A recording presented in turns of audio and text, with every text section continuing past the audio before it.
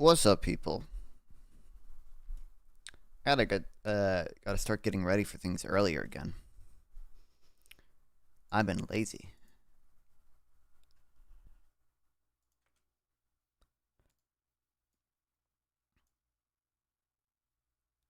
I'm gonna have like a few minutes before I gotta join up. So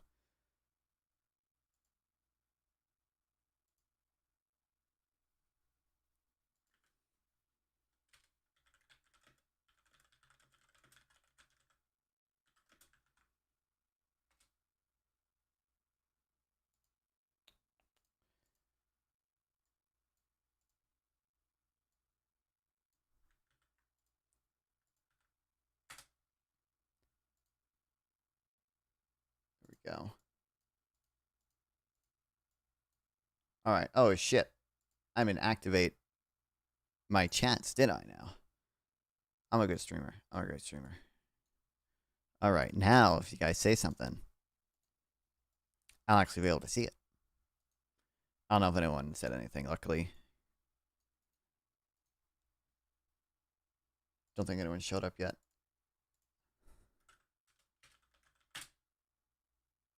Yeah, we're good. Okay. Let me just make sure. I need to make sure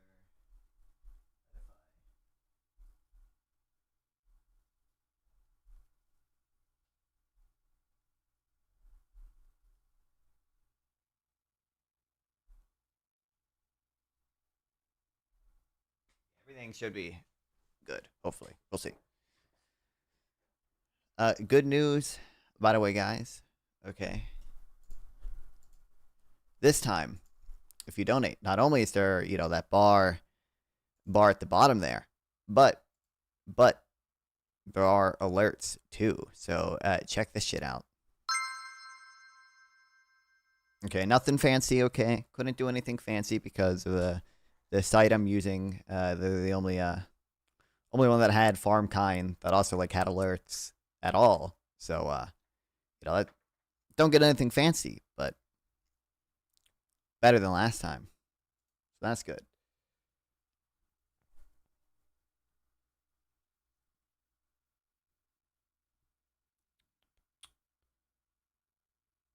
Think we should be good with everything.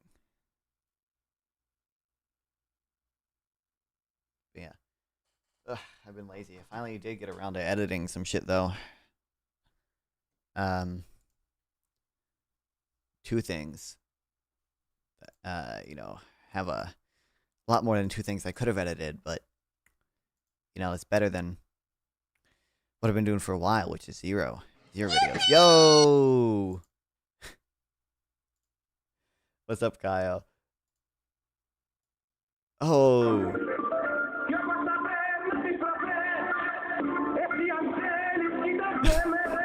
how did you find this again? Did I remember? Didn't you sent this over Discord at some point, bro? Wow, thanks for the 15 months, Kyle.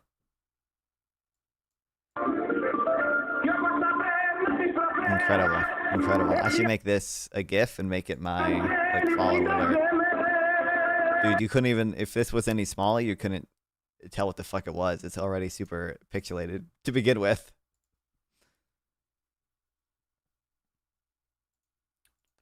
Also, good news. The Shrimp Welfare Project has integrated with Tiltify. So hopefully, sometime not that far out from now, we will do the Shrimp Welfare Subathon, okay? Hopefully it's not that far away.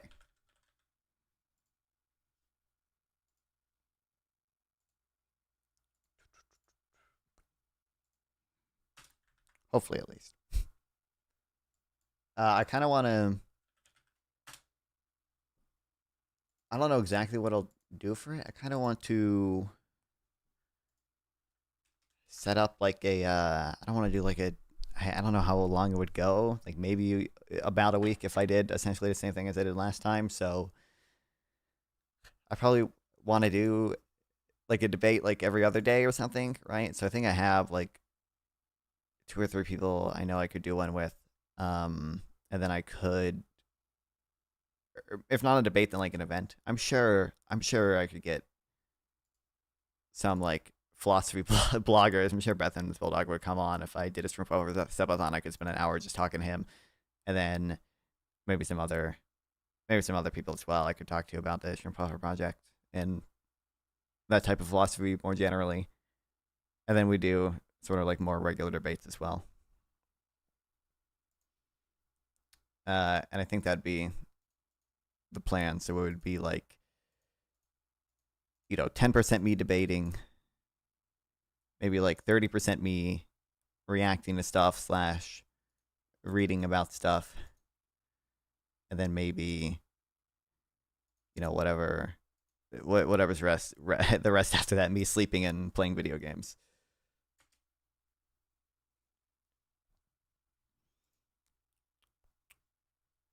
Okay. We're gonna get started in a bit, but I need to fucking pee, so.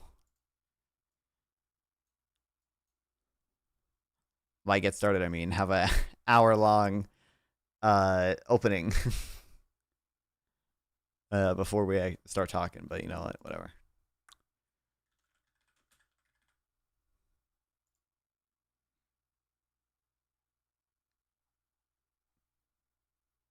So enjoy, as always, okay? We're just gonna put Bunny Shower on loop. And I'll be back.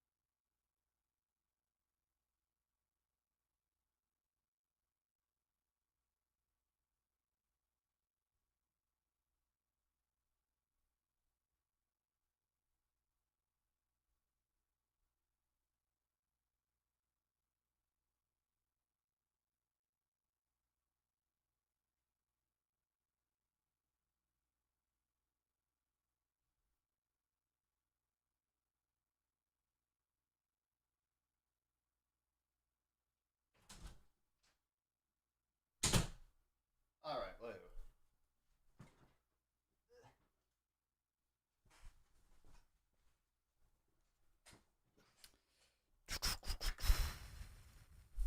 Should be about to get started. So. Can I say that when Texans had, a foot of snow and 200 people died, they're retarded for not having snow plows? Yeah, you could say To a that. certain extent, yeah. Texans were fucking idiots when it snows. Yeah. Well, Aren't that's the whole Texans point in idiots to terms of begin it's with? relative. As Do we even in, need the conditional?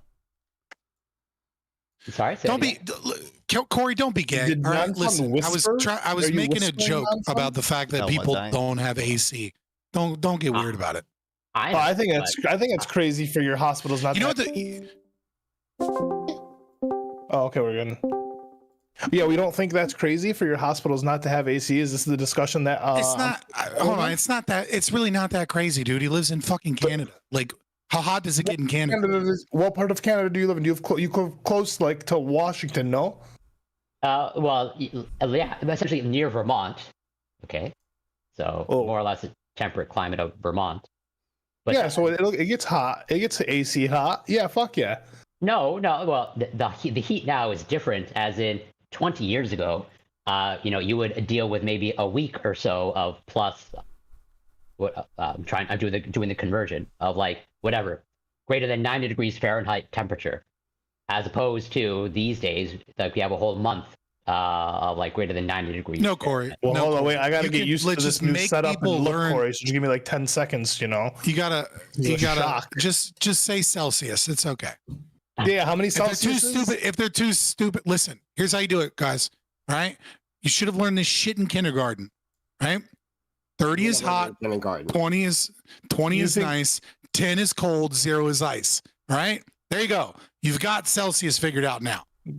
Imagine me caring to know what European, how Europeans measure their temperature. No. Anyways, The rest of the world. The rest of the fucking world. yeah, I know. It's just the rest of the world. The rest of I the world prefer is Fahrenheit. Europeans. Fahrenheit is better The in rest my of the world is Exactly. Europeans. But- if you're not American, you're European.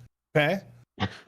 Fahrenheit Understood? makes more Got sense. it. Fahrenheit makes more sense when you're doing day-to-day things, right? Like when you're cooking, when you're describing what's hot in terms of outside and temperature and things like that. It does make more sense. But it's not fucking hard to learn Celsius, right? And like I'm not going to judge the rest of the world because they don't want to use imperial and metric system both, right? Like I get just being like, no, we're sticking to one system. It makes sense to us. Everything's in tens. It works fine. I get it, right? I do think Fahrenheit is better. I prefer Fahrenheit.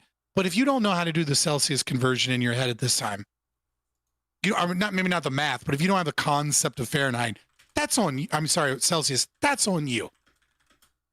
I agree. What was that? I think I was privileged enough to be born an American. I don't have to care. But anyways, so I'm just saying, like over the past 20 years, you're saying it doesn't get warm enough. Like anything above 75, you should have AC. Oh my God, why is my fucking Yeah, well, you work on that. Hey, Scott, what's that? What was that rhyme you just did? 30 is warm, 20 is nice, 10 is cold, 0 is ice. Interesting. Yeah, I never heard that. But that being said, I did start looking, like trying to He's still only look at frozen. temperatures. yeah, Jesus. That's what you get for making fun of the metric system. True. Only look at temperatures through Celsius.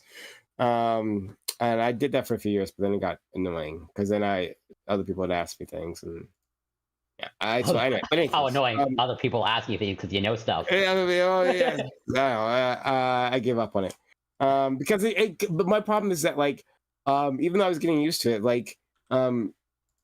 it was never like a useful bit of information for me, right? Like ever. Rather than I use a 24. Yeah, it doesn't matter in your day-to-day life as an American, right? Yeah, I use a 24-hour clock right now. I always have, ever since I was a kid, using a 24-hour clock. But that's something I can use and implement in my life all the time. But a Celsius for if you ever fucking DM me and be like, the debate starts at 2000 hours, I'm gonna be like, go fuck yourself. I'm not coming. I've never done it. Because I know other people will hate it.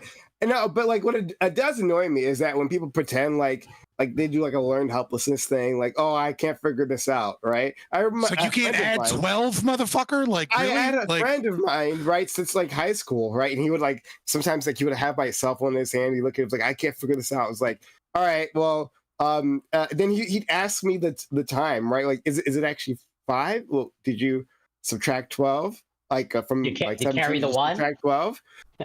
He says yeah, well then it's 5. He pretend he didn't know, oh, this is just too far above my head. Come on, man, you can handle this. And which made me want to use it all the more, right, just to annoy him actually. But in any case, so there is a difference between knowing something intuitively and then doing the conversion in your head, right? It's like when you take a foreign language and then you have your first time where you dream in the language and then you're like, oh shit, this is different, right? I'm thinking in this language as opposed to just being here's a sentence. What does the sentence mean in English? All right, I'm doing this in English now, right? Well, yeah, that's so. I mean, there's that rather than adding. I think the same thing is probably true with temperature and time that way, right? If someone says 2200 hours, they're probably just, if they're not used to using it, they're like, oh, minus No, no, 12, no. 10. You know what I This mean? Like man they're has not been actually around just me for so thinking of long. 2200. Yeah, but no, I never said like, hey, it's 1,700 hours to him, right? I don't say it to anyone, right? You've never heard me say it, and I You've never DM'd will, me a because- lot of times for a lot of things. You've never done that. I was just messing with you. Yeah, no. But to my point is what I'm saying is that, like, when interacting with my friend, I never did that. He had all the time. He's looking at the time, right? It's on my cell phone or my clock, on my computer, right? Because it's everywhere. Everywhere I can set the time. I'll always set the 24 hours, right? So he's just looking at it, right? And he just doesn't want to do the math, like, at all, right? And so he's gonna ask me about it rather than doing the simple thing that he's completely capable of doing. Well, it's just like cognitive laziness. Some people are just like that, unfortunately. But yeah. I do though. Here's the thing: if you're not in the military and you're on 2,400 hour time, I get the feeling that the only reason that would ever be convenient to you, as opposed to the time the rest of us are on, is that you're like a piece of shit that randomly just like has no concept of a sleep schedule, and you wake up and you're like, is it morning or is it night? Like, that's the only reason that would ever be convenient to you. And so I'm judging you when if I go to your house and I see all the clocks on military time, I'm like, this is a guy that wakes up at 3 o'clock and doesn't know if it's PM or AM. Like, Well, like he has blackout curtains everywhere, and he needs the 2,400 time to like know. I am a piece of shit. I do have a fucked up sleep schedule, which I would wake up yeah, for sure. More streamers, we all do, really. And I would. Except for maybe Corey and Lactoid.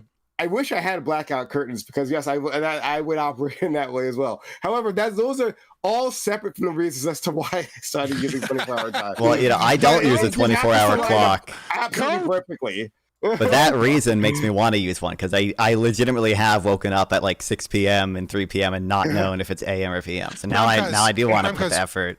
Real quick, now, is your friend upset about asking what time it is because he has to do the conversion of subtracting 12 hours to understand what time it is? Or is it because the math is too difficult because he has to subtract 12 hours and then also do the differential on the clocks for colored people time? He is black, but he's not as black as Lactoid. He can get to places on time. They have clocks that have both. I have one in my bedroom. It's got like the normal time, and it's got the 24. Yeah, I don't need that both. somehow feels more racist than a Nazi salute to have two clocks. One for the blacks and one's for the rest of us. Just feels that's wild. I'm talking about the 24-hour time. Is what I'm talking about. Fair enough. I thought you meant like two clocks, and it was like, this one's for the blacks, and it's 15 minutes ahead. Nah, it'd be like 3 hours behind. Okay, so we're waiting on, I think, one other person. Oh, that was Ali. Ali. Yeah, I have no idea. This This camera. shit just keeps freezing for some reason every time I try to use it on StreamYard. But I'm trying to figure it out, so I'll tap in a minute. Take your time, friend. We're not going anywhere. I guess we're here. So a few things before we get to the topic at hand. One, Corey, I guess you're in your living room. Is that what's happening here? Is that what we're Not someone else's living room, but yes, I am in a living room. Oh, a woman's living room? Is that where you're at? Obviously, one of my many women's living room. Yes. Yes. Okay. All right. All right. So we like it. Our friend Corey. If you can't tell by maybe the snow globes in the back, those are not mine. Those are not the stereotypical. Women like snow Sure. Apparently, like we all knew your deep seething hatred of snow globes. Like fucking what? Like you can't tell? There's fucking snow globes. I mean, we'll be fucking caught dead with snow globes on a fucking cabinet somewhere. Generally speaking, I think there's more women collecting snow globes than men, but I could be mistaken about that. It's the most autistic thing I've ever heard, and I'm a libertarian. Like fucking clearly you did the statistical probability of whether or not I own snow globes. Yes, I did. And you would know that it is leaning more in Okay, just like who collects guns more? Pretty sure it's mostly men that collect guns. But hold on. Are snow globes gendered? Did you guys get the sense of that? Like if you visited a man's Feels house, more like a and you're grandma thing to me than like a woman thing per se. A grandma is a woman, I believe, a type of woman, maybe. Yeah, like subcategory. I just mean like I don't know like too many 17-year-old girls or 19-year-old girls or 20-year-old girls that like have a snow globe collection. Let me make it perfect. I would not be in a 17-year-old's living room. I want to make that perfectly clear. Fair enough. You don't have family? Like what the fuck, dude? Oh, that's right. No, You're left wing. You people don't fucking breed. Okay, all right. And if you do, you just abort them. You guys think that? You guys. You think that it's a female thing? Does everyone else think that snow globes are necessarily a female thing? I think more than like they're female two coded. or three. Yeah, I think more than 2 or 3. Yeah, that's female. Like, I mean, you might like, oh, I'm in Disney World, and they have like a cool battle scene fucking thing or something. I might buy one. And then I might buy one for my nephew or niece or something. And then but if you collect 2 or 3 of them, more than that. Like if you become a snow globe collector. Yeah, I think that's female coded. I mean, what are you getting out of this guy? Oh, look at the snow! The ballerina dances! No, like, I mean... I feel like if you're a legitimate collector... Allah for the fucking camera working down there, buddy? Listen, whatever one works, whoever you pray to that works, Elon Musk, who is it? The Omnissiah. That's who you need to pray to get your camera to work, right? Non-fun? Oh, I just say I feel like if you're a legitimate collector, that's more like autistic male coded. But if you just like have a lot of snow globes because because you think they're cute, that's more like female coded. Dinosaurs or something. But okay. Cool.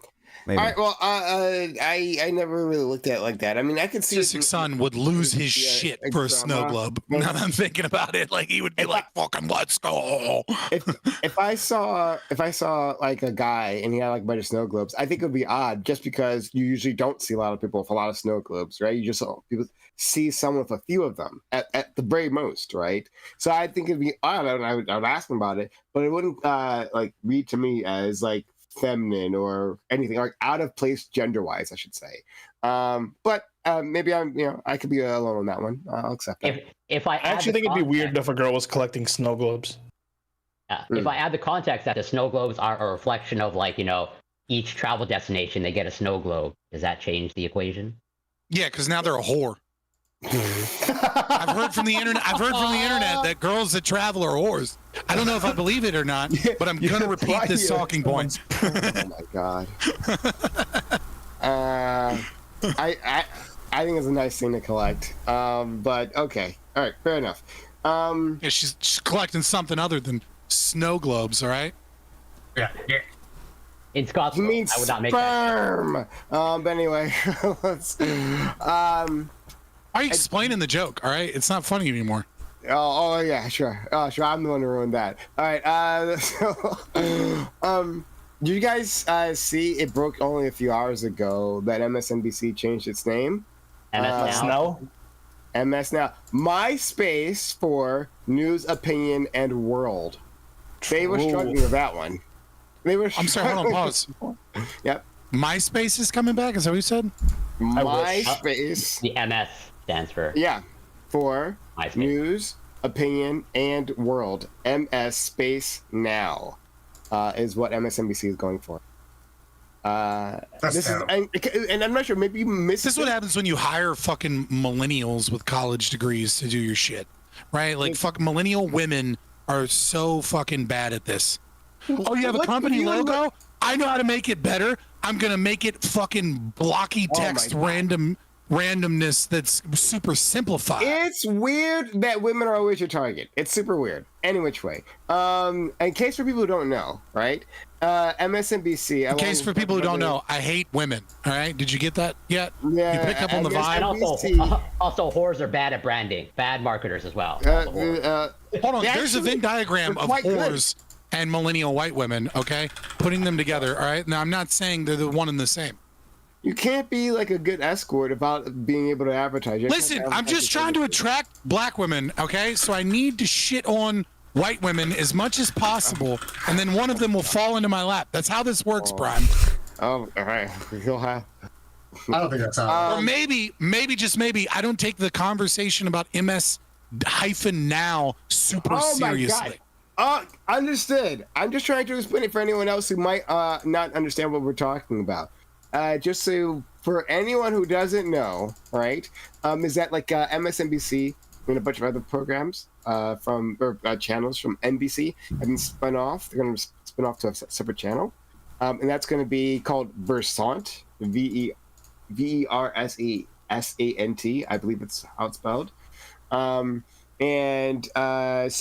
they got to get the NBC out because they're not part of NBC Universal anymore. And they haven't been part of Microsoft, which is what the MS stuff were before, for a long time. So I guess they're like, all right, I guess we'll just change it all. But yeah, MySpace now. They were struggling. Yeah, not good. And their logo is also bad too, right? I mean, like I guess Scott mentioned before, but the logo actually. Yeah. You mad, but I'm not wrong. I'm not. Oh God. Hey. Could someone check? Corey, can you do me a favor? Check to make sure my sound is working. It is pretty awful. The new logo is pretty fucking awful. Jesus. Yeah. Oh wait, real quick. Am I a little bit louder now? I think a little bit. I've turned you down a little bit. Okay. Oh God, bro, this is terrible. Right. I love how like the first image I have is a picture. Gibbs, you're definitely not using the right mic. I was 100% right on the logo. I was just pulling that out of my fucking ass. Okay, I want to know who designed it. I bet it was a millennial white woman. And then you need to fucking apologize because I'm just so accurate with my misogyny. Testing, Corey. Yeah, okay, whatever. Yeah. Can you hear me? Definitely. This is crazy. It's for now. It's the first image I see. I think it's good for now. Blocky letters like a jar with fucking Rachel Maddow. Wait, hold on. I need to test. Am I like peeking super hard in OBS? I think I might be. I called it so accurately. How dare you talk shit on me? Okay. Just take this L and move on to the next time I shit on women. It won't take that long. Okay. Listen, Prime's trying to attract women that need defending, and you're trying to attract black women. You guys could be working together. Okay, put it at like 6 decibels. That's what should be happening. Or I'll put it at 5.5. I'm just looking for my unicorn jasmine. Am I really loud? Okay. Yo, thanks Sample Tech for the $25. Let's fucking go. I gotta mute it because I don't want to hear what the fuck that dumb bitch says. But good God, and she's in the yellow dress. That's already like that's almost all the way to the call already. God damn. I should have made the call bigger. But yeah, Sample Tech is offsetting his impact to animals despite the fact that he, is vegan and doesn't actually need to do that, or it's still a good thing to do that, still a moral thing to do that, but The decision for the logo is a millennial white woman, ironically. For the rest of the chat, only takes $23 to offset your impact, that like median person's impact on animals and animal welfare if you consume meat and dairy products. Okay, so consider donating, $23 or something. Offset your impact, raise money for a good cause. Even if you are vegan, still a very good cause. So, hell yeah. Fuck somebody else's wife. I didn't know that.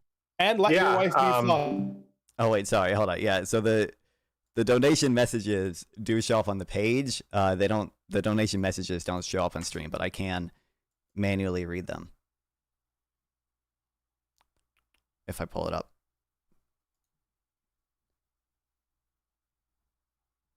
And I should be able to find it somewhere. Give me a second. I'm opposed. If she was sufficiently attractive enough and like he was sufficiently not weird enough, I could give it a shot. Yeah. There's no fucking way to have someone that wants to watch you fuck his wife isn't going to be weird as fuck. Oh yeah! Wow, another panel about an obvious question. Amazing causal inference arc when I'll go on the causal inference arcs. Don't worry, sample text. Okay, it will happen.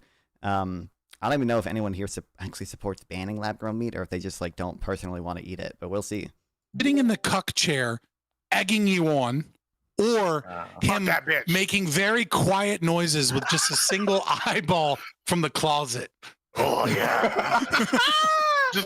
By the way, I need you guys to tell me because I fucked with my audio a little bit. Am I like super loud in OBS? Or am I like too quiet in OBS now?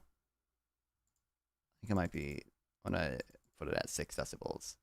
Think I'm good? Maybe we'll see. Who knows? Get her. I'd rather take that. Yeah. That's Okay.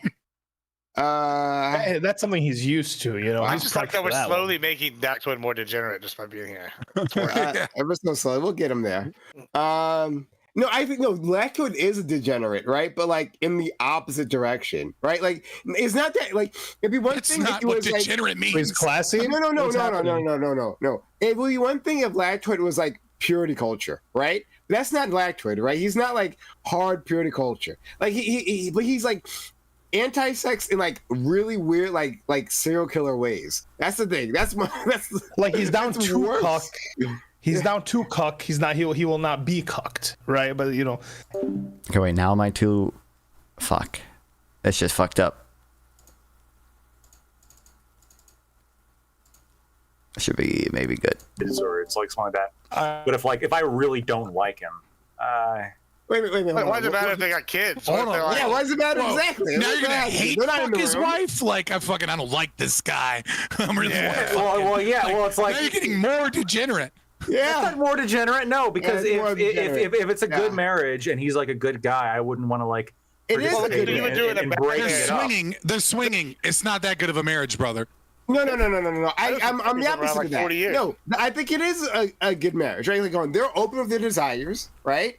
And they've invited, right, a very handsome Swedish man into their bedroom, right?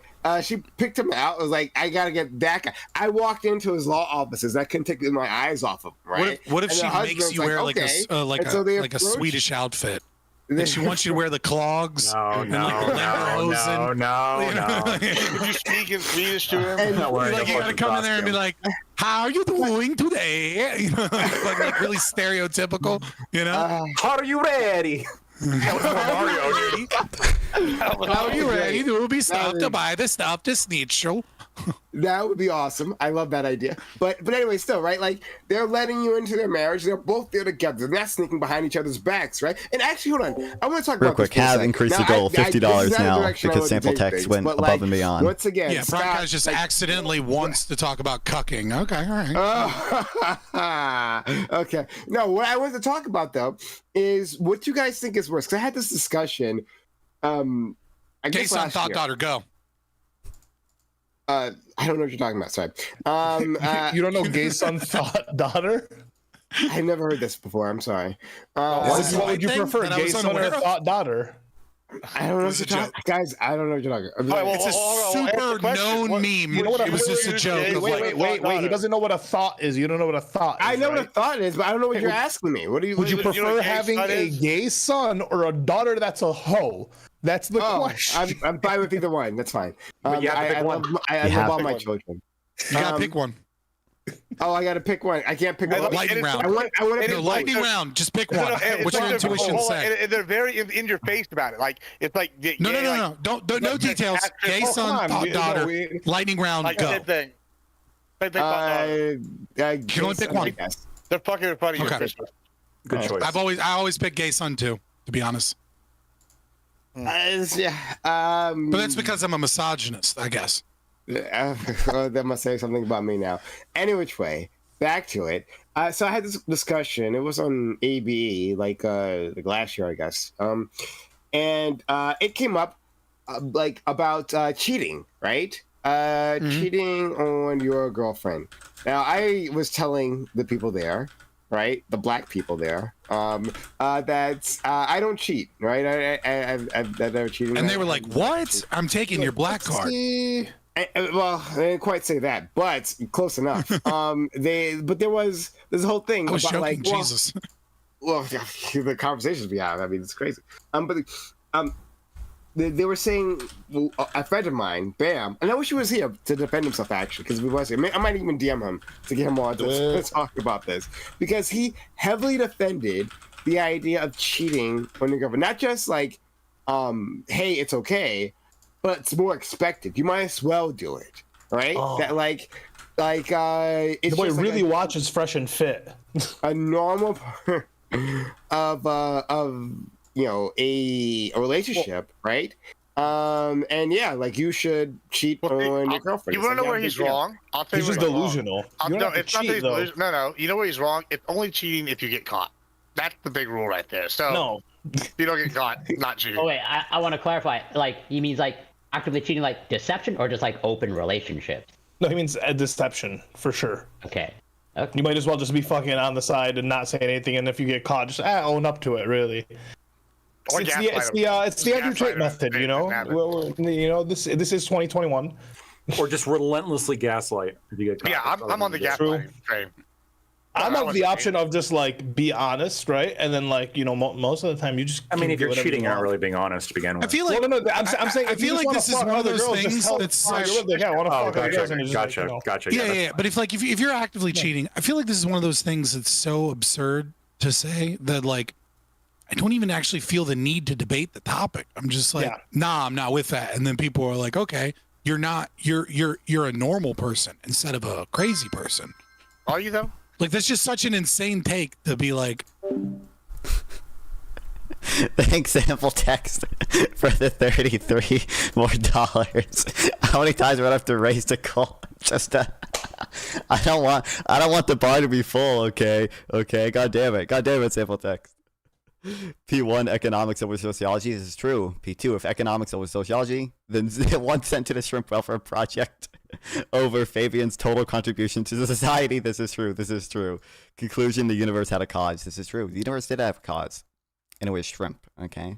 We must repay our debt to the shrimp. And if it's like if they never get caught, like I know a guy, he's got like his whole life together, whatever. But one time a year, he's like, all right, we're gonna go do a bunch of drugs on the weekend, and we're gonna just like have a bunch of hookers. We're gonna fuck them. And he does it one time a year, and then he goes back and lives 364 days a year as a good husband, right? Like the rest of the time, he's like, I just gotta get it out of the system, and I want to do things that these women that I don't want to do to Like my the wife. purge for a marriage. Yeah, like the purge before. And he's like, she never caught me, so it's not cheating. And I'm like, well, you know, you have to get caught for it to be cheating. She knows what's going on, brother. But It's still cheating, but I mean, like, I will say, if you're going to cheat, the probably the least likely to be destructive, though it is destructive, would be a man cheating with a sex worker for multiple reasons. Number one, you know, there's, you know, I think women when they. I just think the dynamic of women cheating is a little bit different than men cheating. 100%. 100%. Men tend to value it for the sex in and of itself. And it's not necessarily an escape from the relationship or a means of like setting up a new relationship to leave or like trying to go out there and explore things. It's like it's exactly as Admiral Gibbs said. It's like I want to go do crazy shit that I don't want to do with my wife.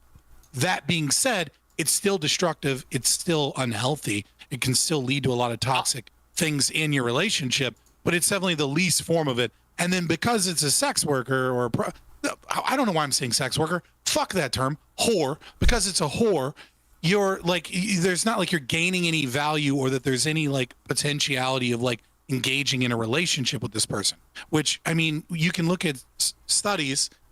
Again, I'm not condoning any form of cheating, but you will see that, you know, the predominant fear from women is that a man falls in love with another woman. Right, that like her security in her relationship is threatened, right? Whereas a male, and you know, some people theorize, you know, evolutionary psychology is kind of a lot of guesswork, right? But people theorize, you know, it's a kinship theory thing, maybe, right? That men are more afraid of their woman being physically fucked by another dude, right? Because maybe it's like a biological thing about the concept of like being cucked literally and raising someone else's child, etc.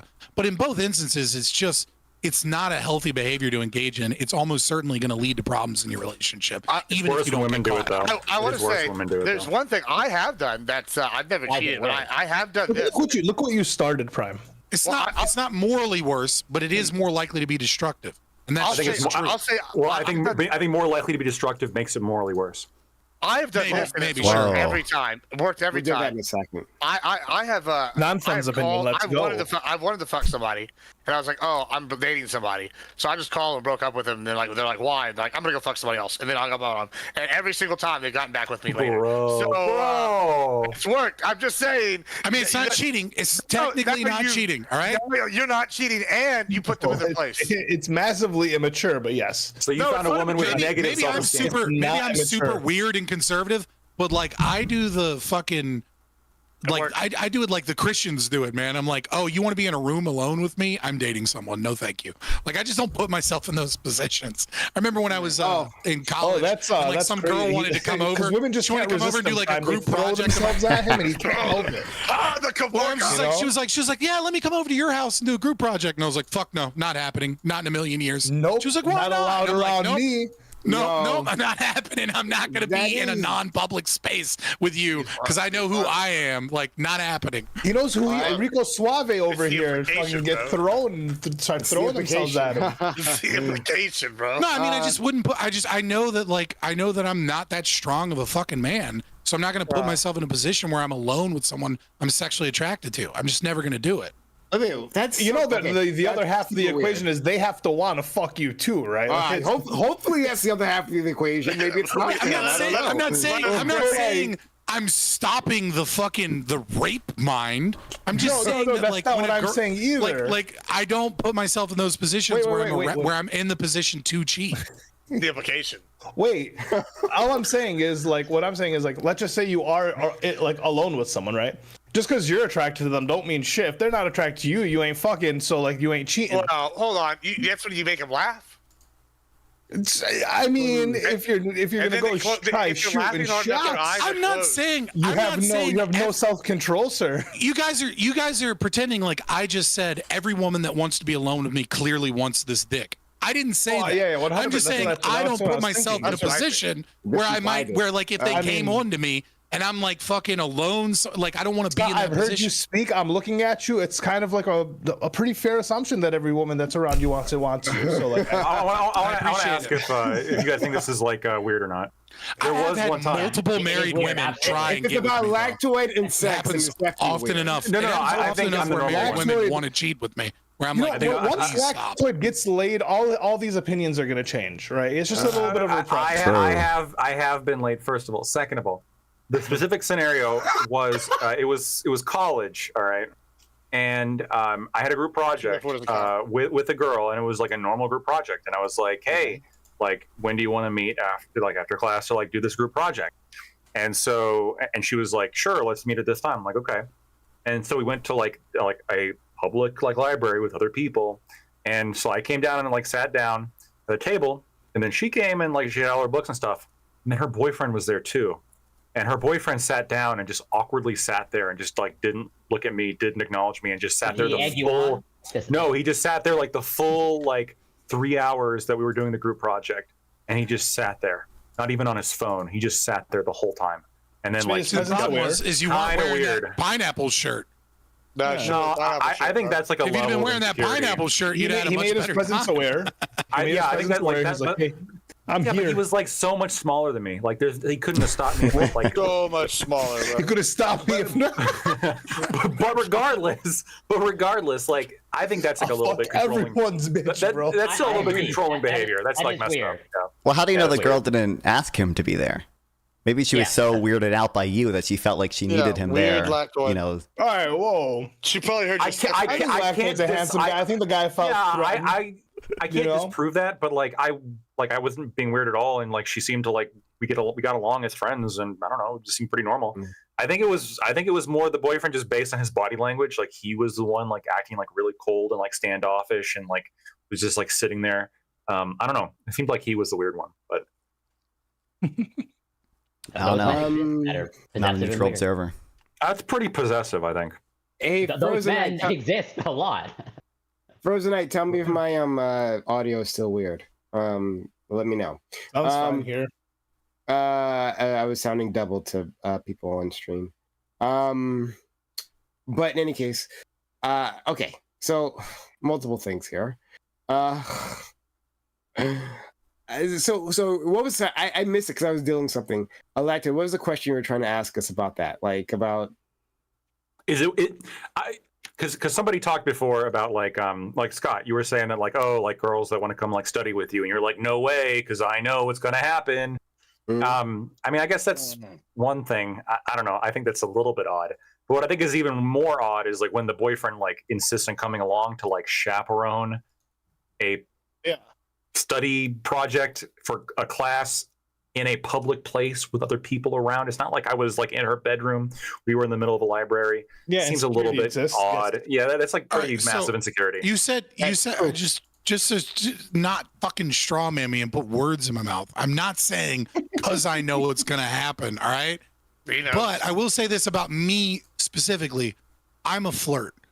And I don't even mean anything by it. I just do it all the time. I flirt with everyone. All the I flirt time. with guys. I flirt with Dude, we're girls. flirting right I flirt now, with bro. fucking Right old now, ladies. boys. Like Clip, if you're the cashier at the grocery store, like Every time I'm he calls you a probably, like, socialist being like he's flirting I'm with probably him. being like, Oh, baby. I'm probably like, oh my god, those are such cute earrings, right? And then people are like, oh, is he flirting with me? No, I just like your earrings. I'm just a very extroverted person, and I get True, bro. That's why you get so much misunderstood pussy. often as like flirting with people when I'm not actually flirting with them. Flirting. I've known you for like 3 fucking. When does the flirting start? He's flirting You should along. sell He's doing it now. I'm online right now, right? Like we're not in person, number one, and number two, Okay. I have like an online persona and a bunch of other things going on.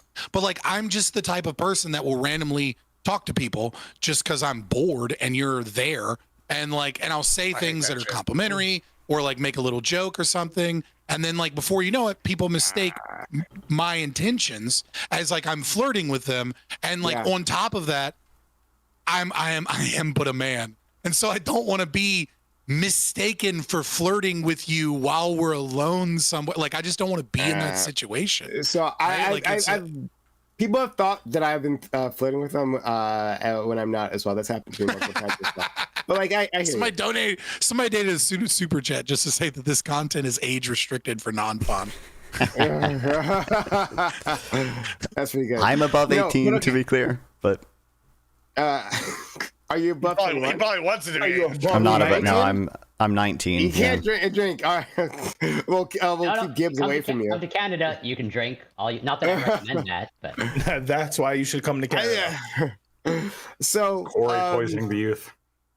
True. why is it going back to and we do have again like the people watching my stream we have a topic, the lab grown meat thing, but before we get there, okay, right, we're talking about cheating because of course those two things, one would follow the Very other. important. But Cheating on meat, you know? yeah, so one, I don't understand, Lactwood, why you think that it's worse when a woman cheats. You're saying it's more destructive. Yeah. We're talking about it's kind of obvious. It's not obvious. Sure. Could you Well, sure. explain? So Scott was and I agree with it. Just to be clear, Scott made the point that it's usually more destructive when a woman cheats, and so therefore it's like comparably. And then I made the point that I think it's therefore comparably more morally wrong. There's a couple arguments here. The first one, I mean, really, I think the most important one is that women tend to cheat for different reasons. Like they tend to be more emotionally vested in affairs that they have. It tends to be less about like the physical and more about the emotional. This is generally how women operate. Then the other part is just like a straight analysis make of it like more destructive though. What's the connection? well, because I think that I think the two possible harms that come with cheating are like emotional attachment with somebody else that can cause a disruption in like your emotional attachment with your current partner, and then also the potential physical things that can go wrong with sexual activity. So I think that for both of these categories, there's a higher risk when it comes to women. Firstly, because there's a higher risk that the woman's going to get emotionally attached, and also women are not only we're talking about the pregnancy where it's possible that she gets pregnant, but then women are more likely to get STDs per sexual act compared to men. Just like a factual statement. So. And other health related issues like UTIs and things like that. But I mean, yeah, but that's just like sex in general is more risky on average. Right, exactly. So she's out like banging other guys. Her risk, like right. This isn't a condemnation of like women as like a spiritual being, right? Like it's it's just like what is potentially more harmful. It's a math problem. From like So maybe I misconstrued, but at least the message that I got is somehow it like when you're using the word destructive, okay, why I must misinterpret things of like it's somehow just like more inherently destructive to like something grander as opposed to you just seem to be praying it's like it's just more there's more health risks associated with a woman. Well, and Well, emotional okay, but risk if as well. a woman is more likely to get an STD or get a UTI or something else, right? These are things that fall into the category, as Admiral Gibbs so eloquently said, it's not cheating if you don't get caught, right? So, right. So if a woman gets an STD, you're gonna get fucking caught, right? If you've been with a partner for 2 years and the man is per se loyal and the woman is loyal and monogamous for 2 years, and then an STD gets into the relationship, well then all of a sudden we're like, okay, now we know that somebody's been cheating, right? But then let's just let's then limit it, because as Lactoid brought up, okay, assuming is true, and that generally I think that is correct in terms of the cheating on the woman's part is more emotional. So let's just say if they're just emotionally cheating, is that more, and it's isolated to just that alone, is that more destructive then? Probably. It depends. It depends. Like it's a really subjective analysis. I'm pointing that to specifically to Lactoid. If it's just that, is that more destructive? And if so, how? So I guess when I was referring to cheating, I was really talking about like some kind of extra relationship or extramarital, like sexual. But you just said, but you brought up cheating as you brought up an emotional component, though. Well, you're right. Yeah, I think there's. He's trying to answer your question. Why's Corey so animated? Right? Corey's in a woman's house right now. He's trying to defend women. I get it. Who I think there's like an emotional aspect it's just to sex. Pre-show banter. And I'm cheating too right now. No. No, there's an emotional aspect to sex, but like I just want to make it clear that I'm writing a paper. I'm talking about like extramarital or extra relationship, like sexual liaison, as opposed to what some people like refer to as just like emotional cheating. I think that can be like a little bit difficult to describe. That's emotional cheating too. Like how is there? Yes, but to a lesser extent. I think that guys are more able to like have sex and not have as much of emotional attachment to the person they're having sex with, as compared to women who very often they have an emotional attachment or are more likely to develop an emotional attachment to the person they're having sex with. I think a better way of putting it is that men are more likely, though obviously this is potential in any cheating situation, right? But men are more likely to be able to compartmentalize the sex as just sex and still be in the relationship. Now, nevertheless, that's still destructive towards the relationship, right? Especially if you're no longer doting on your wife, or you back off because you're not having that sexual give and play, that quid pro quo that people like to blame as evil because it's transactional, but is just a reality, right? Date nights and romantic things to try and garner that attention, that make that partner feel loved, seen, valid, etc. That then in part that connection allows her to be vulnerable, which allows you to have sex. So it can create this this negative feedback loop where you're getting that elsewhere, and then you end up treating your partner like shit. Like there's a lot of problems with men cheating, even if they compartmentalize it. Yeah, but what I would say the difference is that what I would say the difference is that a lot of times when women cheat, they're looking for a backup plan or escape from the relationship. Right, like when it's reached the level that women are cheating, they're looking to they've already kind of like begun to break up with you, because they're looking for a different man. They're seeing what's out there on the market, what kind of attention can they get, or maybe they're looking for someone that they can move to next. Or there's a lot of different ways in which that applies. And so often when women start the process of cheating, it's maybe not in the grand scale, but at the individual level, it's kind of like the inevitable downfall of a relationship that's already over. Yeah, that's like whereas men might go out and men are more likely to go out and cheat just to get something else or something strange or something crazy, keep that a fucking secret, and then just maintain the relationship. That isn't to say women don't do that. They absolutely do. And that isn't to say men don't go off and fall in love with women and then leave. They absolutely do. It's also more like acceptable though, like from like one way. Like if you go, like women, like they're already kind of like sexual, right, with other women. They flirt. There's more fluidity to their sexuality, even among like super Christian whatever ones. It seems like though, like if like say you go out and you cheat on your wife and it's with the Playboy buddy, and you come back and like, oh, it was obviously just sex, I fucked this. They're gonna be like, they'll be mad, but they'll be like, okay, how mad are they really? Like it's your wife is cheating on me. I've seen a lot or of on you with my meat. I like to talk or some a lot. like model Welcome or to some the girl stream. that's like way out of their league. They're like, oh yeah, I look like Helga, and this girl looks like she could be fucking fucking from Transformers or something, or some. I don't know if I'm an insecure. insecure man, but if like my partner went out and was like, no, don't be mad, he's just a D1 athlete or something, I'd be like, no, that's worse. Like, sucks to suck like that would you, be a I guess. problem I mean, for me. Yeah, it's like maybe I'm insecure. I don't fucking know. I'd be out. Gibbs is happy as long as you fuck up, you know? Yeah, you gotta fuck up. Oh yeah, exactly. Okay, so Corey. So then, Lactoid, I want to clarify further. So in the absence of sex, does emotional cheating exist for you? That is just like that's all just one and the same as a package deal. Like That's tough. I mean, what is that? If a woman is going on, let's say every week romantic candlelight dinners with her coworker, is that emotional cheating to you, or they have to have? How do you feel about a work husband? How do you feel about a work husband? That woman is just lying about the fact that they're fucking. That's all. It doesn't even have to be dates, Corey. Just how did you feel about work husbands? Ali, before you add your thing, let's get this question, Corey. So, if they're just engaging in that, is that emotional cheating? And if so, how is that more destructive? If they're not having sex? I mean that one, if they're not having sex, I mean that one might not be more destructive because they're already at the point where they're both like just solely engaged in some kind of like direct emotional kind of thing.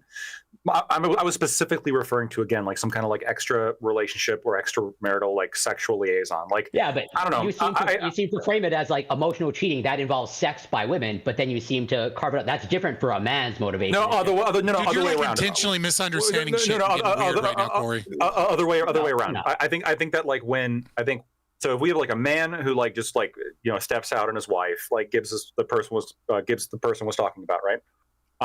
If you had a guy who steps out on his wife and just goes and bangs a random chick, and then you have a woman who like goes out and bangs a random guy, I think that like in this scenario, the woman has a higher chance of STDs, a chance of getting pregnant, and a higher chance of like becoming emotionally connected or developing feelings or having like an emotional bond with the person that they just went out and fucked, which can compromise their current relationship. I think all three of those things are accurate. You've never like just women who cheat on their husbands and just like, they're not going to leave them or anything. They're just, it's rare. I'm sure it happens. Hold on. I'm not saying I think it's more rare. It's more rare than men who do that. I think because there's more of a social stigma on women who cheat, right? There's less of a social stigma on men cheating because of but this. it's also women, right? Because are just like, no, it's also women are more like emotional. Come on. Like seriously, and you're gonna roll your eyes at this, but this is true. Ali, look, I'm sure you know this on like maybe Prime or Corey, but like we've had women in the past where we've told them, hey, this isn't like a serious thing. This is just like a thing that we're like just buds, but like I'm a guy's guy. No, Ali knows what I'm talking about. Like we're buds, but sometimes like we fuck, right? That's kind of all we are, and like. How often is it the case in those situations that the woman is like falls, develops feelings, and then you got to cut it off, and it's like a really awful situation. I mean, every fucking time. Every fucking time. No, sorry, never the other way around. The guy doesn't do that. I don't know about never, and there are guys that get pussy with pretty fucking. No, brother. I'm jumping in now. I can't wait any longer because it's bullshit. Don't tie me into this thing, by the way. This is not my take. First of all, on the pregnancy thing, right? A cheating man can get a third-person woman pregnant, right? Multiple. Yeah, he can keep a secret. So, like, yeah, well, whatever. Okay, so he's just child support then. Okay, oh well. All right, so he's got to pay child support. He's got to bring in the kids. Hold on. But I'm saying it's in terms of disruption to a relationship, which is the thing we were talking about previously, right? Yes, it gets pretty disruptive. Multiple women pregnant. It's less than getting. A woman can get pregnant by one guy. A guy can get multiple girls pregnant. Right? Hold on. Yeah, that's true. Yeah, you can get multiple girls pregnant. That's another thing. Yeah, that's a good idea, right? I mean, if this guy is a cheater, right? That's a good idea. It does. Right. So, sorry, I'm just gonna get the lineage. But yeah, you can get multiple. I've got that dog it can be in so him. much more destructive, right? But yeah, I wholly reject this idea. It's worse when a woman does it. Like I think these things are equal. And it's totally worse. Everything's equal. Would you deal with any of the arguments that I put forward or Lactoid did? I'm hold on. I'm not even talking. I haven't written down anything you said. I only wrote down things Lactoid said. So I don't remember. I don't remember what you said. But Lactoid. Okay, thank you. I don't remember any of your arguments, therefore I'm right. Prime just thought you were flirting, so he just ignored it. Yeah. Listen, can we be honest? Can we just be honest? It's worse because I fell into Scott's eyes, and I had no idea. Like time just evaporated. But anyway, it's the soft blue light filter on these glasses. I also have another argument. Can I give you my other argument, because you're really going to hate this one. I think another reason why it's worse that when women do that is because men, because they're higher sex drive. I think it's like more understandable when it's like, oh, they feel like this compulsion to do it, as opposed to women who don't have that high of a sex drive, and so like they should have more control over. That's what I said. Well, but you also said women are. Thank you for agreeing with me, Lactoid. No, I'm sorry. I'm listening to these people who like are so funny. Have like the most. I'm not going to call you red pill, but you have like the basic red pill idea of like how women work, right? Like one, men have a higher sex drive than women. No, that's not a thing. That is scientifically accurate on average. 100%. No. These women are taught to. I don't know the women you guys know. I want to meet these women. I'm going to finish my point. They don't know how to. I want to interview them. I want to have a conversation. You know, women are told to be ashamed of their sex drive. Right, but the women love sex too. So like, so I want to put that aside. Like women have a high sex. It's just drive. less. It's just and less. Then it's so I'm gonna put that aside just for a second. No. Right? Well, then why are you saying collapsed? Hold on. Well, no, you're just saying this isn't true, even though it is. Oh, like my God, it's scientifically shown that men have more sex drive. Waited very patiently. Yeah, you waited very patiently by not responding to any of my arguments or writing anything down. You didn't say anything to me. Age of 35. You didn't say anything to me. Can we have that conversation with me? Any which way, right? Please. So I'm going to finish my points. All right. Mm-hmm. Sorry. I wrote down a few things here. One, this idea that men aren't as emotional relationships, right? Like, tell that to women. And when they're dealing with men who've become crazy attached to them, and women like their whole women who get stalked in terms of like managing their safety is managing men's emotions. That's what they actually mean, like trying to feel safe around men, dealing with men with emotional outbursts. Just because men are more violent, not because they're more emotional. And now the way that men express that emotion oftentimes is through anger and violence because they feel safe in doing it that way. That's how they feel safe in expressing themselves, right? But that doesn't mean it's any less destructive. It may not be a blubbering mess necessarily, but men are plenty emotional and get plenty attached when we're talking about relationships. It happens all the goddamn time. That's not dealing with the argument at all. But also, if you say if you say men are less, I don't even know what the fuck your arguments are. I know you're ignoring all of my talking points to shit on things, and you're straw manning. Okay, great. These aren't arguments. I just gotta serve meet you because I have no idea what his arguments are. But he just keeps like, why don't you talk about my arguments, right? I don't know what your arguments are. Don't talk about my arguments. Make it about me, please. I'm Scott. It has to be about me. It's been 5 minutes. No one said my name. Oh my God, please refocus onto me, Scott. Anyway, back to it. But yes, the emotionality of men is the danger for women. It is the danger of women that they're always trying to manage, right? Is men's emotions. So I reject this idea that women are just more emotional and more likely to get attached within the context of cheating. When men get attached to their mistresses all the goddamn time, famously so, right? So many books written about like men getting attached to their mistresses. It happens all the goddamn time. But I think you're just kind of stating, well, we can just do this in a very casual manner. It happens. Now there are some monogamous cheaters, right? Like here's the thing. Here's the difference between you and me. I wouldn't make these blanket statements, right? I wouldn't make them blanket statements about either gender, because I think they are so they are so inaccurate, right? They tell you so little that they end up hiding more than they uncover. It's that men are plenty emotional.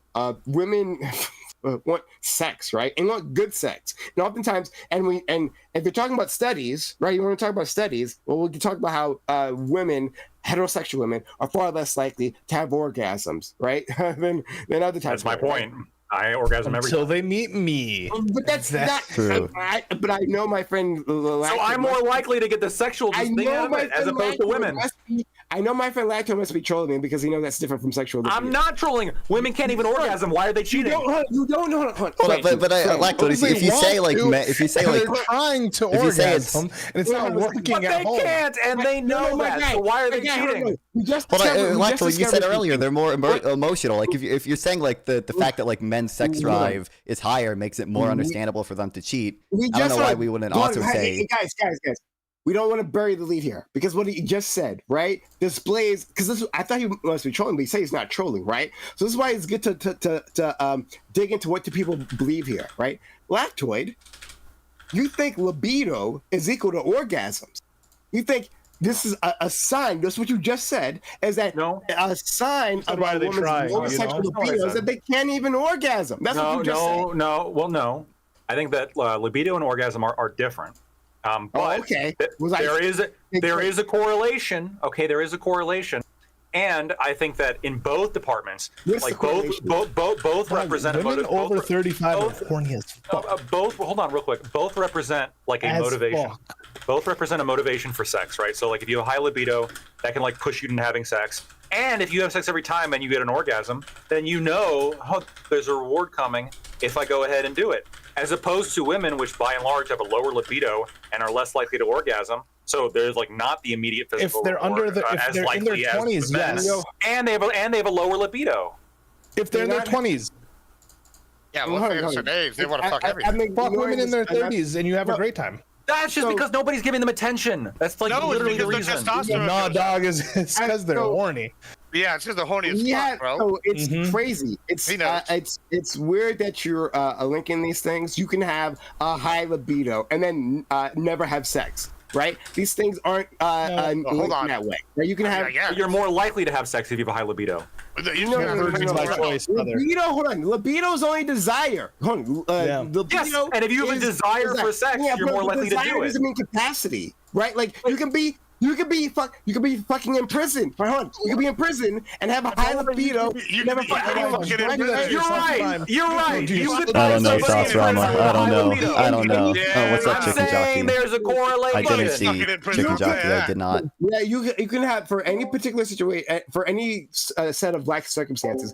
Oh, that stuff I did see a little bit of. You can't actually act on it. You have a desire, a high desire, really would love to, right? But because of your position in life, whatever that might be, but you're more likely to seek it out, and if you're more likely to seek it out, you're more likely to get it. Hey, these things are unrelated. They're not related. Right? Wanting sex is not related to getting sex at all. Wanting sex is not related to being able to get sex. Oh, but right? Are you more likely to pursue sex? Are you more likely to pursue sex? Right, but wanting to get sex? Hold on. Wait, so okay, skip. Hold on. Wanting sex, wanting sex, and the capacity to have sex are the two necessary elements in order of getting sex. No. 9 p.m. Hold on. You're skipping it. Hey, guys, stop interrupting me. Shut the fuck up. Thank you. Hold on. You've been talking for 30 minutes. I have been waiting the entire time. I've been trying to get to this. I've let you guys go, right? So I'm going to finish my point. Thank you so much. I really appreciate it. Love you. So no, you're misunderstanding when I say capacity. I'm saying capacity to go out and get sex. That's capacity to have sex. It's a separate thing altogether, right? I'm saying capacity to go out to and successfully convince a partner to have sex with you. Right, that's different from the desire to have sex. You'd have a bunch of desire, but for whatever reason, right? Maybe you look unfortunate, right? That I could never empathize with that.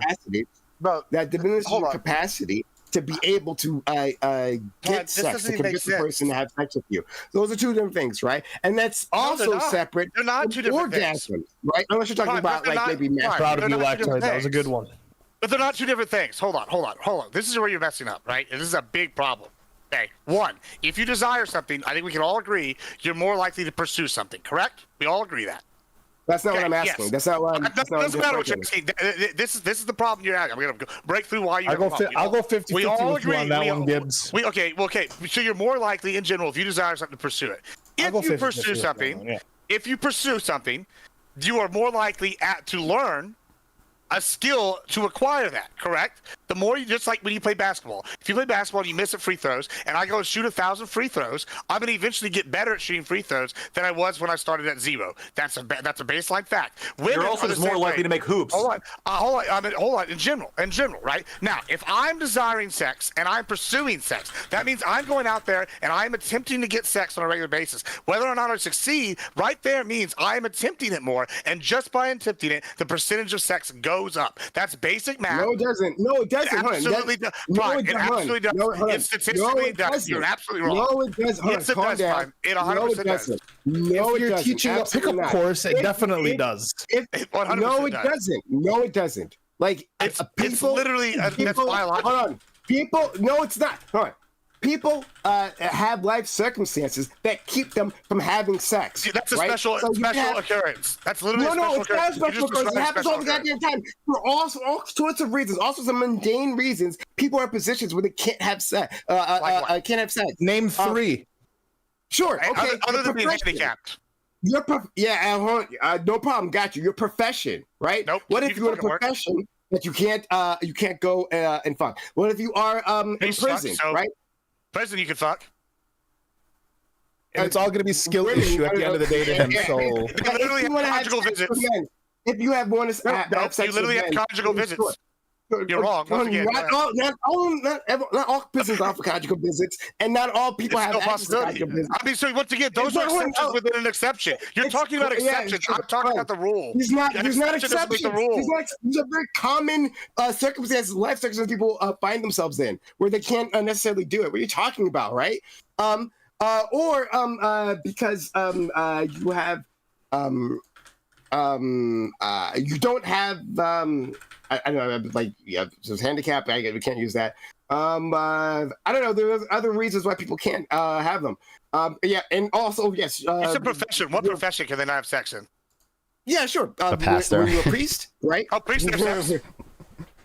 If you're not supposed to. They do. But if you want to follow the tenets of your religion, then right? you don't desire the sex. You're saying you're talking. I'm saying that people have circumstances that keep them from doing it, right? You're saying, well, you can just ignore all those circumstances, but people have overriding abilities. People aren't simply their sexual desires. This may not be true for you, Admiral Gibbs, right? But I'm explaining to you how other people work. So other people can have overriding desires, right? So you can have a high libido, but you can be in a position where you're like, hey, I've made an oath, and so I'm going to follow that oath, right? Despite my desires, right? They're fucking but what that's called, you're describing, is something called an exception. That's the exception. That is not an exception. That's not an exception. I'm talking about mundane life circumstances that happen all the time. Being a priest is a mundane life circumstance. These are very common examples, right? And there are people who are unfortunate looking for whatever reason, and make it extremely difficult for them to do so. So if you can't make that distinction, if you can't understand that, I can't help you, right? I've drawn that up. Because it's an exception. It's okay. You're making an exception. Okay, you can keep saying that, but I'm going to move on. I don't care anymore. Anyway, and also I want to address this idea that cheating is not destructive if you don't get caught, which multiple people here seem to have said. Which, like, that's crazy, right? Like that's crazy, right? Like that cheating is not destructive at all to a relationship if you don't get caught. So you mean like just because my partner doesn't know I'm doing it, one doesn't mean that a person's behavior doesn't change. I think we can acknowledge that oftentimes happens. And two, that our relationship might be weakening. Like my partner may not know why the relationship is weakening, but it can certainly weaken due to those actions one way or the other. In any case, right? Like I think, well, and other people might disagree with me, and I accept that. That there is a damage to this pact that is being violated, even if the other person doesn't necessarily realize it. Other people really disagree with me on this one, and I understand that. But like, the fact that like, hey, this was, so the person is sharing your life with you, and then you're keeping this big thing from them, right, and making them look like a fool, honestly, right? Like, I think You're that in breaking your itself contract. is damaging. But like, other people might feel differently about that, and yeah. You're breaking so your let's hear what contract. other people have to say. Wait. Lactoid. Well, I mean, I don't think Scott feels the same, but Lactoid, it can't be not as bad if a guy does it right. If contracts are supreme, all of that, so on and so forth. If you're in a relationship with someone, you made a contract, and you're breaking that contract behind someone's back, just because you don't get caught breaking a contract doesn't mean you're not morally as culpable, right? I think well, hold on. It was Gibbs' opinion that it's not bad if you don't get caught. I think it's bad. I think it's. You don't think it's as bad though? I just don't think it's as bad because the likelihood. Well, I'm of saying damage, if at the end of the day, contract is God. No, it's bad. I'm not right. No, it's bad. it's super. You're breaking a contract, which you hate. Yes, I agree. It is bad. It's bad to break contracts. But when you if there's a harm that's associated with breaking the contract that's more significant or a higher risk of harm, it can make that breaking even worse than it otherwise would be, right? Wait, why'd you say it was more likely for the woman to get an STD? And the pregnancy thing doesn't really work because I can get more. It's just statistics. It's literally like it has statistically, men have more STDs than women. No, statistically, women are more likely to get an STD. Oh my god, can you hear the vacuum? Holy shit! Or per sex basis than men are.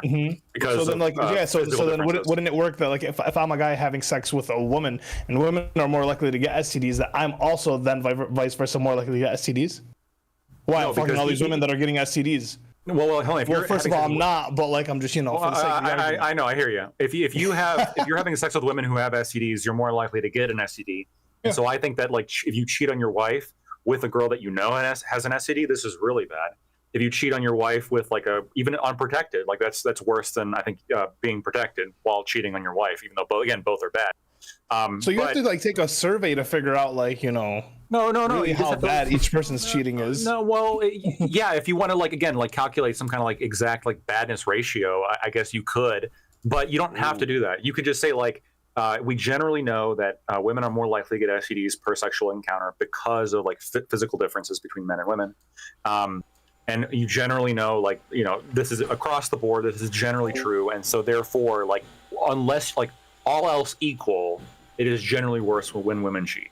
That doesn't mean that in every case it's worse when women cheat. You can imagine, like, I think a guy who cheats on a girl that he knows has like HIV, this is much worse than cheating. Like if a woman cheats with a guy that doesn't have an STD, right? This is, I think the guy doing it is much worse. I just want to add, by the way, I just looked up some interesting things since we're here in the United States. Your Bing searches are crazy. U.S. percentages of people that have been to prison and will go to prison in their lifetime is 5% of the population, and the number of people that are priests is 0.01% in the United States. So we have less than 0.502% of the population. That's an exception, Prime. That is not the norm. The norm is if you go out and you try to do something, the more likely it is that it's going to occur. Like if I go out and I want to buy Coke, it's more likely that if I have the desire and I decide to do it, I'm going to go looking for it, then I will find someone to sell me a thing of Coke. And if I go home, are drug addicts more likely to do drugs than non-drug addicts? Of course. Yeah, it's just hold on. You're confusing my entire point. The capacity to do something, right? You could say you might be able to slightly increase that capacity, but it doesn't mean that you will necessarily succeed. You're saying you'll increase your chances of doing it, right? That you will practice doing it, and hopefully it'll happen, but that doesn't mean it'll actually fucking happen. In any case, it doesn't matter. These things are different. These things aren't synonymous. So I'm drawing that distinction, and it's weird that this is the thing that you guys are focusing on. It's a bad distinction because like we know it's fundamentally not true. It's like if literally I'm more likely to get in my car by just leaving the house. I don't care. I'm not gonna go down like the whole. I did the thing with you. I already had the discussion with you, right? We can move on from there. But I'm just glad I established that you described the exception. That's what we need. 5.02. It's not an exception. It's a common life circumstances. No, sorry, go ahead, Ali. Go ahead. I just want to say that the reason it's worse why women cheat versus men because it's happening to me and they're just women. So like if they're cheating on men and they cheat on me, that's way worse. I just don't like that. I'm very selfish, in this regard. And then now, Scott, since you've been muted, I like the mustache. Your Lebanese is coming in. If you just grow it out a little bit more and twirl it more, you'll be full Lebanon. Okay, right from Baalbek. We appreciate it. There we go. Scott, if you'd like to add something. Yeah, sure. I'd love to add something after fucking muting me for 20 minutes because I was critiquing how you weren't addressing any actual arguments and getting off topic. You're trying to mute us again, moderator. How dare you not address? But yeah, he just if you ignore all the arguments, then you don't actually have to address them. So there's a couple of problems, guys. Like I'm mostly with you on this latter point because the conversation shifted because you muted me so long because you're a pussy. But I am mostly with you on this latter point, right? That obviously the capacity for women to cheat, regardless of skills, is by and large going to be more than men. That being said, there is, the problem with doing demographic data and looking is that you have to make generalities, right? And so the individual differences vary a lot here, right? Because like if you're talking about like a wealthy man that's in shape, that's attractive and charismatic, his ability to get pussy is better than any woman's ability to be able to get with a man, period. If you're in like the top 10% of men, like, and it's because of the very thing that Admiral Gibbs was arguing, right? Is because you went out, you practice, whereas women, they tend to have to wait. Obviously a woman could like be super raunchy and like go to a bar and like lower their standards and just get a random dude, right? But men that are particularly, you brought up red pill podcast stuff, particularly high value, right? They live in a completely different world than most men. And so that complicates things. But for the most part, I understand what you're saying, right? This idea that it's worse to cheat from a female perspective because it's easier to cheat doesn't necessarily compute along every male's perspective. And I'm not just saying individual differences may vary in the sense of like they're outliers, but like there's a good 10% of men out there where it's actually way easier for them to cheat than most men, including even the top 10% of women, because those women can often be unapproachable in a way that like because of the dynamic of who approaches whom.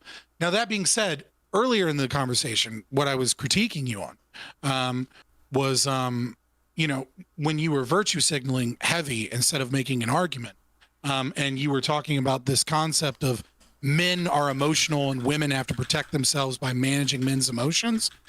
This was a complete nonsense thing that never should have been said because it didn't address the arguments that myself and Lactoid and others had put forward in any way, shape, or form, because it has absolutely nothing to do with the basis of when women cheat, they tend to have a more emotional aspect to that cheating, and that they tend to distance themselves from their partner, and that they tend to be looking for an escape from their relationship, and or a backup plan, or they have mentally already severed themselves from the relationship and they're putting themselves on the market to see what their options are.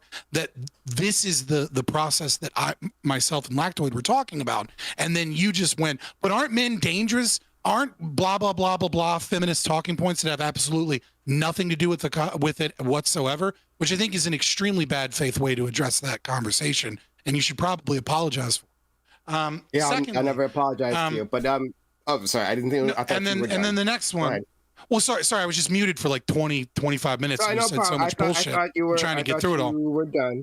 You can continue. Right. And I'll handle you afterwards. I am glad that you didn't do a mea culpa and you tried to like kind of run from it, but you did eventually concede to the idea that all of the science supports the fact that higher testosterone levels in men mean that women do not have as high a libido and sex drive as others, and that's kind of what brought us to this second point that I think is silly.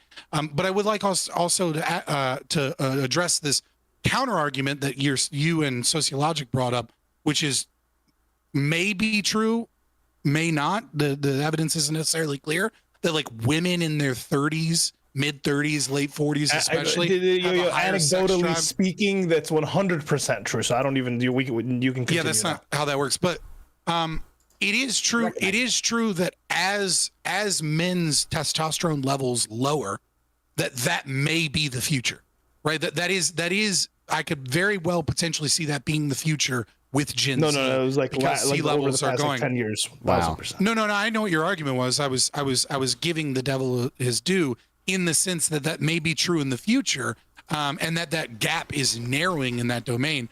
But most of the research that we have shows that even in the peak of their sex drive, they still tend to have lower libido than men in the same age category. I don't think it's super relevant to the morality of cheating per se, but it is just false that science proves that we're wrong when the science actually supports that opinion. And you were just saying, no, you're wrong, as a dismissal instead of dealing with that argument and its implications.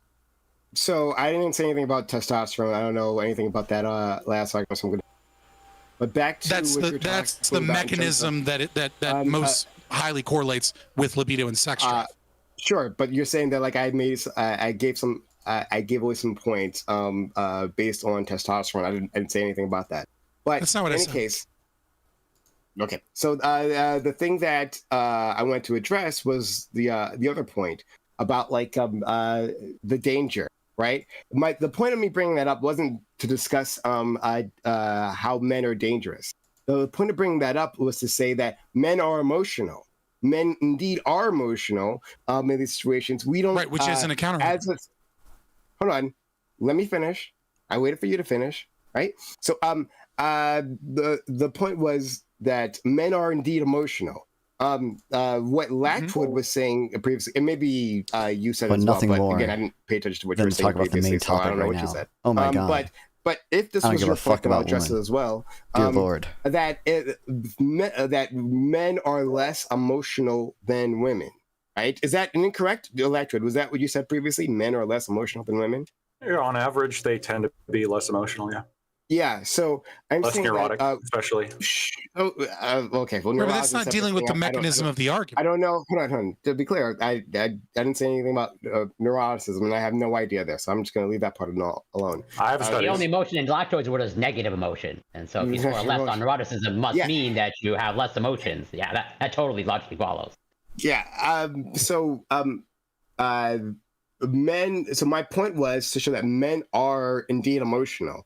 We as a society process that differently, right? But these are just as destructive. We're talking about like emotions relating to relationship, right? In terms of like a needlessly attachment, right? Or obsessive attachment, or just like falling in love, or jealousy. Jealousy, I guess, is what I'm looking for. I'm sure there's a few others, right? But like these emotions, these negative emotions, when dealing with relationships, men feel all those things too. All those things happen, but they don't express the same way. And we're told that men are just simply less emotional. They are emotional. They simply express that in a different way, and oftentimes a dangerous way. That was the point. Not that my point but it doesn't deal with the mechanism of the argument. What is the mechanism? Right. The argument is when discussing cheating and why women cheat, or how the cheating tends to be different compared to men and women, right? Is that it is more likely that men are capable of compartmentalizing the sexual relationship as just sex, and that women are more likely to form emotional attachments to the people that they're having sex with, and that they're more likely to have already checked out of the relationship. They're more likely to be looking for a backup or looking for an escape from the relationship, and that the relationship is falling apart in that domain. And this is part of the destructive aspect of cheating in that domain. So what your argument is kind of like, it's kind of like me saying, like, I think it's bad that, car insurance rates are higher for men because they get in car accidents while speeding. And then you are saying, why are you saying that women don't get into car accidents? And it's like, I'm not. There's a mechanism and a specific thing we're talking about. And then you're just taking an aspect of that and then making points about that aspect that doesn't pertain to the argument. So I don't understand how I didn't directly address that mechanism. So you're saying that men are better at compartmentalizing. I'm saying that right? That like there is an idea that men have some sort of mastery of their emotions that women don't have, right? And an aspect of that, as you pointed out, That's not the argument. I'm sorry, I like you keep saying that, but like I'm like using the words, right? Like so, you're using the words to say something entirely different, irrelevant thing. Did you not just say that men have a greater ability to compartmentalize when cheating, right? Compartmentalize. I wouldn't call it ability per se, but yes, they're more likely to do so. Yes.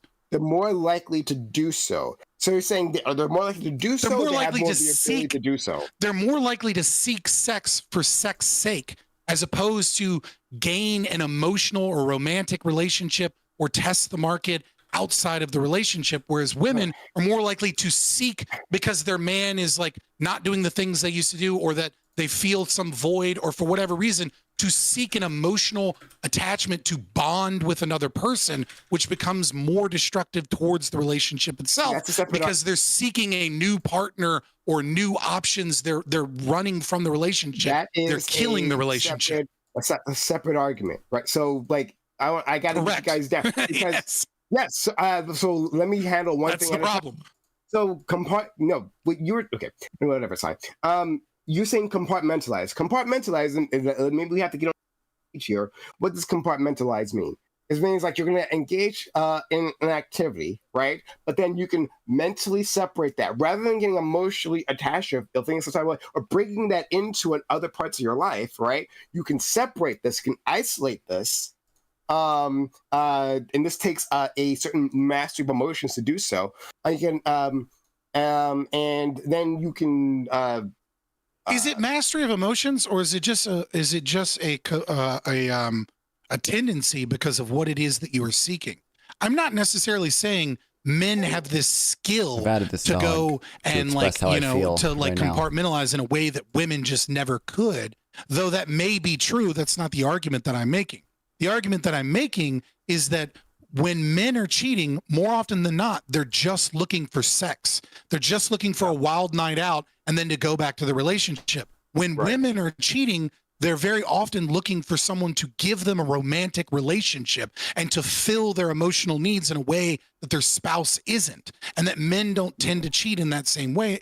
And because of this, that is more likely to destroy the relationship.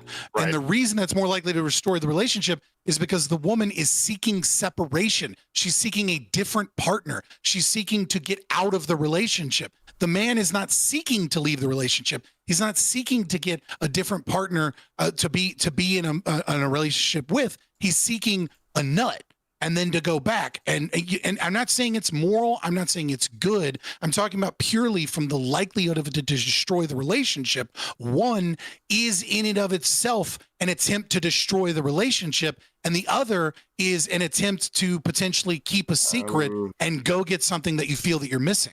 And these are wildly different in terms of destroying a relationship. I know you're not trying to moralize this, but like what Lactoid said specifically, and this is why I wanted to do one at a time with these things.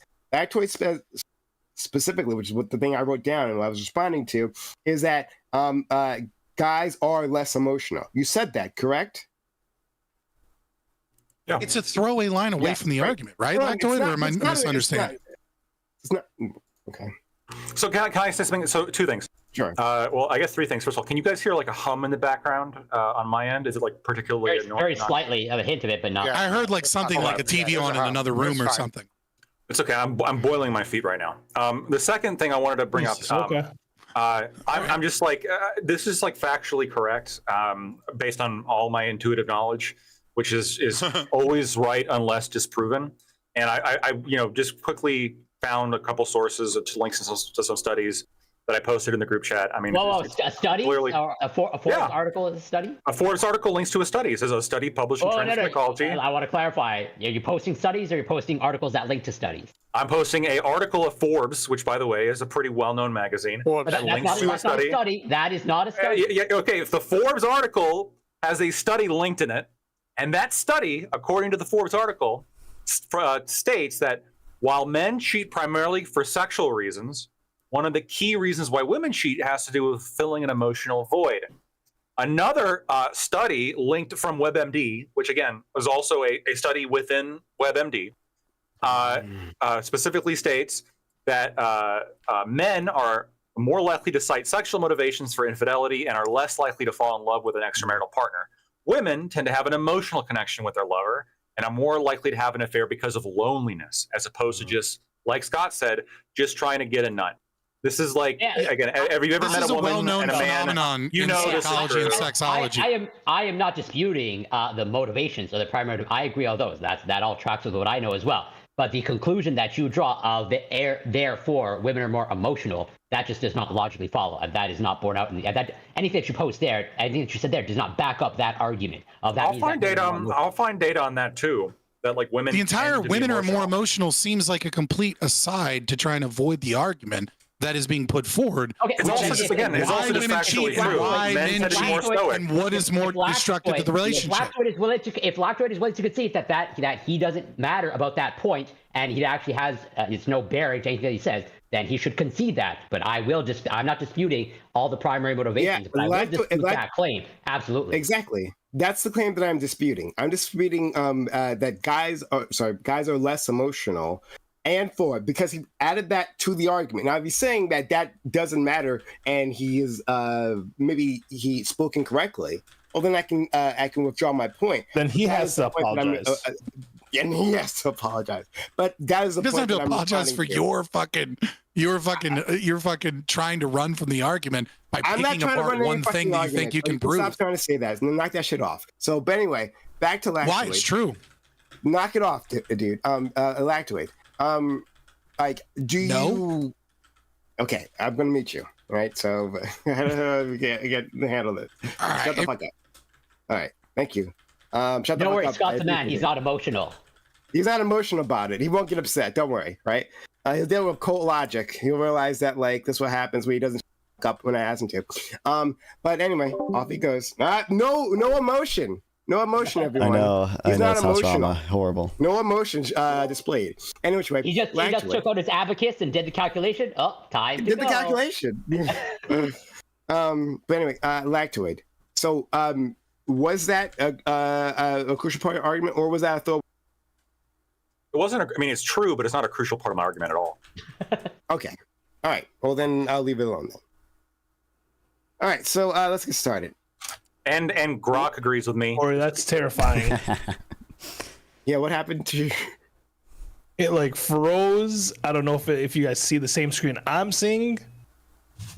No, we do. Yeah. I mean, What up, non-fun? How's your night going, man? You've been enjoying the conversation. Have you learned Corey, from you still your there? older streamer friends? Listen, I don't older- talk to your older women, brothers, if you so will. I don't talk about women. Okay, you know that's my rule. Okay, I don't know. I feel like I've maybe learned a little bit.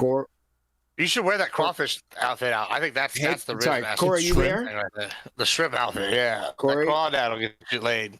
Okay. True. He lost. Scott got Corey good.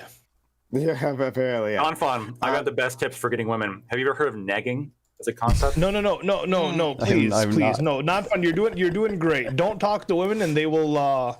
You're doing great. Hell You yeah. kind of got to talk to them. Wait, Not really. that's not or true. you can neg. Not really, man. I agree, negging's not the gaslighting. best, okay, but like you do kind of have to talk to them. Gaslighting much better. You just like lie. Really, you just all like they'll come up and say hi, and you just like walk right past them, like that works. For you? It's not even walk right past them. This has really been my my vibe. The less you try to sleep with girls, the more they try to sleep with you. Well, that's Yes, true. Talk to But women. you still talk with them though. Non-fun knows how to talk. Listen, I've seen non-fun's Do I? posted pictures. He has ladies. He has ladies around him. I have a lot of Both lady sides, friends. You know? Yeah, exactly. lady friends. And So, eventually, man, it'll work out. You'll make some money. Money. Yeah, money. These women are gonna be getting them his money, bro. Gator always gets his money, bro. actually, we should ask Corey if he thinks his power is coming back. Most power went out. That's true. Thiffle Yeah. text told her Muncie thought that she didn't care. Because if he's not coming back, then we should just get started. Well, he said BRB in the group chat. Here. Okay. All right. So why don't we just get started any which way then? He'll catch. Hopefully people can hear me. Because my audio has been in and out again. I'm gonna just have to reformat my computer. Hopefully that does it. I don't know what's going on. It's really, really unfortunate. Any case, subs to the channel, give bits and give subs in case you haven't done so already. Use your assistance. Okay, on to the topic at hand. Test. Can people hear me now? Oh, you heard Prime for one line there. Okay. All right. So, check. It just sucks. I just my audio. Hold on. Let me do it this way. Let me try to add. Is there just like no explanation for it? It's just not working. You guys can hear me. Yeah. And just my stream, it just cuts in and out. So Frozen Knight says they can hear me now. All right. So we are going to get started with the topic. All right. So Corey says don't wait for him. So we'll just get started while we wait. All right. So topic for tonight. Texas has become the 7th state to ban lab-grown meat. This is part of a nationwide effort centered on red states to suppress this new product. According to its supporters, lab-grown meat has the potential to revolutionize the agricultural business with the adoption of a sustainable, cruelty-free alternative. Its detractors claim that it's unsafe and a threat to a critical portion of the American economy. Do you support the ban? Should government be stepping in to stifle this market before it even begins? Do you think lab-grown meat is safe? Should it even matter if it is or isn't when concerning a ban? And shout out to my man Ali for sending me this article. So yeah, it's pretty straightforward. Texas banning lab-grown meat. And it is like there's not much of it that exists out there, right? It's not like we've established some level of danger. Maybe other people will disagree with this, but we haven't established some sort of danger, and then now there's the state regulators responding to that. This is a sub-industry that's just trying to get its legs under itself. But, bans are coming down, and they're coming down hard.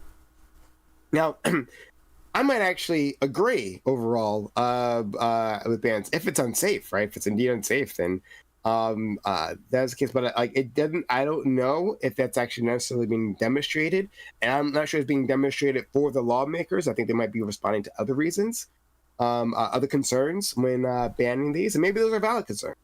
So yeah, I just wanted to explore this whole idea with lab-grown meat. So start with lactoid, work our way around. My position is pretty straightforward. I think the banning of lab-grown meat is really bad. You should be allowed to have it. It's free market, baby. Like classic example of free market.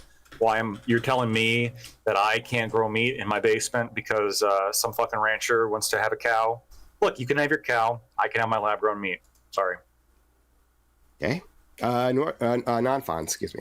Look, I've always said, okay, your real enemy, it's not the billionaires, it's the fucking farmers, bro. Okay, they say billionaires don't pay taxes. Guess who has the highest non-compliance rate with taxes, okay? It's the fucking farmers. Everyone complains about all the subsidies Elon Musk gets. Okay, you know who gets more? The fucking farmers, dude, okay? Like, in all seriousness, I've not seen any evidence that lab-grown meat is harmful. It's, like, chemically identical to real meat, so there's not good reason to believe that it would necessarily be harmful. But we know that animal agriculture is just like really harmful, at the very least for the animals that are involved in it. And I don't think, you don't got to go full non-fawn vegan shrimp welfare project to recognize that factory farming causes a lot of suffering, and lab-grown meat offers, is somewhat of an off-road from that. And I do want to say, over on my stream, okay, we are doing a fundraiser, okay, whenever we talk about animal welfare stuff, I like to fundraise. So we're doing a fundraiser for FarmKind. They're a good charity that tries to reduce the amount of suffering in factory farms. Already raised $60 so far, so hell yeah.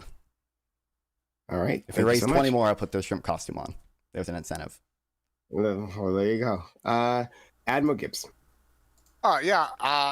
Great segue there with the shrimp welfare guy. I'm debating the shrimp welfare guy, one of the founders people, I think, on Saturday is what I was told.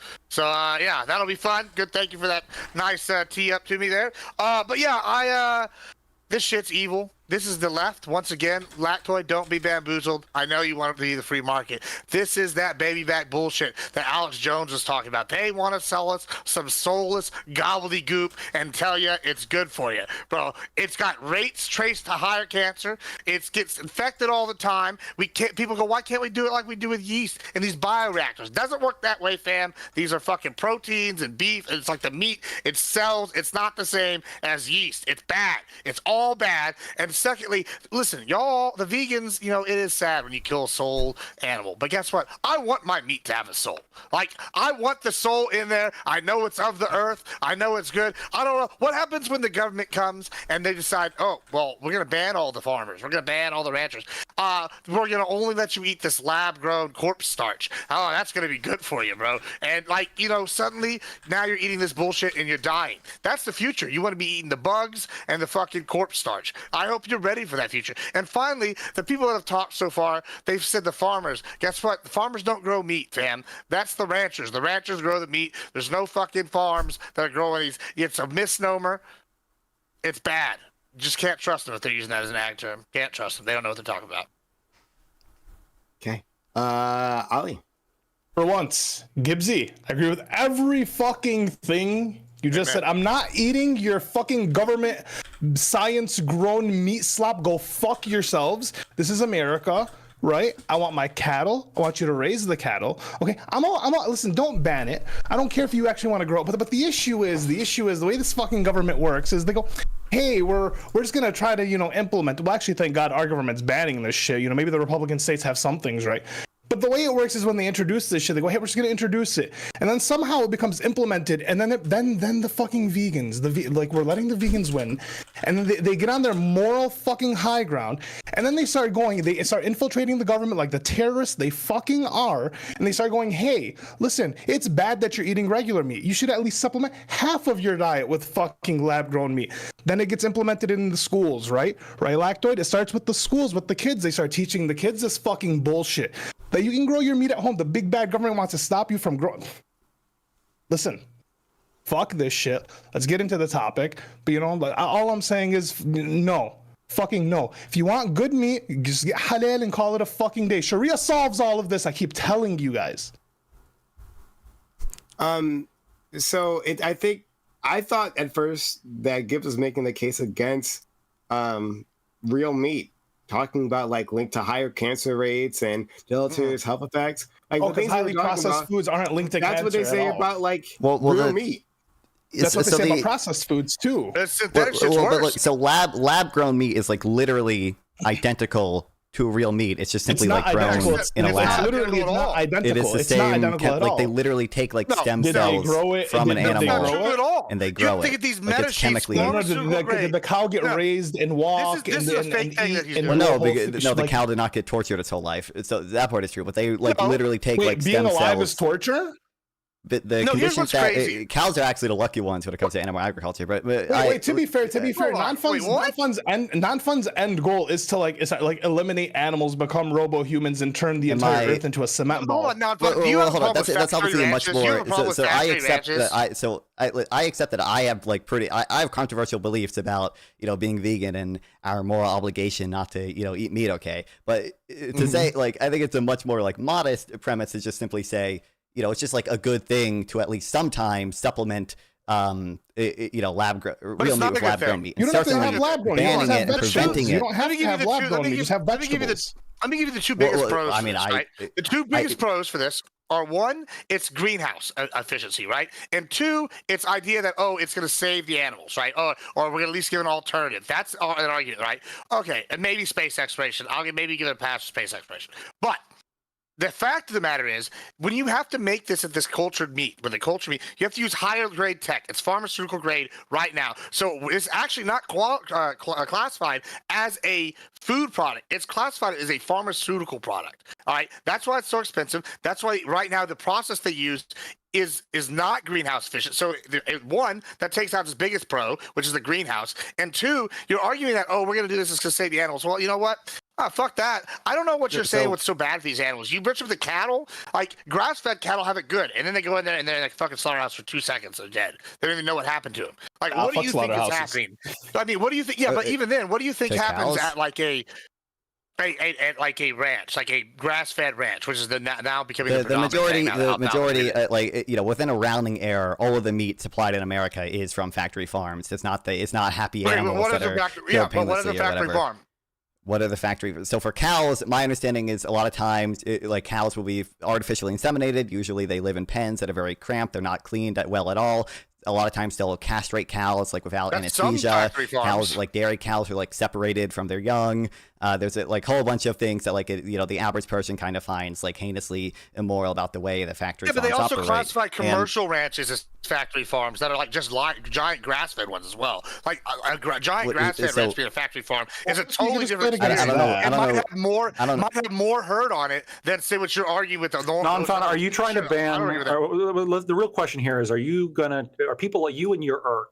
Are you people going to try to ban natural meat? Yeah, it's just Well, I would separate out like what I would do in my ideal society, right, Lactoid? Go ahead. Which is based on a lot of like really controversial premises. You could lose me. From what is like a very the vaccines are going to meat next. Why not just put the culture meat? Well, I would separate out like what I would do as an evil vegan utilitarian, right? In my like perfectly ideal society, 200 years from now, when we're all you're like the socialists, past the need for meat or whatever. You give it a little bit.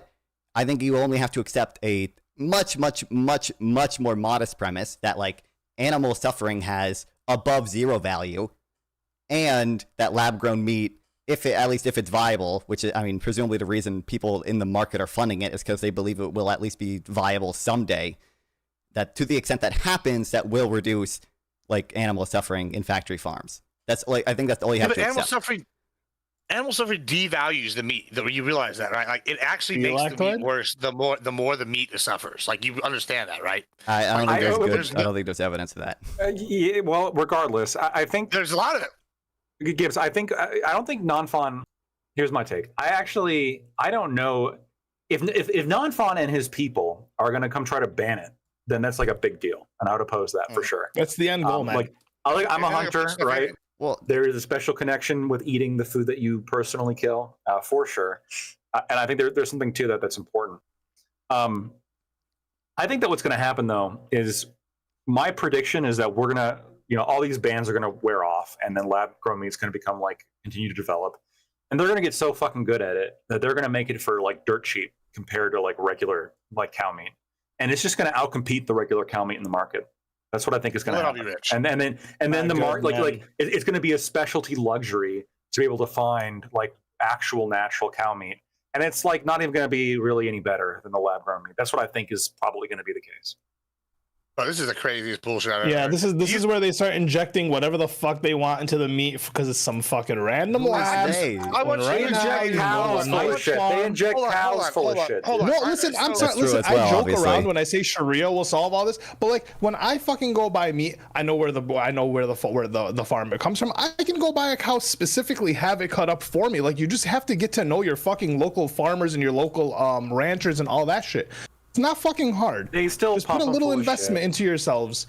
No, you don't. You don't have to do that. Gibbs, do you vaccinate your cows?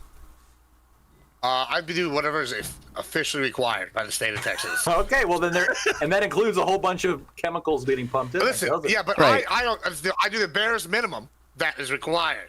Sure. And so is the barest minimum really all that much less? I'm sorry. Do you think that the lab grown meat is just the fully processed synthetic shit is any better in terms of what they use to make it and how they make it? So I think it's possible. I think it's possible to be better because my understanding is that, for example, a lot of illnesses that you get from eating meat has to do with contamination during the slaughtering process or throughout the life of the cow, right? So parasites, for example, like tapeworms. Tapeworms come with the pork tapeworm, for example. If we get that comes from what the pig eats. The pig eats some kind of larva. Okay, you're the Muslim. I get it, right? But we're Americans. We love pork. I love tapeworm. Yeah, I'm obviously trying to avoid the tapeworm. Okay, but if all the pork is lab grown, It's not going to be, Well, okay, exposed so to how do you, so tapeworms here's or your problem. Wait, real quick. A McDonald's burger, that's a good isn't thing. there a whole thing where a McDonald's burger doesn't fucking deteriorate for like 80 years or some bullshit like that? Like that's presumably all synthetic bullshit. I thought that right? was a Twinkie. I thought that was a Twinkie. I think it No, was a there's- burger. No, there's- people have done it There's with. a McDouble. They put a Big Mac and it just doesn't fucking. But it's just the sodium. It's just the sodium. Well, yeah, Anyway, let's They people- could do that with lab-grown meat too if they wanted. But I'm sure. hold on, Exactly. hold on. I'm just saying that shit Lactoid, isn't do you good. understand how meat gets its flavor? I still eat Lactoid? it. How does meat get its flavor? And the heme. So the meat is partially flavored by the food that the animal eats. This is why And- deer, depending and on what else? its diet, Blood. how much exercise it gets. And what else? Like the life experiences, right? Yeah, like exercise and diet mostly. You being alive. Okay, so like it gets it from exercise. Oh, it gets attacked. We just fear into it. Chemicals Well, over time, right? Okay. surely, No. yeah. Sure. Okay. So like, why is veal, prized as a thing? Even though I'd agree veal is somewhat inhumane. Why is it prized though? Do you understand why? Because the flavor, right? They hand Because feed it's it. more and figure rare. out, Or like Wagyu. Yeah, Kobe. so veal is one, they hand feed it. Two, it's not allowed to move. Three, it's the age of the calf, so it's tender, young, all this thing. It has a certain flavor, right? Sure. Here's the thing: you're not going to be able to recreate that in a lab. Why not? In a Why not? Why not? Why Why would not? you be able to do? How are you going to feed it? you Like, are. okay, Couldn't you actually have more control? No, how are you going to feed an Idaho fed like grass or something? Or, we're going to give it salt grass, and you're going to feed this. Well, you can emulate it. You would have a substrate. We're going to release You would have a these substrate. proteins to recreate its life experience. This is insanity. No. What you would do, you would have a substrate, and you probably have much more control actually as to like what kind of flavor meat you're trying to do, because you could change, like you could have a whole collection of different substrates that you'd be growing the meat on, and then like the nutrients that the cells are absorbing is going to be different depending on what substrate you use. You can make like grape flavored meat. I don't know. That might be pretty wacky. You could do all sorts of cool shit. And on top of that, Does like, that sound good? You do that now. It's called And you're- flavored okay, meat. yeah, that sounds You can pretty just- gross. you can just season the meat grape that you're was probably eating a bad now. example. Bro, I this understand is why but you grape was probably guys- a bad example, but I like the idea. Starbucks- No, it's of really having, not. like, They make fucking bacon. They make custom meat. bacon jam and jelly that you can add right to your fucking steak, and it's like you can use a grape jelly if you want with a little bit of bacon and add it right to your steak. You can can make do grape- this. you It's can called make grape and season bacon your jelly. steak, Okay, Yeah, so that's you guys are different than both. like having the meat actually be a different flavor. bro. Like you're Wait, telling you- me you want to like that. Once again, the So ultimate goal you're here arguing is for more the government ultimate control. goal You here really is are to arguing ban. for The social- No. ultimate goal Apes here. replace tobacco. Lab grown meat's going to replace the cows. It's just. I'm sorry. It's inevitable. Yeah, and so Let's- and so the ultimate goal is to like replace, and you're okay with that. Let's replace it with the science. I'm only okay with That's it what it if is. it's if it's market driven. If the lab grown meat gets so like, I think it's going to start out like a luxury product for No, like hardcore but it's vegans. already not. And then over market time, driven. it's going to get super cheap. All right, sorry, hold on, sorry. Lactoid- Hold on, Right, is- before you do, sorry, we gotta let some other people in. We're gonna let Corey in and then non-fine. Oh, and testing. Let me know. Oh, then I want to get back in on this market bullshit that Lactoid. Well, Yeah, well, yeah, yeah, as well, yeah. because who's pushing Guys, it? and then as soon as these two are done, you guys can jump back in. And to the audience members, I made a change. Hopefully, it'll be a positive change. Someone's recommended in the comments, so let me know if my sound is good for now. But we'll keep an eye on it. All right, go ahead, Corey. So to address the opposing, I've still been listening, thankfully, and I'm on non-fawn side, and this time I'm allied with Lactoid, although I'm not coming from a market perspective, but an animal welfare perspective. But regardless, to engage with Ali. So in the past, you like to measure the economy through chips, okay, potato chips, right? True. Okay, now Yeah. I'm assuming that's because you like potato chips. It's just because I think that's the easiest price point you can show. Sure. But I think, would you disagree with me that people like potato chips and those types of food products? No, Okay. we don't know. And the point that I'm making is we have a whole issue now of like ultra processed food, okay, and people consuming ultra processed foods. Why do people consume them? Well, one, they're cheap. Two, they just tend to taste really good, and they're addictive to eat to a certain extent. Meat, lab-grown meat, is going to be the example of like the most ultra-processed food that's going to be engineered to your taste buds to exactly how you want. It's not good. Exactly. If it's cheaper, if it has a longer shelf life, if it reduces animal suffering, how is it not better? There's no reason to address Gibbs that would whatever it is that you want to tweak, whether it's muscle development, whether it's fat content, whether it's whatever it is, you can tweak that in a lab. Just as we are going to get to a point to growing an organ in a lab, like the liver, you can grow muscle, you can grow tissue. We're going to get to that point. And so anything that Gibbs says is just, we're going to be able to do that in the lab. No, there's absolutely no way you can do that in a lab. There's no way. So, you know, you guys are both like mentioning reasons like you personally like would not want to eat lab grown meat or whatever, and I can semi kind of understand like some of that skepticism or whatever. But the whole reason people are investing in it is because they expect, even if some people don't want it now, there's going to be a lot of people in the future that do want it, and you know that seems to be not the expectation. You don't think that's the expectation? Why would they be investing in it if they don't think that they? So this is okay. So this is why. So here's the thing, man. Here's the thing. This is the actual way I see it. So I understand that there are studies, and this proves this. The actual fact of the matter is, people are going to get too broke to afford actual meat. So they're coming in and they're substituting the actual meat with fucking lab-grown meat. When the issue isn't that, like, the issue is that people can't afford regular meat, and that's the actual problem, right? It's shit's too expensive. So like what? So in a world, so the like.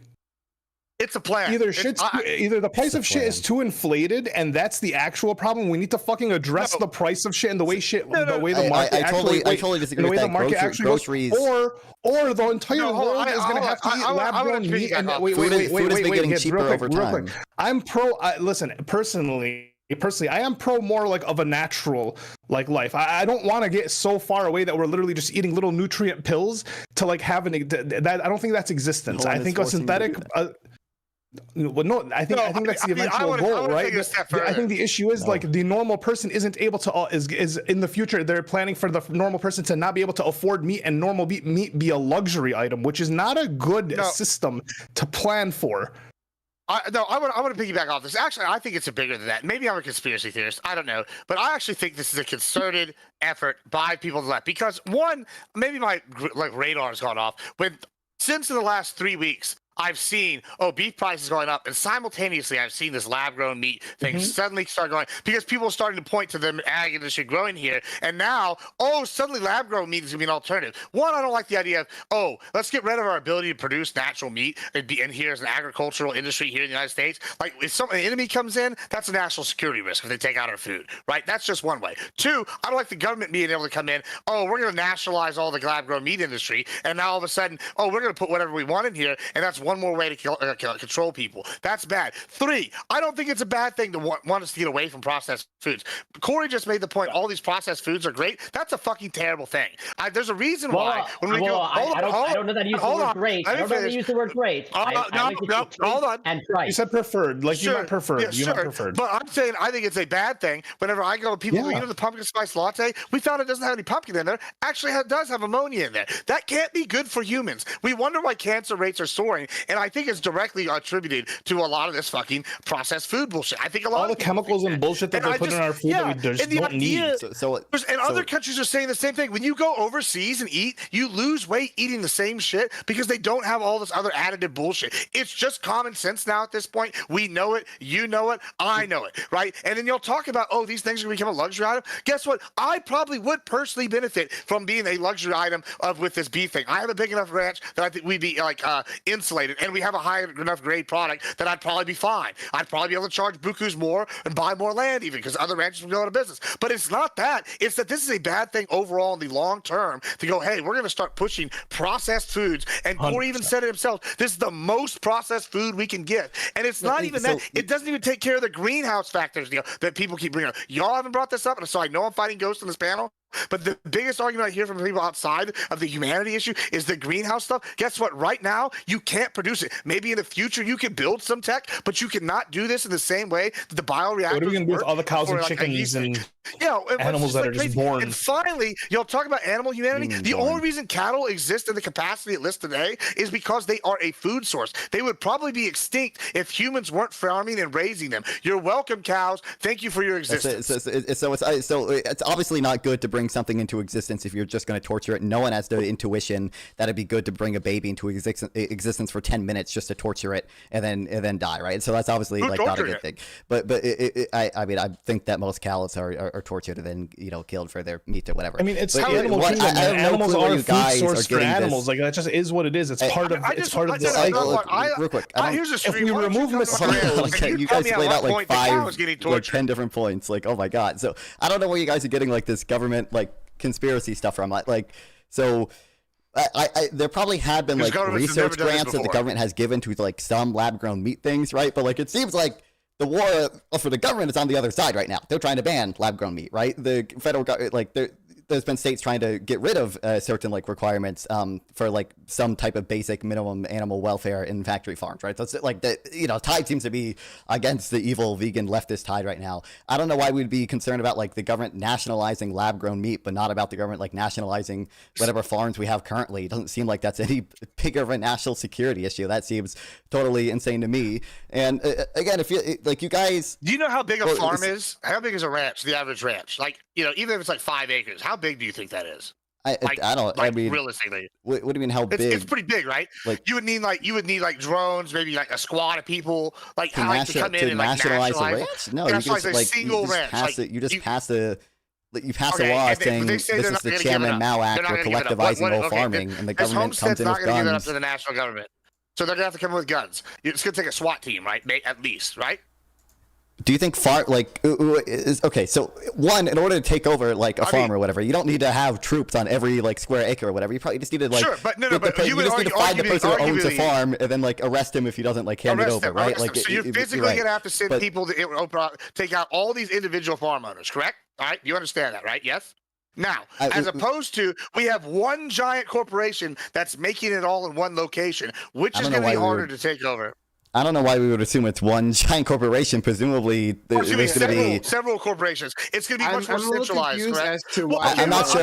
It'd be much more. I'm not sure. It's going to be harder to end up producing the meat. Yeah, who's going to be like major corporations? And if they're going to nationalize the food industry, it's going to be much easier to take over like 5, 10, 15 organizations than it is to take over 3,000. It's going to be Walmart. It's going to be Costco. It's going to be like. I agree. It's going to be. I agree. It's probably going to be big companies, the same way a lot of farming right now is done by big companies. But I don't think it's going to be. I don't think it's going to be significantly more centralized. I don't think it's going to be significantly more centralized than like farming is currently, right? Like I'm sure if we looked up the market concentration in like farming, like 2 or 3 chicken producers in the entire United States. It's like right, yeah. So I don't think it would be like significantly more than we have now, and like I don't think that's like I don't think that's necessarily a problem. From your local farms or surrounding farms. That's an interesting idea, right? So, Corey, and to Lactoid, right? I don't know what Lactoid's eating. Here's having a good time. Something processed, ultra processed. Something ultra processed, ultra processed, 100%. Like a real fucking American. There's 700,000 lab-grown meat is chemically identical to real meat. You can call it processed, but the end result is chemically identical, at least ideally. 27% of the land in the United States is covered by ranches. I like the idea that they can just move in and take this individually is totally outrageous. I want to get them. I want to get more people to answer your previous question, right? So, to Lactoid and to Corey, I think what, and maybe you guys can disagree, but I think what Ali and Gibbs said is at least reasonable to say that if not only we allow lab grown, but also there's a massive market shift and it becomes the dominant player, right? That we'd be centralizing our food supply, like radically so, centralizing our food supply because, they're not going to be mom and pop like lab grown meat, right? Like this is like a gigantic corporation. The only they could bring the resources to bear to actually make this happen. So are you okay with that being a possibility? Of course, this relies on lab-grown meat taking over the market, but if that scenario were to pass, would you think that it would leave the U.S. in a better position after that consolidation? Well, I would say, so there's multiple things there. I would sort of reject the notion, from what I understand now in terms of the current food climate in the United States and North America, is like pretty much like the vast majority of food is coming from, it's all either can trace back to like, Kraft or Nestle who just go down the chain at some point. It all just boils down to Kraft or Nestle or some other handful of companies. But to the point of like, well, if we have lab grown meat and therefore it all just becomes centralized, just one giant company. If market forces, let's say three. Sure, if market forces result in that outcome, on principle, I'm not inherently against that. But what I would say is this is tied to another argument of like, well, since I'm against intellectual property, okay, I think that would incentivize other companies to develop their own lab-grown meat, or that will lower the barrier because if it becomes patented technology, which it will for the development, then like yes, some companies going to have a 20-year or 30-year monopoly on the lab-grown environment. But if you don't have that intellectual property, then players can come in pretty quickly. But it is a concern. But if market forces result that outcome, Corey, you stated something totally wrong though. Here, and specifically with beef, we have over 700,000 individual farms in the United States. 80% of those are owned by individual families, right? With over less than 1,000 head of cattle. So when you're talking about the beef industry specifically, you're just wrong about this, and that's why this is such a dangerous thing. Okay, so two things. I said the things. food climate in general. Chicken. Yeah. Hold on. I want to get Lactoid in. I want to get different. Lactoid in to answer that question, and then bring in everyone else. Yeah, the patent thing is interesting. Like, I guess like it's a little bit scary. Like you've got one company that then patents the process for like doing it, and then they just like control it, like the entire meat supply. I think this is like again a problem with sort of the patent process and intellectual property law that we have in America. So maybe that's like a fair reason to like be skeptical. But the solution to that is obviously to like not, hey, don't let the government regulate people like new players trying to enter the market. But arguably that's what's happening right now because they're trying to regulate lab-grown meat out of the market. So hold on, let's move away from the patent thing for a second. Let's assume that there are multiple ways to do this, right? That can pass, patent muster or whatever, right? That like it's that patents aren't the limiting factor. It's money, right? Capital investment into the process of like creating lab-grown meat at scale to the point that's economical, right? If that's limiting factor, let's say there's like 3 players left, like Lactoid. Would that be okay with you? Yeah, it'd be fine with me. I mean, we've seen this happen with retail. Like Amazon has taken over like the shipping industry in America for the most part. Amazon and Walmart. All the clothes. You think that's a good thing? You go back to the 50s. Well, yeah, it's better than again in the 50s. You go back in the 50s, like perhaps you had a different set of large corporations, but probably not to the size because everything's kind of growing over time. Probably not to the size and complexity as the large corporations that we have today. I don't necessarily see that as a problem. We also but by the way, if you did see this as a problem, let's say you're like a weenie that conglomerates are monopolies, you don't see that as a problem? Let's say this weenie hard leftist kind of mentality of like, if you're too good at something, we got to punish you. I mean, you could just like have some kind of anti-monopoly legislation then to prevent like the entire. We do. So it seems odd to me that and it doesn't work because it seems like 6 companies own fucking everything and have your argument then should be strengthening anti-monopoly legislation as opposed to banning lab-grown meat. Plan. Well, my argument is we're getting priced out of shit, and that the lab-grown meat is eventually going to be like forced as like a fucking saving grace, which is not good. Well, actually, that's what happened with DVDs to VHS. Yes, true, exactly. Hold on, just real quick. So number one, I do want to say like to Gibbs, like it's kind of talked about market concentration too.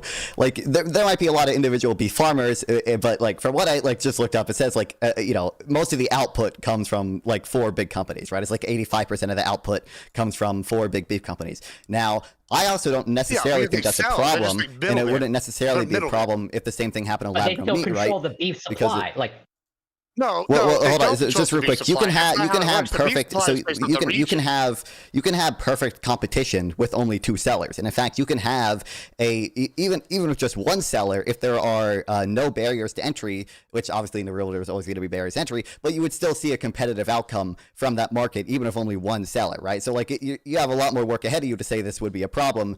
than just saying like, oh, 85% of the beef or whatever is controlled by 4 companies. Not a necessity, like food. No, but you don't see competition. Wait, you don't see competition with necessities. Even if I like granted like this to Gibbs or whatever, like you're saying like it's gonna make it like slightly harder to nationalize the beef industry if we keep the beef industry we have now. Like to me that's just like a trivial benefit compared to what I view as like a pretty heinous practice, and I think most people have the moral intuition that the practices that go on beef farms and cows are lucky ones again are pretty bad. The idea that it's trivial that the whole government could be in control of our food supply. Oh yeah, that sounds great. Trivially easier, right? Because that's I don't think right there. No. So I don't think it makes it significantly harder for the government to nationalize beef or whatever. When we have our current system as opposed to like lab grown meat, right? Like it is, even if I can see that it's a little bit easier, which I don't necessarily think it would be, you would only have to nationalize 4 companies to get 85% of beef output.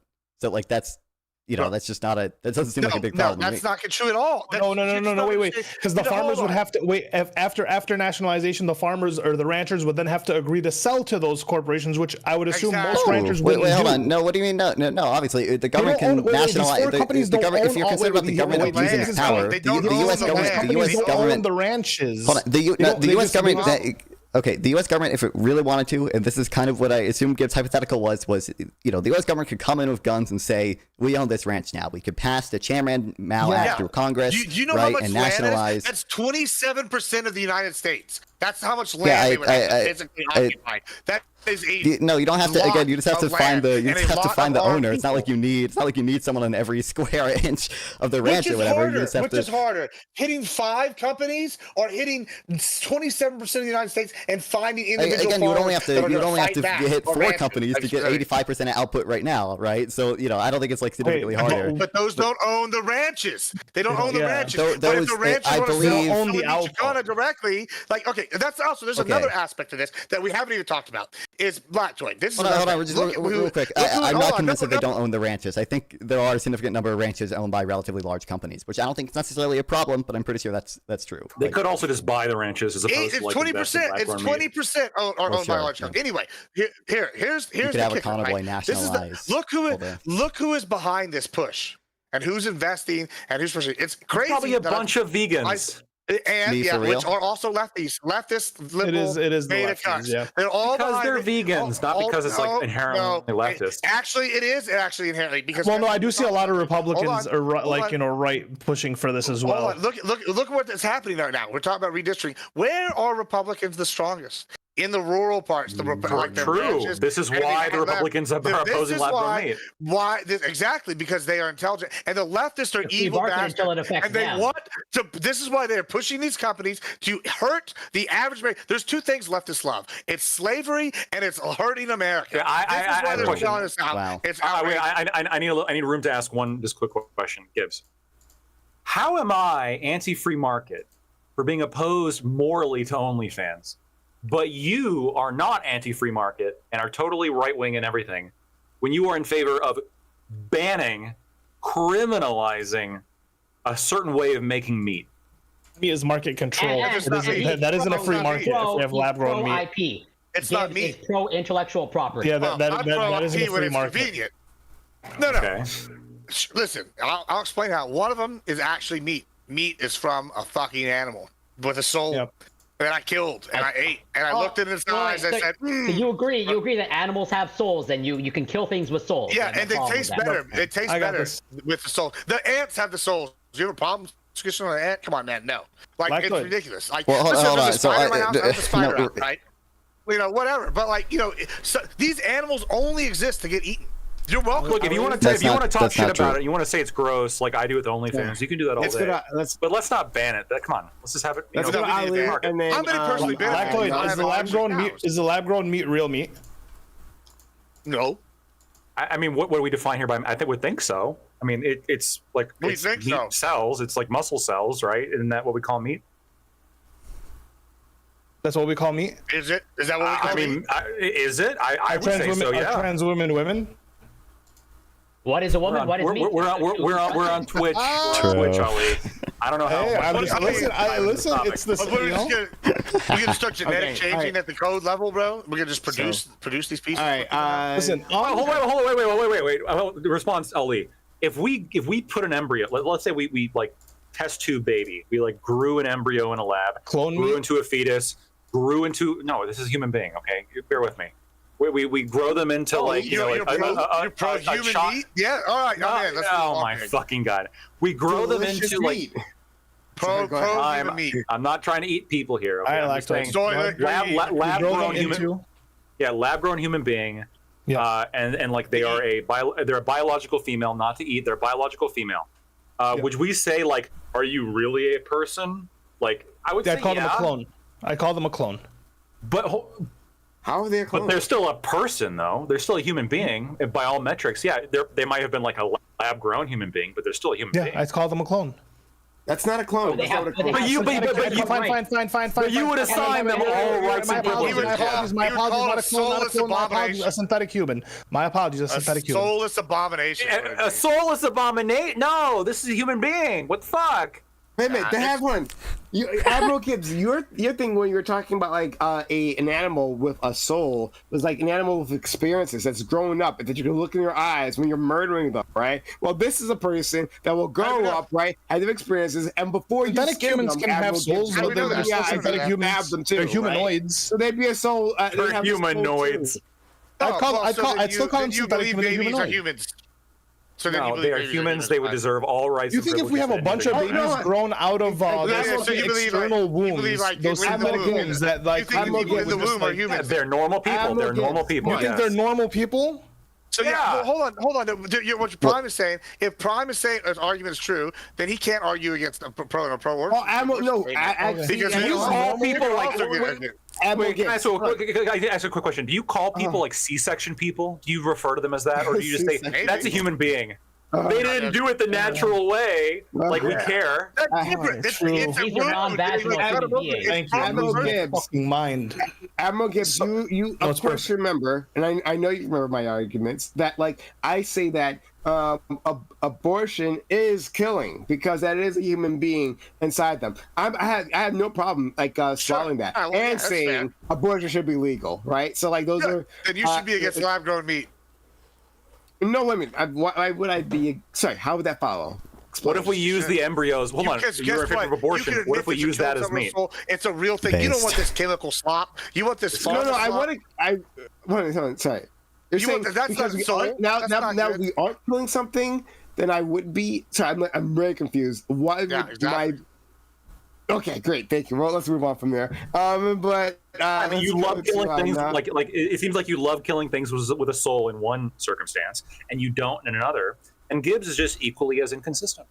I'm saying. I no, to be clear, I haven't stated my position on this. So we're not finding Corey. Haven't stated my position on this. I would be closer to Admiral Gibbs and Ali in that I enjoy meat, but for different reasons, probably. I enjoy meat, and I should be able to have it just because it's enjoyable for me. That's it. There doesn't have to be any other reason. Because it's enjoyable for me, right? Because it tastes yummy in my tummy. That's why I like meat. And it's my right as an American and as a man to be able to eat whatever fucking kind of meat that I want, other than human, right? Other than whatever Lacto was trying to cook up there. Yeah, But, like, that's we'll next. keep Like that a aside. lab-grown human meat. I am for like just being able to just eat meat. However, right, at the same time, I wouldn't necessarily want to stifle this new industry. I'd like for them to get the legs under them if it's safe, right? Assuming safety is number one, right? Assuming it's safe, and then from there, if it happens to be economical, and also very important, if it has to be tasty, then I'd be happy to partake. I think it's a question to say, well, whether you would ban real meat at some point, which is a different question maybe we can tackle a little later on, right?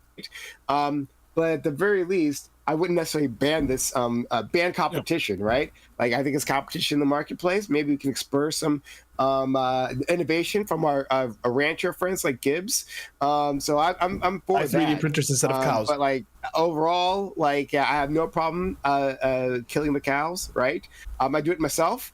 Well, if there are any cows around me, there's not. But I would do it myself. And I also I eat many other types of animals too. Right? I don't give a fuck about your pets. I'll eat that too. So let's go to our friend Non-Fon, Corey, Ali. Okay, so it seems rather insane to me to make the argument that animals do have souls, right? Their suffering, at least to some minimum extent, matters, right? Like but the benefit from killing animals that do suffer is like so high as to like justify like banning lab-grown meat. Like, I just reject that. That seems absolutely like insane to me. Like if the next best alternative to like meat that suffers is not even like a bean burger anymore, right? It's like lab-grown meat that is chemically identical, except for the fact that the animal like didn't suffer and might taste like very marginally worse. To say that justifies the current plants absolutely do not suffer. To say that justifies the suffering of cows and chickens on factory farms now is like almost incomprehensible to me. That's what I keep asking you. You're talking about chickens. I can see what a chicken factory is. What is a factory farm in relation to a ranch? Tell me how that works. Because most of these ranches have under like 1,000 head of cattle. So if you're describing a factory farm, that only really applies to like 20%. So most of the output comes from factory farms, right? So it might be the case there are like a ton of local ranches that have. It's such that like the average is like those are only 1,000 cows, farms, but I don't think that those are necessarily classified as factory farms. But the majority of the output of beef, and especially cows are lucky ones, like with chickens and fish and everything else, like or fish, not factory farms, but they are farmed sometimes. The majority of the meat comes from like absolutely like heinous places, right? And that's true even of beef, even if the average is like only 1,000 per farm, because the majority of the output comes from the really big, really efficient farms, right? I would say like a factory farm is just a farm where the conditions are like typically like horrible, where the main goal is to not give animals like any modicum of a good life at all. It's just to produce as much output as possible with as less resources or minimum amount of resources, and that typically leads to very bad outcomes for the animals that are in them. Yeah, this is just not true. Corey, what do you mean that's not true? Hold on, Gibbs, do you deny that like a lot of cows, for example, are subject to castration either 80% of the beef in the United States comes from the smaller farmers. Then, so like you're arguing about 20% of ranches, which follows. And what are you counting as smaller farmers? I don't think that's. I'm saying anybody. So when 20% are corporate owned, those are going to be your factory farmers. That's what you're talking about. That's 20% of ranches in the United States. And of that, 8 of those 700,000 that own like 27% of the land in the United States, most of those people that provide the beef for all of it, 80% in fact, own ranches with less than 1,000 head of cattle. So you're telling me when 80% of the cattle is coming from not factory farms, this is a real issue? No, all this is the source I have is that about 75 to get rid of American beef. That's what it is. Okay, so number one, like corporate ownership or like any of that stuff is not necessary to be a factory farm. Like you can be a locally owned like factory farm. That's why I keep telling you, what is the factory farm? And I did not include anything about corporate ownership in my definition. I just said a farm. What I'm saying is when 80% of ranches have like less than 1,000 head. Like I already explained to you. So the data I have suggests that most of the output of beef comes from factory farms, right? It might be the case that the average is only 1,000, but that's because there's a lot of very small farms that don't produce much output.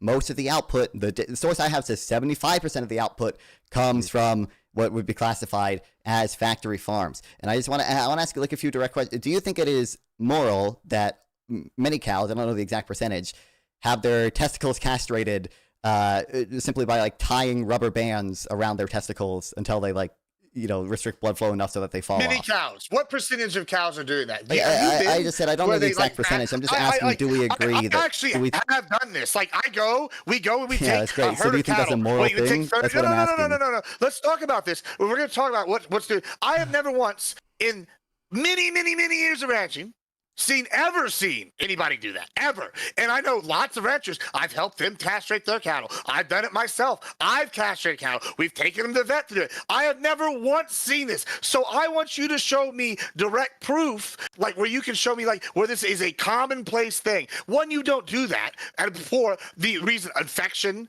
it's going to cause stress on the cattle. It's going to be bad for the beef. Like, I don't know who's doing this. It might be these factory farms. They definitely don't care about the factory farms they're talking about. Well, sure, but once again, 80% of beef in the United States is provided by farms that run less than 1,000 cattle, which is what the percentages are. As a rancher, I know for this for a fact. I can pull up different websites for proof. I posted these websites hundreds of times now in multiple group chats and in here and on my Discord. So, like, this is not even up for debate at this point. What the stats on this. So you're just wrong.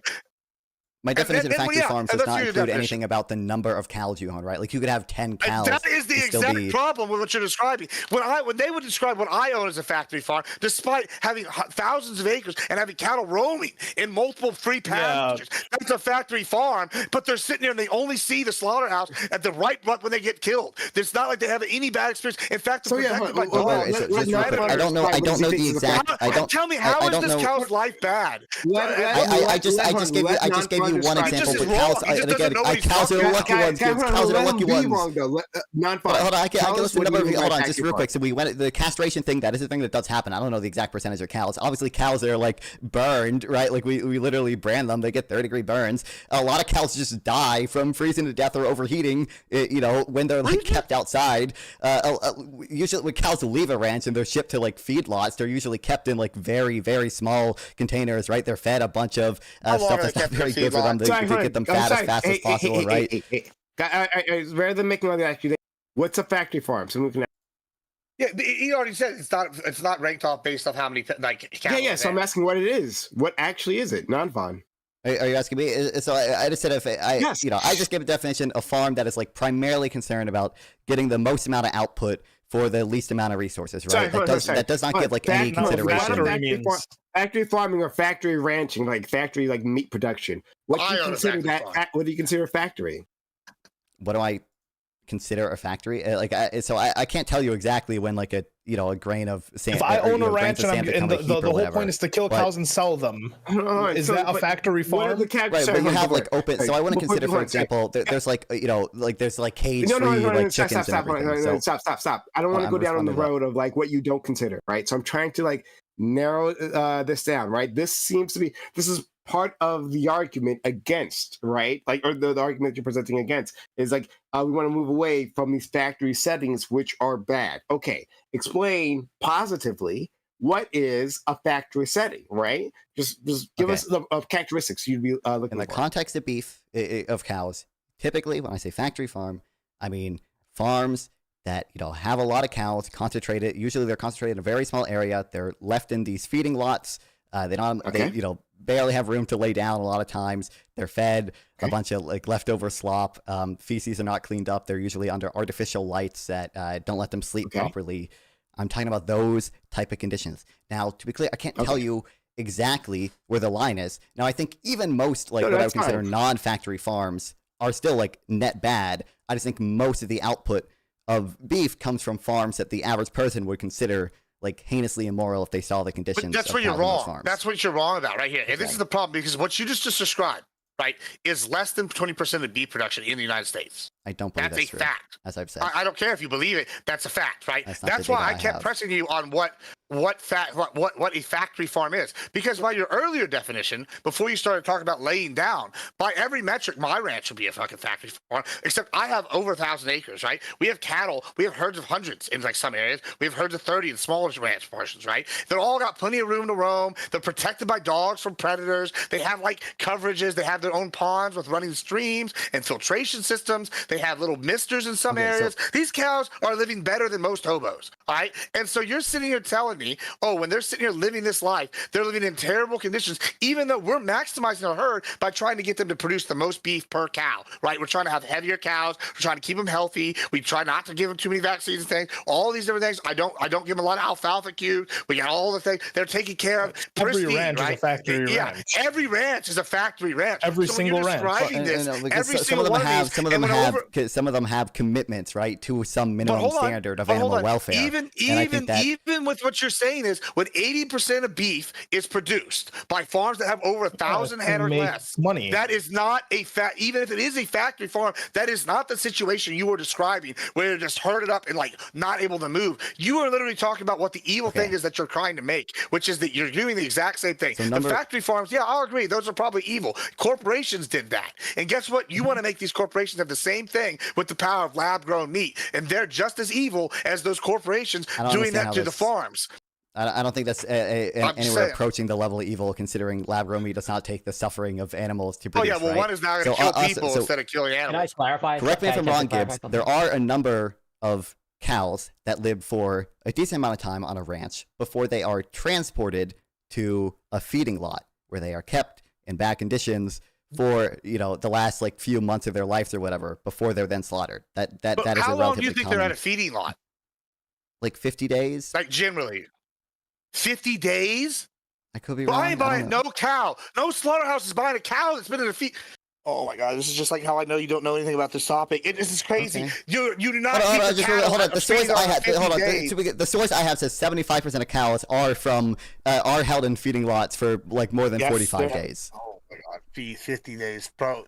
This is just insanity. They are they're held in feeding lots. Hold on, no, because this is this is how this is going to go down. Is I'm going to be like, what is a feeding lot, right? And then we're going to describe his feeding lot, which is this cramped Holocaust-looking facility. That's what he's going to describe. And yes, I will agree, there are those feeding lots. But then there's going to be the feeding lots that house maybe 20 cattle or 40 cattle, or they're going to have one that's got 300 and they're only there for 3 days and they're moved to a different one. So like it's just like insanity when he's going to sit here and he's going to pick the most egregiously bad examples, which are such a small percentage of what actually is going down, and how I know you don't know anything about the. I don't know over the small percentage. Let's actually clarify. So Gibbs, is your ranch, because you say that you own a ranch, so I'm assuming that's true. Is your ranch a USDA inspected ranch approved for slaughter? I don't slaughter on my ranch. No, I have a. So is it a USDA inspected ranch that's capable of slaughtering? Okay, yeah, we could slaughter.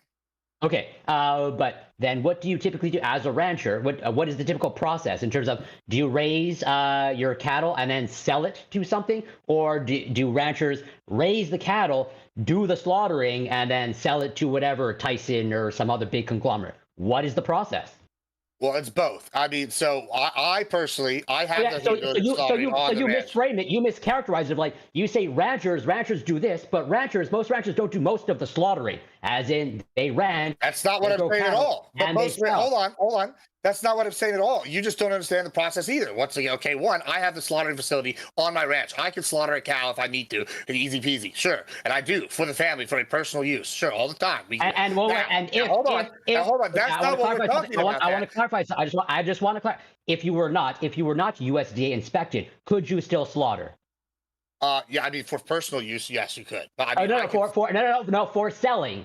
For selling and distribution. For selling, no, I would not be able to do that. Okay. So the laws require, from what I understand, correct me if I'm wrong, like in order to sell, to act as a food product and to do the slaughtering, you as a rancher, you need to be USDA inspected and certified to do that and then to sell as a food product. And the typical process is ranchers, since I think a large proportion of ranchers, they are not USDA certified to do the slaughtering for selling to food to the general public. So part of the process is ranchers raise cattle, they sell, and they go to a feedlot like Non-Fawn was alluding to, and they spend time on a feedlot. Those feedlots can be small, but a large proportion of them, if not probably majority, are large, as you say, Holocaust-sized. Where do you think a feedlot is generally located, Coy? In probably a large place that can deal with that amount of waste that's coming from those amount of animals. Okay, and it's probably located fairly close to where the agriculture is going down, correct? Probably, yeah. Okay, and would you agree that then, once again, the local butchers, many of them what either be in the inner cities or not inner cities, or in the cities at like large processing facilities. Those classic inner city butchers, right? No, yeah, no, I mean like in the cities, like they're gonna have large facilities, or they're gonna be very close, like local butchers, right? They're gonna have like cities around, like say I don't know that most people are buying their meat from local butchers. I don't have that, but you never heard of like a meat market, like a meat market. Like I would sell to like La Michoacana, which is like a chain of Mexican meat markets throughout San Antonio. That'd be a local meat market. I think the general population in the United States gets most of the meat from your standard supermarket. What about HEB? That's a standard supermarket, a local supermarket. That's like I'm Canadian, so I don't know this typical standard. Sure, it's like a Walmart. It's like a Walmart, but it's a big region. Anyway, sure. I, for example, have contracts with La Michoacana, a place called Pollock's. I got one with Saltgrass Steakhouse, and we also have one with fucking HEB, right? We have contracts with all of them, right? Now, it goes to a feedlot, and then all that happens at the feedlot, for us, they go, okay, this cow goes to that place, this cow goes to that place, this cow goes to that place, and the cows are there about 3-4 days. That's because we already have pre-made contracts. The cattle that y'all are talking about are the cows that are sold in these commercial slop things, and they're held in these giant holding facilities that are held for extended periods of time. Most of these smaller feedlots, where they sit there, they go to one processing facility, then they're sent to a butcher place, which is maybe a feedlot. Like, this is totally different things, and you're calling two different things feedlots. No, hold on, so the data I have, and you are free to link data if you think this is wrong, it says that 75% of cows are from factory farms that have concentrated feeding operations where they're held in these lots for more than 45 days. So I don't know where exactly you're getting your data from, but that's the data what I have on hand says, right? Like, that's... This is just like a fake thing. But what? Okay, but hold on, just real quick. All that is necessary. Anything that I said was a mischaracterization in terms of the process. So, like, ranchers is not necessarily given that they do the slaughter. But the problem is a mischaracterization of what y'all are doing is a mischaracterization of the facts. Like, you're like, yeah, everything goes to a feedlot and they're still there 75 days. But a feedlot can vary quite a bit fucking differently between one to another. And y'all are saying it's a commercial feedlot. We already just discussed what a factory ranch is. By y'all's definition, I have a factory ranch, which is ridiculous if you compare it to like a corporate ranch where they have like something going down where all the cows are trumped up in a little room. Like, that's crazy. But it's still classified the same thing by y'all's metrics. It's all about wordplay. It's very dishonest. That's the problem. No, I mean, I don't think I ever used the term factory ranch. That was a term that you came up with. But to be clear, the thing that I want to get across, okay, is simply that it seems like we all assign above zero value to animal suffering, and cows. Well, not a lot of cows are the. I don't think I do. Okay, God damn it, Lactoid. Okay, cows have a I think that's they're actually the lucky ones. Sex with dogs. He's pro sex with dogs. I don't advocate to do it. No, he's super pro. I think cows. I believe that they suffer. I just don't mind killing them to eat them. Yeah. Okay, so well, you can believe that they suffer and just not assign any moral weight to it. But if you assign some minimum moral weight to the fact that animals suffer, right? Again, I think cows are the lucky one. Most of the gain from lab-grown meat will probably go to pigs, chickens, and fish, and shrimp, of course. But people substituting real meat for lab-grown meat, once lab-grown meat becomes commercially viable, would reduce animal suffering, and that would just be a moral good. Correct. No. Why not? Because moral. Why? Why is it the moral good? Because do you assign above zero value to animal suffering? More. But I assign more value to human suffering. That's fine. That's fine. I assign Yeah, and I'm not gonna. So I'm not gonna suffer.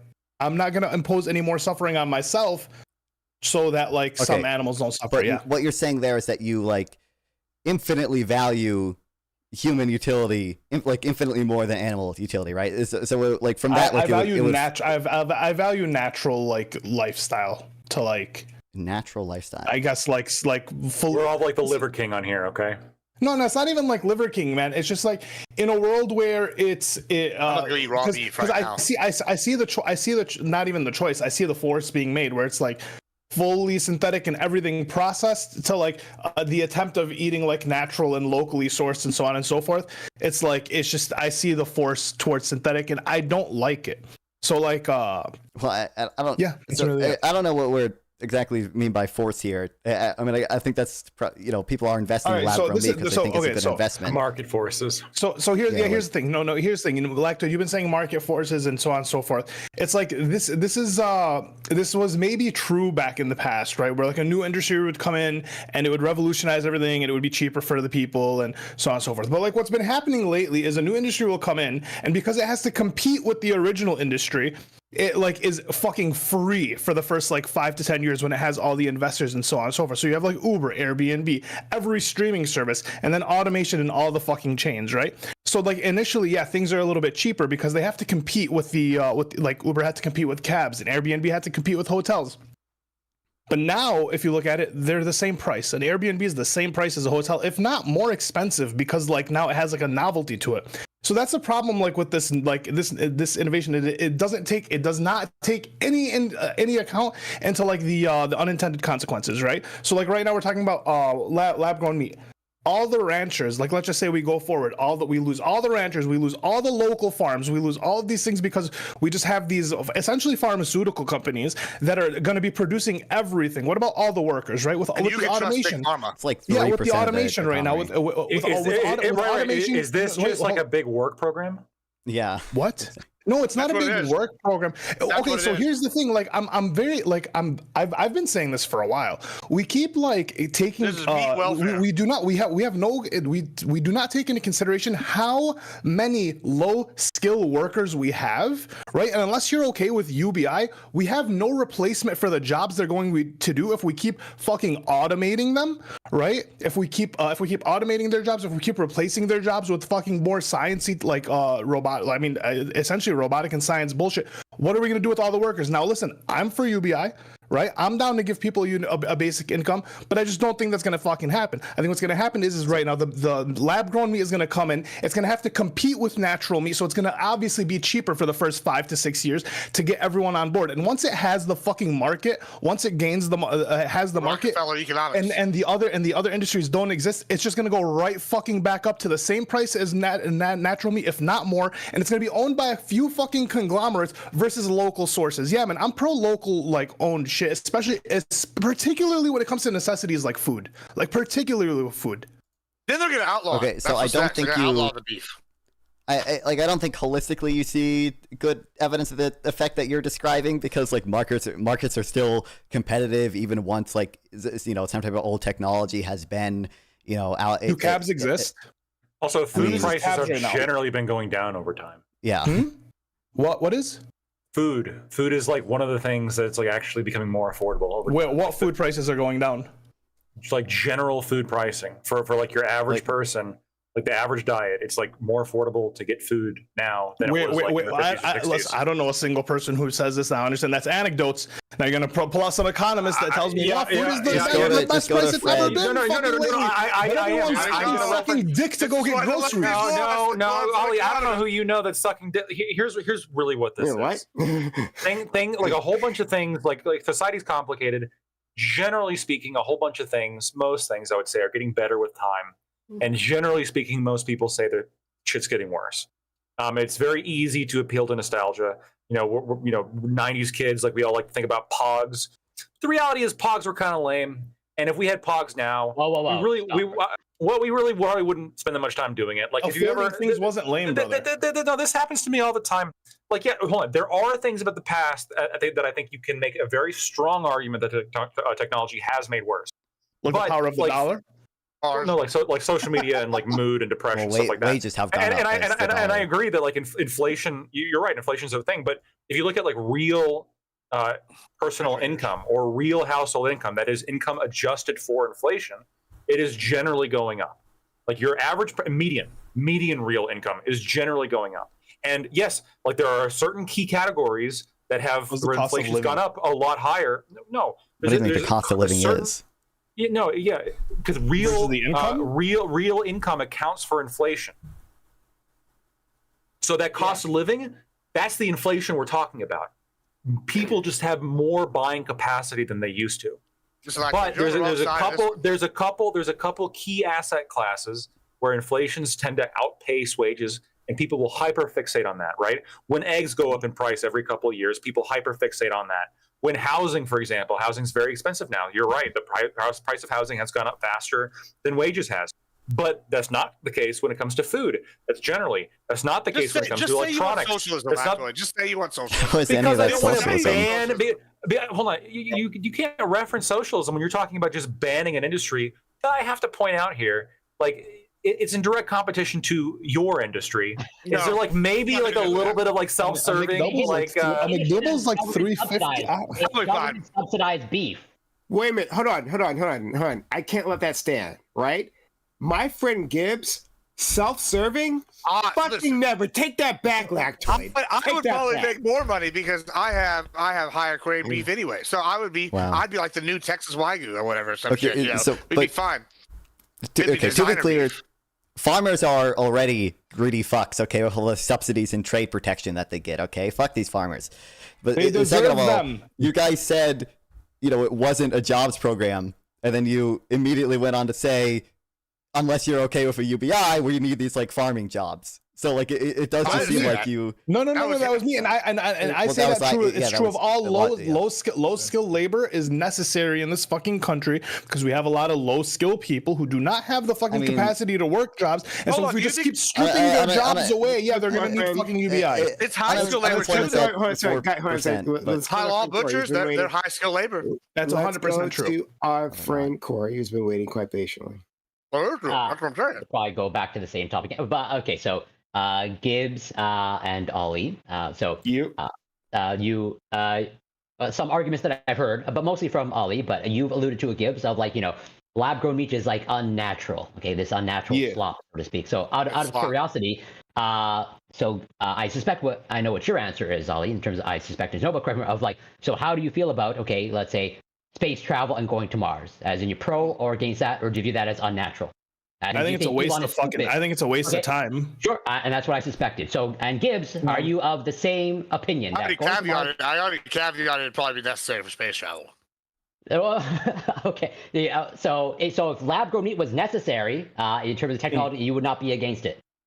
Well, so here's my thing with space travel, right? I think that it's good for the travel there. It's fine. It's space travel. Once we're there, we can we could clone up some cows on the new planet. Yeah, that's what I say. Did you want to colonize Mars? And do you think how we're going to colonize Mars is getting a bunch of cows there or lab grown meat?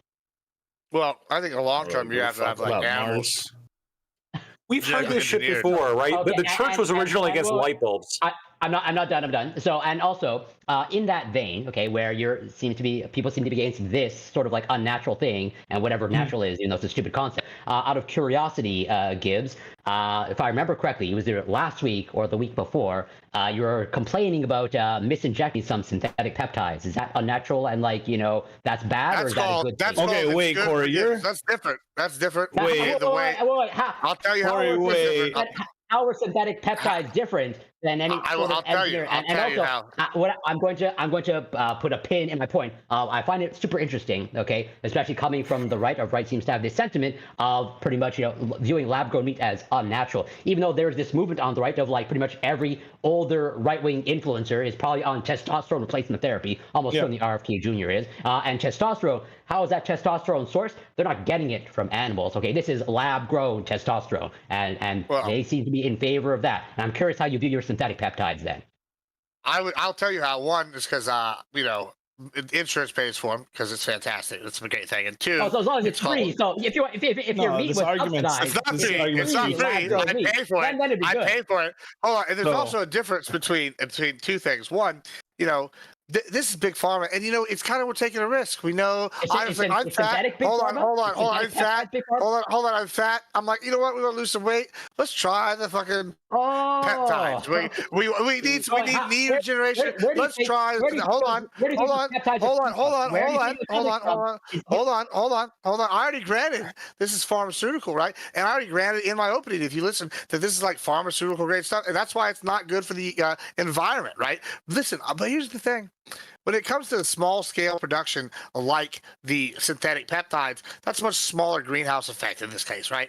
It's going to be much less than having to recreate billions of tons of beef in a lab grown facility that's going to actually require more resources than if you add them with cattle. It's not good. It's not good overall. Totally different scenarios. And secondly, How is this even applicable? This is a personal choice that I've made compared to these people are going to start putting that fucking synthetic Well, here, peptide in your fucking meat. How long before we have Ozempic meat? Is everybody ready to just be on Ozempic beef? That's what you're going to have to get. You're going to get literally Ozempic you're beef. the- Oh, you're the you one ready that for wants your to ban it. you ready for your your vaccine and your synthetic you don't even beef? have to go that That's what far. you're going to get. No, this is what has actually been proposed. They said, hey, what we should start doing is in canned tomatoes and canned other things, we're going to start that are synthetic. They're going to start breeding the vaccines into these things. I've seen it proposed several times. I don't know if it'll work. I've seen, but hey, why are we not going to? That's the next step. Why are we just not going to give you? Hey, guess what, guys? Why don't we just start growing humans? We're going to have lab-grown human meat. Hey, it's just the cells. Why don't we just try that? There's nothing wrong with this. All right, no problem. So- I don't see any bad things coming from this. So Corey, my thing isn't necessarily that I'm like against everything that's unnatural, because obviously, listen, bro, I eat synthetic foods, right? Drugs are awesome. Life exists, right? But my issue is really one of a market. Yeah, it's a market issue. I've been seeing, over the past 5 years that we're just getting we're just treating these low skill workers like shit. They're being replaced. I don't think it's good. I don't think we have a market replacement for them. And then when it comes to like the Zyn, right? We went from smoking tobacco to now I have my little Zyn pouch, no smell, tastes great, where we move on with life. But when it comes to something like food, yeah, I don't want food to be monopolized by X amount of company, because what's going to happen is it's going to start off as cheap. It's going to take over the market. Then it's going to get right back to the fucking prices that are today, or at least comparable for whatever. Well, you can say no to that, but every fucking company that's come in and overtook the market has done that. Can you name one that hasn't? What's one company that's come in and made things cheaper and then didn't raise the prices? Streaming? Is it Uber? Is it Airbnb? What are these innovative companies that are coming in and overtaking? If by raise the prices, you mean raise the prices because they have... Airbnbs, you used to be able to get Airbnbs for like fucking $20 a night in Miami, right? Sure, you used to be able to get them because initially they operate at a loss, because they have all the fucking investment up front, because they're a startup, so they're trying to gain a market, so they get everyone hooked onto their product because it's so easy and convenient to use. And then over the course of the years, they have to pay back their fucking investors, and now all the prices go up. Now the cost of Airbnbs are comparable, if not more expensive than what's called cabs to Ubers, cable to streaming services. It all starts off like this. So yeah, the innovation isn't going to remain cheap just for the sake of. You're inferring. Look at drug prices today. Number one, well, I think that's mostly that's not really because of. It's mostly because of patents, probably. But so, I think you're inferring that's due to price setting power, when I don't think there's. No, I'm not saying it's like price setting power. I'm just saying that's what happens. It's not. I can even say it's not up to these companies, right? It's not up to the companies that the price ends up matching with the original cost of whatever it is. It's not. I'm not saying it's anything malicious. I'm saying that's just what ends up happening is we don't end up keeping these cheap prices. I'm not going to attribute malicious to anything. No, but hold on. Look who's pushing it. It's all these lefties and their investors are pushing this, trying to replace the American beef industry, which also happens to vote Republican. Wow, what a coincidence. I think it's obviously dumb to allege there's some grand conspiracy there. But you don't think so? I'm not ascribing intent. And intent isn't a part of my argument. I know you're not necessarily. Would it benefit the lefties more or less if all the agriculture people that were sitting here all of a sudden didn't have any money to contribute to campaigns and didn't fucking vote, or because they had to go move other places and move the districts where they had jobs, they're outnumbered? Would this or would this not help the left? I don't know. I don't know to what extent. It would, because they do vote Republican, and they're gonna have to move to inner cities. I think they vote Republicans, but I'm also sure, like I said, okay, farmers, greedy fucks. Okay, I'm sure that they lobbied the Democrats too to get farming subsidies as well. There's a reason the Democrats greed means nothing. True, but okay, so look, I think so to the extent that the price rises back to where it was or whatever. Which again, I don't think there's necessarily good evidence for that, because the price of a lot of things has been going down, at least in real terms. That's presumably some other metric like quality or whatever has increased, right? That's the reason that consumers were continue to demand it, right? If Airbnb was competing with hotels, but then eventually people got hooked on Airbnbs, and then Airbnb raised the price again, well, hotels could respond to that by lowering their prices or increasing their quality. So to the extent that it's back up to the same price, is because consumers are still choosing to buy Airbnbs over hotels, because hotels can't compete with whatever else Airbnb has to offer, right? So I think it's still a net gain or whatever. As for the unskilled workers or whatever, like unemployment is at like 4% right now. We already have like a welfare state that redistributes a lot of income to those like lower skilled workers or whatever. And like I think obviously we should be concerned about like what's good for the country and everyone as a whole. So like, you know, it is true there might be unskilled workers that are like left behind by some policies or whatever, but if it benefits the nation as a whole because everyone else experiences higher wages and we get better goods or whatever, like that's just an overall good thing. And again, I just want to be clear, like I think all that's necessary for my argument to hold, again, is simply assigning some minimum value to animal suffering. And now we've moved away from this point. But I think sociologically, if you say that, like, you know, you value just like human utility, like infinitely more than like any animal utility or whatever, or animal welfare, you get into some like really like sticky places where like it would just be perfectly acceptable to like kick a puppy or whatever if I get pleasure out of kicking a puppy, right? No, like you're just okay with human suffering because your moral virtue signal of like I care about animal suffering at all. I want to say so like if you can agree that with new industry we're gonna have people that we leave behind, but like the greater moral good is that other people get to like live better lives, right? Like, but those humans suffered, and it's like is their suffering zero or greater than zero? No, obviously their suffering is greater than zero.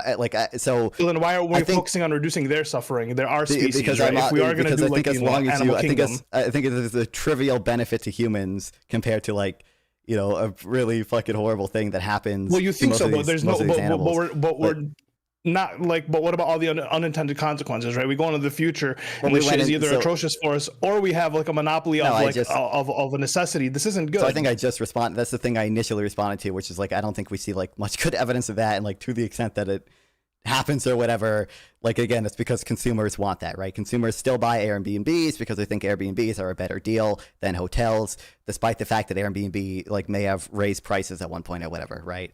Like, you know, I think that's still hotels like at least need to compete with Airbnb. The answer is Ollie. He doesn't care about human suffering. He's totally fine with all these people losing their livelihoods, losing their farms, losing their ranches. Like, there's all of the shit that comes up.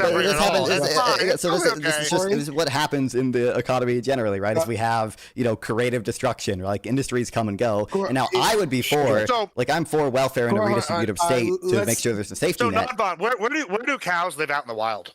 Where does the modern heifer live out? We have to kill all of them, right? Most of the No, you don't have to kill it. No. Where does a Santa Gertrudis grow naturally in the wild? I don't know. So I don't know every breed of cow. You don't know. I'm saying that's fine because there's no Santa Gertrudis that grow wild in the cow. Believe it or not, Gibbs, I was just about to say. My understanding is most of the animals that we farm, right, are not they're not the wild variant. They're not the wild variant, right? All those cattle are going to die, and those species are going to go extinct. So that's good. I guess that's not animal suffering. So mainly all cattle. Gibbs, yes or no? Gibbs, I want a yes or no answer. Gibbs, I want a yes or no answer to this. Gibbs, yes or no? If you had a button in front of you to bring an infant into existence for 10 minutes, and during its entire 10 minutes alive, it'd be like skinned alive, right? Like it'd just be endlessly tortured for 10 minutes, and then it died. Would you press that button? Is it a good thing to press that button? Okay. Yeah, but there's difference between human and whatever. Is this the vegan gains argument? Is what's the difference between a human and an animal? No, let's engage with this argument. No, not at all. Does what Gibbs said is that it's bad for like. Does the species go extinct if I don't push the button? No. Because this go. Oh, well, okay. Well, if I don't push the button, the principle I'm trying to get Gibbs to acknowledge right now is simply that if you live a horrible life. Hold on. The only principle I'm trying to get Gibbs to accept, which I think everyone intuitively accepts, unless they're like have motivated reason otherwise. I don't accept the cattle. It doesn't live a horrible life. Is that if you live a horrible life, like that life is just like is not worth living, and it's not moral to bring that life into existence if it truly is like horrible. We all in the example I gave is a very intuitive example. Should we just kill orphans? Hold on. No, if your species only live, hold on. If your only species, you don't think orphans live? I think they'd argue that they live horrible lives. If the species, no, don't let him run for this. If your species only exists because you're going to have something terrible happen to you, and you're going to cause this baby to have bad things, and your species only continues to exist, then you have a moral obligation to live that horrible life, to continue your species. Why is there some intrinsic value? Because as an animal, your job is to survive. The suffer argument isn't why is there some there's no good reason to believe there's some intrinsic value to like species or whatever. At least certainly not more than there is so like then we can just value wipe them out. in suffering. Then there's no intrinsic. I don't know. Okay, so again, there's no intrinsic value to existing. If you accept the principle, then why is there think, intrinsic value to their suffering, like or to their non-suffering? What? Sorry, Brian. If there's no intrinsic value to the species living in general, to their non-suffering. Yeah. Say that again. You cut out for a little bit. Yeah. Yeah, 2 Okay. seconds. If there is no intrinsic value to their to the species itself, is there intrinsic? Why would there be intrinsic value to their lack of suffering? Well, because I think, and this is obviously more controversial than I think it's what is necessary for my argument. So I think what is intrinsically valuable, morally speaking, is suffering, any suffering, right? So like I hold that like 1 unit of suffering between a cow and 1 unit of suffering in a human is equal, right? Now I don't think you actually have to accept that to have the position that lab grown meat is good, even if you say that like intrinsically, or even if you have like just some minimum extent to let's just think your process out. Animals. What happens whenever lab grown meat overtakes normal beef, right? We have all these cattle. They don't have any intrinsic value anymore. So what are we gonna do? We're gonna sell it cheaper. Hold on. They're gonna go to the slaughterhouse, and they're gonna be in worse conditions than they were before, because now we have to get rid of them quickly. And so they're gonna be underfed and just butchered in horrible conditions at a massive rate and suffer more. And then the species is gonna die off and go extinct. So what is they suffer just as much and then lost their species, if not more. So what is the benefit to this? Gibbs, if obviously like. If you just like if you switched it cows for like babies or whatever, the intuition would like totally flip, right? Like it's obviously good to do a one-time. Obviously better to do a one-time big kill off of babies than to have a infinite baby torture factory, right? Like you would rather. No, it continues to guarantee the species continues. So what is the justification for saying that not only do species have intrinsic value, but the intrinsic values that species have is greater than the intrinsic value that suffering has? I would rather, as a species, continue on and suffer than not have the chance to continue on at all. That's just basic science. That's the whole point of a species, is to continue on living. So you can say that's the whole point of a species from like an evolutionary perspective, but I'm talking like from how much suffering makes your life worth living. I want to. Sorry, let's go to Corey. He's been waiting patiently, and then we're to Ali, and then I'm sure Lactoid has something to say.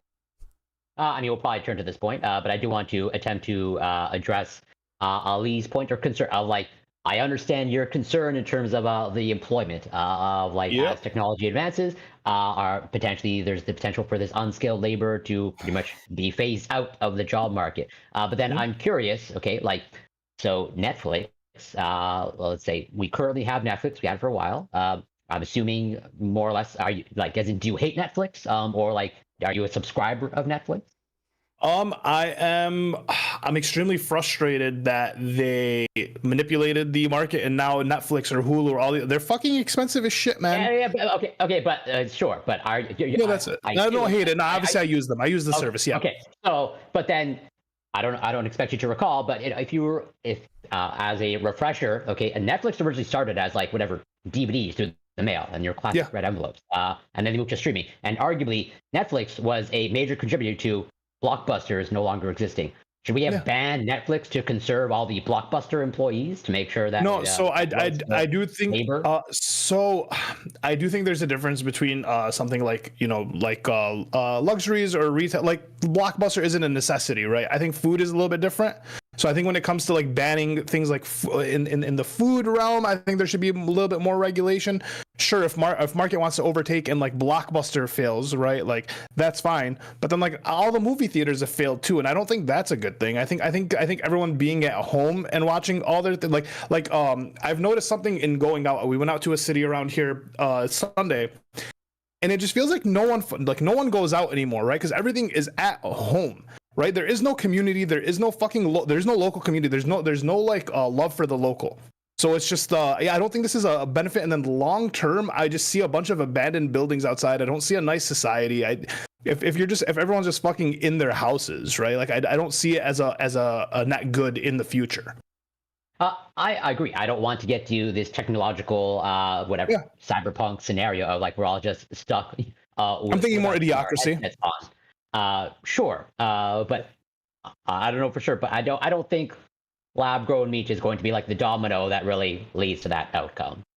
I think it's. I think once we start, once people are okay with their necessities being like ultra processed and monopolized, and like we're okay with our necessities being like highly unnatural. I think that's the beginning of people kind of sitting at home and having slop tubes, and just like you have your AI TV, you have your slop tube, you have your comfy lazy boy, and like you never have to leave your house because like everything's just fucking at home, right? You're not working because you have UBI because everything's automated, so you don't have to work, right? This is the utopia we talk about, but ends up being idiocracy, I think. It's a movie. I don't know if you guys have or haven't watched the movie. So like, yeah. I know what you're referencing. Yeah. Like, I don't. That world sounds awful to me too. Yeah. But again, that's unfortunately. I think we're doing all these things in hopes of utopia. We're like, okay, listen, if we reduce like human labor, right? Like they don't have to fucking work as much. But I would argue. Okay. I can maybe flip it around in terms of if we have lab-grown meat and it progresses, okay, to the point where it actually overtakes current meat practices. I would argue that given the excessive land use that animal agriculture overtakes, we'd have more green space to work with. And we could turn all that green space into actual parks to lure the people out of their houses to go play in these great parks that we'd have and all the green spaces. I mean, this is like this isn't malicious intent, but like the corporations don't want that. They just want you to be a consumer at home. Unfortunately, man, the people who push for like the third spaces in the parks and all that, they get called socialists or they get called anti, like whatever the fuck it is. So it's like the corporations who are technically, yeah, but once we start getting into that world, lactose is gonna be like, no, fuck that. I don't want my fucking just reduce the fucking taxes. So it doesn't work out. We're talking about utopia, and yeah, we're gonna reduce all this suffering, but all this unintended consequences that are gonna come with it, right? It's not even like no one's talking about. Sorry, we got to stop this utopia. I think that's unfair to put on Non-Fun and Corey, right? I mean, I'm being hyperbolic, yeah. Talking about like allowing an industry to take root, right? To even try, rather than get banned immediately. So like, no one's saying this will bring about the utopia, right? No, I'm saying it's to Corey's point. He's saying if we do end up going towards the meat, we're gonna have all this empty green land and we can turn them into parks. And I'm like, I don't know if I believe that that's the route that we go, but maybe, we can be hopeful, but that's what I'm saying is like the intention is utopia, right? Like to Non-Fun, I'm not like prescribing it, but his intention and goal in all this is to reduce animal suffering, like initially, and then human suffering and so on and so forth that comes along, right? Isn't that like your whole thing in this argument? Kind of. I mean, I think like I do like just generally think like private property like is good. So like I have a presumption in favor of the government like not interfering in markets generally. Now that's a presumption. It can obviously be overcome by certain externalities or whatever. But like I think the thing that makes lab grown meat specifically just like really good is that animal suffering is really bad. It's like one of the worst things humans do right now. And I think as long as you assign some minimum value to animal suffering, lab grown meat is just like really good because it reduces it by quite a bit, hopefully. Oh, let's go to our friend Lactoid. Ollie and Gibbs. Let's assume. I just have one more question for Non-Fun. Sweatshops. How do we feel about that? Is it like? Are they? Because we said something about how much suffering before a human life or a life living isn't worth living, right? That was something along those lines, if I heard correctly. Well, I just said we all have an intuition that it would not be good to bring something into life if it lived like a truly horrible, like torturous life, right? And now people might draw the line at different places, but I think that is like obviously true that like lives that are like absolutely torturous and horrible are not worth living, and it's good to reduce those. All right, fair. Okay. Go ahead, Lactoid. Sorry. You're good. I actually think I do sort of have an issue, like when people. I think there is like a concern when we say that being's life isn't worth living. So I'm going to make like the executive decision for it and end that thing's life. I think that leads to some like pretty dark paths potentially. So I'm not saying that this can't be the case. I think I can imagine like scenarios which is like pretty obviously the fact. But like if somebody was like very depressed, or like an orphan who, based on my metrics, like was going to go on to live like a horrible life, I don't think I'd be like comfortable like making the decision. Be like, oh, you know, we're going to go ahead and like, right. So we're going to make this like suffering end right now, because you know I have decided that your suffering metric is too high compared to your pleasure metric. And that's pretty like concerning. So, at the very least, you can understand the concern, right? Yeah, but you know, for factory farms, we're also the one, you know, saying that we get to bring them into existence in the first place, right? Like we're the ones artificially inseminating cows. We're the ones selectively breeding them specifically so that they, that's not, obviously not a. I don't know why we keep bringing that up, but like we're the ones saying, you know, we're going to artificially inseminate these cows and we're going to selectively breed chickens such that they, you know, grow super big, super fast. Well, and that has negative effects on I think I'm talking more on like an individual level. I know Gibbs is referring to like the existence of domesticated cows as like being particularly important. I'm not super convinced about that, and I would agree. I mean, we kill cows all the time. It's part of what we do with them. So I think we got to be careful when we start like determining. Well, we care about the suffering of this thing to the point where we're going to start making decisions on its existence. If you don't care at all about the suffering of animals, then you don't even have to do this calculation, right? Like for me. But if you do, then you have to do that calculation. And I'd be really concerned about like people making that calculation for humans. Because I don't want anybody like one day waking up and saying, that lactoid guy, he looks pretty sad. You know, I'm going to go make his suffering end. Like that'd be pretty fucking terrible. But the question I had for Ollie and Gibbs, let's assume like these bans don't really take hold, like these anti-competition legislation, because that's what it is. And the lab-grown meat starts like growing, initially, you know, buoyed by these, you know, rampaging vegans that we all like dislike so much. But like over time, you know, it's not just the vegans anymore. It's also like their spouses who are now like have to eat this shit too because they're vegan spouses. But then it's also the kids, and then it's also their family friends. And then like, oh, you know, this really isn't so bad. This is basically the same thing. And then all of a sudden, like because of production, because there's an increased amount of demand and overall production is increasing, you see the methods become refined. You see prices overall start to drop. And then let's say like 20, 30 years from now, there's no grand conspiracy. Like 30 years from now, there really is no natural meat. It's all lab grown. But like the concerns that you guys have really don't materialize. No, so hold on. That is the conspiracy. Well, hold on. Like, so let's say it just doesn't materialize. Let's say that the meat actually is perfectly healthy. The incidence of disease is actually less. There's more variety. It's cheaper. It doesn't actually all like get controlled by one like kind of monopoly. There's like a pretty healthy competition around the whole country as to different like food growers competing with each other. If this is the future that we get, would you say, oh, well, I guess I was wrong. It seems like we're all good. Or would you say this is still awful because there's something about like a natural meat that is just like intrinsically important to value? There's something intrinsic about the natural way of gathering meat.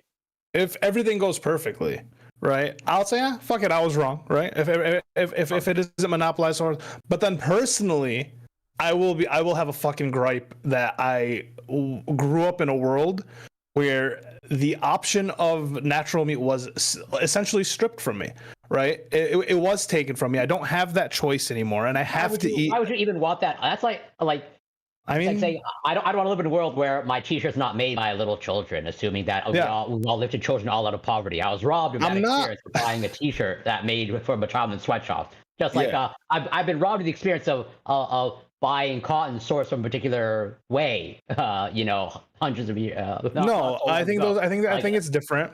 I think it's different. I think if I had to be if I couldn't go outside anymore, but I had a virtual reality world right? And then I could explore everything. And I'd still feel shit about not being able to explore the actual world if it was taken away from me, right? If we pollute the outside so bad, right, that we can't go outside, but you know, you can stay inside and you have your little virtual reality, I'm gonna be fucking pissed that I can't go outside. It's gonna irritate me, right? Okay, well, wait. And so, that's more what I'm talking about is yeah, I do have a tie to if- like eating meat, yes. If we get to that place that Lactoid said, and nothing of your concerns materialize, okay, and you're subjected to a blind taste test. You have a slab of meat that's lab grown, and a slab of meat, okay, that's from a slaughtered animal. You don't know which one is which. You can't tell the difference. And then after you eat both, and I tell you like, the one this one is the slaughtered one, would that somehow like change your experience somehow? In terms of like, or like, would that make it taste better for you? Like in retrospect, or like now that I know that I've tasted this one, this somehow makes the experience of eating meat somehow better? I just like having choice, man. I like having choice, right?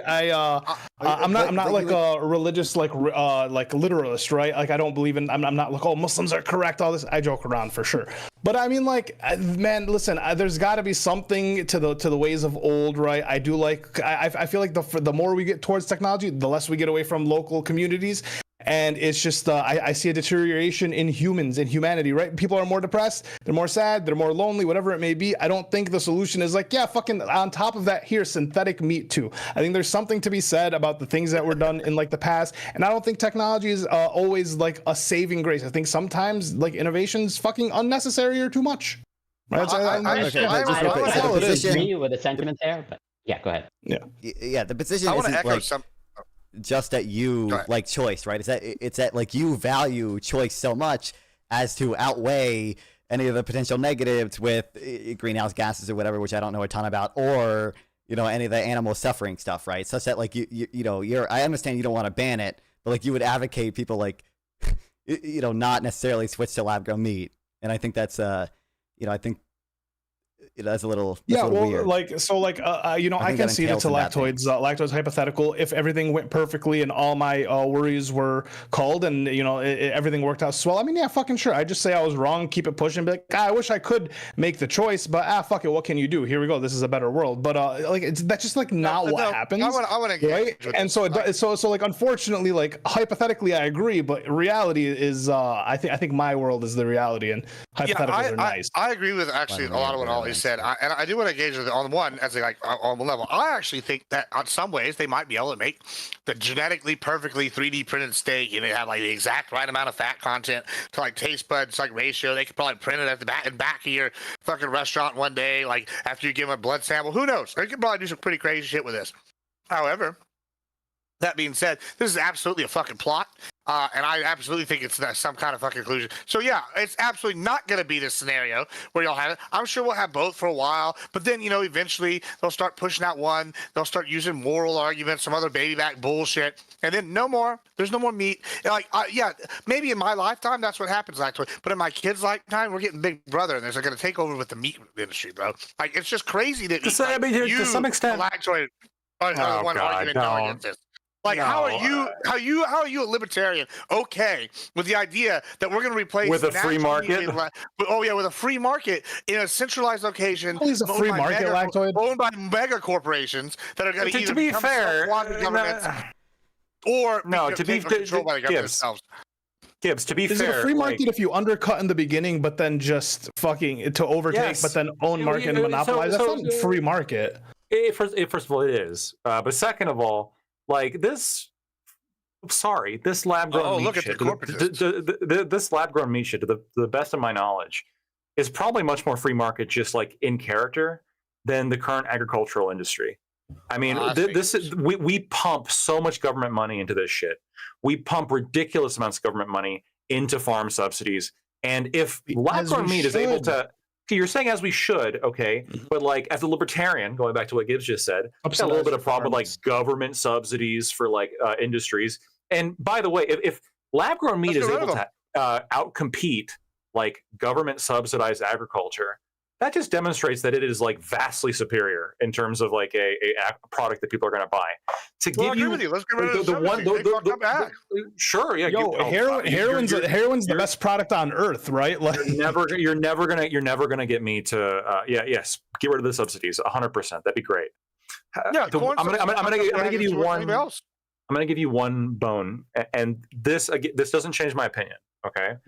I still think that the ban should be reversed, and these companies should be able to compete freely. And even then, they're on the back foot because they're not as heavily subsidized, to the best of my knowledge, as these agricultural industries are. They will be, but it's okay. Maybe, and if they do, I'll oppose that every step of the way as well. Dims are going to do it. So bad. When we're talking about like some innovations do lead to like negative changes. Social media is the biggest example.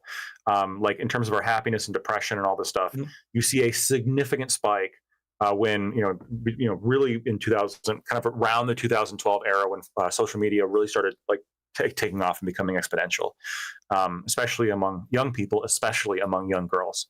It's been particularly devastating to people. People just used to be happier with life, and they have had a stronger sense of community. This is also probably falling religiosity rates probably has something to do with this. There's all sorts of things that you can point to that have had a negative effect. And so innovation isn't always the best. And I think this can especially be true when we're talking about something as, I think, intimate as your food. And I can understand the skepticism, right? Like, there's a reason why, the old soda that uses natural sugar is just so good compared to these high fructose corn syrup shit, right? And some people say there's no difference. I definitely, it's noticeably different. I taste, it's noticeably different. It's synthesized, sweetener. They use like different acids to break down corn. And a lot of that's because corn is so subsidized, again, by the government, that it's cheap enough to make this kind of sweetener. Awful. And we also embargo Cuba. So if we didn't embargo Cuba and we didn't subsidize the corn, maybe we would just have naturally, sugary soda potentially. There are examples, I think, of like, skepticism towards pharma companies, especially based on, look at what Pfizer's done in Africa, and food companies based on the shit that they put in our food. I fully understand that. But the solution here of just like, I'm afraid of this, so let's just ban it all, this is like the battle cry of every Luddite in every disappearing industry that's ever existed, right? The people who are protesting against the church banned light bulbs because they said that this is unnatural. God put the sun in the sky for a reason. If God wanted us to fly, he would have given us wings. But here we are flying around, using our light bulbs, using the internet, using all this stuff. And I don't know. I feel like there's a little bit of this happening here too, where some people are just, I think, kind of just afraid of this thing. They can't really fully explain why, but they just don't like the idea of like somebody in a lab coat growing their meat for them. And so they just want to just get rid of it, just ban it, with good old farmers. So they'll stick up for me. But I mean, there's no reason to believe that farmers are going to be less self-interested than, somebody working at a lab necessarily. Oh, no, I think there's something to be said for intuition. If now once again, free market. You listen. Should it be like actually banned? I think fuck it, try it out. Let people eat whatever the fuck they want to eat. Right? I like the choice, but the issue is the skepticism. I see the lack of choice in the future for the illusion of choice now. And you know how much rat shit's in your cereal? I don't eat cereal. Well, that's good. I mean, do you eat like oatmeal? Do you eat oatmeal? Do you eat anything that has rat shit in it? Because I bet you do. Do you? I surely consume a for sure. You eat bugs and everything. Yeah, there's shit and everything. Whatever. That's not really. Look, I don't want to get sued, but I'm pretty sure there's some like FDA acceptable level of rat shit in this bag. Okay, I'm pretty insects, sure. all that shit for sure. That's like you can't get away from eating that shit. But I mean, that's part. That's smart. I've seen you. You can't tell me that you don't eat shit with rat shit in it. I mean, sure, I go to the taqueria sometimes. You know, don't worry. I'm sure they got like a rat shit in there. Yeah, but like, listen, And at least I know. cockroaches. Yeah, when I'm over here, I'm like, let me get some. Yeah, sure. I'd rather have the El Cacaroche in my fucking taco than fucking Glab Chem fucking chemical number 364 that's in there that causes It'll be cleaner causes and safer, nut like, cancer. for sure. Oh And first of yeah, all, sure. Doesn't red dye one of these cause cancer we have in our food? Like, what do you mean? You have to pump so many antibiotics into all your animal agriculture that you like just about like yeah, that's a problem too. We need to tone that. We need to tone that back as well. God damn it, I agree. What if I showed? What if like? What if somebody in front of you did like a chemical test and showed that the lab-grown meat in front of you has less artificial chemicals than that drink, that Sonic drink that you just had? Well, that would be crazy because this was water that I just reused the spoon. Oh, well, okay. But it's not always water. You would agree? It's usually unsweet tea. Okay, well then maybe bad example, but yeah, I don't do sodas. I'm already fat. Could you imagine how big I'd be if I did soda? I'd be big. Good for you. I've seen you eat fucking like. I don't have a follow up. I was trying to like appeal to you, but I guess you're too healthy. So. I bet those fucking Oreo muffins, okay, that I've seen you buy have more chemicals than whatever lab grown. The one Oreo muffin, the one time we did that shit, we did. Those muffins got rat shit in them, 100%. Yeah, exactly. I did that one time for the meme. But those were like sure. That sounds good though. That sounds delicious though. Oreo. They were actually terrible. Like I got them because I thought, oh, this is gonna be good, and they were not good. It was like all base and no muffin top, and just not very good. Oh, so it's just like the cookie without the cream. That's pretty. Yeah, it was really bad. There was like no cream. I thought they were gonna have like, I don't know. It was just not very good. There was no cream in the middle. What the fuck are they doing? Yeah, well, I thought the cream was gonna be like on top, but they had this like white fluffy cream substitute kind of like thing in the middle. I don't know. It was not good. It was just bad. I'm sorry to hear that. I was real disappointed. Okay. Yeah, I don't eat processed food. Do you want to ban it because it disappointed you? Yeah, I actually do want to ban that one because that was false advertising. I was thinking they were gonna have like the white like Oreo cream in the middle with some like crumbles on the top, like baked or something. Wrong. It was like spongy. Olive branch. This is an actual olive branch she gives. What if we don't ban it, but if you sell lab-grown meat, you have to like in giant bold letters with like a big warning sign. You can even make it holographic. This is lab-grown meat, and on every single package, it has to have that by law. We can write it. We can write it. We can write it into the Constitution for future forever.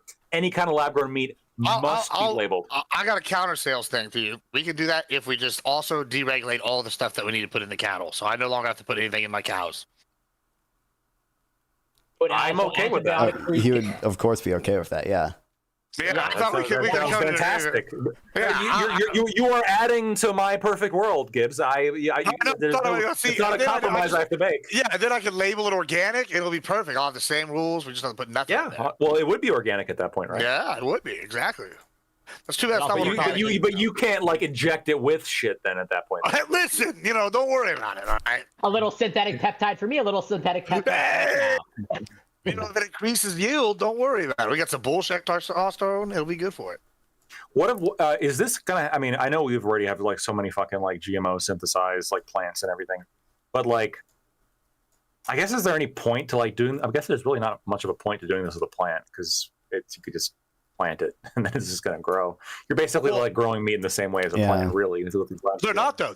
That's why it's so expensive right now, right?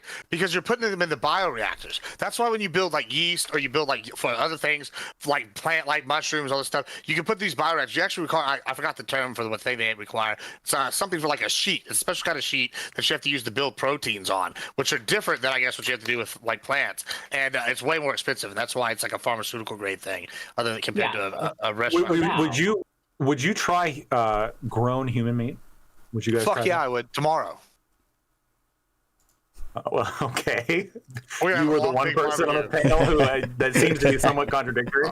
Okay, I'm not pro of that. I'm just saying that's what's going to happen. I'm okay. You would try it, okay? All right. Listen, I would try the cool. I'm sure that if we like genetically like went in here and was like, we're going to make the most perfect steak like ever. That like some guy can be an artist of a steak. Like maybe they'll be designed fat little symbols in there. Like they'll have a smiley face with like fat articulated in the marbling. Like I thought at this point, I'm sure they can do all sorts of crazy shit, in the near future with this. And like I'm not so opposed to that. Maybe make that the luxury item. as opposed to like, oh, let's just handicap our ag industry here in the United States, because that's a good idea for national security. What if You're not handicapping it. You're just changing the mechanism by which it's produced. Yeah, I want to hear the rest of the other panelists here answer the question of whether you would try lab-grown human meat. I would try regular human meat. Based. Okay, go ahead, Non-Fun and Corey. I wouldn't, but I don't think it would be immoral to. Yeah, that's pretty much my stance. You're not curious at all, like the forbidden. Near the apocalypse, would you eat people? I mean, I just No, I would give food on that. Actually, would you have sex with a corpse out of curiosity? Lab-grown corpse? No, not even lab grown. Just a dead corpse. No, I wouldn't. I assume you don't view it as a moral transgression. It would be too gross. What if they lab a person just for? What if they lab? Same thing for you for the human meat. Hold on. Wouldn't you be curious to have sex with a corpse then? The disgust factor overrides any curiosity. No, the disgust factor. Hold on. What's next? But hold on. But that's like actually we have dolls for that. It's okay. We have dolls for that. It's disgusting, right? Okay. But like a burger, like a really nice, like well-seasoned burger made of lab-grown human meat, I'm not gonna find that. Okay. Would you try a lab-grown pocket pussy? Hell yeah. Like, I mean, that's where we're going, right? Like, let's just go down. You're talking Non-Fun's language. Yeah. Because what it porn That is technically would be necrophilia, by the way. Don't maybe care. it's got like a little mister that keeps it fucking going. It's got a bio thing. Mister. Really, You're gonna keep it fresh with a fucking mister. Listen, in 40K, I hate to bring up 40K, but like they literally have a guy like skins people alive and they like sew them together and they use their tech to keep them alive and they like mist them and shit. You could basically do that with this. That's where we're going. Yeah, that's a good point. You have a lab-grown pocket pussy. Are you ready for this? Yes, you could have. Fine. What would you do? You have a living pocket pussy, so I'm not sure it would be necrophilia if it's alive, right? Oh, you keep it alive? Yeah, that'd be even fucking weirder. Like a little harder with my dick. It lives on semen. Yeah, bro. It's like covered up by the plastic part. I'm willing to explore it. But in terms of the meat, I mean, if it, my problem with eating a human would be that like I'd be killing it a person who had experiences or potential in the terms of a baby. It'd just be I'd have a problem by doing that. Worried. But like just like the meat itself, I don't necessarily, I guess, have a like issue against that. If it's just lab grown, had no potential or anything like that, then I can eat the meat. I'm worried about prions. Hopefully that's not in there because that scares the shit out of me. But yeah, no prions. I guess I give a little tasty taste. Yeah, it's usually the worms and the parasites that feels not for nothing. That's what keeps me away from pork. It's not so much the halal factor; it's the fucking parasites and what's called. It just so happened that the Muslims were right about it, right? That's all it is. I also think, by the way, I've eaten bacon my whole life. Never had a parasite.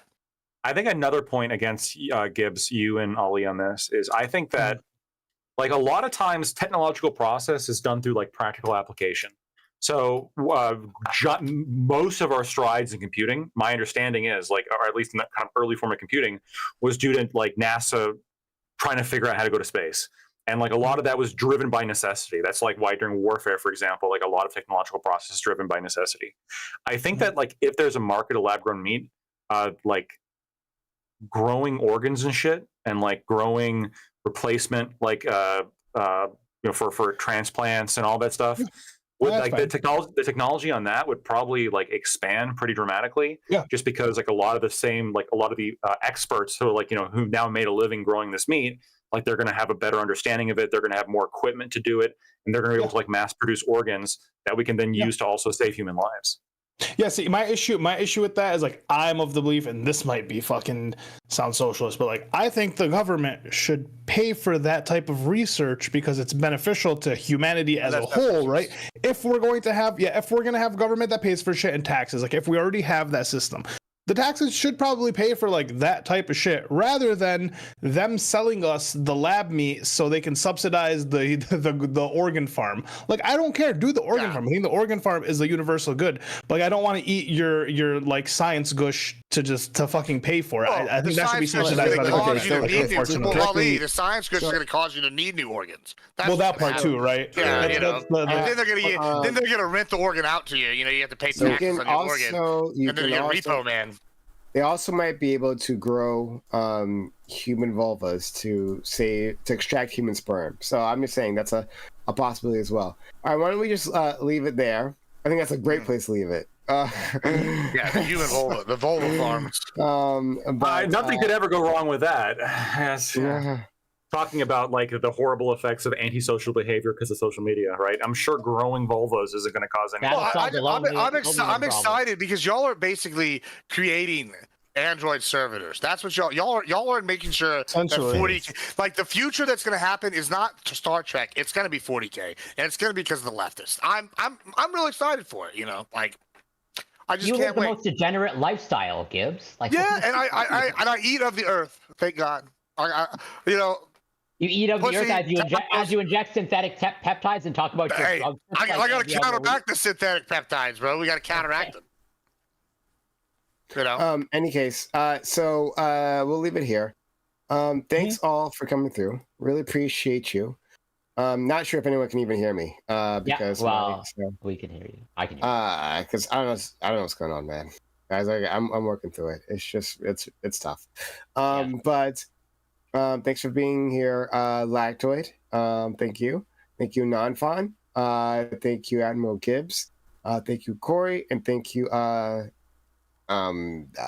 Ali. Sorry, I didn't forget your name. I was just looking at. You're good. Else. I'm sorry. I didn't. Like. Well, good. Here, give me 10 seconds while you search for someone to stream out to.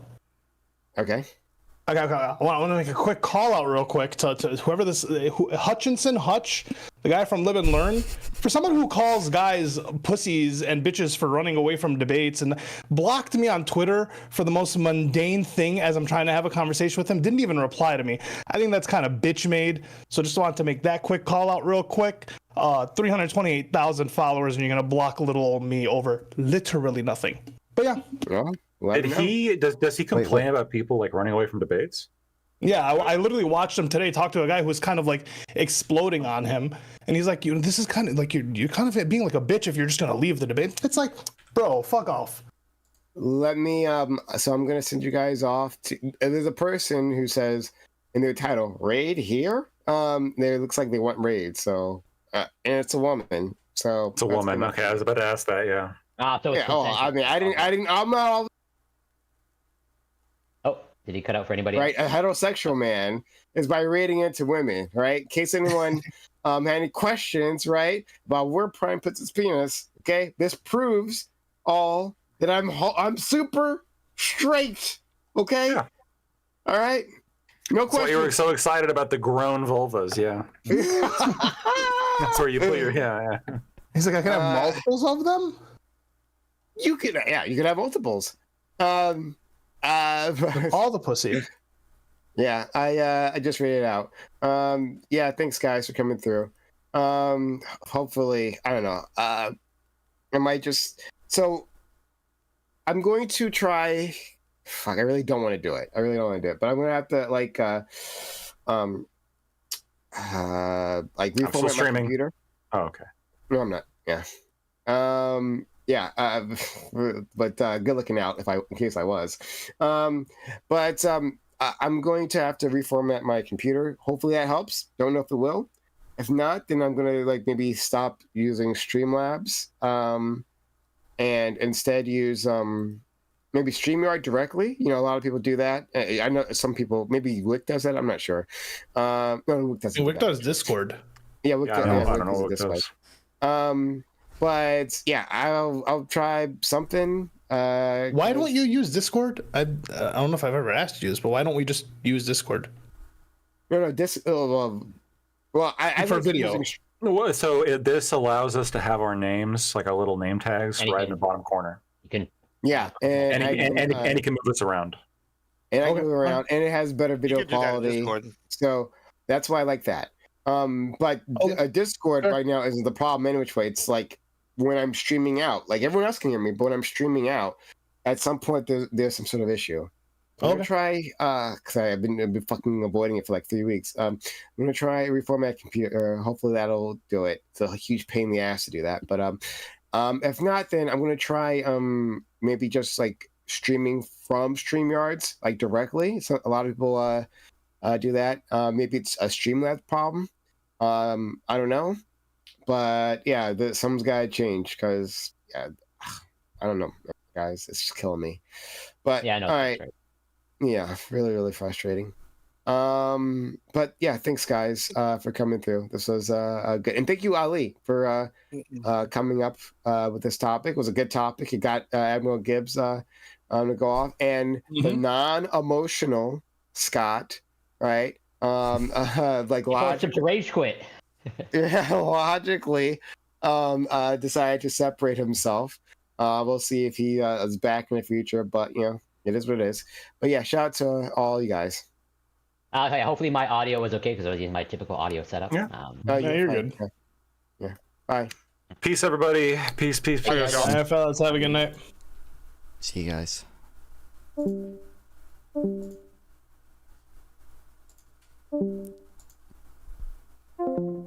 Wow. Kill me. Oh my god.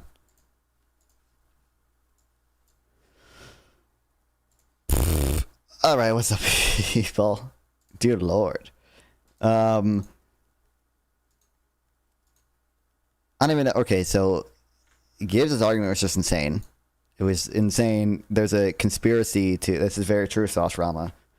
I'm going to talk to Amy C3 today. I have no plans to. I think I might save... I have a few people who agree to the conversation, but I think I might save some of them because I want to do... a subathon for the like shrimp welfare project now that they're integrated with Tiltify. So I think I might save some conversations for that, and I don't know if that's going to be like next week or 2 weeks from now or something. So we'll see. I have to plan it out. But and also thanks to Sample Tech for donating to FarmKind. If anyone else wants to, gives an Alex Jones wannabe. This is true. If anyone else wants to donate to FarmKind, make sure to do so. Very good charity, works to end a lot of the practices I talked about. They actually work with the Shrimp Welfare Project. That's one of the charities they work with, as well as there's other charities they work with that try to lessen the harm of factory farming as well. But I feel like we got I guess me and Gibbs had a little bit of back and forth about the factory farming stuff. But I guess like the main concerns I heard from like Gibbs and Ali was like farming employment. That was one thing, like unskilled workers or whatever. And the fact that he thought like lab grown meat was going to like corner the market, and then they would be able to like raise prices substantially in the future.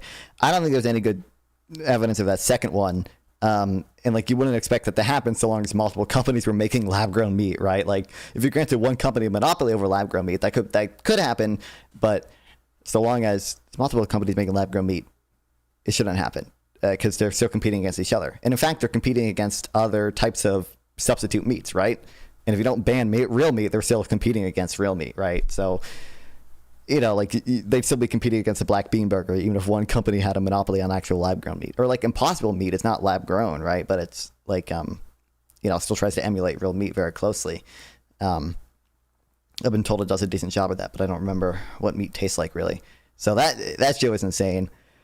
It comes to like Ollie's argument, I really, I don't know. It just seems like absurd to me to say that, like the less than like 3% of employment that works in agriculture is like just like so important for unskilled workers, especially when we already have a welfare state that already gives to farmers, right? Like, I guess our welfare state specifically doesn't really give to farmers, but farmers do get a lot of government subsidies already, right? So, like, when we have a welfare state that does do, I think, a decent job of providing like a safety net for low-skilled workers who are unemployed or whatever, like, it seems absurd to argue that the concerns from lab-grown meat are like so vast to outweigh the animal suffering and even like the economy generally, right? Like you would imagine, like even without the animal suffering thing, like the economy in the whole would probably just be doing better if we let people invest in lab grown meat because it's, you know, more efficient or whatever, right? Like even if some farm workers left behind, there'd be like pharmaceutical workers who would see higher wages because of it, right? So it'd probably be like an overall new technology, very scary. Yeah, exactly. But, you know, there'd probably be like an overall benefit for the economy, right? Even if certain sectors were left behind, but that's creative destruction, right? That happens all the time. That's what, you know, you brought up with like Blockbuster and everything, right? I think Corey did a good job there. But like truly, like I think, you know, like we talked a little bit about cows. And like I said a few times, but didn't get to elaborate on, cows are, I think, some of the luckiest ones when it comes to animal agriculture, right? Like cows, you know, like one cow can feed, you know, multiple people or whatever. So like the average American might only eat like a dozen cows over their lifetime. But chickens are treated like probably worse. Now, obviously, they're like, you know, less intelligent than cows, so they might suffer less than cows. But, you know, chickens are treated like worse. They're in like very, very cramped cells and more cramped than cows. They have their beaks cut off a lot of times, and their beaks like have a lot of nerve endings. Their beaks are very sensitive, so it probably feels very painful for them to do that. We've bred them to select, and to some extent we did it with cows too. We bred them to selectively be like super fucking big. So like their bones are all fucked up. They stand on wire mesh all day, and it fucks up their feet, right? Like they live like horrible lives. I believe like the majority of chickens when they're slaughtered already like have broken bones that are like never treated. Chickens during like transportation, I think it's like 26% of chickens die during like the transportations, right? Like it's, you know, they don't have like food and water for 2 days, and a lot of them die. It's like it's like horrible. And like the average American eats like 2,000 chickens over their lifetime, right? So like not only are they treated worse, but like it takes a lot more chickens to feed the average person than it does a cow, right? So like cows are lucky ones, and not that many cows are killed relative to like fish and shrimp and chickens, and even to pigs, right? I think the average American eats like quite a few more pigs than cows like per year over their lifetime. So it seems rad. It seems insane to me to hyper focus on cows and hyper focus on, well, are feeding lots actually that bad? Don't you know, non-fawn? Cows are sometimes only in feeding lots for 5 days, which again, the source I have, the Our World and Data thing, says that 75% of cows are, you know, in factory farms, and they say factory farms we define as any farm that, has them in concentrated feeding lots for over 45 days. So I don't know where Gibbs is getting his data from. It seems like he's basically just making that up. I don't think, I understand he works in the industry, but maybe we have some miscommunication about what a feeding lot exactly is. But I don't think there's any good reason to believe what Gibbs said, whereas there's at least some minimum reason to believe what I said. Like, these are usually like pretty fucked up too. Like this is chickens. There's one picture in a Wikipedia about cows. Like this is like typically what it looks like, very evil, very horrible. But it's dumb to hyper focus on one animal when there are other animals treated even worse and way more of them killed. And then, say, oh, it's not really that bad. And in fact, it's so not bad that like it's okay to ban lab grown meat.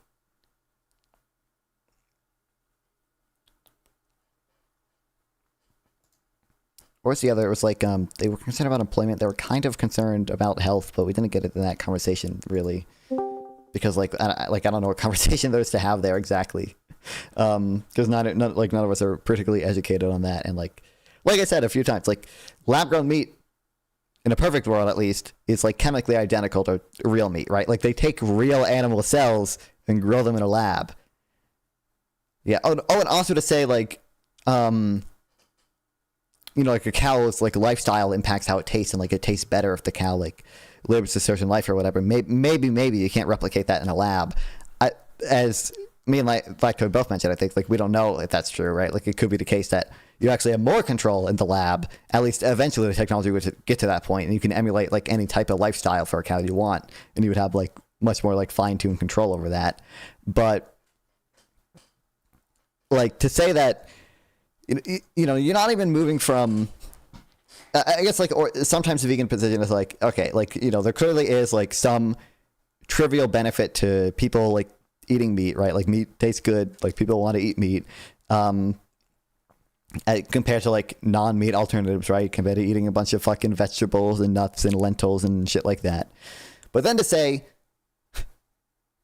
like, lab-grown meat, or like it's so much better to eat real meat, quote-unquote real meat, compared to lab-grown meat, you know, that's an even smaller benefit, right?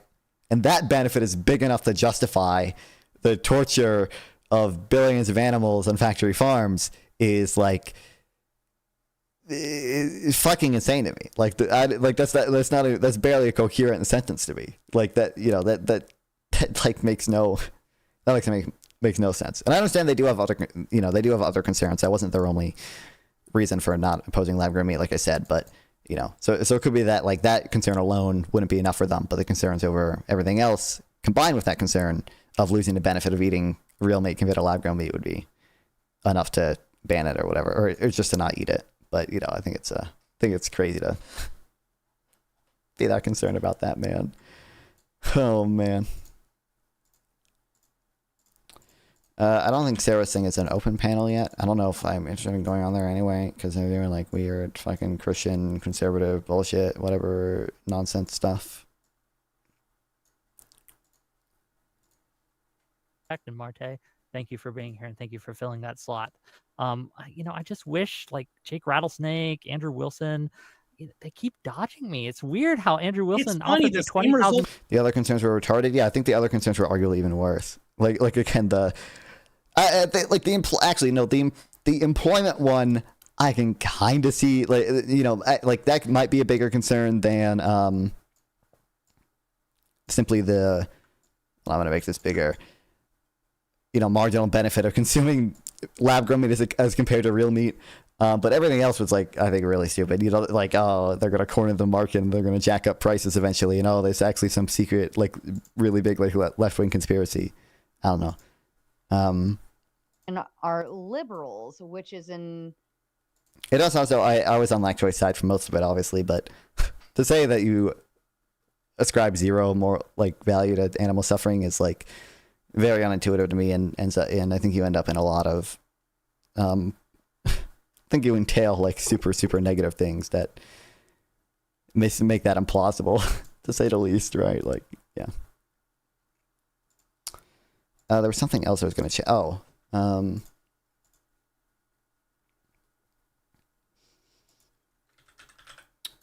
dude, I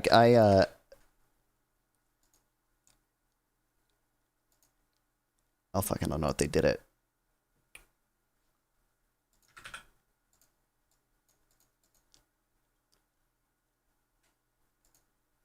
You know, I connected, as Gibbs mentioned in the panel, like, I connected, Benson's Bulldog, you know, Matthew Adelstein, I think that's his last name. I hope I'm pronouncing that right or whatever, to like Wick or whatever. And now, you know, he's moving from the realm of, you know, debates with you know, Michael Humer and, you know, Brian Kaplan and a bunch of, you know, like smart, well-educated people, to now he's going to do debates with Admiral Gibbs about Trump, and, you know, who knows if that's going to go well. Oh, they're doing it on Twitter. I think he or not.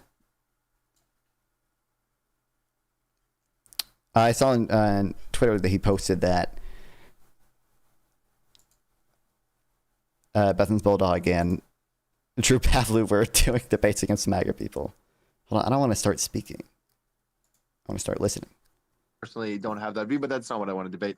But so why would then it matter if someone is 20 to 30 years, or 1 year? Wouldn't you want to get them when they're 1 year in, and that way you get to capitalize on a bunch of other benefits you couldn't when they were not a citizen? I don't know exactly what they're talking about right now, but sample text is being based. With the concept of illegal immigration, the only thing is I'm trying to be pragmatic. People who've been there for 30 years and who have actually embedded within the community, and they bring up lab-grown organs as well. They should be able to have the capacity to be legalized, but in general, I don't agree with the concept of illegal immigration. No, neither do I. I mean, of course, I know. Ideally, no one would be an illegal immigrant. I think that, so for one, I don't agree. Like, of course, if someone could move legally, like I was not born in the United States. I got naturalized, so of course I believe in the legal process and all that. But I'm saying, insofar as we recognize that there are some benefits, maybe we want to capitalize on that before, but also we should also make the point Wait. Twitter is fucked up, I'm man. blanking. I'm sorry, I haven't slept. Maybe you want to respond. You're good. No, give it 30 seconds. You can respond, and if not, we'll move on to the next person. Yeah, look, I think in general, the Concern about benefits lab-grown of meat totally replacing low-wage animal mass meat can be de migration facto. are really Consumers would overstated then by be relying on economists and tech all to these produce sorts of lab-grown things. I meat. think Very in important general, part it of doesn't really help a Why country. would I that be a think, concern? What do you I mean? think, like, How's that there are- any there are- more? Like, how's that any more of a concern than the fact that people rely on animals to produce their meat, right? Like, it's not like an intrinsic concern to rely on something to produce something. Everything that we produce relies on some amount of tech, right? Like, farming currently, believe it or not, relies on a fuck ton of tech. Why do you think only 3% of the economy, or like 3% of employment, is in agriculture? It's because we automated a bunch of fucking agriculture shit, right? Like, modern tractors barely need a fucking human to drive them. They have like GPS in them. Like, you know, literally just like sit in there and like watch it, and like sit there and watch it, go over your fields or whatever. A lot of shit, even in animal agriculture, like dairy and stuff like that, is like automated, right? Like, you know, usually it's not humans like pumping the milk out of cows, right? Like, they have machines that do that now. You know, humans are obviously still involved, and they would still be somewhat involved in lab-grown meat, but all that relies on tech, man.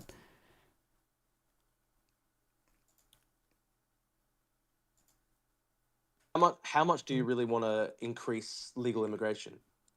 Well, Infinitely, I don't know infinitely. by a number, but insofar as it, you know, helps America, helps the economy, helps the American values, helps freedom, I'm in favor of that. But I just want to make the point that insofar as you agree with me on what I outlined, that, you know, you should have immigration insofar as it helps the economy and the values of the country. It follows that we should allow But what if more we get hit with a immigrants super in. solar And then flare I don't know tech? why They you would didn't call yourself consider a this. Oh conservative on no! Oh immigration. That no! seems very progressive as an opinion. Wait, sorry, Okay, so can you say that again? Oh yeah, so I said, you said what is the condition, or what limit do you want? I don't have a number. I want immigration insofar as it helps the economy and the values that the country promotes, like in the United States, freedom. So insofar as that is what I see. Do you really think You know what like, matters open the borders most helps is freedom? inequality, Because, like, okay? it's I obviously- believe I didn't say inequality is open intrinsically borders. important, I'm and immigration just in general, reduces though, like, international inequality. It's obviously promoted a massive backlash in American society where there are now people who, you know, are anti-constitution. I don't like Trump and stuff like that because I think it's too anti-constitution. But I guess my problem is, I think it's the high rates of illegal immigration that are producing that backlash, and that's what's actually making people illiberal. Right. So I was not saying anything about open borders. I was saying, insofar as we design a legal immigration system, it should promote to maximize the economic and. I think you would probably argue, by the way, under Sample's ideal in the United States is system, freedom. So if like you you would of see course, people who don't share American values, okay, lower, under that view, which is like coherent, lower we should not polarization allow them in. immigration if it I'm was just saying, legal such a instead view, of which illegal. seems to be very ideal. We would let a lot more immigrants in under conditions like that strengthen your economy and your political status. And then if that's what you want, then I don't know why you would call yourself a conservative on immigration. This is the difference, though, right? Like, if you look at, say, if you look at Canada, Australia, and the UK, especially since COVID, all three of our countries have basically conducted this amazing experiment where we've massively increased the number of migrants that are taken into the country. Australia, Canada, and the UK. The causal inference is coming. The causal inference is coming. And I can tell you right now, it is not helping the He's about to causally infer. Three countries, like, it's not helping the economy. Like, in all three states, there's been massive productivity declines. Like, the actual per capita of the population is going down. People are actually becoming poorer because it just, like, when you already, like, maybe it's slightly different in America because you guys have a really good economy, but in countries like, I think part of the problem is, like, Australia, Canada, the UK, we've all, like, been, like, we get, like, you know, American ideology. We all get, like, basically one-shotted by American ideology. And America, Canada, and Australia, we look at these big debates in America, and I think everyone goes, oh, well, like, you know, we don't want to be like the Chuds. We don't want to be like the nationalists. We want to expand the population. Look how well it's done for America over the last centuries. But the problem is, like if you don't have a good economy and the fundamentals are not there, and it also depends on, like, the actual. It depends on the migrants who are coming into the country as well. Like, how educated are they? How culturally compatible are they, etc. it doesn't Shut up, Drew, I necessarily know. compute that it's always a good thing. For Dude, a country. I can't speak to It really depends. I like think Australia, especially in but the UK, immigrants in the Canada, COVID Australia recovery sense, for I think America we probably haven't really been helped a restrictive lot enough because a lot in of the past boomers 3-4 retired years, early. and it's And starting like to cause really big it problems really with helped our with our society. demographics during COVID. And I see Makita putting his hand up. I'd like to hear from Makita. Yeah, so I think I agree with you mostly, Drew. I feel like we should be increasing immigration from countries that are similar to us culturally, like Europe, for example, European countries like France, for example, Denmark, Yeah. Norway. We should make that very easy to immigrate to the United States from those countries, as long as they're Yeah. as long as we're not just Actually, let me, recorrecting immigrants. But can I say something here? Like one thing that sucks. Like I would love to, spend a year or two in America. Like not necessarily permanent migrate, but I would love to just like see America and stuff like that. But like me as an Australian way, citizen who's educated and stuff like that, if it'd actually be you really difficult for me. made it easier to Because immigrate to This is the funny America, thing in America when it comes to immigration, or at least like, come to you could America be on like a an visa, you educated probably get a lot citizen, more you like can be an seasonal educated Australian workers, citizen, stuff right? like that, and it's like Right now, relatively people quite hard. like But claim then, like, asylum random and like people want a who path to just stream over the citizenship, southern but like border, if it was who just aren't easier to cross the border without don't claiming really- asylum and shit, So like that does like you seem to might be a bit of a silly you might just see more people situation. come I think it's over, really strange work how it's seasonally, or work for a few years, and then retire like in their home country. You have all these people pouring in from like some random third world country across the border. Yeah, exactly. Exactly. I mean, this is half of an illegal injustice. immigrants are people. Half of illegal immigrants are people who overstay their visas. These are not people who cross the nuke. border. So Right. I don't know. I mean, That's- if you could get a visa, you could Oh. overstay it. That's also illegal No, but immigration. the thing is, they're not there for the purposes of immigration. They're there for the purpose of tourism. They're not immigrants. Legally, they're not immigrants.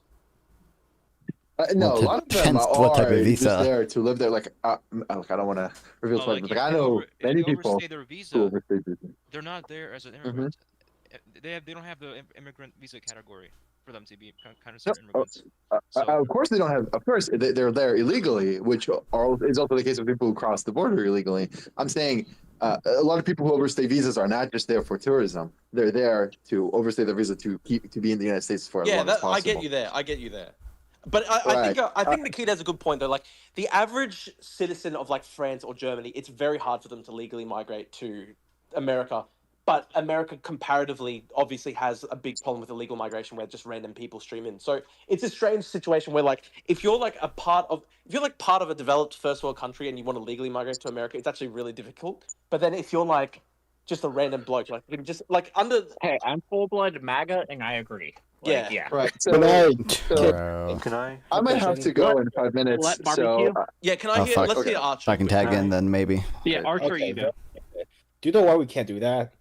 Because if we allow British like free immigration from the UK, it's not going to be the British that come. Yeah, it'll If we be allow obviously it'll free be immigration people illegally. Canada, I agree with it's you not there. going to be the Canadians that come. Oh my Right? god. If we let That it is actually from true. the UK, it's going to be the Pakistanis from like West Yorkshire that come, right? If we That let is in true. That is like true. free Canadian immigration, it's going to be the Sikhs from Brampton that come in, right? If we let in unlimited I think French that is immigration, it's going to be the Mohammeds from the Bandus of Paris come in. Okay, it's not going to be Pierre from the French Riviera who has a degree in engineering.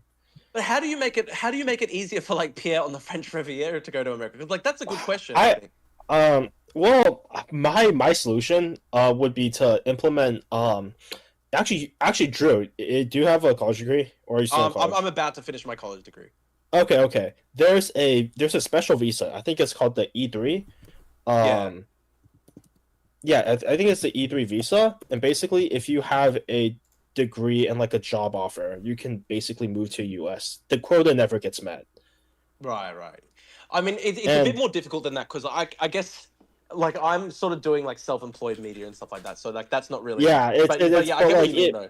If you do, it's just a very similar thing for Canadians, where they can come here on what's the thing called?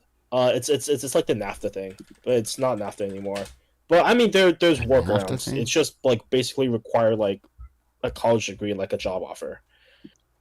Yeah. Look, there are ways. There's I just think it is interesting though. That, Paper like, I'm looking for. America's I don't know if any of migration you seems to have have it. been I pretty remember seeing it on Twitter. I imbalanced don't know over if I past saved the 4 years, paper or 5 if I years, just where, saved the like, Twitter book. you were getting like a lot of random people going over the southern border. But like, if you want to like legally migrate as like somebody who It comes just finds like immigration is essentially like a superior similar good. developed So like country sort of thing. the richer you are, the more likely you are to immigrate to like America, obviously. So like I gotta go. So maybe you should make Maybe you should make non-font speaker. He has like all the same opinions as me.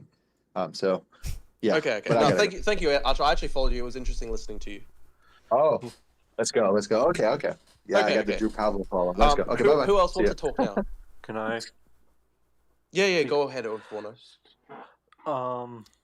So I like regarding assimilation and like kind of legal immigration in general. I kind of get annoyed by this argument because we let in, I think it was like 1.4 million immigrants, legal immigrants last year. So like when people say we need to let in, like we need to expand greatly, like are we like what is like the criteria that we are if we want to greatly expand it, are we going to lessen our standards, like, and what are the standards going to be? And then regarding the assimilation aspect, I think the reason I'm against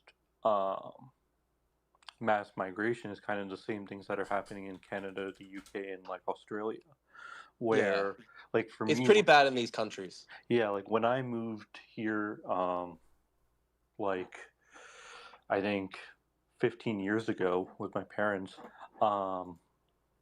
we moved into mostly like white and black neighborhood that pretty much just spoke all English, and it forced me and our parents to like mostly assimilate and whatnot, and like learn the language, learn the culture, and that.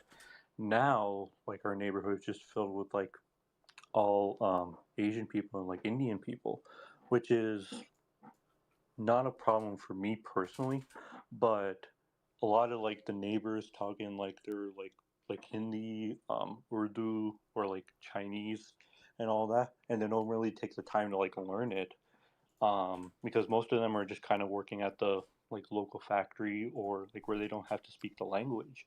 Where my parents were kind of forced to because like we interacted with our neighbors and such, and now we don't have to do that anymore. And I think that's like a huge problem for the future of the country, to be honest with you.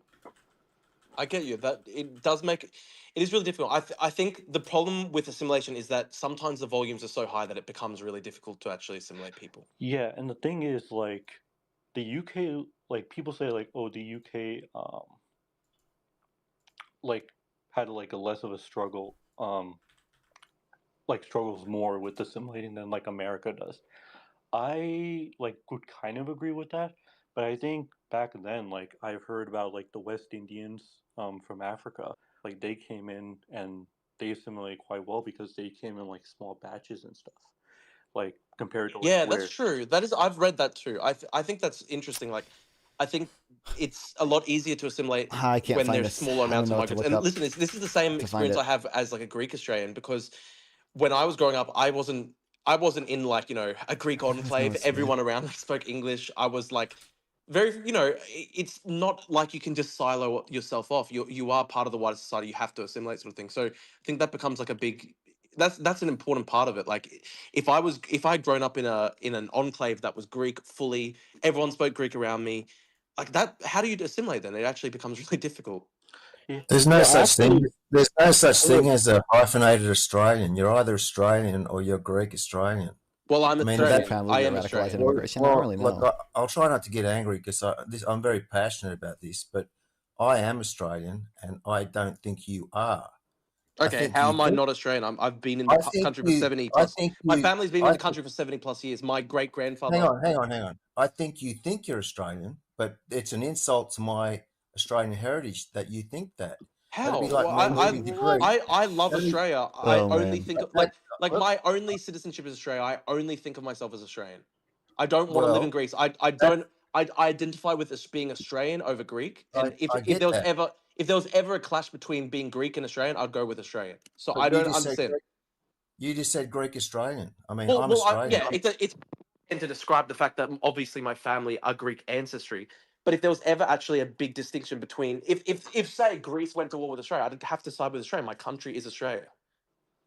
Dude, it's like it's actually like when you like I'm listening to all you guys speaking, and there was a Jewish guy. There's another guy there with the turban on. I don't know what country he's from. And I find it interesting that it's all these people that are talking about assimilating to the West that have got this invested interest in being from other countries that aren't the West.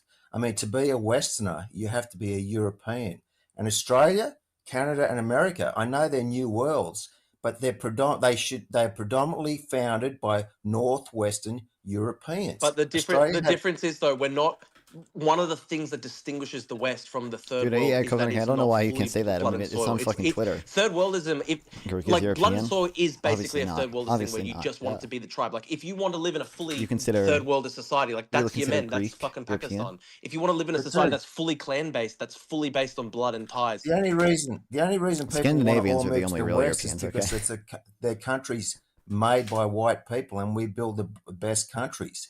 And we are down to 7 to 8% of the world's population. And when you talk about immigration, like all we're this more than thing, that and like still. assimilation, it's actually genocidal speak because it's wiping True. the white people off the face of the earth. Yes. I might, it might Okay, sound can you extreme. explain? Can you explain how I'm genocidal? I've actually said in the past that I think I want Australia to retain its British cultural heritage. I want Australia to be majority British Australian. How am I? I'm not trying to say that Australia should be a Greek country. Well, how am I genocidal? Dude, look, like I actually would argue that like it's like Cyprus is literally a part of Europe. Like they say it's part of Europe, but I would argue that it's not part of Europe. I would say that it's part of like the Middle East, or I mean, Cyprus was like occupied by Turkey for 400 years. Cyprus was governed when my family migrated to Australia in the 60s. Cyprus was governed by British, and my family were British subjects. They came to Australia as British But citizens. that doesn't like, mate. Your DNA is Cypriot, right? You're not Australian, and you never will be. I don't think being check this Australian is out. purely a blood and soil concept. I Well, do well, want I Australia do. to be majority. I Hey, do but want Australia to be that's majority geno- European Australian. That's turn off genocidal on speak, mate. content You're recording. just No, wiped out it's my literally not. ancestors. It's not Is because there I'm not. evidence My position is not that infinity migration. I want to lower migration. I the want Australia to be majority European Australian. low skill I'm just saying that some people who are not immigrants fully that like come Aryan should still be to able to the be part US of Australia. Well, mate, as an Australian, like a real are typically Australian, I actually want Australians to be white, and I want it to be from Okay, well predominantly your North position is Europe. like high 1% skill of the country, dude. Your position relative is 1% of the to country.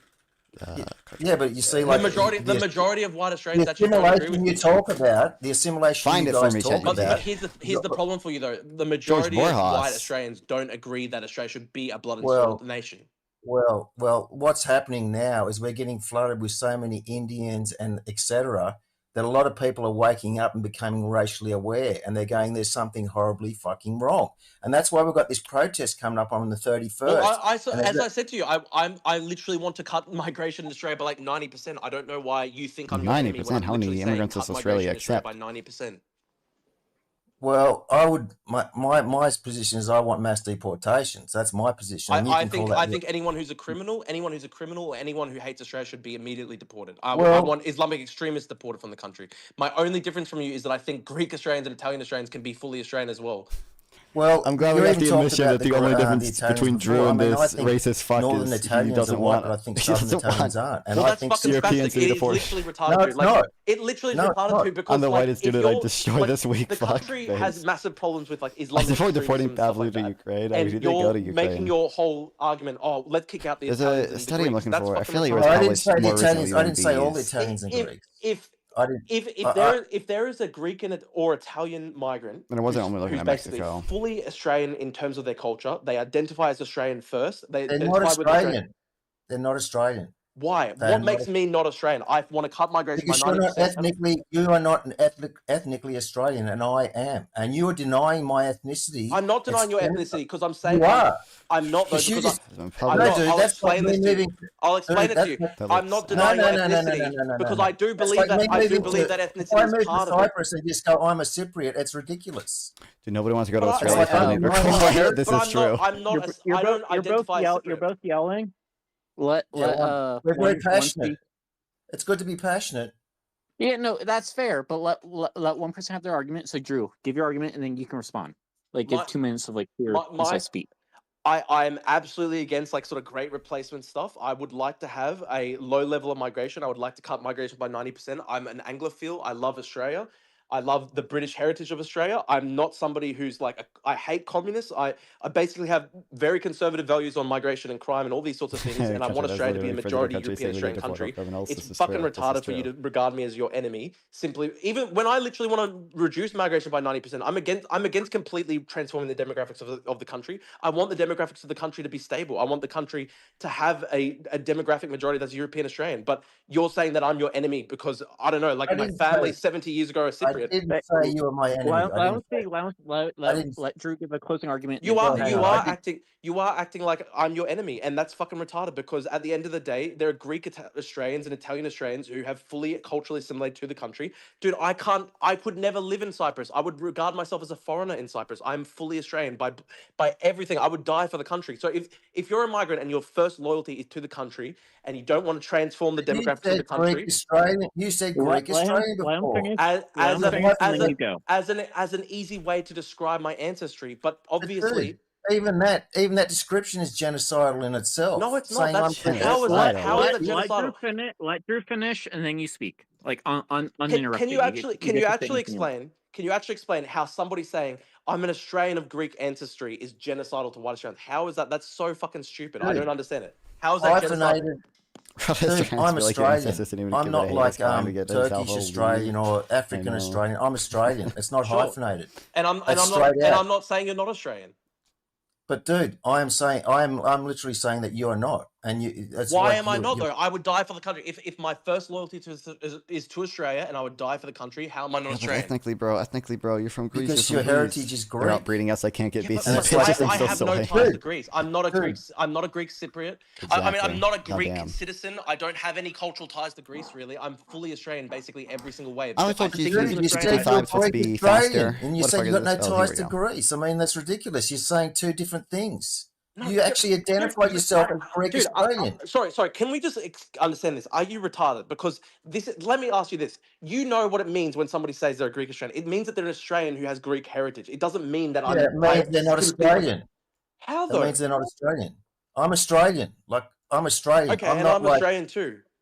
No, you said you were Greek Australian. Are you like one of those people who like live in the outback with like black hair and everything? Like, are you one of those people? Well, if you want to throw the Aboriginal argument in, like Australia didn't exist as a country when the Aboriginals are here, and they are a conquered race. Are you English? And we are now getting conquered. We are now getting conquered by immigration. And a prime example is here's where you're being stupid. Here's where you're being stupid. I literally want to reduce migration by 90%. I have conservative values on this stuff, and you're treating me like a racial enemy, which is fucking retarded.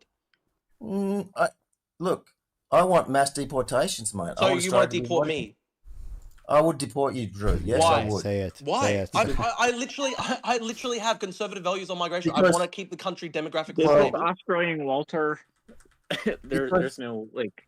Because when after the Second World War, we had a white Australian policy. It was the first article in the Constitution. In 1901, and it changed over 60 years, dude. If you poll the public today, people don't agree with it. 71 or 72 years it changed. But people don't agree with it, dude. People don't agree. Hang on, I know. And hang on, let me finish. And when they started letting in the Greeks and Italians, Australians, and I mean real Australians, did not want them. It was a trick, and it was a globalist trick. And This is Drew Pavlov. It was the thin edge of the wedge. Oh yeah, we let in the Greeks. Mate, we were like my ancestors. We called you wogs or whatever, all the racial slurs and shit. But Australians did not want the Greeks and Italians. Then why didn't they vote against it? Why didn't they vote against it? Mate, voting is useless. What, vote harder? We don't get any choices, mate. It's all bullshit. It's all tricks and cons by the globalists, you can say. The globalists. Yeah. No, I didn't say that. You said that. You said that. Okay. Who tricked Australians into having the Greeks in the country? It doesn't even make sense. Dude, it does make sense. Okay, based on what? What's your argument? Yeah. Give some information. It was the thin edge of the wedge, and then it opened up the floodgates for all the rest. If it's the thin edge of the wedge, let me ask you this. I'm not going to find this shit, but I bet all these studies essentially say the same thing as the one thing I was trying to find. I want to reduce migration by 90%. You almost said Greek Australian again. You almost said it. Hey, voting is useless. People aren't racist like me anymore. If only you could make enough people to be racist, then it doesn't mean anything. voting would have meaning. I identify myself as something. It's like saying Australian is just, like it means something. Well, I don't know. Can you explain? If your argument is this, your argument is that Greeks came into the country and they were there to try and, I don't know, bring in infinity migrants. That's not my position. I want to lower migration. So what's your problem with me? Well, no. Well, thanks for following. You've got your stance. You want to lower migration by 90%. Yeah, and I also want to deport lots of people too. Yeah. Well, I'm glad to hear that. But I would probably you have no actual argument explaining why I have to be deported when I literally have conservative values because you're on the not country and the nation. northwestern. You're not northwestern European. The Why founding does it have stock to be of north? Australia. Why does it have to be northwestern Because that's European? what Australians are. They're northwestern Australians. They're So there should not be a Anglo-Celtic. single. already pulled out There the should not be a fucking single firefighter. person living in the country who's not northwestern Australian. But I would prefer it. okay, so Christians have there's a group called Institute for Family Studies.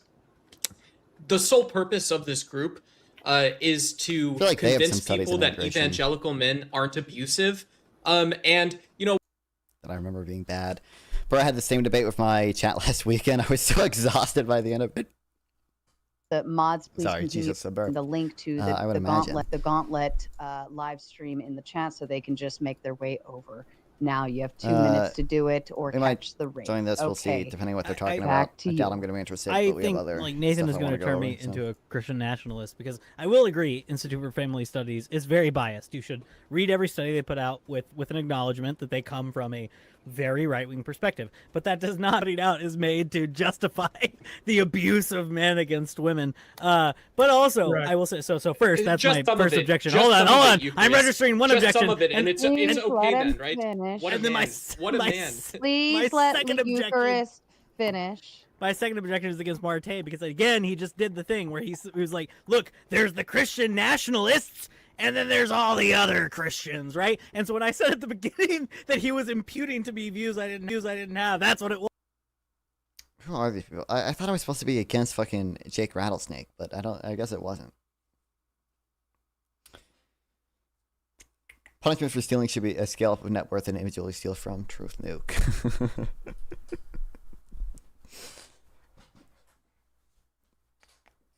Listen, there's just a really strong... Listen, billionaires are just really good, okay? Like I said, okay? In my fucking opening. One word to describe the following people. The billionaires are not the problem. It's the fucking farmers. Everyone should hate the fucking farmers. Like, it is funny that, unfortunately the study doesn't have this graph in it. David Splinter, who evades taxes. There's a study that David Splinter did, looking at, like, tax avoidance rates among, like, income groups or whatever. It's really fun at the... Oh, it's not in this one. Fuck. David Splinter, taxes. Who cheats on taxes? It is really fun of me. The group of people most non-compliant with taxes is farmers. You see farm, non-compliance rates for farm, it's way higher. Now, in fairness...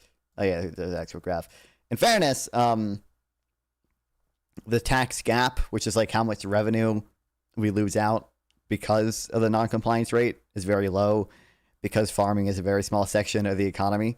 But, you know, I'm just saying, farmers are always the fucking enemy. Always. You think it's billionaires, it's the farmers. It's always the fucking farmers. It's never not been the farmers. Literally never not been the farmers. Was right. Christian. And if also you support USAID, you support a lot of Farmer Christian includes charities. Bill Gates and other mega rich. That doesn't make any. That makes Are they talking zero about free sense. trade? Wick. That makes Let zero me sense. Okay, what about that did not make sense?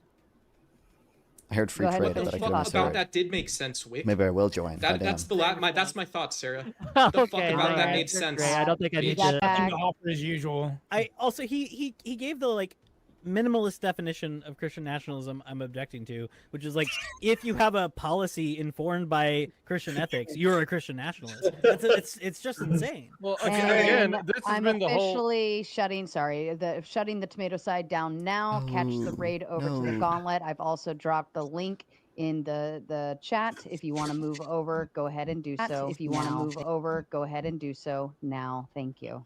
Go ahead. In ownership of cattle land, the billionaire landlord. I don't know how many billionaires are like even own farms at all.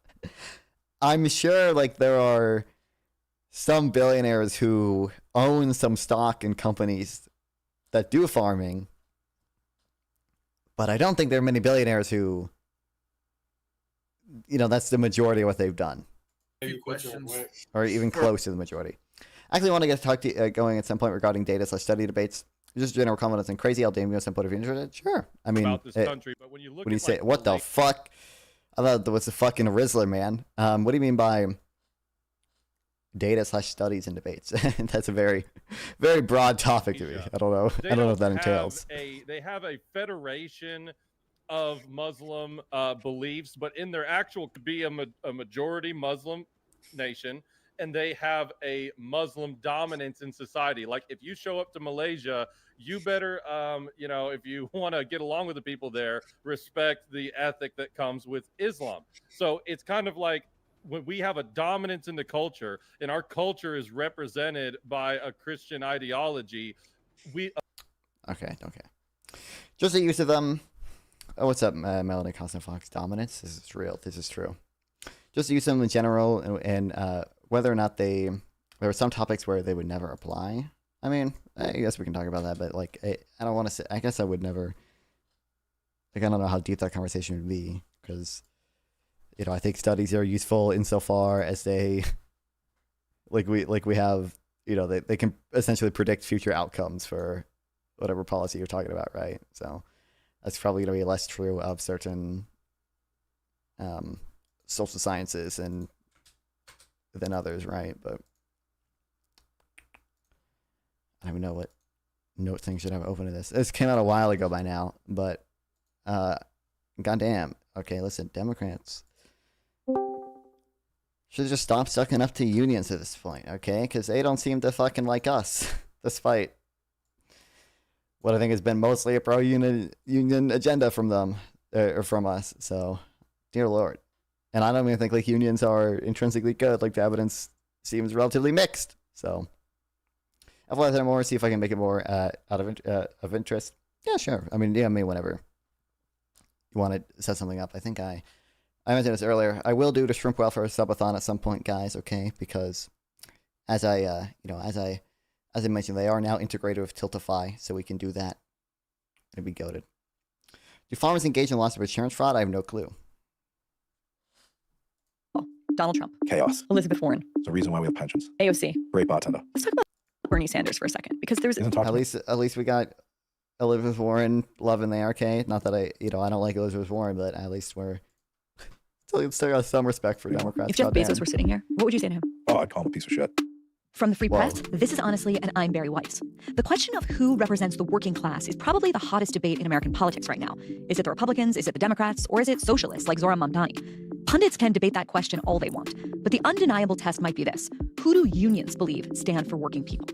For a century, unions in America... Why would we think that's the test? Like, unions, have the interests of their members in mind. They don't necessarily have an interest of the whole working class in mind. Like it can be beneficial for a union to restrict trade, and trade, free trade overall is probably a very good thing for the middle class. I think there's a lot of evidence to support that. But it can be in the interest of an individual union to restrict free trade, to have a bunch of tariffs on things, right? I feel like I'm losing my mind. These dumbass conservatives were freaking out about Jade Helm 15, and now they're sending troops into DC. Yeah. I need to do. I don't even know what to. The DC stuff has not come up yet in any debates I've done at all. But I don't even know what I could possibly read up on for that, because it just seems very intuitively bad and unnecessary. America were undeniably Democratic. And in 2021, Biden tried to carry on that tradition. He went so far as to say, I intend to be the most pro-union president, leading the most pro-union administration in American history. Then, in 2023, he became the first sitting president to walk a picket line. Oh no. She's going to mention a rail strike. Oh no, the railroad worker strike. He said it was going to be pro-union, but did you know one railroad worker strike? Oh no, I can feel it coming. Oh no. Joining United Auto Workers in their strike against General Motors, Ford, and Stellantis. But as the I would grant his Eisenhower. Democratic Party moved left and then further left, many union members, people who had been reliable Democratic voters, broke the mold and voted Republican. In 2024, nearly half of union households we avoided that. Voted for Donald Trump. So I don't know if that's significantly more than, I don't know if that really broke the mold. I don't think I have pulling that data on that on hand. Union household voting patterns.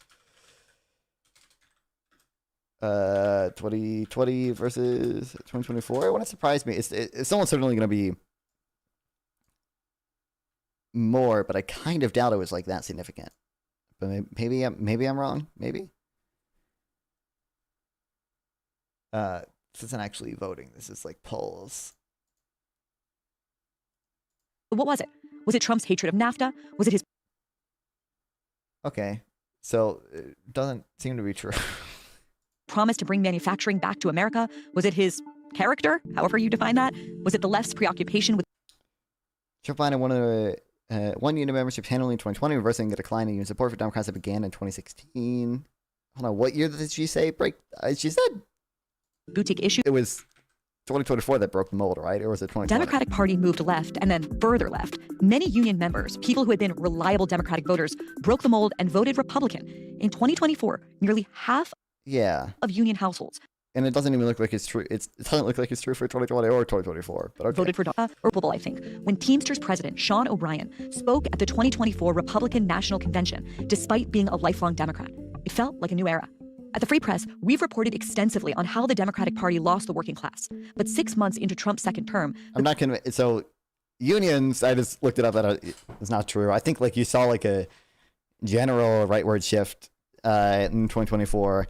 Obviously, that's why Trump won. But I don't think like that was concentrated among like the upper class or among the middle class, like shifting to Trump. I think it was pretty even across the board, but maybe I'm wrong. The question is, are working class Trump voters happy with their choice? And how has Trump been for labor in America? Sean O'Brien, the voice you heard at the RNC, is the president of the International Brotherhood of Teamsters, representing 1.3 million union workers. It's one of the biggest unions in the country. As Sean puts it, they represent airline pilots to zookeepers and everyone in between. That in between includes truck drivers, warehouse workers, mechanics, baggage handlers, construction workers, UPS drivers. UPS happens to be their largest employer. And basically, the Teamsters have organized workers in every occupation imaginable.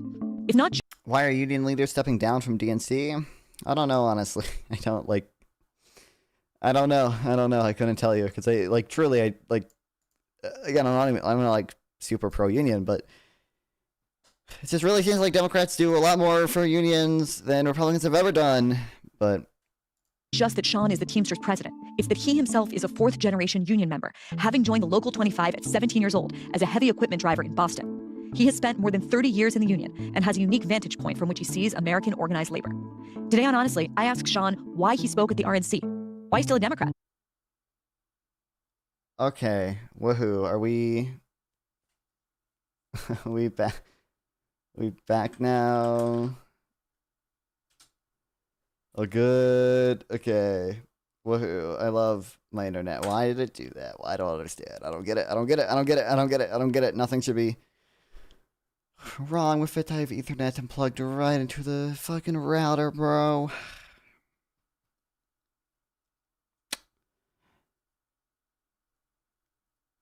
Kill me. Honestly, footing again. I ask how he plans to organize Amazon. You'll hear that he has some choice words for Jeff Bezos, among many others. And how to ensure that more American workers have access to what we used to call the American dream. Sean O'Brien, welcome to Honestly. Thank you very much. I love the title. Very, very happy to have you here. Doesn't seem that there's a lot of honesty in the world anymore. Well, we try and do that here on the show. I'm sure you do, but there's a pandemic out there. A lot of people call diabetes. Oh my God, I've never heard that. Yeah, they're making a vaccine for it right now. Hopefully they'll call it Truthselling, where people can start telling the truth and calling balls and strikes. Well, I like having people on who I feel embody the title of the show, which is one of the reasons I'm so excited that you're here. And I want to start by just talking a little bit about how you grew up. You, your father, your grandfather, your great-grandfather. I don't care about this. We'll skip this one part. Brought me into, you're 17 years old, you're 18 years old. Oh, wow, I'm streaming. Wow, incredible. Wow. They're proactive. I think your last message didn't send Melanie. YouTube censorship. Hold on, let me repin the donation link on Twitch. By the way,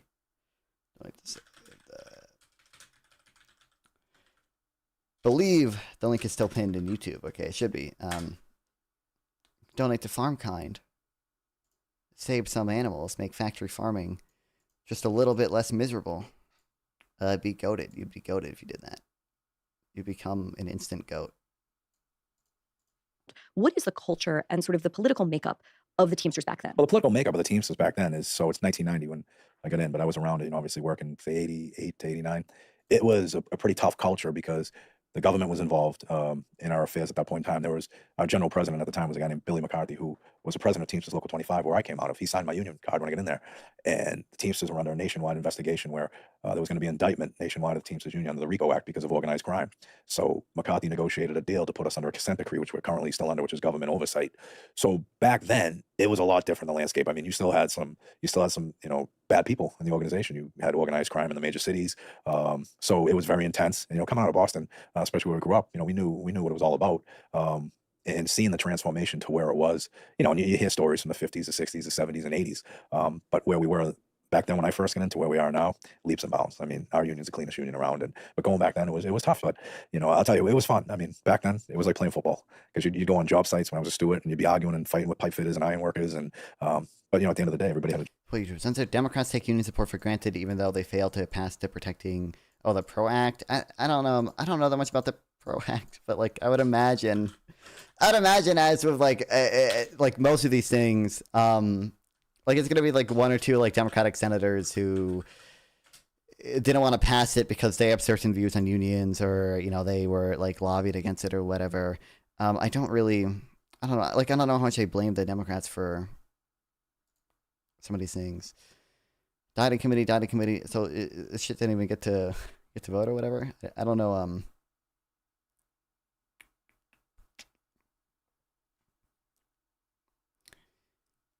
I don't know. Like I said, I bet it's gonna be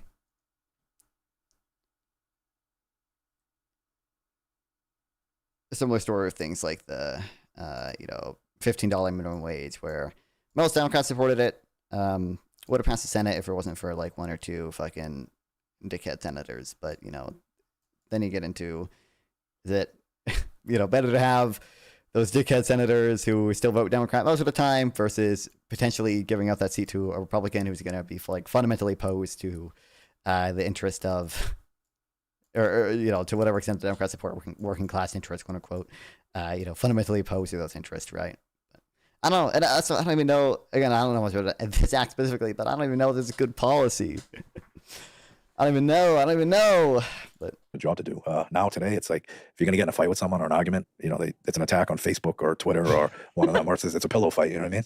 And you get a lot of keyboard warriors out there that if they were actually had to get in a tense situation, compared to what it is now versus 30 years ago, I think it'd probably be a lot better because I'll tell you what. Back then, Better to sock someone in the face. not even sock someone in the face, but the fear of knowing that there'd be a consequence for an action, right? Not so much a physical action, but back then you were brought up with a lot of respect. You came into a job, and you watched how that job was done. You didn't give your opinion until you were asked for it, and training like number two, but it's something that disenfranchised. That's how you learn. leaders. Now, Okay. anybody can say whatever they want, do whatever they want, whether it's true or not, or get on a social media platform. It's like people just want to say something negative, no matter what it is, and no matter what you do. Just like me, for you can real. do 10 things great, and the one thing that you may not be able to control and doesn't have the outcome that someone wants, you're no good, and that's all people talk about. And it's like, come on, let's look back at what we did. And I went through something similar when I spoke in the RNC. We come off negotiating a $30 billion deal. The UPS, largest contract ever, largest settlement, still the best contract ever, 340,000 members. And after I speak at the RNC, I get completely attacked by the left, the DSA warriors that sit on a keyboard. They they think it's okay to burn flags in the middle of the street and everything else. And then you have people saying, well, UPS lost the Amazon account, the Teamsters did it. Why did we? First of all, were the DSA leftist people even the ones criticizing that? I mean, I'm sure some of them did, but some of the DSA people, I'm sure, did not criticize that, and probably to some extent supported it. I think the people who are criticizing are probably mostly people like me, the evil, moderate, neoliberal Dems. But I don't know that to be true. It could be the case that the DSA people were really against it, but also the burning the flag. Really, this is what the DSA. This is the biggest deal. Sit on a keyboard. They This they is think what's it's okay so to burn evil. flags in the middle of the street and everything else. And then you have people saying, well, UPS lost the Amazon account, the Teamsters did it. Why did we do it? Oh, the contract was too rich. No, Amazon has more money than most nations in the world. So no, that's not. But it's just like everybody has something to say, and it used to bother me. It doesn't bother me. I mean, I don't think it follows. So I don't know the details of the contract specifically, but I don't know. It obviously doesn't follow that just because Amazon has more money than a bunch of other fucking countries or whatever, that they can afford to compensate their employees infinitely, right? Especially when and like even if they can technically afford to do that, right? We should like obviously, Amazon wants to do like what's best for them as a company overall, and like to set like obviously that includes getting the best deal for labor, right? So trying to pay their workers as little as possible, but that means they got more money to invest in other things, right? So like it could definitely like you could you see studies that kind of do say the opposite, that you find that like, unions increase productivity, but obviously, to the extent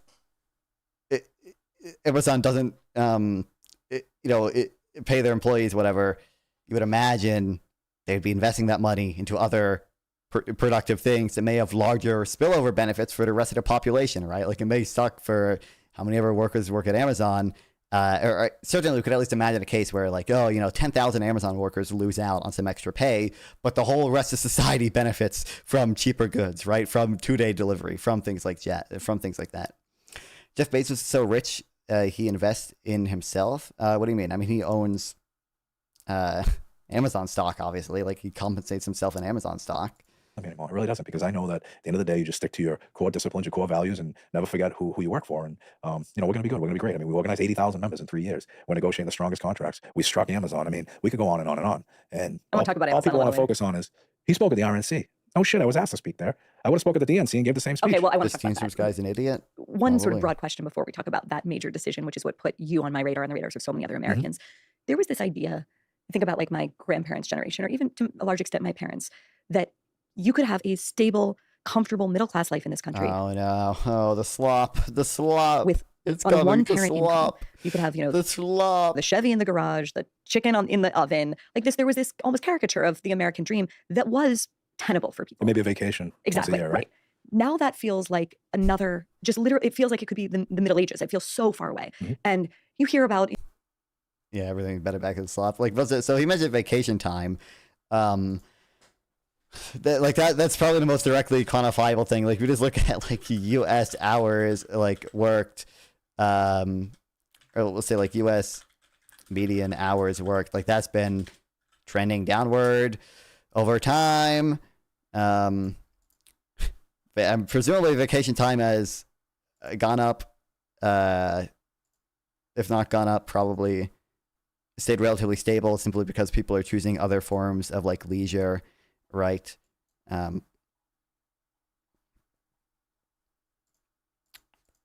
Fred. I believe Fred has as an average. I kind of want median. But the other things, hourly earnings. I don't know if I don't know if it's really what I want. Let's only go back to 2008. Really? Okay, it's not very useful then. But I mean, this has been pretty flat since 2008, I guess.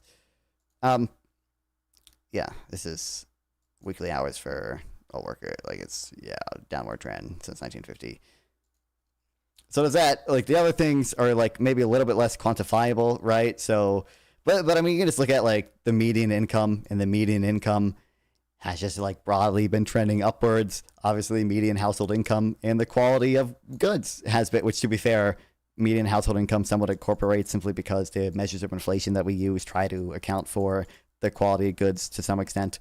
Like the quality of goods has been increasing. Like cars today have a ton more features and are just a lot better than cars in the 1950s, right? So companies should be factoring in actually upholding workers' rights as part of their business model. If the business model doesn't account for the fact that they use human beings, then it's delulu. I mean, I don't know. So I don't know what you mean, Melanie. So like some businesses will find it profitable to pay what's called like efficiency wages. Like if you pay a high enough wage, you might see, certain productivity benefits from workers, right? You might have like lower worker turnover. And to the extent that companies, find it profitable to do that, they're going to do it. To the extent that they don't do it, just because it's not profitable for them. Like, unions are the closest thing to a political party that actually pressures execs to treat workers as human. Quality of life outside work is irrelevant. Workers are becoming political refugees. Seems a little harsh, but I mentioned the outside of work stuff simply because he mentioned I think she mentioned he mentioned vacation time actually, and like that's really only gone up. Unions are bad actually. I'm not convinced they're bad, but I'm not convinced that they're good enough to like support, for the government to like heavily support them. I'm sure you have your anecdotes. I have mine of, getting in an Uber and talking to the Uber driver and finding out that this is like their third job, or it's a public school teacher and they can't make ends meet, and so they have to drive Uber at night. The amount of people working 2 jobs is essentially the same as it's always been. It hovers pretty close to around 5% of the workforce at any given time, and it's been on like a mostly downward trend, but it's like relatively stable. When you think about just the seismic change to where it used to be possible to have one working parent and provide for your family, to now where you have 2. That's just kind of like not true, but yeah, here's multiple job holders is at like 5.1%. You can see fell during COVID and then basically returns at a mean of 5% where it's been for quite a while. 2 working parents, and even those 9 I had to work 2 jobs as a Discord mod and a Reddit mod just to get by. 5 jobs are not sufficient to support a family. How, like, who's the culprit? Like, who's to blame? Is it technology? Bruh.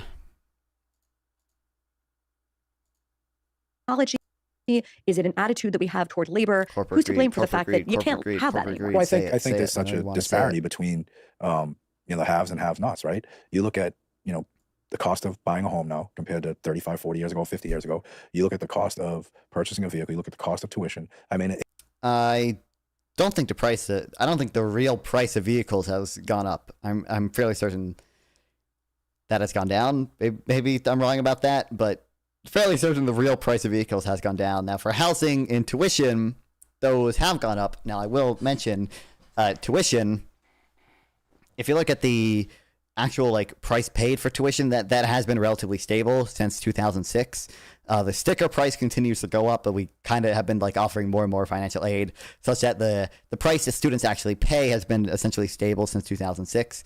Housing, I think is mostly due to restrictions on zoning and supply, essentially. And then I think like obviously with the school stuff as well, you might worry about the bum will effect. And actually, same thing with housing to some extent. You might worry about bum will too. Those will seem like the driving factors there. I don't know what else we're. Get a site is going to be some insane slop. It is so. What do you want to talk about exactly, Melanie? I see you in the waiting room. Out of whack, where people can't live on one income. And the other thing too is, I think we've made it too easy in a society to put people in debt. Right? When you don't have the cash, right? What do? You put it on a credit card, and those credit cards are 19 to 29 to 30%, depending on your credit. So it's like a strategy, I think, just to keep people in debt now and, make them beholden to working 2 or 3 jobs. Think about it. Okay. So, already the jobs point is like relying on. So the credit card thing, like, obviously like as consumers get richer, they get more credit. They get expanded access to credit because they have higher expected like future incomes. Like people are more willing to like lend to them and everything like that, right? So like that's like obviously a good. Yeah, I saw you waiting there, Melanie. What do you? I'm curious what you want to talk about exactly. But by the way, if you look at credit card debt as a percentage of like deposits as a percentage of cash holdings, it's actually on like a relatively downward trend. It's about like 6.2% right now. I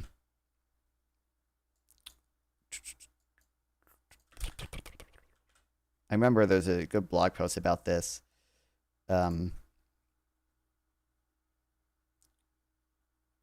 Just booming out for literally half a second, then I gotta go. Okay. Real quick, the one thing, like this is credit card, like since 2005, been trending downward. But all right. What's up? Okay, sorry, just let me get rid of the background noise. YouTube was censoring my thing again, so I just thought I'd come up and say this real quick because it's a little funny. I realize I sound like a boomer when I'm saying this, but like unions have literally fought for, and I mean literally fought for all the rights workers have today. You can hardly say that about the Democrats, but the Democrats certainly made that possible back in the day when unions were fighting. But so long as unions can take that vote for granted, they're not going to fight for unions anymore. And just the idea that they can take unions for granted, as you read, they're becoming political refugees, which I don't think is becoming Like I think Democrats have shown themselves to also be a party for the rich, like the Republicans are. I mean, I guess I don't. Sorry, let me figure out what else I have it in my clip. What do we call that nowadays when you copy something and paste a clip pad? But yeah, I can. Yeah. Clipboard, right? Okay. Unions, and unions have been peaceful so long as they thought Democrats will also fight for them. And I think you want unions to be peaceful too, right? Yeah, I prefer peaceful unions to violent unions, I guess. Yeah, and sabotage used to be one of the ways that they would fight for stuff. Not that I'm advocating for that, but I certainly don't want to see unions feel like they have to do that to have their voice be heard again. So I think Democrats listening to unions and respecting those unions is very important.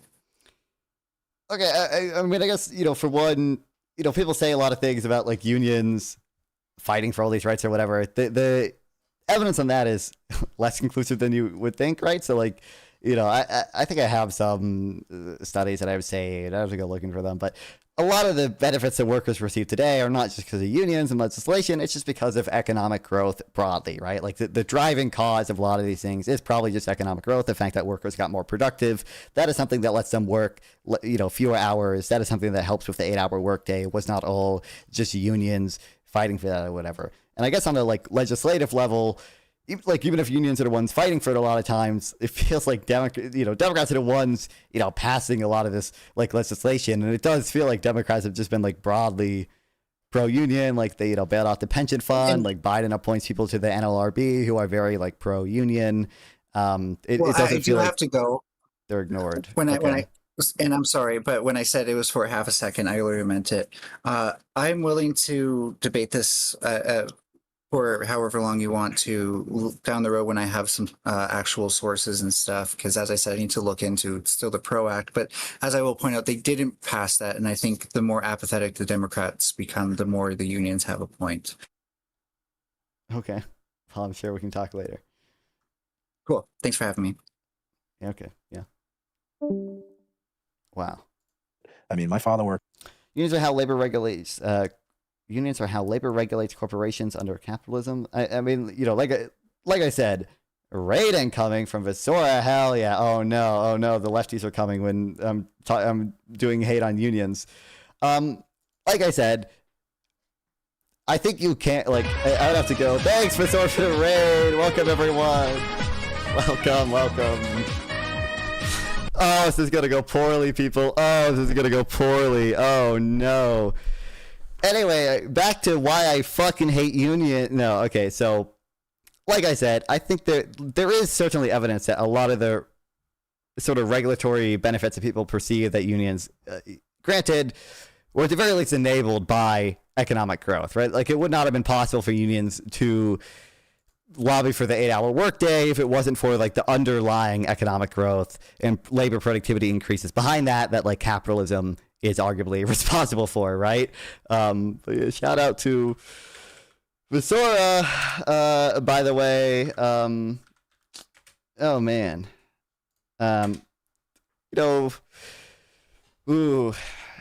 Sure, most of your fans did not like the sentences that just came out of my mouth, but thanks Buncore for following. You guys, oh, what's up, Duckfest? You guys all should follow me if you're unaware. Got some cool content coming up. Just had a conversation about why lab grown meat is good, not your based. Okay, I appreciate it, Visora. Hell yeah. I'm a guy. The price of labor is determined by supply and demand. You did drive up that price beyond equilibrium price, and that's why create unemployment. I mean, there is some evidence for that. Hopefully, okay. I've used this Mercatus power or Mercatus Center thing a few times. I mean, technically, unions are just reformism under capitalism. Your union leadership is going to ultimately capitulate to capitalism. Not sure if that's what you were going towards. No, that was not. That's not what I was going towards. Worked 2 jobs, right? My mother was not a stay-at-home mother. She worked, she hustled. But when you look at a family now, you look at 2 parents working probably 2 demanding jobs. Oh, also, I totally forgot to mention. By the way, fundraiser stream, because we were talking about lab grown meat, you can see the goal at the top. Okay, if you can, you should donate to FarmKind. Okay, really good charity, works to make factory farming, okay, a lot less bad. All right, they work with a lot of other good charities that do, specific programs like, humane slaughter programs for certain animals. Really good charity. If you can donate to it, okay. $23 is all it takes to offset, someone, not fun as a shrimp suit. I do have a shrimp suit. All it takes to offset like the median person's impact, on the median person's like negative impact on, animals and factory farms. Okay, really good charity, really effective charity. Highly recommend. Okay. The donations do show up on screen, although the way I have it work, I couldn't enable TTS for them, unfortunately, but I can read whatever message you leave when you donate to it manually. Just making ends meet because they paid so much more for their house. They pay so much more in taxes. They're paying so much more for vehicles. You can't go out and buy Again, I disagree. Donate you fuckers is true. Thanks for swearing. She worked, she hustled. I don't know if Fred has just like I guess CPI has like vehicle CPI vehicles. I guess you could probably look at that. Like, this is the index. It's been like relatively flat since like 1997 until it spiked under COVID. And I'm sure if we look at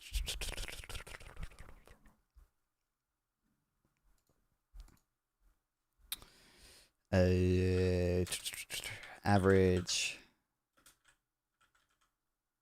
hourly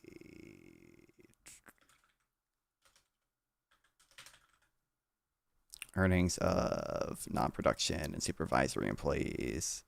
Hold on. If I just look up non-production.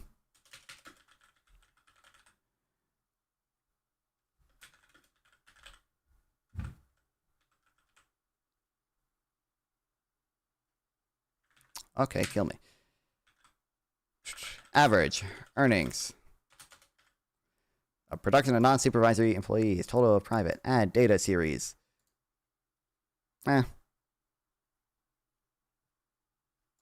But hold on, hold on. I did this wrong, didn't I? Fuck, hold on. Oh, because it's not indexed. Give me a second. When you look at a family now, you look at two parents working probably two demanding jobs. There we go. Hold on, let me make sure they're indexed to the same date. This is indexed from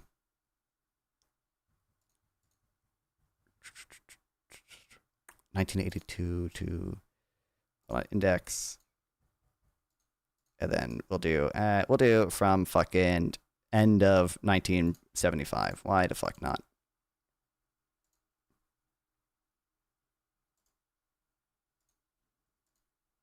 There we go. Okay, yeah. So obviously wages have outpaced the price of cars.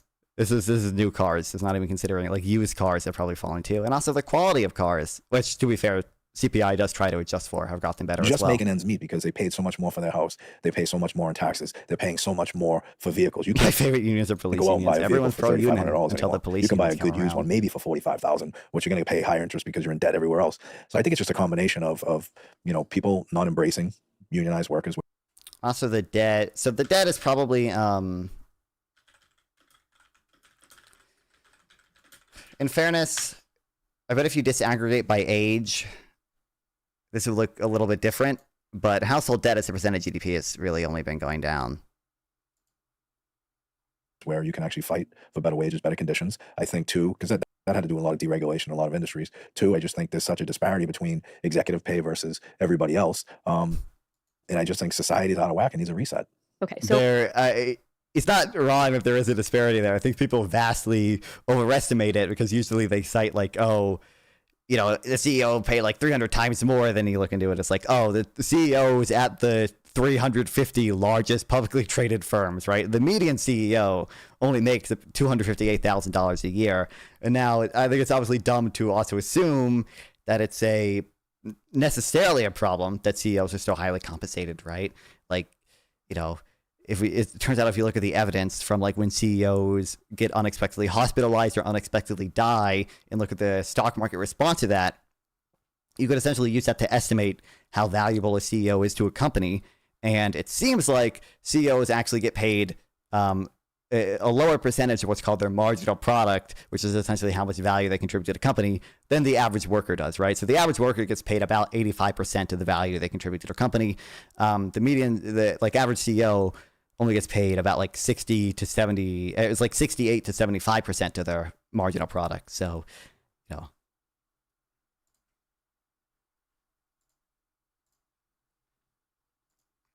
So Actually, I was just you talking mentioned your speech at the RNC. my buddy about this. Also, why is YouTube being so fucking laggy right now, dog? At the RNC, Right. and I want to. Because I was talking to, it was on like a panel talking about it. I also like have evidence as a paper looking at when China did a similar policy, it had negative outcomes because CEOs like just consumed more perks that drew resources away from the company. The performance of firms that had CEO pay caps, it dropped. They performed worse than the alternative. This is just what I'm citing for the marginal product stuff. Oh yeah. Also, we should probably care more about post-tax income, right? So, CEO's compensation is obviously pre-tax, and the U.S. does have a decent system, could be much better, but decent system of redistributing away from the rich people to lower class people. So if you look at the after-tax income inequality, for example, that is not meaningfully increased in the U.S., right? It's a decently stable amount. This is a David Splinter paper, I think, which finds essentially the same thing. After-tax income, 1% income share, top 1% income share is decently flat. So Get there by talking about what the Teamsters did in the 2024 election, which is that you gave each of the candidates a 16-question interview to answer. Tell me about this process. So we felt it was important because we came in as a new leadership in 2022, and also this just shows this is just per capita income. You can see after taxes and transfers for the bottom and middle quintile is still very much going up. Sworn in, and I've been around the Teamsters a long time, and the one thing that we learned during campaigning, and then we learned in a previous election, was that there was no inclusiveness of rank and file members in a lot of things we do or did back then. And there wasn't any type of transparency in the process. In other words, the president of the Teamsters historically would say, we're going to endorse Joe Biden. Okay, well, Why? Why? And where's the data or information to support why we should endorse them? So Biden had a really labor-friendly NLRB, bro. Kill me. We said, the one thing we did, and again, you learn everything from home, your values in your neighborhood to your workplace. Well, I did the same. I knew when I was running Local 25, which was 12,500 members, that whenever we did something like an election on a statewide level, we would always poll our members that lived in those communities that were going to be affected by it. So we took that kind of discipline and policy and brought it to a federal level. And when we started, oh, this is good. Oh, wow. I never considered this. Hold on, is it? I mean, why did you link this exactly? It still shows it going up over time. I mean, I think even this, I think probably underestimates it because I believe it's using CPI, and I don't think CPI. Yeah, I don't think CPI is the best deflator to use. LOL compare. Median sales price. Oh, you're just saying housing costs have gone up, didn't it? I don't know if you were here earlier when I was talking about that. I agree, housing costs have gone up, but I don't think I think a big reason that is because supply is constrained, on a local level by zoning laws, and just income growth in general is probably going to have an upward effect on home prices.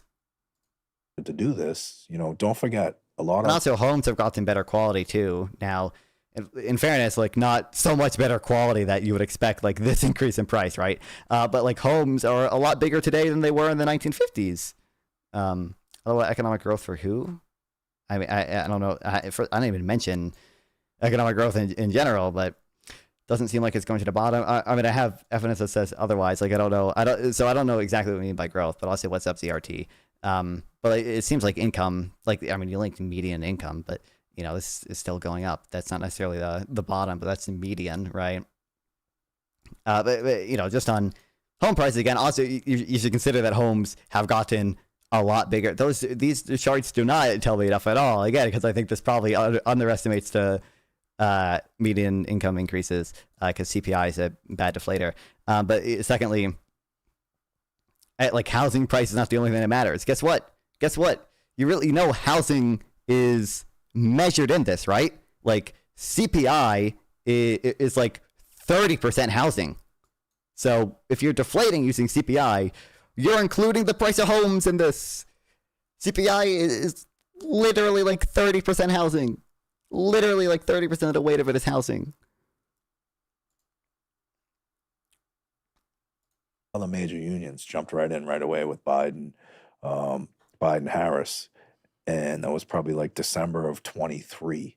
And we're like, no, we're not going to do that. We need to poll our members. Why are you going to poll your members? Well, those are the people that we're going to be telling to vote. And if we're going to tell someone to vote for a candidate, we want to make sure that's who they want to vote for. This guy really, hold on, is this really 1.5 times speed, or does he actually talk to slow? So we brought every single presidential candidate, which has never been done before, into our building. There we go. We gave them the 16 questions, all, concerning. So over time, houses have becoming unaffordable when we generating the most wealth. I don't disagree that houses have become more expensive. It's concerning labor. Do you support Americans spend more on housing in the U.S., so Zionists can destroy housing in Palestine? That's so true. national right to work, Right. which number 2? Do you support the right to organize? Do you support? Would Right. you support a strike? So it was all kind of softball questions, right? And we also had rank and file members around the table. And I remember a lot of other organizations were endorsing right away, and we're like, no, we can't. We don't. No, like almost no one wants housing prices go down, right? The in a healthy economy, the price of assets doesn't typically fall. We don't know where our members stand, and the difference is, Americans pay for Israelis to have free healthcare. I mean, I don't think we directly subsidize Israel's healthcare, right? I think it's just, obviously we give them military aid that, doesn't substitute. Maybe they can substitute what they spend on healthcare with the military aid we give them. You're the only union to not endorse. the right away? firefighters. Eddie Kelly, he's another. If economic growth was distributed equally, you would see wages rise in proportional to houses. That absolutely does not follow. I have no clue how your brain made that connection. That's just a simple fact. No, it's not. Obviously, the price of a good can the price of a good can outpace homes are an asset really, and the price of anything can outpace the median income growth, even if economic growth is distributed equally. Obviously it does not follow. Another Boston guy. In a world where you saw, let's just say a disease affected bananas, right? And bananas just became much more scarce, much more rare, right? You would expect the price of bananas to radically increase, but economic growth could be perfectly equally distributed, and you would still see the price of the bananas radically increase if the supply of bananas was radically reduced, right? That obviously it doesn't follow. It follows in a world where wealth is distributed equally. No, it doesn't. Housing is not the only form of wealth, believe it or not. I want housing to go down. I want house under a non-economic crash, of course. Right. I mean, that's the people living in a homes don't want the price of their homes to go down, right? That's it. That's the biggest thing. I shouldn't say owning home is a huge part of generational wealth. I said that. I know that. I'm aware, believe it or not. But I'm simply stating it does not follow that in a world with perfectly distributed economic growth, you would see home prices not rise more than the median income. That obviously does not follow. Especially because, again, housing is included in the measure of real median income. CPI is 30% housing. They measure the price of homes in inflation. CPI probably overestimates the price of homes and inflation. Real good guy, does a good job. They got about 300,000 members nationwide. But so the time we have the most economic growth, do you find that the average American no longer afford it? Again, it's what's up, morally superior vegan? Been a while, vegan. You missed the lab-grown meat debate earlier.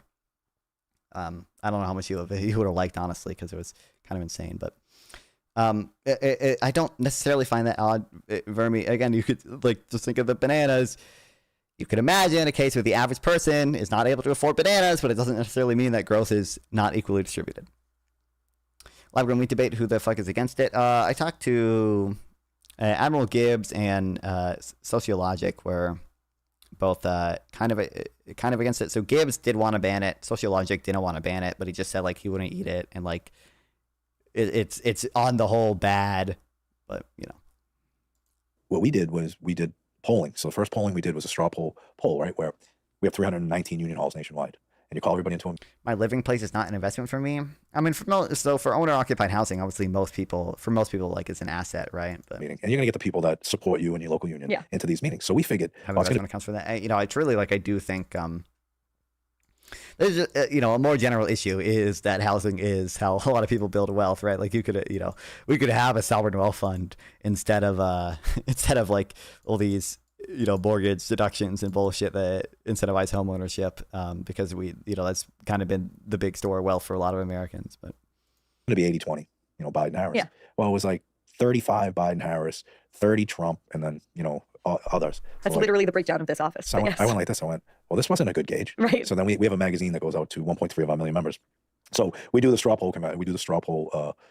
Then the debate happens. The catastrophic debate. The catastrophic debate, which, you know, you don't necessarily need to run a budget surplus for a sovereign wealth fund Visora. Now, technically, people are uncomfortable with the idea of essentially borrowing money to like invest in a stock market, right? You know, that's not a semi-risky thing to do. But I mean, you could design a technically deficit neutral sovereign wealth fund, in that like you could just institute a new tax. You could just say, like, you know, we're going to start taxing oil profits, right? And just invest that in a sovereign wealth fund. And that it does, to be fair, have the opportunity cost of the money that we're taxing, the new money that we're taxing could instead be used to pay down the debt, rather than invested in a sovereign wealth fund. But it would be deficit neutral in the sense that you don't have to like actually literally borrow money to do it. Also, R.I.P. Econoboy. He would love this conversation, but Econoboy is now retired. Say what you will. I mean, I felt bad for the guy. I really did. I mean, he should have never been put in that position.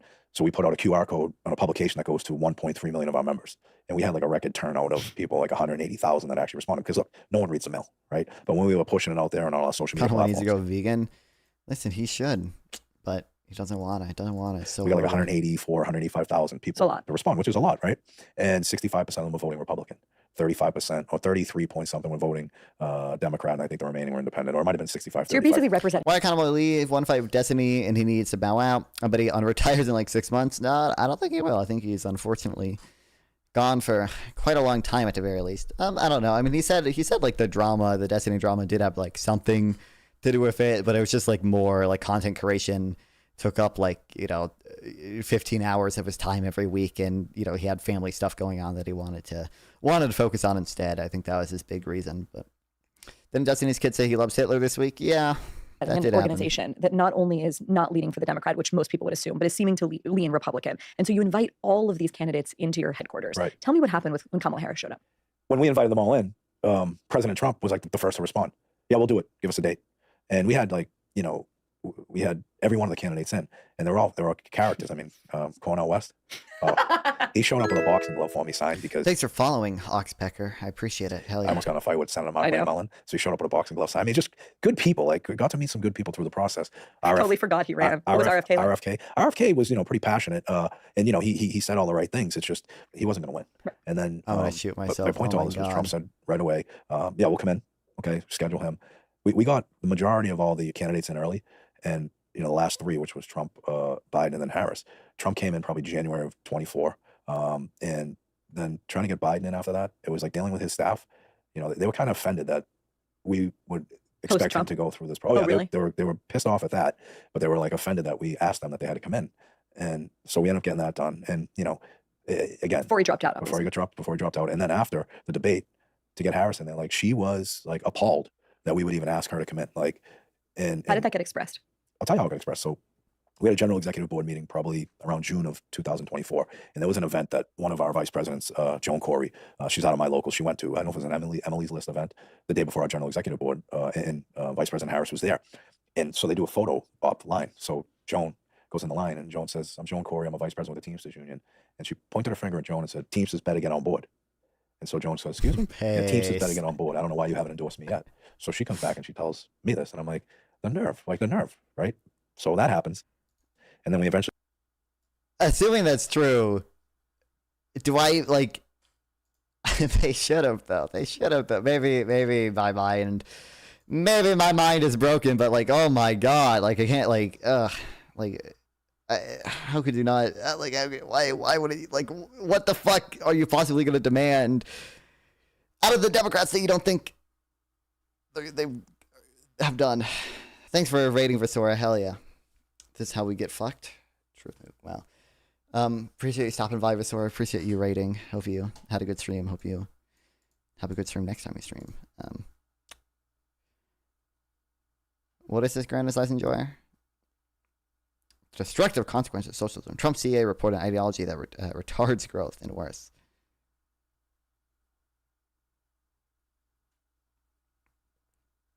What? Why do I care about this Grand Size Enjoyer? Have you ever went over it in a preparation for debates on socialism? I've not seen this article specifically, and I don't think this article is going to contain stuff that is that useful to me. Actually got her in before our general executive board. And again, like you said, there was 16 questions. They all had the same 16 questions. Trump might answer 9 of them or whatever. Biden only answered about 5 or 6. And then Harris's campaign or people were trying to negotiate how many she was going to answer, and said we're only going to answer 3. And it was like a 1 hour deal, 1 hour venue. And so she really didn't answer the questions. And then on the 4th question, my chief of staff slides me an index card and says, this is the last question. She's not answering anymore, because she wanted to like pontificate and give her speech of why the country's the way it is, why we should endorse her. And she did that a little bit. And then at the end, her closing was, listen, I'm going to win with you or without you. And it was like such a smug answer, like, okay. And that turned the majority. I mean, obviously she didn't win, but I don't think Teamsters was the... I don't think that was the deciding factor. Because we do what we call a hot wash. And the hot wash is important because instead of pointing out what everybody did bad, as a leader, after every critical situation or critical mission, I would start out saying, this is what I could have done better. This is what we should have did. So I did the same thing. Maybe we should ask this question. Postmortem. Postmortem, right? Yeah. So after that comment, after that body language, you can tell someone's body language. Totally.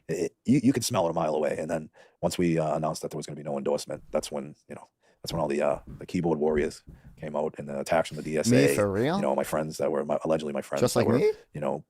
High-ranking senators in the Democratic Party, they didn't have a problem taking a check for $550,000 for, the national PAC. But once I spoke with the RNC, then I was, no good. So just to summarize it for people, Once you spoke to the opposite political party that has like fundamentally misaligned interests with you. 9 out of 10 of the biggest unions endorsed Kamala Harris. Right. The Teamsters, this was the first time in 30 years that they hadn't endorsed, right? Yeah, we didn't endorse in '96. Okay. That was we have this time we haven't endorsed. But you were the first Teamsters leader to ever speak at the RNC. Yes. Okay. Since 1903, we've been in business. How did you come to the decision to do that? We said, look, and again, we talk about basics, right? I learned in Massachusetts working to get stuff done politically. In Massachusetts, is different. Republicans and Democrats are a lot different than they are around the other parts of the country. Always worked with both sides, worked with the Democrats, worked with the Republicans. And, when we got down to DC, I'm like, we've got to start establishing relationships because once I spoke to the unitary executive theory, I got blackballed. It seems like everything is we just keep giving money to Democrats that don't do anything for us. Let's develop relationships. We started doing this well before any of this, presidential election came up. We were meeting with people like Josh Hawley, Roger. I guess the PRO-Act, maybe Teamsters wanted. I don't know what Teamsters wanted that the Democrats didn't deliver on. Like maybe there's this. Maybe there's. Truthfully, the railroad. Jeez, I can't speak. Workers' strike. I don't think Teamsters had a direct interest in that, but maybe they just didn't like that for some reason. What were the how have we failed to deliver? We were meeting with people we normally wouldn't meet with, and still meeting with Republicans. But also the politics have just changed the so politics much. is so whacked. I mean, it's just, and I think the result of this election proved the priorities and then the platform of the Democratic Party. And look, I'm a Democrat. Teamsters literally sound like record-breaking contracts in a Biden term, if I'm not mistaken. Yes. Still. And the fucking pension fund, what's the Teamsters pension fund that was pailed out too, right? I could be wrong. It could have been another union, but yeah, and I don't know if they want me to be, but I still am. And this election should signify that something is broken. Democrats force taxpayers to cover irresponsible promises with largest private pension bailout in history. The Democratic Party, instead of pointing fingers and blaming people, what's the solution to get working people back to where we once collaborated and worked, and we didn't dictate to our constituents? I gave the speech I gave it Tuesday in Hawaii, the IATI convention.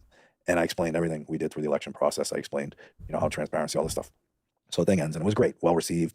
My message, I'm walking through the lobby, and this lady, she. Okay, wait, I can't tell. Oh my god, can you hear my loud ass family upstairs? Goddamn. Does it just like go off 1.5 times speed whenever I hit pause? Up It to me, feels and, like that. You know how you look at certain people and you go, okay, this is a lefty, this is a lefty, right? And not because of the way she stands in the batter's box and throws the ball, but you can just tell. And she was like, there was a bunch of people I was saying hi to walking out, and she grabs me and she's like, what? Because in my speech I said, 65% of our members voted Republican. So she walks up to me and says, and I'm always respectful of people, and she says, what are you going to do to educate those 65% of your members? I says, nothing. Why? She's like, well, obviously they voted the wrong way. I go, according to who? I said, the question should be, what are those Democrats that once had organized labor, rank and file members, what should they be doing? Should they be reaching out to these members and find out what they should be doing differently? Because if I reach out to my members and try and dictate to them how they should vote when they've told me how they want to vote, isn't that counterproductive? So isn't there some responsibility from the elected officials? Not necessarily if it's just like factually true that like Democrats do more for unions than Republicans. That lost the support of working people. I never thought of it that way. Oh, of course you didn't. So it's just some of that mentality. So like the big story, right, is that when I was growing up, Democrats were the party of working people. Democrats were the party of labor unions. Like that was just baked in. It was like 10th grade geometry. Yeah, It's a given. exactly. So I want you to like pretend you are one of those 65%. Why are those people? Steel man their argument for me. Okay, tell me why they are voting for Trump. Because the average Democratic senator or congressman will say, "What is wrong with these people? They are voting against their economic interests, and they don't see it that way. So why are they voting the way I they're think first and foremost, our members are pretty sophisticated. They're a lot more educated, and no. Maybe I'm evil, but I don't believe that. Maybe I'm evil. I just don't. I don't know if that's true. Formulating opinions, to make such a vast change doesn't happen overnight. I mean, you look back and you think about this, and I say this a lot. Over the last 20 years, 16 out of those 20 years was a basically Democratic-controlled country, right? And when you look back, what did working people get out of those 16 out of 20 years? You look at the Obama administration, right? We had a Democratic House, Democratic Senate, Democratic President. And our biggest platform, when I say our biggest platform for labor, was the Employee Free Choice Act. That should have been a layup. We should have got that. We didn't get that, right? Joe Biden fixed pensions, and I'm glad he did because one of mine was fixed. But he fixed a problem that was created by the Democrats in 1980 when they passed deregulation, right? And we lost 400,000 members in the Teamsters Union, in the trucking industry. I'm not convinced. Oh, the trucking industry, from my understanding, the trucking unions were really fucking bad. Like they might have been good for the workers, but they were really bad for like overall productivity of the country because of like how much they restricted trucking, whatever. 1980 deregulation passed by the Democrats. I mean, I think some. So I think like even Jimmy Carter did like some deregulation, but yeah, obviously I think most of that was like Republican led efforts. I'm pretty sure, like I said, that like trucking unions,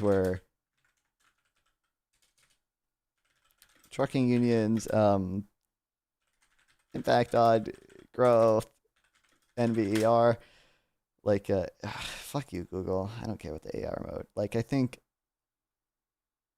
I feel like I've seen evidence of this before.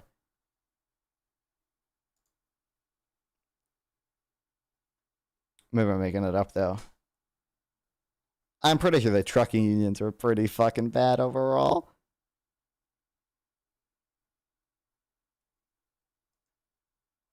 And I also don't think it's because of the Democrats' deregulation that the pensions were fucked up. Which we lost 400,000 jobs. You lost good companies that were forced into bankruptcy, which you weren't getting pension contributions on, and it kept deteriorating. Then deregulation, flew through, many other industries. And Ted Kennedy introduced a bill. Joe Biden signed off on it. Ronald Reagan signed off on it. So people forget why we're in that spot. So whenever someone says, "Oh, Joe Biden fixed your pension," he was the greatest president for union. He was a great president for union people.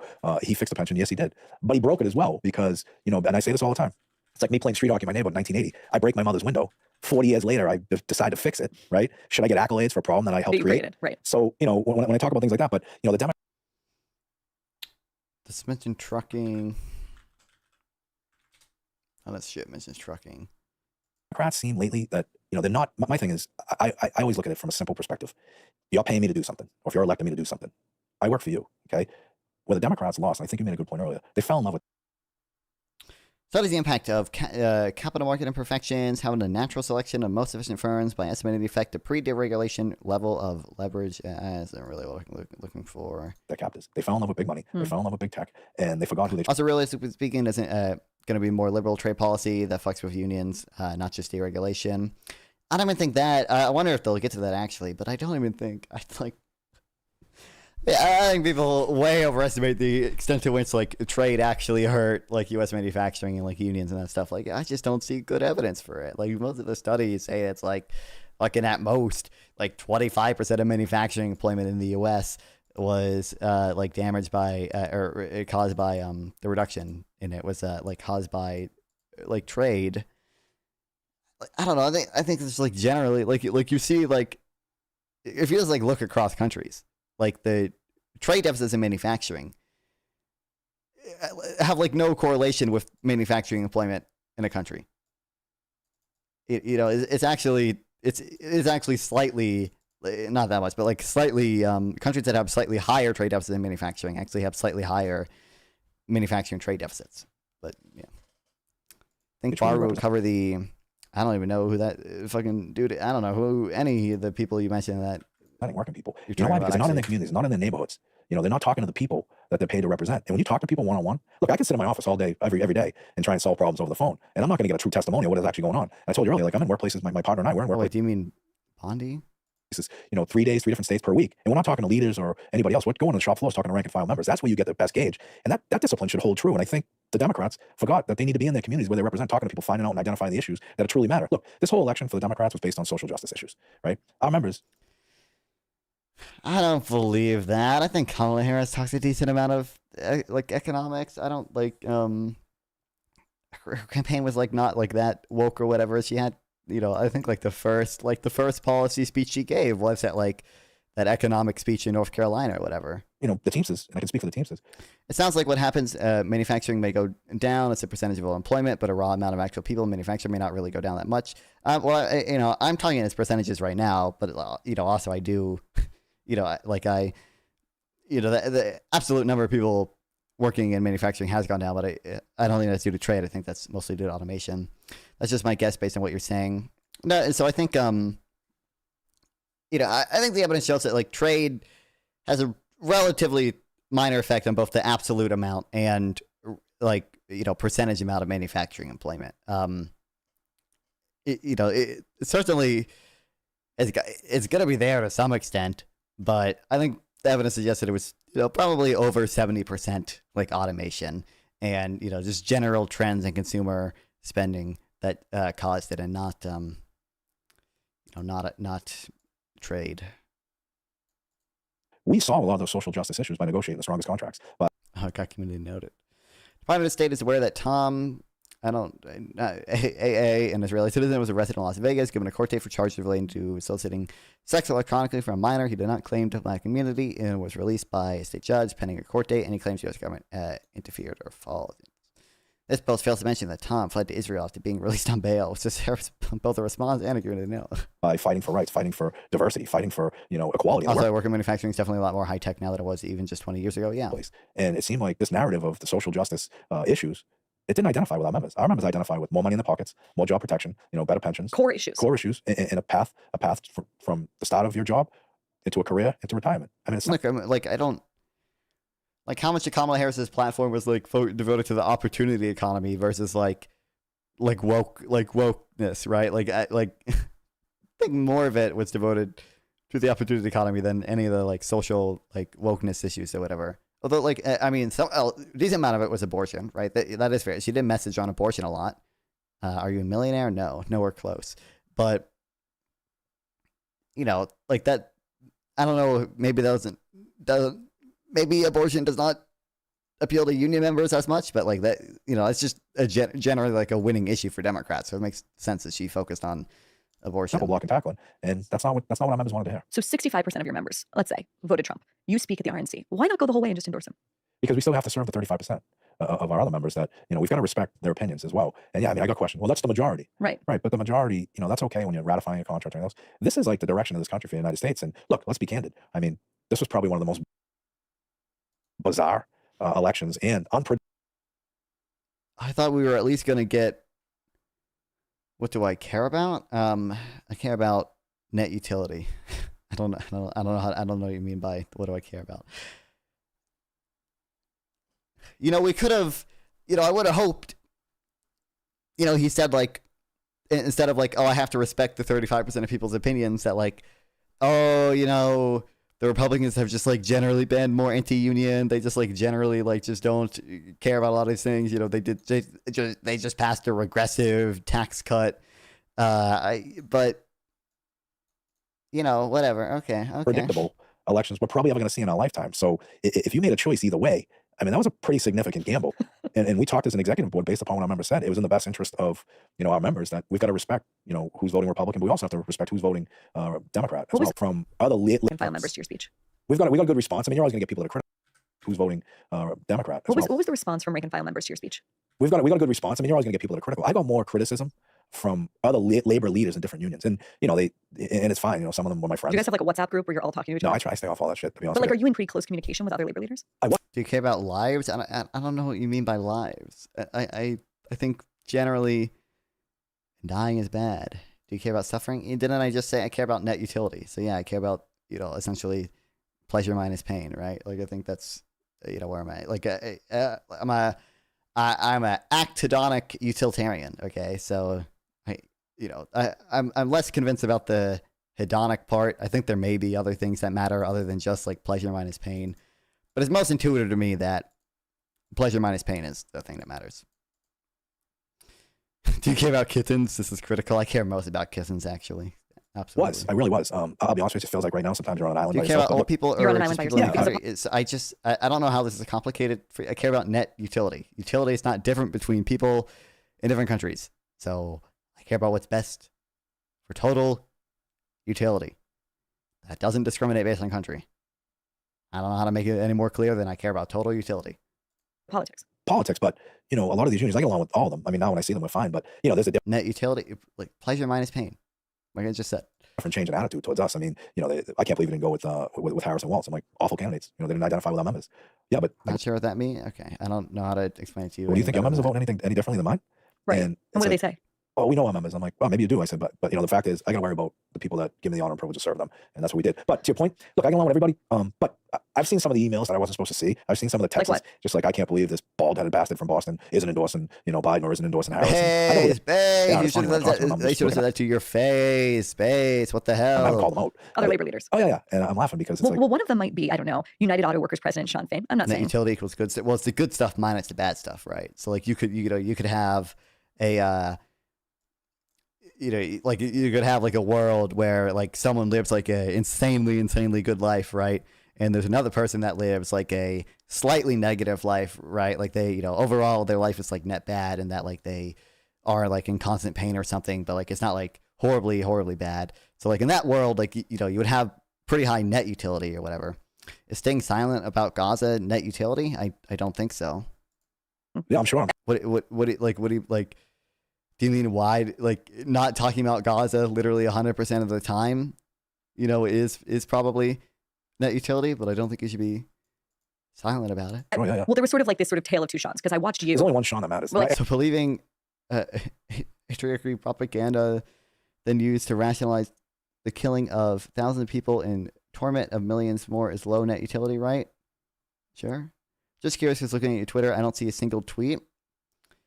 I don't tweet about Israel-Palestine that much. I think I actually did tweet about Israel-Palestine like yesterday. And that's like the first time I tweeted about it in a while.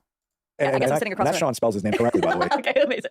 Well, you're the RNC speaking. In Right. the meantime, he's at the DNC sounding a very different note. People might remember it. He called Trump a lapdog of the billionaire class. He said things like, when Donald Trump was president, corporate America ran wild. Donald Trump didn't bring back the auto industry, et cetera, et cetera, et cetera. Truth nukes. What the were hell? you seeing that he was not? Well, see, the difference is I had conversations with President Trump, and he said, look, I want to bring industry back here. I want to bring jobs back here. I want to make. Oh my God. Do you think what's happening is a genocide? No, I still think it's really bad. Sure that, you know, we put a strong immigration policy. We're not losing Americans aren't losing jobs to immigrants.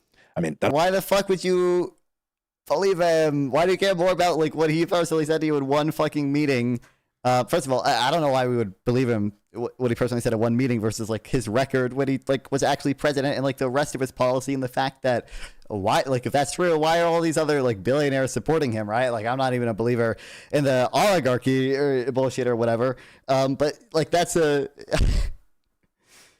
seems weird that they'd be supporting him in that case. And second of all, even if we did believe him, why do we think his plan is so much better than like Kamala Harris's plan or whatever, right? Like, obviously there's no good reason to believe the type of universal tariffs that Trump is doing are actually going to help bring industry back, right? We have studies on this from Trump's first term, because literally like half of all goods that are imported to the U.S. are intermediate goods and or like capital goods that companies use to make products. A lot of manufacturers in the U.S., like car companies, rely on imported parts. They rely on imported steel. If you make it more expensive for them to produce shit here, you're going to get less shit produced here. That's what all the studies about these tariffs say. And like, you know, I do have, like, obviously I don't think it's like necessarily even like a good goal just intrinsically to bring back those industries, because you know, they're just like overall net gains from trade and being able to specialize in the service sector and financial sector as America does. But even if you are a union leader focused on bringing the auto industry back or whatever the fuck you want to do, Donald Trump is not doing that. He's not doing a good job. Why would you believe he even wants to do that? And why would you believe that his plan is good? That's a good time for me to go to sleep. Well, thanks for stopping by, Long Leg Homo Sapien. I appreciate it. His whole campaign. Oh, he literally just said that Joe Biden saved his pension, but Trump just say some words that it's all good. Yeah, I know. It's insane. It's crazy. Why do you think it qualifies as genocide? I'm not interested in talking about it that much right now because I want to watch this video. I'm going to upload it to my YouTube channel. I don't want the whole VOD of me to be discussing Gaza. But just like vaguely speaking, I think genocide is like a very like specific crime that requires a very special intent that I don't believe the whole of the Israeli government has. I do believe there are genocidal people like in the Israeli government. Like I do believe like Smotrich probably like, you know, legitimately has like, I think Palestinians have been dehumanized in Israeli society. And I think that affects both like the leadership and, you know, there are people like Smotrich or whatever who will say horrible things about Palestinians and wanting to get rid of them. And like the on ground militants or whatever who probably just simply do not care about Palestinian lives as much as they should. So they are just like less careful and like may even intentionally slaughter them sometimes. But overall, I don't think it's a specific enough intent to like destroy the entire Gazan population, like as a top down government order, whatever, to classify it as a genocide. That'd be like my broad take. Okay. There's a good, Benny Morris's like article, which I think is good. This is my, read this here. This is my take. Okay. I'm not interested in spending a ton of time talking about it. And it was based on the borders, the crisis of the borders, but it also entailed, creating jobs. Now, yeah, Sean Fain was pretty bold, but again, I had no reason to believe it would create net jobs, even if it worked, because obviously bringing industry back, that's like bringing the manufacturing industry back or whatever would probably cost jobs in other sectors, right? Like you'd be devoting resources away towards other sectors. Do you know why Israel allowed Qatar to fund Hamas? I think I've done. Again, I don't want to talk about this for too long. I think it's more complicated than that, but I do believe that Benjamin Netanyahu does not want a unified government between the West Bank and Gaza, right? So I do believe it probably was in Israel's interest to some extent to keep Hamas in power, just simply because they don't think a unified government would probably be able to advocate for a state better. But I don't think that's really, I don't think it's really like the full scope. High net utility to watch two propagandists talking to focus on how we ended up America paying for Zionist torture children. I mean, it's just, you can talk about issues other than the most important issue all the time or whatever. But they said openly why. Do you know what they said? Who is they? Again, I'm not interested in spending a ton of time. Conversations with President Trump, where I knew that he wanted companies back. He was very critical of the bad trade deals about the tariffs. A lot of stuff was done in the early 90s as well under the Clinton administration. So, I mean, look, I'm a person that Clinton, the free trader. He wanted companies back. He was very critical of the bad trade deals about the tariffs. What are the bad trade deals? First of all, if you think the trade deals are bad, Trump is the one that made half of them, right? He's the one that made the trade deal with Canada.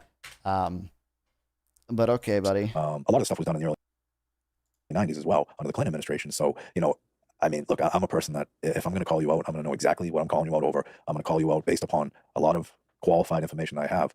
Sometimes people run their mouths and people say things, and then look, right now, I mean, I think you're going to see the auto industry coming back to the United States strong. I think you've already seen commitments to that, which is going to benefit his members. I think you've seen, you can find anecdotes of certain companies building new plants in the U.S. or whatever. Obviously, it's more important to focus on the aggregate. I guess I don't have numbers for just aggregate auto plant, but I have numbers for manufacturing in aggregate, right? So all manufacturing industries that is not being helped by the tariffs, right? Like if you look at the surveys that the New York Fed does, the Dallas Fed, the Philadelphia Fed, they all show like, prices paid are going up. Almost everything else is remaining flat or going down. If you look at the ISM Manufacturing Index, that has contracted for the 5th month straight. I don't have numbers on the auto industry like on hand. If you asked him right now, and again, I don't. I'm sure if we just looked at like Fred auto employment, like I bet it's essentially the same. But to be fair, you might need more time or whatever. Yeah, it's really only gone down.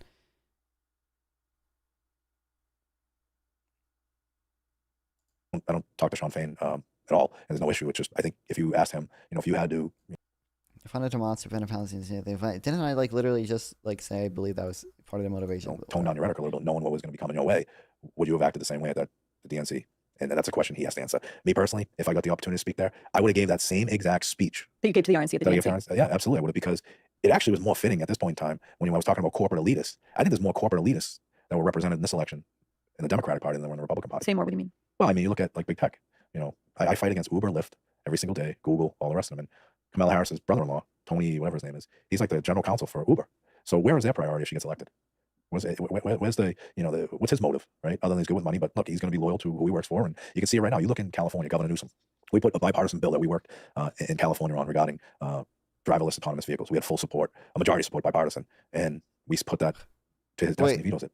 He vetoes the requirement of and why? Because he's in love with big tech and they support him. And he hold on, was the bill that he wanted to ban like driverless vehicles? Because that would be insane, and that just makes me think you're retarded. Teamsters,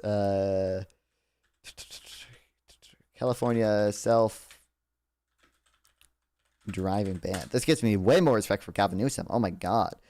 Passed the Tennessee. Wait, what? He said he vetoed it. California lawmakers passed a Teamsters supported bill requiring human drivers aboard all self-driving trucks. Oh, but okay, does he veto it? Okay, lawmakers passed it.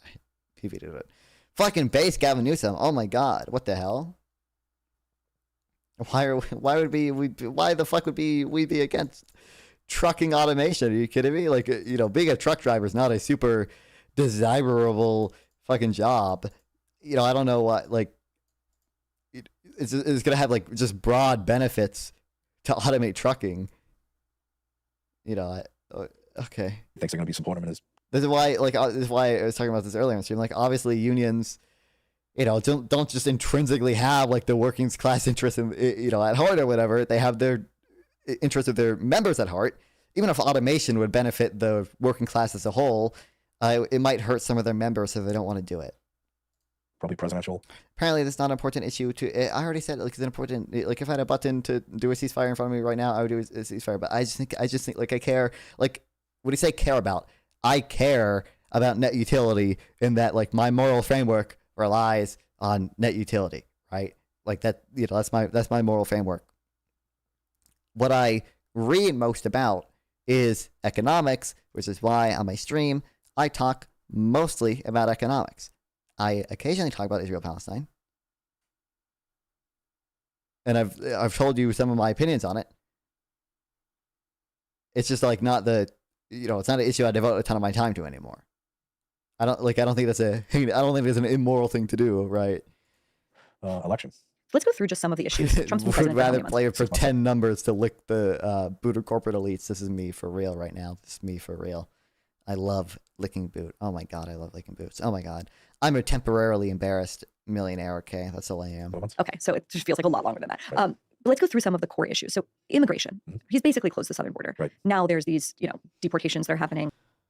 Ooh, is he going to be cringe on immigration too? I feel it coming. Oh, no. In my view, sort of terrorizing a lot of people who are just here to have a good life for their children. But let's leave that part of it to the side. The broad story sort of told by Donald Trump, and I would say lots of people on the, let's say, pro-union, anti-immigrant, not anti-immigrant, anti-illegal immigrant, right, is that more immigrants to this country.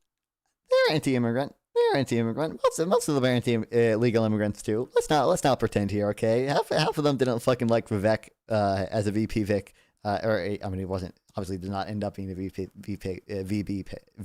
pick. Goddamn. Okay, Vivek VP pick. Cannot say that shit. Because he was fucking brown. Okay, they didn't want to they didn't like that he, yeah. They don't like that JD Vance has a fucking Indian wife. I think she's Indian. Country. Like there's basically a set pie. They don't like Indian tech workers. Like, and the more immigrants you have in this country, those immigrants are taking away good jobs for American workers. Do you think that that's broadly a true story? There's two sides to that argument, right? It's like, so I don't think anybody, especially a parent of two children, your parents as well, you don't want people coming into this country illegally to commit violent crimes against women, children, or okay, that's not what she asked about. That's not what she asked about. Not what she asked about. Not what she asked about. If they're hired, they should be deported. You've got other people that have come over here the right way. My great grandparents came over from Ireland. They went to the Catholic Church. They were shown the path to a home, a job, and naturalization. And I don't think anybody has a problem if that's the way it's going to be. I go, if anything, I think immigration now, there should be a quicker, more expedited path to citizenship if people come over with the right intent. Okay. We avoided the cringe immigration takes. Okay. To honor this country, cherish it, obey the laws of this country, and be a good American citizen. I don't think anybody has a problem with that. But I want to ask you about like sort of the economic story, right? There's sort of two stories that are told, right? One story she goes really like this. wants an answer. Immigrants, illegal or coming here legally, they are doing the kinds of jobs, the kind of manual labor, tedious labor, backbreaking work that Americans just don't want to do. Then there's another story, which is no, Americans do want to do those jobs. The problem is that illegal immigrants are sort of artificially suppressing wages. Yeah, what's the right story? So that's thanks Weasel for the follow. I appreciate it. Welcome to the stream. Hell yeah. Okay, so I do think it is like partly true that immigrants don't want to do, are doing some jobs that like Americans don't want to do, right? But like even if that's not true, there's not good reason to believe that like they would necessarily reduce wages in aggregate, right? So like we can imagine a case where a bunch of Americans do want to do like agricultural work or whatever, but immigrants are coming here and working a lot of those jobs as well. For one, there definitely are some cases where workers can be complements and not substitutes. Now, that's not almost certainly not the case in agriculture, but it's it does seem to be the case in certain like knowledge-based industries, like tech-based industries, right? Like it probably is the case that like if you just have a lot more smart people, what's up, BT Money? A lot more educated like Indian tech workers along with the native-born population all living in San Francisco. Well, companies are more likely to invest in in San Francisco and do a bunch of cool shit there. So in that case, you might actually see workers end up being like complements rather than substitutes.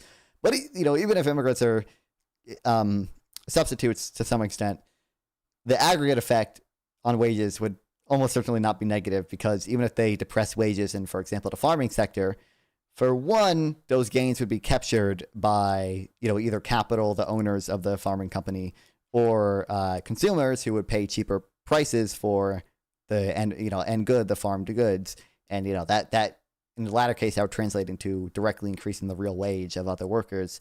And secondly, immigrants just buy other things. They just they contribute to demand overall, right? So you wouldn't necessarily see a wage decrease across the entire economy. Have you seen a video of a homeless person getting mad at someone bailing them out of jail because they had nowhere to go? It made me sad. To be honest, how do we fix this? You just need, you just need to build some fucking affordable housing. Okay, that's all we need for real. All we need for real. Okay. It's like listening to a German during the Holocaust telling you a capitalist economy is beneficial to workers. What did I say that is at all analogous to that? Because as far as like everything I said is just like essentially true. And like you can look at the day like I have studies that we can look at if you want, like or all your takes are corporate POV. It's absolutely not a corporate POV at all. Like you can look at studies. Just broadly is true that if you use a spatial approach to measuring the effect of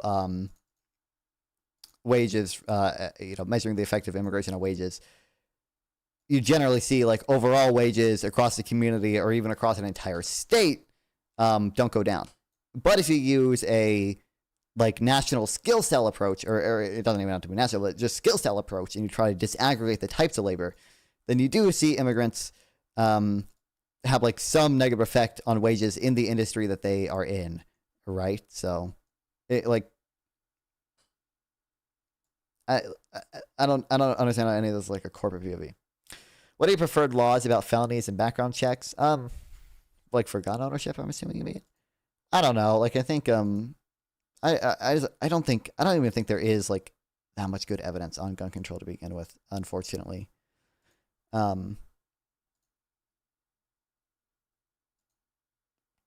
it's hard for me to have any like strong opinion on it. knowing for job searches. For job searches, I would have no reason to like mandate them or anything, right? So I don't know. I don't know. I wouldn't have like any strong opinion there. I don't think. There's one study that I'm looking for, and do I just not have it?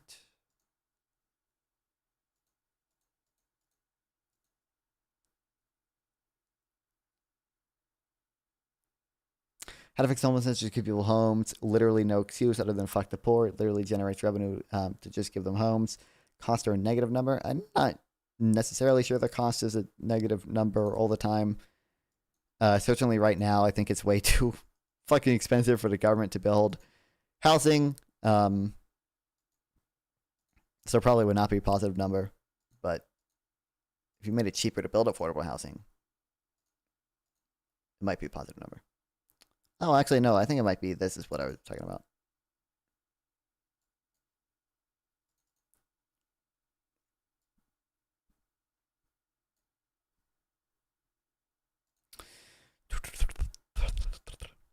When is canonical models implemented through empirical models, some studies using this approach find a sizable effect of immigration on wages of native workers, while others do not. For instance, Card 2009 finds that immigrants to the United States has only a minor effect on native wages. Borjas 2003, Borjas uses a lot of controversial methods that have been endlessly debated. To be fair, the Card stuff is debated too, but provides evidence for wages of native being harmed by immigration. These people report positive wage effects in natives. One reaction to these apparently contradictory findings has been to expand theoretical frameworks in various ways. We argue that the often contradictory results in empirical literature have two important sources. First, despite being derived from the same canonical model, different empirical specification measures different parameters. Second, two assumptions that are commonly and tacitly made when bringing this framework to the data may be invalid. One, that labor supply elasticity is homogeneous across different groups of natives, and two, that we can place immigrants and natives into education experience cells within which they compete in a labor market based on their reported experience. And then they go on to say, like, the skill cell approach. Yeah, national skill cell approach tends to produce more negative effects on wages compared to spatial approaches. I think two stories are. Oh, damn, non-font hit double digits. I got a raid from Visora, so yeah. I think one, you're 100% right. To be fair, a lot of times if you add up my also wait, hold on. To be fair, double digit, like I get like 13 viewers, 12 viewers, 11 viewers on Twitch fairly commonly. Okay, not uncommon for me if I have a debate to reach that. First of all, number one. Number two, to be fair, like if you add up, like I average about 7 viewers on Twitch, I think, and then I average about like 7 on YouTube as well. So to be fair, typically if you add up those two, I'm double digits, but you know. When you have, you know.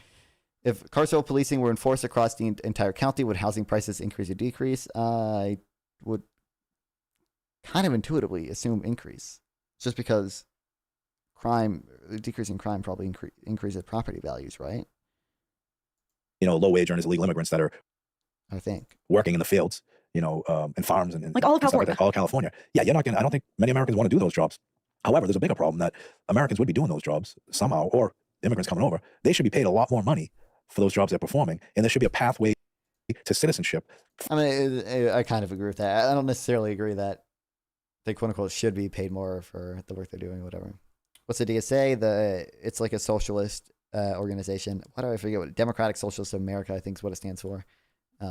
From the employers that are exploiting them. No one's talking about the employers that employ these illegals. Nothing's happening to them, right? So that's another story that isn't being told. But you know, to your point, there are some jobs you can't get Americans to do, and that's when we should be expediting citizenship, providing them opportunities to get a entry-level job, so to speak, there, and then transition into another job, or even better, let's organize those workers, and they are organized in some areas. But I guess on the other side of that, I've heard it at the building trades where you know non-union employers or non-union contractors will go in and infiltrate a job with illegal immigrants, where normally if a union contractor is bidding on that same job, they would get it. But where there's such a low ball and these employers are exploiting these immigrant workers, yeah, that's a problem. That's a real problem. See, this is why unions just don't have the interest of the working class at heart. Okay, like why don't I want whatever company to get the best deal when hiring people? Oh, and why are we still talking about how many times have I said, like, you know, I gave you my opinions on Israel Palestine. I don't know what more you want from me. Again, it's just not an issue I like spend that much time on. But okay. Look at what your economy. I don't think the U.S. economy is built on a blockade of aid in Gaza. But okay. When asset prices rise, not because of exogenous shocks, that's how I know an economy is healthy. Sure. I mean, yeah. I mean, we've had this discussion before, easy money, right? Like, you know, asset prices just like generally don't fall in healthy economies. So. True problem. And again, forget about, you know, the deportation, forget about how it happened and people getting taken off their jobs. No one's talking about these employers in this country that have been doing this for decades upon decades upon decades. I was organizing in the produce market in Boston in the mid 2000s, and every time, and they were predominantly immigrant workers, and every time the company would get wind that we were in there organizing them, they would call ICE, or they would threaten to call ICE. So it's just it's a crazy, crazy. You know, the real truth nuke here, okay? The real truth nuke here, okay? Are you ready? Are you ready for this? This is absolute actodonic utilitarian truth nuke incoming. The marginal benefit to the immigrant getting the job is probably just like 10 times higher than the marginal benefit for the union workers getting the job, right? Like if you're in a union in America, you're probably already doing pretty well, right? Like, you know, the next best alternative to whatever contract that you didn't get, you know, is probably pretty decent still. For the immigrant, that's not necessarily true. Okay. You know, that, you know, their next best alternative is probably significantly worse, right? Like, you know, the gains broadly are probably just like way higher for the immigrant. And like, you know, as I mentioned earlier, there probably just like are, you know, better like overall effects from the immigrants getting them right. So. But is the reason we're not talking about?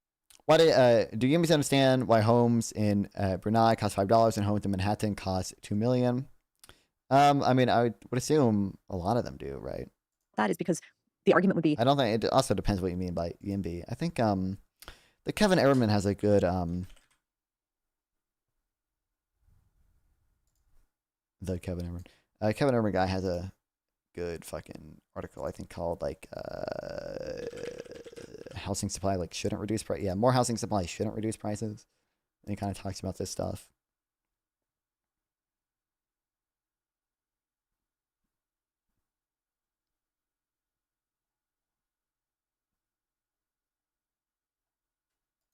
We all benefit from cheaper things.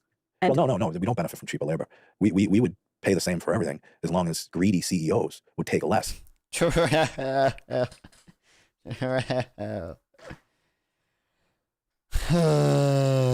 one, you know, probably in order for what he's saying to be true, like you would have to assume companies have a fuck ton more price making power than they do just in reality. Right, like thanks for the 5 bits. Hell yeah. I don't think he knows what he said either.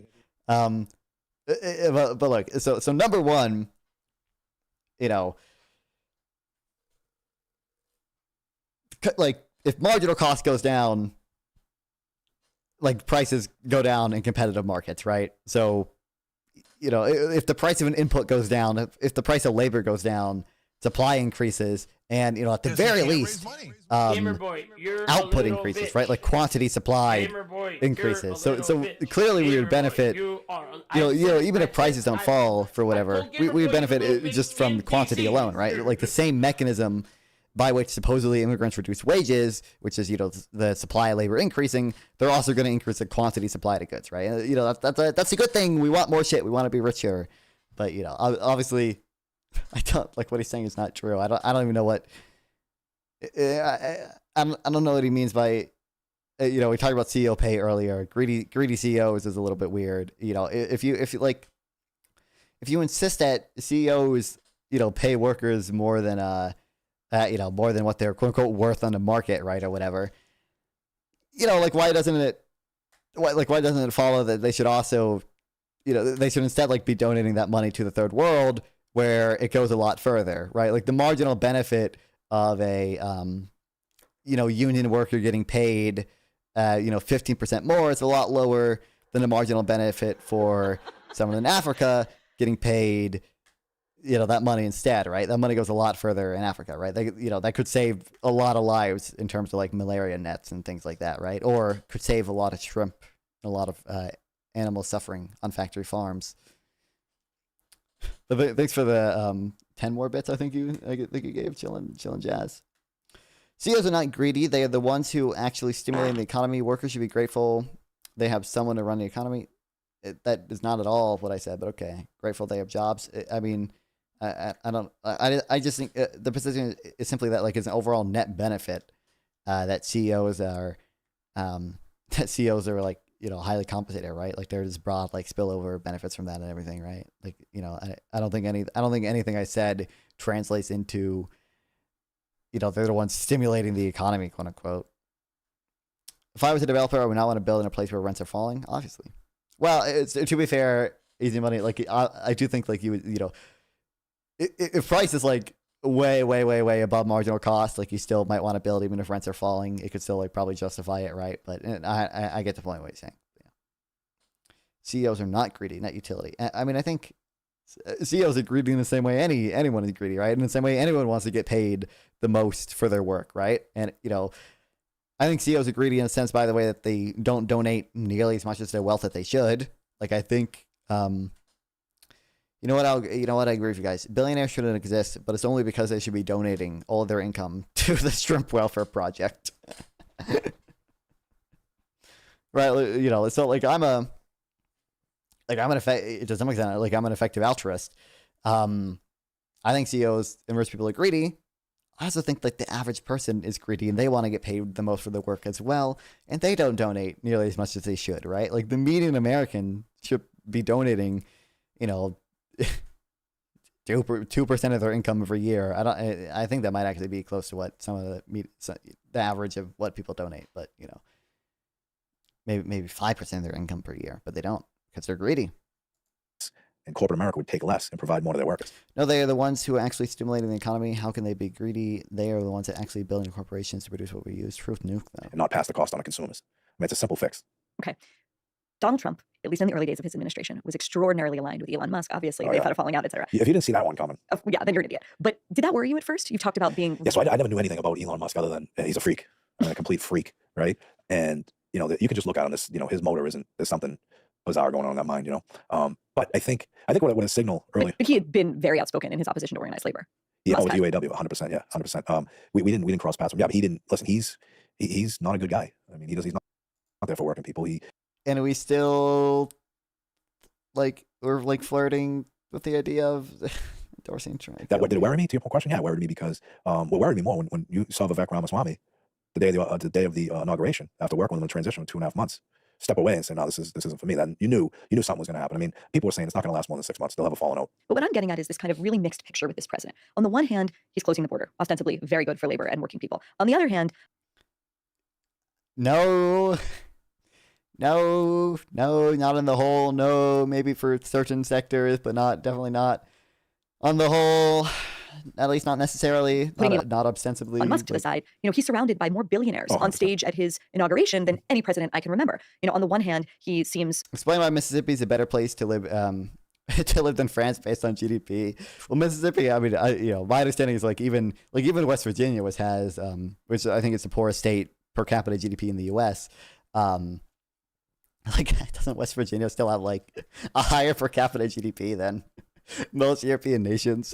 Right. So, I mean, there's more income per person. There's just more real resources per person. Now, in fairness, you might say France has a better redistributive, state, and they sort of provide more resources. Thanks for the 5 cents again. They sort of provide more resources to maybe the bottom of society. So maybe if you're in the bottom 10% of people in West Virginia, you're worse off than the bottom 10% of people in France. But overall, there's just more, there's more resources per person. People just get paid more. People have higher quality goods, right? All those, all that shit. To care a tremendous amount about your core issues. On the other hand, he is embracing big tech and lots of the transformative technology that's coming. So grade him for me. Not even a year into office. This is 57,000. I think Germany has the highest GDP, although not. I think Norway has the highest GDP per capita or whatever. 55,000. Where West Virginia is richer per capita than fucking Germany. To be fair, Norway, it's probably a little bit distorted by oil, but I think Norway is higher. Iceland's higher, but Finland is higher than West Virginia is higher than Finland. Dude, you can't trick me by saying the average person in West Virginia is better off than the average person in France. The average I bet the average person is maybe not the median person, but I kind of bet the average person is in terms of real income. How do you think he is doing? Oh, this is a message directed to me. Effective altruism is what I thought was the right thing to do prior to making it part of the way to success there. Honestly, at your age, in particular, under 30, I was I'm 19 years old. I was ANCAP until I really gained a deeper understanding of economic systems after finishing my MBA. Anyway, it doesn't work, as the exploitation required to get to the point at which effective altruism can work is ethically unjustifiable. So I mean, effective altruism would like apply to whatever whatever system you live under, right? So like, it seems a very misinformed criticism to say like the exploitation required to get effective altruism to work is ethically unjustifiable, because like the basic philosophy applies regardless of what system you're under. Like whatever system you think like wouldn't have exploitation in it, like that. The same principles of effective altruism would still apply. You might just say like everyone overall under your system or whatever would be better off, so there'd be like maybe less of a need for effective altruism. But yeah, unless you believe pure utilitarianism can ever be ethical, which in that case I am as I've said, okay, I am a utilitarian. Okay, so I don't know why it would be unethical. On the issues that most matter to the Teamsters and my headphones are totally fucking desynced. Give me a second.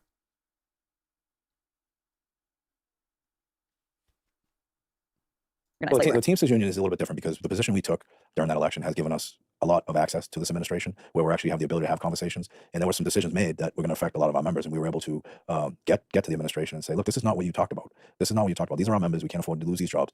On the other hand, he's getting criticized because of smaller government. People are getting laid off.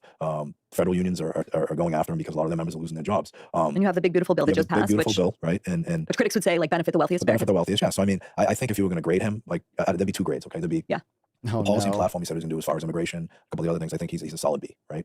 For us, he's a B because we haven't had too many effects. And by the way, people forget that we were the reason why Laurie Chavez-DeRemer is the Secretary of Labor. Thanks for the 10 bits again. Orange Man is bad. This is true. This is me for real, just like me for real.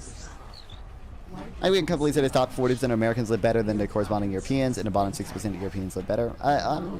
I mean, like, I probably agree generally with that. Like I said, I don't know. I don't know where I draw the percentages, right? But, Yeah, but we went down and lobbied hard for her because, she voted for the PRO Act while she was a Republican congressperson, and her father's a retired Teamster. In the field that we're going to choose from to be the Secretary of Labor, we're all union busting attorneys. So, I'm going to call balls and strikes. Are we thrilled with everything he's done? Absolutely not. But are we thrilled with the things we've asked for and we've gotten done? We are pretty happy. But you said there's 2 grades. So Right. there's the B, and what's the other grade? Well, the grade I would say from other organized labor. I mean, in the building trades, I know they're not happy. So I mean, I would say if you were another union, you'd be looking at. Effective altruism, people needed an academic from Oxford to tell them to be good.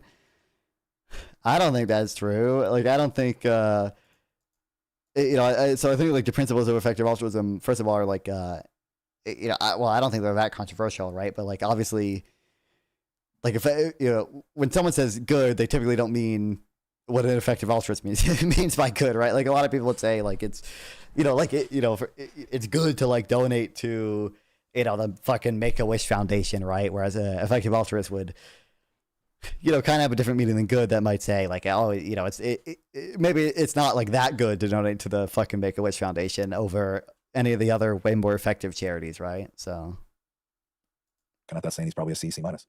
So when we're just none of it's a new idea. I don't disagree that it's not necessarily a new idea. No, we want our charity to be effective. We're smart. We're special. Well, hold on. I mean, obviously, you should recognize like almost no one behaves like an effective altruist. Even those who donate to charity rarely behave like an effective altruist. Like almost no, a very small percentage of people who, when they donate to charity, are like actually considering what the most effective charities are. Most people just kind of feel good no matter what charity they donate to. They just donate to whatever charity like pops up in their fucking Instagram feed or their local community is doing some charity drive for, right? Like, just sort of looking at the complicated picture that is Donald Trump and his relationship to labor. Elon Musk is part of that picture. Immigration is part of that picture. And another part of it is Doge and some of the cuts and some of the things that Doge has done that I think a person like you would say has been terrible for workers, like cuts to OSHA, et cetera. How did you feel about the Doge effort, which frankly seems to have died off more recently? Yeah, the Doge effort at first, I mean, it was frightening because, there was, again, you get back to every president in probably the last, 20 years has always complained about big government and smaller government. But at the cost of what? Like, are we embracing cuts at OSHA, worker safety? No, we're not going to embrace that stuff. Are we embracing, the elimination of the National Labor Relations Board? No. I think what we were hopeful was going to happen, and maybe some opportunities still to happen, is, it's like anything else. Anybody that takes over an organization, the first thing you go into is you make cuts and you look at where, things aren't running efficiently. It doesn't, because cuts are made early on, doesn't tie someone's hands behind their back on rebuilding something that's been broken. Like the NLRB. NLRB is a great tool for working people. I think it's a lot harder to rebuild things once you tear them down. I avoided the NLRB when I was organizing at Local 25, and even still, the National Labor Relations Board. We do still, because it's an antiquated system that was getting criticized by organized labor and everybody else that had utilized it, and employers through every administration since I've been in office at Local 25 and now. And it was took too long to make decisions. Wasn't efficient enough. It was a hard process, and that is true. That is accurate. And the Trump administration, cut a bunch of funding for OSHA, NLRB, and everything else. More importantly for us, those are important institutions that we are monitoring right now. There's this other thing that's more important than anything. It's called the Fair Labor Standards Contract. That is going to be the true testament. If we can get bipartisan support on that, that'll define what views the President of the United States has on organized labor. But as far as these other cuts that he made to a lot of these organizations, I mean, we're monitoring them. And look, if we think it's too deep and it's not, at least we got that. But to be fair, like I do, I don't think we had very good reason to believe that Doge was going to be particularly effective, even when he was just even when it was just an idea on the campaign trail, right? Look at the red state by state fight to get rid of property taxes. Voters have been skeptical so far, but it's a new frontier and effort to starve the beast. Oh my god.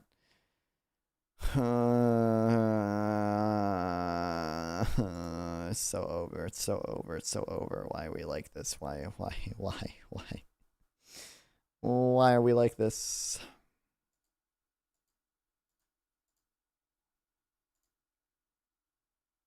Room for disagreement.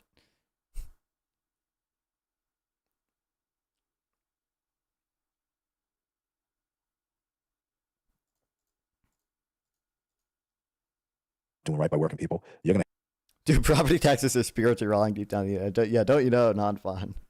My fucking boomer grandparents paid off their home, but they still have to pay fucking property taxes like they don't even own it. What the hell, man? You're telling them they have to rent from the government for life? What the fuck? Yeah, kill them. From us. Let's talk about Bernie Sanders for a second, because He doesn't talk to me anymore. Why? I don't know. When did he stop talking to you? Right after I spoke to the RNC. Did you used to talk to him a lot? All the time. Hey, it's Bernie. Only good thing Bernie's ever done. Let's I did go. rallies with him around the country. And then what happened? Just went totally silent? Just whenever I think he looks at it as a betrayal of not endorsing the Democratic Party. He's never said that, but his whole attitude and access has completely changed towards us. I mean, we called him last week, or my staff called him last week, because we're working bipartisan on this bill for the Faster Labor Standards Contract, which is basically a thinner version of the PRO Act. Mm-hmm. And he's got a problem with it, and the staff was not too nice to my staff. So it's like, we're only as good to people when we're carrying their water, but I guess that doesn't matter. I mean, look, I like the guy, I have respect for him. I saw him on Joe Rogan. I don't know. I mean, this is the problem with politics. Bro, why would you tax money you don't have? And when you don't go along to get along, because you're actually, listening to people you represent. I mean, property taxes are obviously just like, they're probably not technically optimal, right? But they're some of the most optimal taxes that we have. Talk to me anymore. That's the problem. It's fine. Do you think if he had been the candidate instead of Hillary, we would have a very different Democratic Party? Or were these trends sort of? These trends are going to happen. These trends are going to continue on. I just think. I don't know if that's true. I really don't know. I don't think it was so. Just. And I think that's, thank God we avoided that. Goddamn. Like we're seeing, like, I don't know. At the same time, you're seeing more and more progressive Democrats sprout up. Like you're seeing the fucking Zorhans, you're seeing the fucking cat, Alba Gazela, fucking girl. I don't know if she'll win her primary, but we'll see, right? So started going down a different path. I think if Bernie won, you would probably only like see that happening even more. It just snowballed. I mean, you look at right now, who's the face of the Democratic Party right now? Zohran Mamdani. Well, that's in New York, but I'm saying on the federal level, right? Who's the face? I don't know. I can't identify one. And the problem is, like, I thought after the election, especially once people got over pointing fingers and blaming everybody, and I said to my mother recently, I'm like, I'm getting crushed by people saying that I should endorse Harris because she'd be the president. I'm like, I don't realize I had that much weight. Like, where we could make up, we only had 1.3 million members, which probably 10 or 11% of them vote. That wouldn't have moved the needle either way. But I'm glad people think that way. But I don't know who that is. I mean, you look at. Who do you think it should be? It's got to be someone that it's got to be a younger vision, that has to be open to, solving any and all problems, regardless of what political affiliation you are. I mean, you look at like a guy like Josh Shapiro, right? I don't know where he's going to be. I don't know where his politics are. He seems to be doing a good job in Pennsylvania. Gretchen Whitmer out of Michigan. She seems to be able to work bipartisan. But these are forgive me, like we're a little different age, but we're both of a cohort where like those are normal Democrats. Right. That doesn't seem to be where the But party's the normal going. Democrats that I would assume if you ask them what was the problem the last time around, they're gonna agree with what you and I are talking about. I agree. today. I'm saying And they're who there's we, still hope. but there's who I don't. Well, maybe actually. they are people who Normal Democrats can be cringe. our too. generation would Right. prefer. If you look at, just to stay on New York, because that's where we're sitting for a second, most of the New York unions, I think almost all of them, have endorsed a socialist with many wild views that we don't need to get into in this conversation. I've covered them extensively, but they've endorsed Zoran Mamdani. Like, Right. what does that mean? Well, I think again, it's just culturally, that's the direction the Democratic parties went in, and New York City is definitely dug in on that same platform. And not all unions went with Mamdani. Don't forget when Cuomo was in there, there was a lot that went with Cuomo, and then you just recently seen the cops and firemen go with Adams because of the defund the police stuff. Yeah. So I don't know. I mean, AOC. No, absolutely not. Why absolutely not? Oh, because she's again another social justice warrior. She's personally called me out. I've never met the woman in my life. But she just doesn't. And if you look at how they voted in her district, I mean, I would spend the majority of my time in my district identifying what my people need instead of trying to put myself on the ballot for 2028. Okay, first of all, I don't think that's the majority of what AOC's done. I do like right now she might be trying to do that with like the Fight Oligarchy tour shit. And actually, that probably is ended by now. But so you're saying you're not a fan of the more progressive candidates? I have a complicated relationship with Buncor simply because like I think so like personally like, I am not like that progressive, right? Like I don't like a lot of the populist policies that they propose. At the same time, I think like there's too many fucking boomers in Congress. Okay, I don't want a bunch of old people, right? Like way too many Democrats like literally die in fucking office, right? Like it's not acceptable that we had like 3 Democrats die in office this year in the House, right? Like that's not acceptable. I think moderate Democrats are too like risk averse and they don't want to like campaign and stand up to Trump as much as progressives do. So I don't know. Like I would, I have a complicated relationship. It depends on how progressive and it depends on, what the, how sort of strongly the alternative moderate candidates are fighting against Trump wherever they happen to be. But I don't think AOC was like really spending the majority of her time not focusing on her district. Now, like I think all literally any person in Congress is going to be concerned about future elections as well. So, they are going to, and that includes for different offices. That's kind of a politician's job, unfortunately. I don't think that's a criticism that really only applies to her. And like I can't imagine like I can understand not liking the Zoran. Okay, because Zoran's like a full on democratic socialist or whatever. Not that AOC is like really that far off, but obviously AOC is probably your best bet for unions. But all right, dude. But these are people, AOC, Mamdani, we can name do that. Can name a few others who are, maybe you would say they're just cosplaying as like pro-labor politicians. Like they're saying all the things, like we stand up for working people. That's their whole platform. Why do you say that's bullshit? But do they know? It's bullshit because I'll tell you why. This last I election, don't think they're just saying it. I think they do it a lot. Like they introduce a lot of bills that are very progressive enough that I don't even like half of them. So Joe Biden walked the picket line with UAW. Awesome, he should. I've had 250 strikes in 3 years. The only politician that's walked one of my picket lines has been Josh Hawley. And recently we have a couple in Boston. You've had the whole congressional district in Massachusetts walking. Mm-hmm. But other than that, there's never been on picket lines. We were fighting Amazon where we were looking for letters of support. There's people that you just mentioned that didn't sign our letters or didn't show up. Yet they want to call you out on everything that you don't agree with them on. They'll call you out saying he's not right. Like AOC's in some like crazy DSA chat or something, whatever it is, saying Sean O'Brien shouldn't be allowed to represent the Teamsters Union. Why? Because I don't agree with you. Yay. Like, should you not be allowed in Congress? Like you don't AOC agree with me. I don't agree with you. It's like, lady, I'll put up my record for AOC against yours when it comes to defending working people. I'm not out here for a press conference or a photo shoot. We're actually out there doing the work, negotiating the contracts, organizing, and right in our district. I mean, we struck Amazon. I think she showed up like the last day. Chuck Schumer wouldn't even sign a letter of support. Why are you still a Democrat? Why? Yeah, why aren't you an independent? I don't know yet because I'm a loyal person. Right? It's like I'm still a Catholic, right? I'm still a Catholic, and the Catholic Church went through a ton of scrutiny, right? A ton of problems they brought on themselves. But it's like, look, where I grew up, you're loyal, and hopefully, they'll see the light. If not, we're just going to keep doing. Look, I'm a realist. That's what I am. I wish there was a party affiliation called realist because, I want to be the person that can have those conversations with anybody and agree to disagree on what.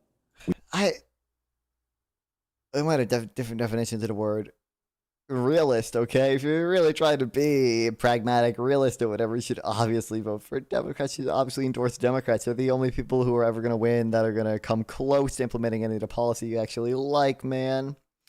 If we build a larger welfare state, we lose our advantage in immigration.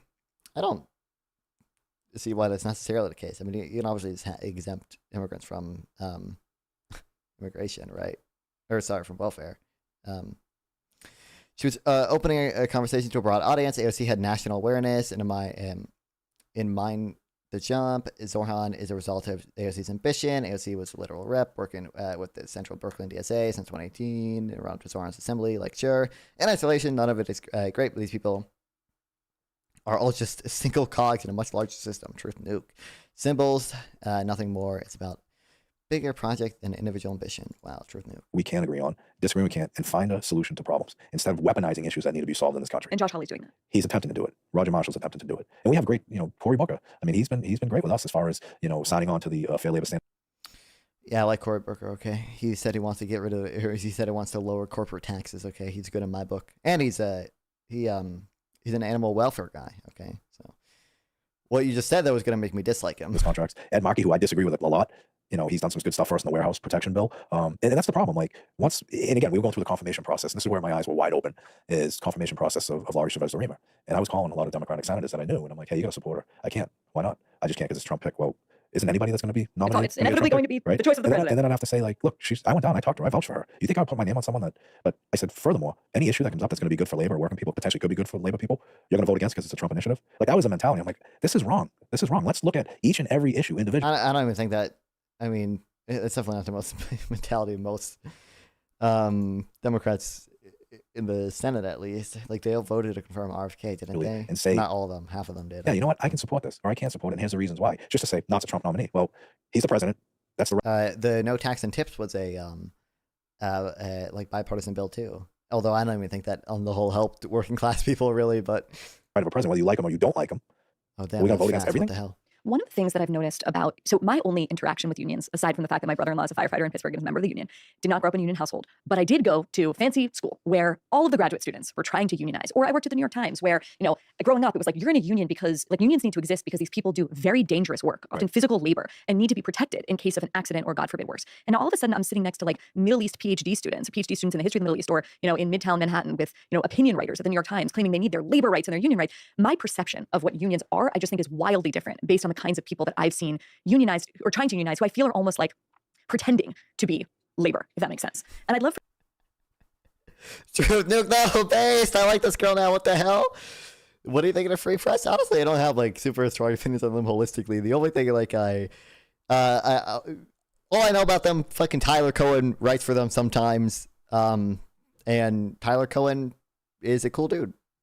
So that's my opinion. I think this girl has like multiple like anti like Zorhan like articles, right? Like I think she kind of has Zorhan derangement syndrome. Which newspapers are you subscribed to? None. Or well, actually, my my local news. I don't subscribe to any newspapers because I have I just bypass the paywall on everything, right? So I'm subscribed to like two different. Well, I have a paid subscription, not even New York Times. Nope, because I can just bypass paywall, bro. Actually, the free press is usually the one that gives me the most trouble with the bypass paywalls, but sometimes, if you're lucky, someone archives it. Okay, but sometimes you're not lucky. I was going to New York Times, Wall Street Journal, Financial Times. Financial Times, I can almost always get around with this like archive .ph or whatever. So yeah, I don't know. Wall Street Journal, I don't even think I need to use the archive usually. If my bypass paywall is clean plugin, just automatically will get rid of the paywall for me. I'm subscribed to a lot of like Substacks for free, and I think I have 2 paid Substacks, but I'm probably gonna cancel one of them. I'm subscribed to the Overshoot, which is like $30 fucking a month. So I'm not gonna stay subscribed to the Overshoot, I don't think. But they're an economics blogger, and then the only other paid subscription I have is Bethan's Bulldog because he's my fucking goat. Okay, so gotta subscribe to him. Are you gonna subscribe to The Argument? I don't know what that is.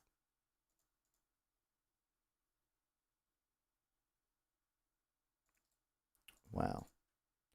I will at various times though be subscribed to like paid subscriptions and more or less Substackers because sometimes like No Opinion puts out like a paid blog And I'd post love that for I you wanna to- read, so I'll subscribe to him for a month just so I can read that blog post, right? I think, talk about that a little Yeah, bit. I think, I mean, look, your traditional, if you took a traditional snapshot of a union member, and again, not to be, you'd think of rugged men and women I think about you. doing rugged. You're like my caricature of who a union guy is. But we've evolved. Labor's evolved, right? Where, you know, it wasn't just about blue collar people fighting for their rights and the rights to organize and collectively bargain. Those same attacks happen in white collar arenas as well. So I think that's a testament to what organized labor has done in the history as far as representing working people. Now you get to this other academia, so to speak. But I feel that it's stolen valor. It's like it's. I wouldn't say. Do you not feel that way? Listen, sometimes when I hear the rhetoric of, like, I spoke at an event in New York, I think it was New York University, whatever, and we just finished the UPS agreement, and we finished that deal, which they control 7% of commerce. If I had an ego and I wanted to, like, you know, stroke my ego, I could have easily struck that company. So I struck UPS, but we negotiated the deal, and we negotiated the best deal without a strike. The threat of a strike was the thing that got the deal done.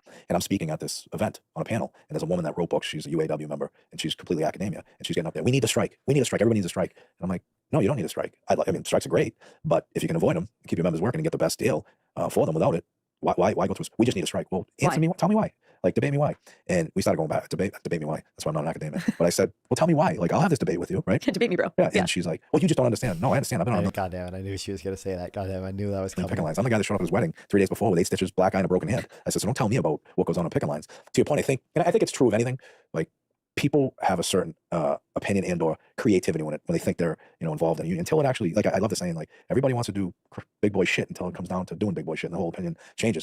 I don't know if but there's a strange incentive, right? Because, like, as traditional union membership, this unironically true though. Okay, this only based fucking thing he said.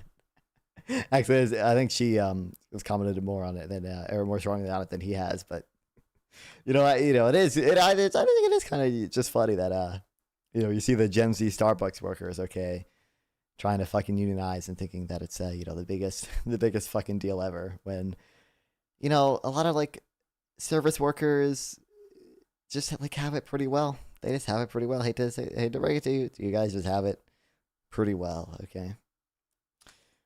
Dude, what other assets do we tax for things you just own? I'm trying to. We gotta have some other stupid, fucking, antiquated, dumb tax. But I'm trying to think. I can't think of anything off the top of my head. has declined. Yeah. Oh, I mean, you do. I feel like some places have fucking boat taxes. So you can't think of one. Don't. I've heard people have to be fucking like get taxed on their boats before, but I could be wrong.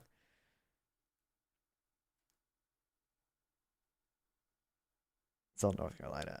Oh yeah, property taxes. There's an incentive for fucking boats. Is it maybe? Is it only like if you live in your boat though? Is it only like if your boat is legitimately your property? organized labor to say, all right, we're going to organize graduate students. No, I think there's valid issues though, and you're right to a certain extent. But I think there's valid issues, like when you see these universities and these endowments at billions upon billions of dollars, and they're trying to nickel and dime adjunct professors or anybody for that matter. Like, of course, you want to join a union, you want to collectively bargain, you want to get the best contract, but you want to have stability. So I think genuinely, I think academia has seen the fruits of what other unions have done, or the values of being in a union, and I think they have taken it to another level. I think a lot of them are still, a lot of the academia that I dealt with, they're still aligned with the far left. I think maybe one of the most damaging things to the reputation of unions writ large happened during COVID, where a lot of these teachers' unions were basically not thinking about the children who were suffering from lockdowns and having to share an iPad with 4 siblings and fell behind in learning. Yeah, believe it or not, guys, like I said, it's almost like unions care about their members and not like the working class as a whole. Oh my God, that's crazy. Oh my God, that's great. That's crazy. What an organization? A cartel, only thinking of their interest? That's crazy. Yeah, unbelievable. What? To an extent that is still shocking. Happen? And the unions were fighting even deep into COVID for schools to remain closed, for them to not come into school. And beyond that, I think parents all of a sudden were having to come face to face with the poor quality of a lot of these teachers. What did you feel about that personally? Well, personally, it's funny. I just had a conversation with Vivek Ramaswamy last week. I had him on my podcast. Oh my God. And again, a billionaire, right? And said all the right things about unions, but he did highlight, but I don't like the teachers union. I'm like, why do you not like the teachers union? Don't you think they should have a right to collectively bargain? I'm not saying they don't, but let's talk about COVID. I go, okay, let's talk about COVID. He said, I went to a Catholic school, and the Catholic school stayed open through COVID. I go, the Catholic schools are a business. Let's be realistic. Even it doesn't said, well, AI a lot of teachers, I don't like how they operate. I don't like the structure of the teachers. I don't like the fact of what they did during COVID. And I said, look, anybody can have a debate about what happened during COVID, because I think it was probably the most uncertain times you ever had. My own personal opinion, I love the teachers union. I love public schools. I went to public schools my whole life. Some of the most influential people in my life are public school teachers. And you think about it different. And I don't like. You can love public schools. It doesn't follow that teachers unions are actually good for a public school. Sometimes, right? They had us for 8 hours a day. In fact, there was a paper from Wisconsin when they like weakened teachers unions, and they found that like, essentially, student outcomes actually improved once the teachers union was weakened. It was only like a working paper, I believe, but let's see if I can find it.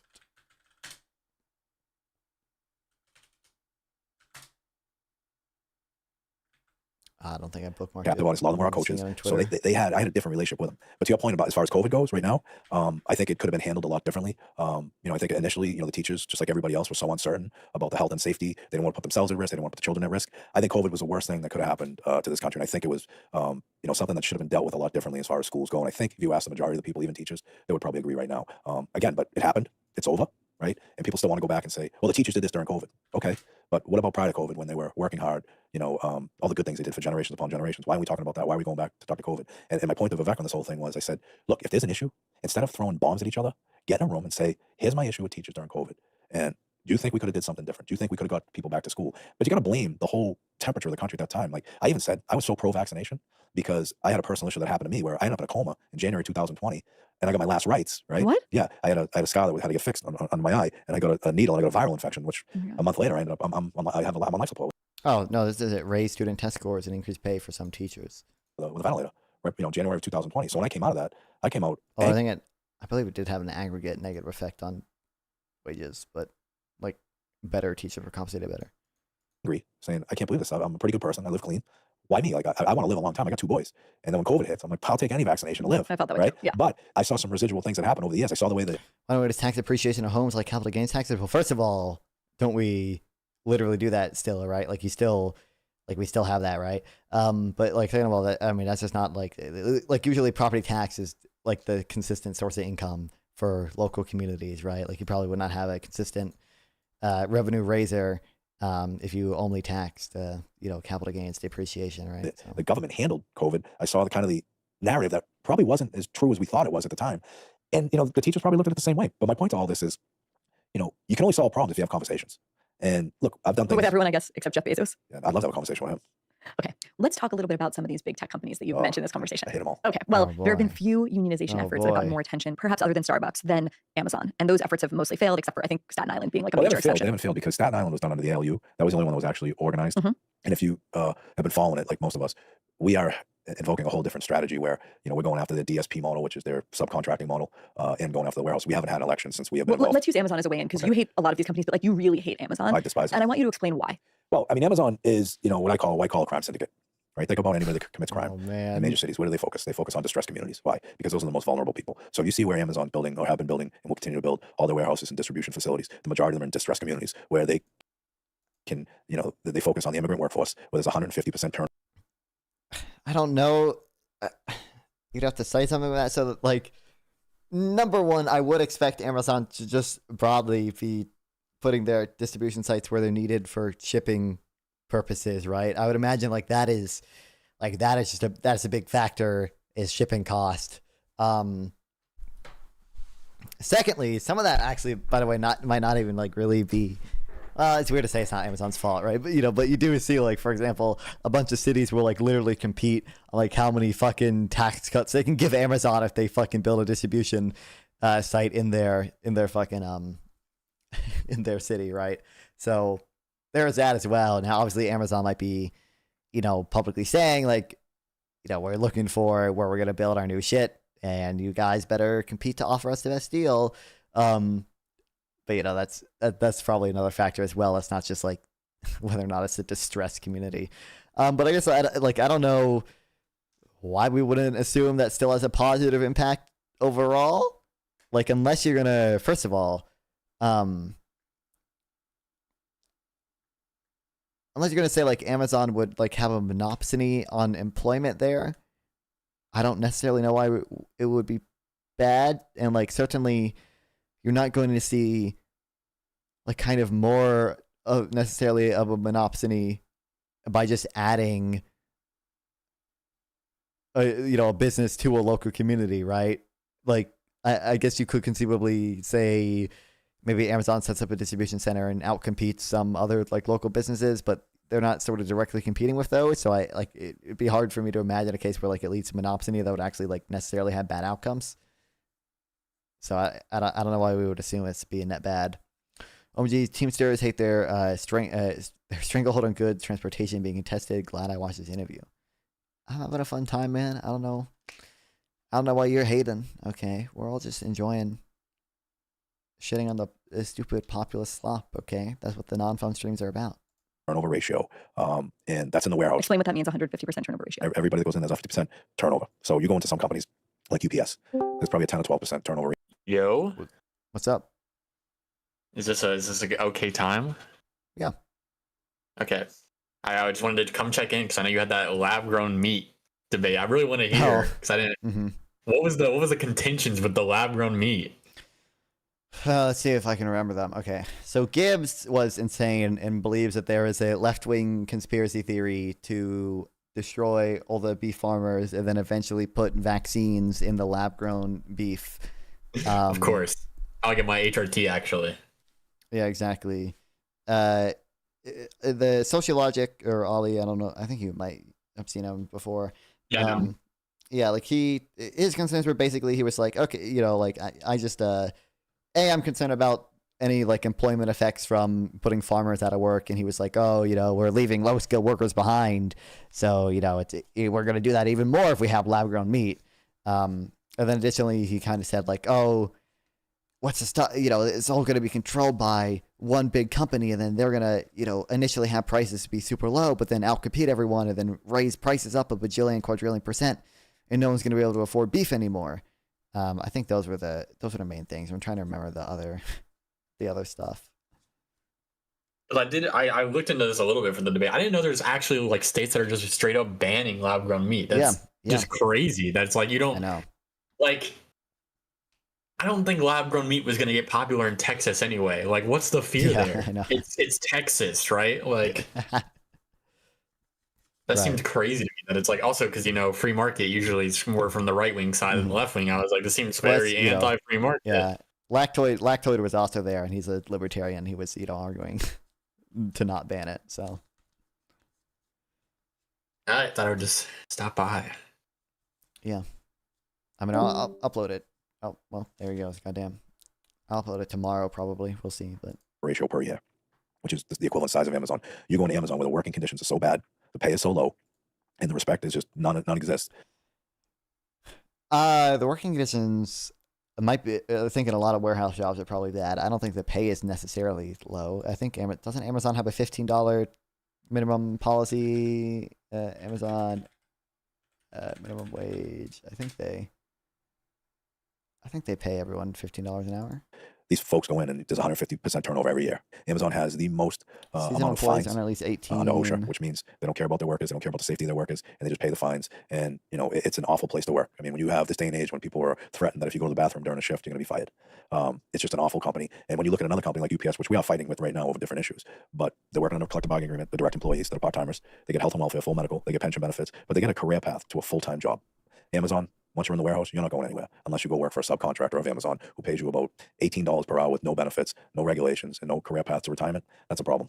How do you personally protect? I mean, that's essentially, that's essentially a type of, that's kind of like a type of like non-wage compensation, right? It's like the sort of like expected, future that you have at the company or whatever. Some firms, like you're probably going to attract more employees if they feel like that they, once they go to a company, they have a good chance of, moving up the ladder or whatever. And some companies will find it profitable to offer those things, and some companies won't. And like that's fine. I don't think it's like necessarily bad one way or the other, but. Test. Do not order things from Amazon. Do not use Amazon. It's hard not to. I mean, it's hard not to use Amazon. I try to avoid Amazon at all costs. There was a time when online shopping first came out where you got an option when you ordered something online. You could ship a UPS, FedEx, DHL, and it was always going to be UPS because they unionized with DHL. That option isn't there now. I mean, people, there's no loyalty anymore. It's just, Amazon controls everything. And, everybody says, I mean, look, there's certain things you have to order off Amazon. But the good news is that we've organized about 12,000 DSPs throughout the country. We struck 22 locations in December. We are building momentum to organize them. So, I don't feel as guilty when I hit send and I have to get something and it's from Amazon, because two things gives me an opportunity to talk to that person that's delivering my package. And I can tell them what it is to be in a union. I can tell them, how important it is to, fight for your rights to organize. So why have they not, why have organizing efforts not been successful at Amazon? Well, I think for two Corporate reasons. greed, union busting. They have such a Goddamn this program. They spend about $500 million a year on union busting. That's awful. And they have a captive audience of those employees that are inside every single day, and they're talking about what's going to happen to them if they organize. Why is YouTube doing this to me? What the fuck? A program. They spend about $500 million a year on union busting. That's awful. And they have a captive audience of those employees that are inside every single day, and they're talking about what's going to happen to them if they organize, retribution, retaliation, all this stuff, which we are fighting that on state levels to make it illegal to have those meetings. We've been very successful in states. I think we've gotten success with the DSP model. And when we took over this task, we knew it was going to be a 5 to 7 year plan to organize Amazon nationwide. We've got some good decisions in California from the general counsel, not acting general counsel of the National Labor Relations Board. So I think there is going to be a path to victory at some point in time. It's just going to be a fight. If Jeff Bezos were sitting here, what would you say to him? Oh, I'd call him a piece of shit. Have you ever met him? Never met him. Never met him. I mean, think about what he spent on his wedding. And if you just paid, if you bargain a union contract would probably cost less than his wedding did in certain areas. Zoran Mamdani says things like, I mean, I feel like I've talked about this like 3 times by now. For one, the consumption is the issue, okay? Progressive consumption tax, be based, endorse the progressive consumption tax. What the hell? For 2, like, you know, if you're gonna say like CEOs should essentially, you know, be charitable and pay workers, what I say more than they're worth. I'm not making I want to be clear. I'm not making like a moral judgment about like how much your labor is worth. I'm just saying like more than what you can get away with paying them on the market. You know, why not advocate instead that they give that money to, you know, places where it go a lot further. For example, the Shrimp Welfare Project, or, you know, Africa, right? Like, you know, think about how many malaria nets Jeff Bezos could have helped if he instead, you know, spent the wedding money on that instead. Okay, think about how many fucking shrimp he could have helped. Okay, goddamn, he could have saved like all the fucking shrimp, like if he really wanted to. Like, billionaires shouldn't exist. Do you agree with that? Look, I if someone's done well and worked hard and they've done well in their life, I mean, hats off to them. But if greedy billionaires that want to take on and attack working people, then no, they shouldn't be allowed to be billionaires. They shouldn't have that privilege. I don't count other people's money. What I do is I focus on what the problem is, and I focus on, you know, how we find a solution. And I don't care if Jeff Bezos is worth, you know, 500 billion or 500,000. You know, the same person is going to exist. He's a piece of shit. And, you know, look, you don't fault anybody for working hard and making money. But should billionaires, what do you do? Ban billionaires or just not allowed to make money? How do you regulate that? Well, that's why I'm asking. I mean, believe me, I don't know. So, but by the way, I have a lot of members. But I have a lot of members that are millionaires. Like, they've worked 40, 50 years, saved their money, made investments, bought houses, worked hard, can have pensions. It's great, right?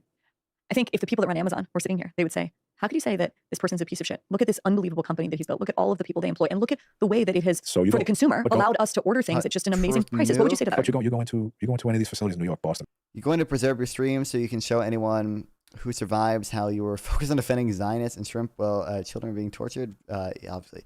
I mean, all my VODs are on YouTube and Rumble. They're all public. You know, go to my YouTube channel. Actually, mention what YouTube in the chat. Click on the live tab. Okay, they're all there, and they stay up for like 2 weeks on Twitch or whatever. I think is how long Twitch keeps them up. Thanks, Granny the Hun, for the follow. I appreciate it. You know, they're all there. And like I said, on Rumble as well, they are all up there. I think Kick keeps them for like 2 weeks as well, or whatever.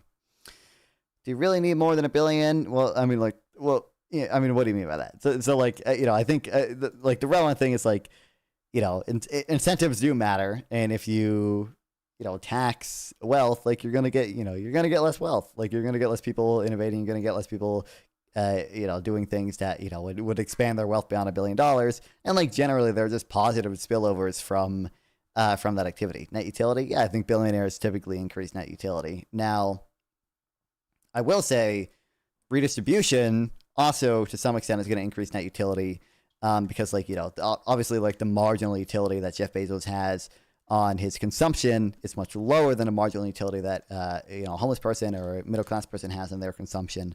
So redistribution can increase net utility as well, and that's why I'm in favor of a decent amount of redistribution. It's just a concern over like how much do we think redistribution is going to affect things like growth, right? Like if we do a wealth tax and people invest a lot less money, because we're directly taxing savings and investment when you do that, right? What negative impact is that going to have on the growth of the economy as a whole? And, you know, what's the trade-off there between how much redistribution we get out of it, right? And I think wealth taxes, most of the mechanisms by which you would,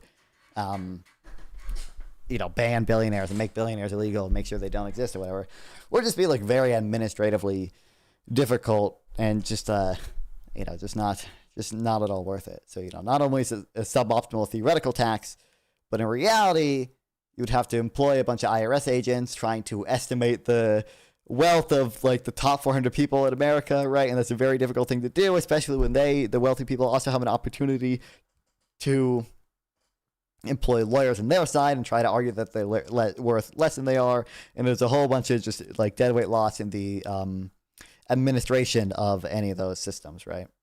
So I'm talking about wealth tax, but like I guess you could do, I guess there are other mechanisms by which you could ban billionaires, but I think a lot of them would still suffer from the same administrative issues, right? Some major cities, and you look at how these people are treated all around the country. You look at the value that they bring to that company, and you look at how they're treated, and you wouldn't treat your worst enemy the way that some of these people are treated. Sure, there'd and, be a limit. No, but I do think you should be taxed on. I do think we should do redistribution, right? So I think you should be taxed on your consumption progressively, right? Like I believe in a progressive tax system, or I should say like a net progressive system. I'm not totally against like a flat tax if you do progressive benefits, because it doesn't actually matter what side is progressive in my view. Either the benefits are progressive or the tax is progressive. Either way, you can have a on net progressive system, and I am in favor of that. But, yeah. It's like it should resonate when people are working there for this billionaire and they are on subsidized housing. Some of them are homeless. Some of these people are homeless in major cities, going to Amazon, or they're going to live in shelters. If you're that much of a high-profile billionaire success story, then you should be rewarding the people that are making your company the success that it is. And that's why I say he's a piece of shit. He's not doing that. One of the things I'm struck by in thinking about conditions, let's just say in shipping facilities or packaging systems at a place like Amazon, is that the people that are doing that labor right now could be made irrelevant by AI and robotics. Let's just say the next few years. What are you going to do about that? Oh no, the Luddite is incoming. Oh no, Well, there's a lot of opportunity to retrain people too, like in the UPS agreement. That was on our radar screen. Okay, retraining. Okay, not as bad as what I thought he was going to say. Okay. Last negotiations. Everybody will say it's not going to be here for 10 years. You and I both know that. Everybody wants, especially employers, they want efficiencies and they want technologies and they want to do it at the least amount of cost. But like under a unionized contract at UPS and many other industries, grocery warehouse that we represent, we negotiate and we collaborate to, mandate that collaboration has to happen when implementation of technology comes into play, where we create jobs as a result of this technology. So if you're going to completely automate, there are, generally reasons to believe that automation might not like decrease net jobs. Even if you don't have whatever programs that he wants to have. A shipping facility, someone's going to be repairing these shipping facilities. Someone's going to be programming these computers. There's always opportunity to create new jobs, and that's what our focus has been, and that's what people should be focused on. Even these big companies, these big tech companies. I mean, what are you going to do? And I said this to the governor of Colorado recently because he vetoed a. It's Jared Polis. Yeah, another brain surgeon. But and the conversation I had with him was frightening, to be honest with you, because why? Well, he vetoed the bill. Before he vetoed the bill of requiring human operators in commercial vehicles. I said, my conversation started with, I love the Teamsters Union. I work hard with the Teamsters Union. I'm like, okay, great. I support the Teamsters Union. Great. I need you to sign that. I need you to sign that bill. I can't do that this time. Why not? I just can't. I go, so what are we going to do with those 250,000 commercial drivers in the state of Colorado that depend upon being in a commercial vehicle, providing goods and services to this country? Where are we going to put them? That's what the fucking welfare state is there for, baby. Like I think our welfare state could be a lot more efficient, but we already have a mechanism to deal with this. It should just be made more efficient. I wouldn't worry about that, Sean. That's not happening for 10 to 15 years from now. But there's 10 to 15 years. And there's just general broad-based overall gains from, what I would call creative destruction. Oh, everyone on welfare. Well, I mean, I do think sounds good. Obviously, there might be a broader concern of what happens when automation gets to a point where literally the majority of jobs can be fully automated, right? And I think obviously I would still just be in favor of a welfare of a UBI in that world, right? Now maybe it is the case that humans would just find that fundamentally not meaningful, and it would actually be good to just force people to do, or not necessarily force, but to ban automation just so people do work or whatever. But I don't know, it's very unintuitive to me that all the challenges that humanity has faced, okay, every revolution, okay, every cultural shift, every fucking disease, every fucking war, right? The thing that's going to get us, okay, the thing that's going to get us is, what if all our time is spent on leisure? Dutifully, that's just that, that feels feels very much like that's not going to be the case. But you know, so now there might be 300,000 people that depend upon those jobs to make a living. Where do we put them? Where do they go to work? You know, like I ever thought about it. I go, I'll put that to the side. All this infrastructure money that we're replacing roads and bridges. I said, you're going to allow these vehicles not operated by a human that are going to be heavier, destroying roads and bridges, further causing public safety issues. And a family of 4 goes down and gets killed by this car. Like, are you going to feel guilty? Wow, feel bad about that? wow. Well, it's enough 10 to 15 years. I'm like, no, you don't get it. Where are you going to put these people to work? And, you know, I don't think people are thinking this stuff out. They're like infatuated with. Why would not? Like, obviously there are gains to other people. Like, I don't know why we would be focusing on only the people placed out of work when, like, you would just see like a general rise in productivity, especially because like transportation is an input for everything. Everything needs fucking transportation. Everything. With technology, and they don't realize those 250,000 people are the constituents that elected him to represent them. I mean, just if we just go to like 30,000 feet, the kinds of Let's start with a world without large scale state orchestrated child torture. radical Wow. changes, Incredible. not just to jobs, but to like what it means to be a human being when a machine is smarter than you, is just so profound. It's going to be arguably more transformative to our society and to the world than the advent of electricity. Don't you think the best computer in the world is a human brain and instinct?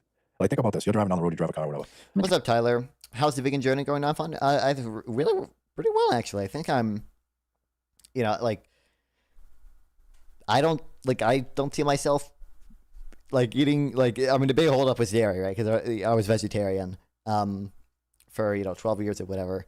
So like dairy was like the only animal product I like ate, and like truthfully, like I don't see myself eating dairy like essentially ever again. Like I've been vegan for like a week and a half, I think. It's hard. I don't remember the exact day like I had my last non-vegan meal or whatever, because like because I've been like flirting with it like all summer, right? Like I've had a lot of like a week-long vegan streak, and then like breaking it with like a bowl of Cheez-Its at 3 a.m., right? And like I didn't keep track of exactly when the last time I did that was, but truthfully, like I do not see myself going back and like eating dairy now. Like I think I'm good. I think I should be good. Pretty sure. Terrible driver. Right, but you have instincts.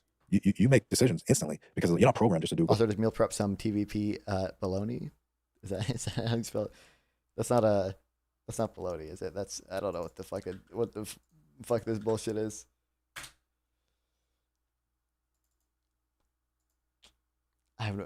This shit. Well, I hope it's good. Go from point A to point B. Hell yeah. You're programmed as a human being to look and see different potential shortcomings coming your way. These robots aren't programmed that way. They got a specific task. They're going to go from point A to point B. And look, we've seen it. You've seen it with Teslas in Arizona or Waymo. I think it's Waymo, maybe not Tesla, Waymo, where they're running into each other. They've killed someone. I mean, the technology. I mean, you would. So I haven't seen evidence to suggest that they're actually, worse than like human piloted vehicles, right? I don't like the evidence I've seen suggests they're safer. Maybe that's changed since the last time I heard people talk about it, but it's not foolproof. Of course, it's not foolproof, but it's very, very good, and it's already transforming everything. What's it good for? Well, it's good for efficiency. It's good. Waymo, I'm sure if they were sitting here would say, sure, there's accidents, but there's far fewer accidents with self-driving cars than there are with human beings behind the wheel. We don't need to litigate that. Right. The question I'm trying to get to with you is the even like the dignity of work. What having a job in the world gives people in terms of a sense of meaning. That is all going to be up for discussion over the next for grabs. Exactly. So what's your philosophy? Look, I think my philosophy is because some people's response is we need UBI, right? That's how we're going to solve the problem. I think that's Me for ridiculous. real, I just don't just think like that me solves the for question of real. meaning and purpose in people's lives. Right. So what is the solution going to be? Because this technology is coming. It's Look, here. yeah, the solution is to mandate. Like, I mean, you look at the big beautiful bill when they wanted to not allow states to regulate AI for 10 years. That moratorium that was put in there, and thankfully they got out of the big beautiful bill, or big bad bill, whatever it's called. But what should be done? I mean, we've got to take a look at where technology. I don't think people get this perception that everybody, unions want to slow down. hello, UBI, we have homeless vets. I think UBI would probably help address the homeless vets issue. The implementation of technology, all this stuff. I don't think anybody wants to slow it down because, to your point, it's already here. We've got to look for opportunities on where we can create jobs for human beings that once perform these jobs that may be performed by robots or machinery, or whatever the case may be. And there is a great opportunity to do that. Are you ready for a lightning round? I love it. Okay. One word. What? Okay, I understand the point he's making, and like it seems it kind of seems like a Monten Bailey though, because he is saying, like, he's not just saying like, we should have what we have with UPS and have like retraining programs or whatever, and we should make sure that like if we automate ports, for example, like that also creates opportunities in the person like programming the ports, right? He's saying that we should like literally ban a lot of automation, And like that's a much stronger claim. Ain't no one getting UBI. We don't have a UBI right now, but we do have a welfare state, and a lot of people do get welfare in the U.S. Maybe the vets are just smart enough to realize their country's evil and don't want to support the economy. I don't think that's why they're homeless. I don't think they're choosing that. But okay. Word to describe the following people: Donald Trump, one word. Chaos. JD Vance. Hot Chacha. AOC. AOC. Great bartender. Elizabeth Warren. Wow. It's the reason why we have pensions. That was one word. It's okay. Pension. Good. Bernie Sanders. Liked him. He doesn't like me anymore. Josh Hawley. Solid. Cable news channel of choice. If you're in a hotel, you got to find out what's going on. What are you going to turn on? I'm going to turn on your podcast to see what you talked about. Yeah. Right. Okay. You've settled your beef with Senator Mullen of Oklahoma, with whom you almost had this amazing physical confrontation. Twice. Could you kick his ass? He's a farm boy. We fight different in the city. Depends where we're at. Yeah. I mean, I wouldn't fight him fair. So probably. Who's the worst CEO in America? Jeff Bezos. Well, he's not a CEO anymore. Is he? Probably Jaffrey or whatever his name is. Who's the best? The best CEO? The best. No such thing. Bruh. The CEO of my household, my girlfriend Christine. Which is America's sport? It's whichever CEO donates most to the Shrimp Welfare Project. Baseball or football? Football. Why? Because it's a full. Alaska pretty much has it already. What, a UBI? Alaska has a sovereign wealth fund, which they use to give a payout to people. Obviously, the Alaska Permanent Fund, which I think is I think it's a good thing. It's not very much necessarily. I think it's like $2,000 a year at most. But yeah. Contact sport, just like life. Best player of all time? Tom Brady. What's the best sandwich in America? You probably had a lot of sandwiches. Best sandwich in America? Yeah. It would be somebody. Okay. He works tirelessly and.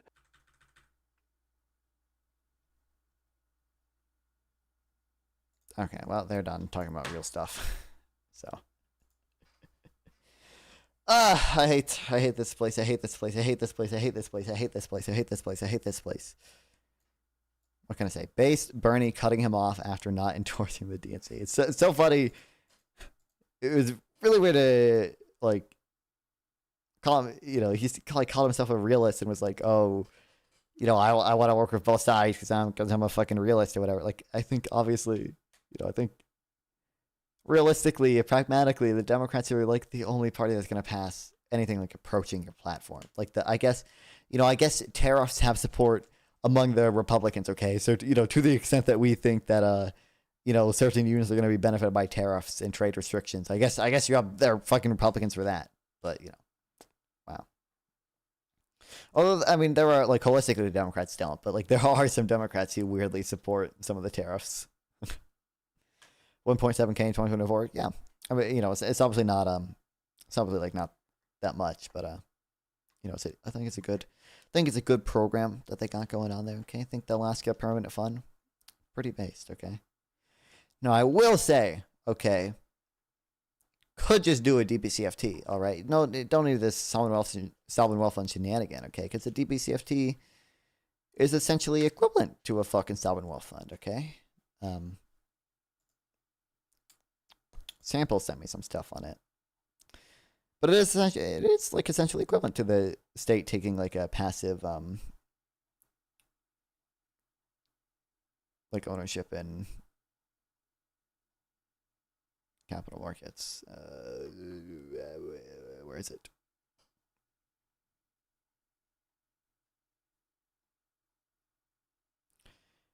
Living off $465 per day is doable in the U.S. Not really.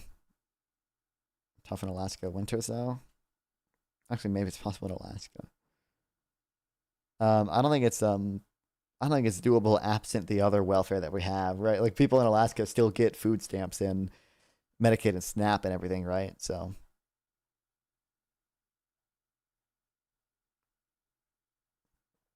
But $4.65 a day is probably not enough to live on. That's not welfare. SNAP isn't welfare. Food stamps is not welfare, really.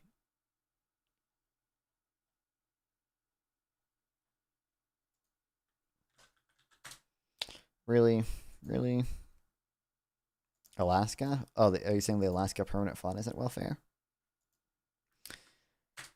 I think you could define it as welfare. It's just not means tested, right? I guess I don't know. What else would you say it is? I mean, it's redistribution, right?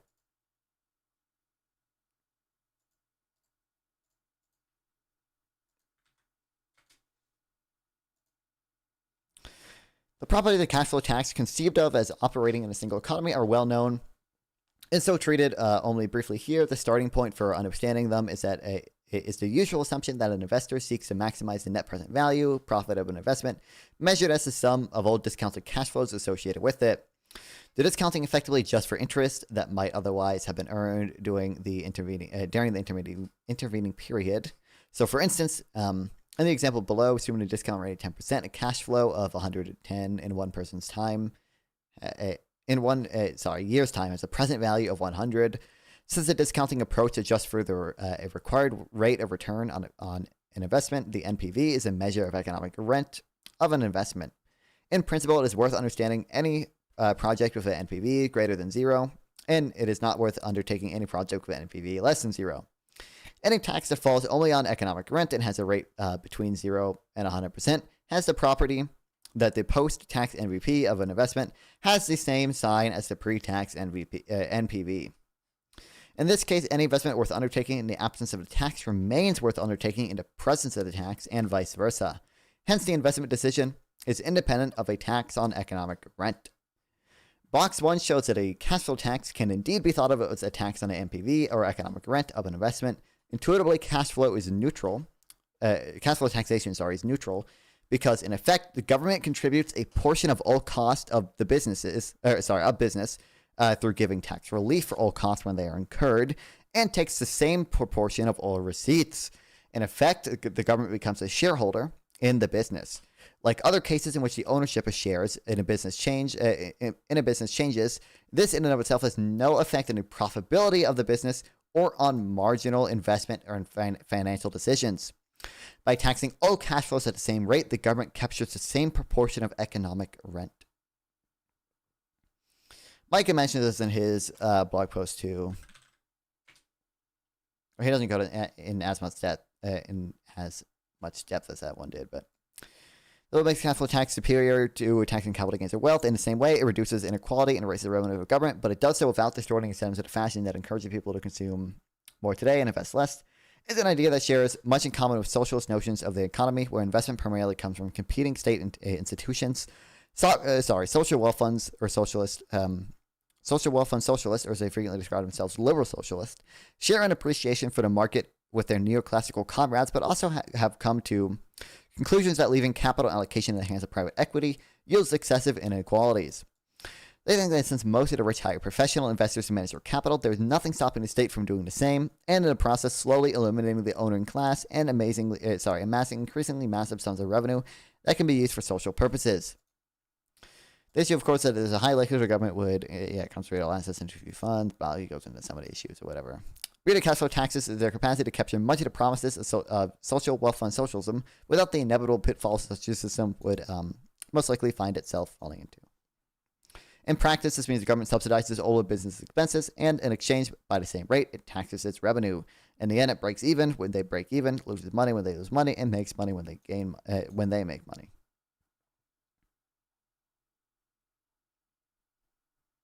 Anyway, yeah. Cash flow tax good. Unions mixed. UBI good. Lab-grown meat good.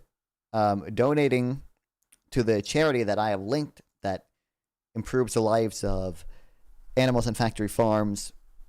Very good. Very good. Very good. Very good. Very good. You should do that. Guys should all do that. Lab-grown meat is for people who hate animals. I don't think that's true. I think actually, it's more likely to people that, love animals, that think animal suffering is really bad, that, they support lab-grown meat, right? I think that's, I think that's more likely to be the case. If someone views animal suffering as a big problem, that they think lab-grown meat is good. But okay, you don't love animals and want them to stop existing. No, obviously the most retarded objection ever, right? So like, if you love animals and you think their suffering is bad, then you don't want animals to exist if their life is like just full of a fuck ton of suffering, right? Like, I love I don't have a personal like affection for babies. I don't see myself like ever being a parent really. But I view babies as morally valuable, right? I would not say babies should be brought into existence if they, only lived for 10 minutes and were tortured for all of those 10 minutes, right? That is a life not worth living, right? Like, that is a life, like, painful, horrible, totally horrible. Have you ever been to a farm? Yeah. We have some cousins in Minnesota that live on a farm. They don't do animal stuff, though. They, I guess they have goats, but their goats are like, they don't, I think they do milk their goats, but I think that's all they do. Were they torturing the goats? No, they weren't. But I think on the whole, like, within a rounding error, most of the meat in America comes from institutions and factory farms that do essentially torture their animals. But more importantly, okay, I want to focus on that you pivoted from the initial point you made, which was retarded. Because obviously, if you care about animals suffering, you don't want animals to suffer.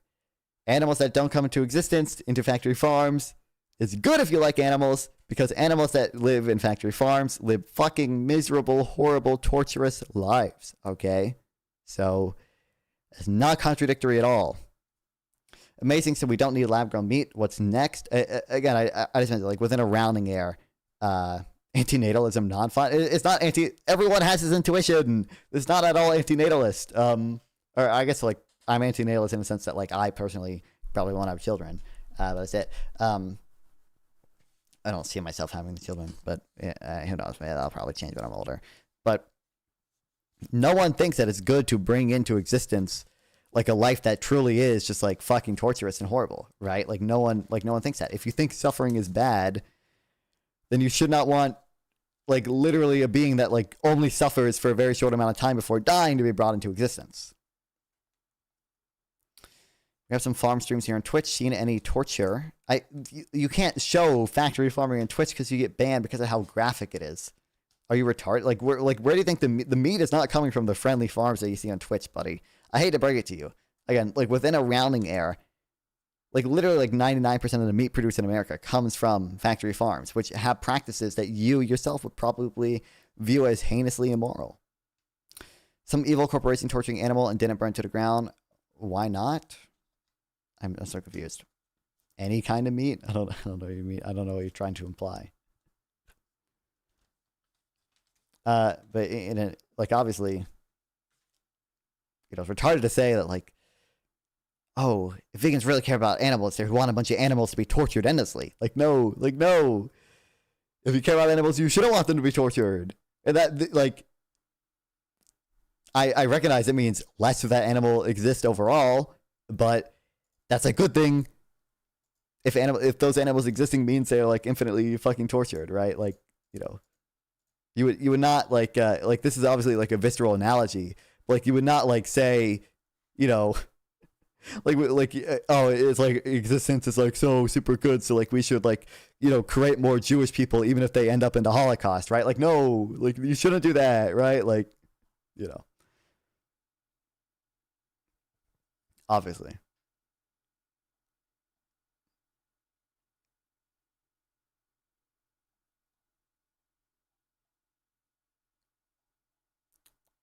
But anyways, so a thing you could do is run a farm that you stream on Twitch. I don't know what you. So a thing you could do is run a farm that you stream on Twitch. I guess. I don't know what you're trying to get across. I like what that is theoretically a thing I have a capacity to do. But again, I think if you showed that practices that most of the farms where most meat in America comes from, you would be banned from Twitch. You cannot show, for example, like a lot of pigs and cows have their testicles castrated like while they're alive, right? Like they have their testicles either like cut off, or they have what's even worse is that they'll have like just tight rubber bands tied around their testicles, and they'll essentially fall off as the blood flow is restricted. Like if you showed how how cramped of a space chickens have, and how most of them have broken bones by the time they're slaughtered, and how most of the male chicks are killed like immediately after birth, like a lot of times you get banned. What does that say about us? Well, it says advertisers don't want their content to be associated with that, which makes sense. But like if you love animals and want them to exist, it doesn't follow. Like again, if you love animals in a sense that you don't want animals to suffer, you should not want animals to come into existence who suffer a fuck ton. This is obvious. It's awful to both replace them with synthetic and meat and torture them. It's obviously not horrible to replace them with synthetic meat in the sense that you're not torturing animals to get meat when you have synthetic meat. I mean, what does it say that a society allows that? I mean, I think people just I think people just don't like knowing about it. And, like, I don't think it's like that big of a like it. To some extent, I think it's a moral condemnation of society. But I guess like humans are very good at like rationalizing away like their evil behavior, right? Like, we had slavery for a long ass time too, right? So it's you say you love slaves, yet if we replace slaves, okay, you're replacing slaves with wage labor. Okay, there's no slaves. How can you say you love slaves if in your society there are no slaves? Like, you do realize that without people eating animals, they stop existing, right? Are you retarded? I don't think you can. I don't think you listen to a word that I said because I've addressed this argument like 5 times already. Raid? Oh shit! Wait, who raided? What the hell? Food Shops raid. I figured. Thanks, Food Shops, for the raid. Hell, fucking yeah. God damn it! I get like, I'm just arguing with chat right now. I guess I got more things I can go over. Food Shops raid. Yeah, hell yeah. Shout out to fucking Food Shops. Let's fucking go. Dude, I saw Food Shops got a fucking Destiny raid the other day. That was good for. I think that was the first time that happened. So good for her, I guess. Where that you censor words you yourself use. Oh, did you try to type retard in Twitch chat? Because that probably Twitch. That's wild. Yeah, Twitch probably censors the word retard. What's up, Brooke Montana? She got back-to-back raids 2 nights in a row. Based. Let's go. See, now I'm the what's up, Food Shop. See, and now I get the benefit from your mod did. I think it's just automatic. I think it's just Twitch. Yeah, it's Twitch auto mod, dude. Like, you can't say retard in YouTube chat, okay? But like, obviously. Sorry. What's up, Corey? Pay it forward. What I was gonna say is, now I get the benefits of the very trickle down benefit of the Destiny raid. Okay, see, Food Shops gets the Destiny raid, and I get the Food Shops raid. I position myself in such a wonderful place. Okay, hell fucking yeah. To all the Food Shop viewers, by the way, fundraiser stream because I was debating lab grown meat with actual people earlier. Now I was just arguing with a chatter about it. I was getting one guide. Okay. This is a fucking fundraiser stream, okay? You can donate at the link that's pinned in YouTube chat, okay? Goes to FarmKind. FarmKind is a very good charity that works to reduce a lot of suffering on factory farms. Where do you think animals come from? I think I think the animals that are in factory farms usually are bred, like we artificially inseminate cows, right? I don't, truly, like, you are incredibly retarded because how many times have I said, I agree if we don't have factory farms, the total population of factory farmed animals will go down. I think that's a good thing because factory farming is very bad for the animals involved, in the same way that no one would find it moral to bring a baby into existence who suffers for 10 minutes before being killed. No one should find it moral to bring animals into existence which suffer their whole lives before being killed. Sometimes it depends how, sometimes they die relatively painlessly, but a lot of animals do die pretty painfully. Like fish and shrimp die pretty painfully. A lot of mammals are stunned. That's what's happening in Gaza, not a typical farm. Okay, wow, incredible, true, wow. Never considered that. Nice one, incredible, wow.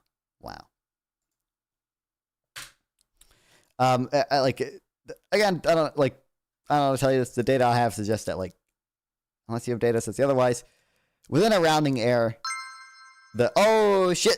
Thanks whoever donated. Oh, how much did they? Why did it get cut off? It wasn't getting cut off earlier. Goddamn. Hold on. If I do this, does it? I get cut off. Whoever donated, thanks so much for donating to FarmKind. Hell, fucking yeah. Actually, I'm gonna check.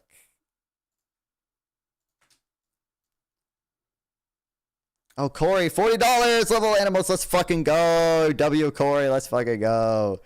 Yeah, hell fucking yeah. I don't know why the amount was cut off because it wasn't earlier. $100 raised for farm kind. Let's fucking go, people. See now I gotta raise the goal again. Are you religious? I'm not religious. What was the debate on? It was on whether we should ban lab-grown meat. It was a Prime Kai's panel. It was interesting. Damn, Corey. Long name. It happens to me. Oh yeah, probably. Yeah, probably. Yeah. Factory farm animals are extremely painful and full of lives. Yeah, exactly. Yeah, exactly, Tyler. Like, you know, no one. Like, I just want to direct. I just want a direct answer to this from the fucking chat I was talking to.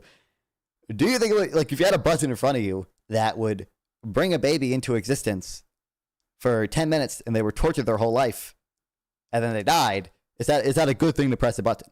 Or, like, I used this analogy earlier. Like, would it be like a good thing if you had a button in front of you that would like create a Jewish person in Nazi Germany who would end up dying in a Holocaust? Like, would it be a good thing to press a button? My intuitions are very heavily against that. But maybe yours differ. I don't know.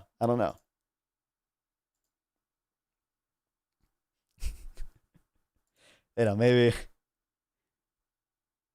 yours differ. Yeah. Okay, well, you know, I get this is what we have the fucking React Today shit for, okay? For situations like these, okay, where I've covered a lot of stuff I want to cover. Are you vegan? I am. I've only like relatively recently been like dietarily vegan, but I've been philosophically vegan for a little bit now, and you know, doing my best with the dietarily vegan stuff. I've been vegan for like about a week and a half, and I don't see myself going back. But we'll see. Who knows? Maybe I'm too weak. Okay, who knows? It's also conceivable to have a factory farm that provides better life for animals than any animal in the wild. So I don't. So two things. One, I would like, or actually three things. One, I would like an answer to my question. Which you seem to be very, very hesitant to answer. Two, even if that is true, and I think it could be true in some cases, that still doesn't mean the lives are worth living, right? It's possible that animals' lives in the wild are sometimes worse than animals' lives in factory farms.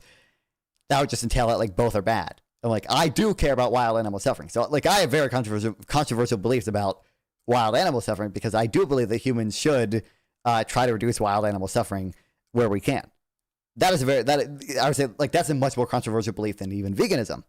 But that it does not follow from that we shouldn't care about the suffering of animals in factory farms, especially because, you know, we are the ones creating the factory farms. Nature existed before us.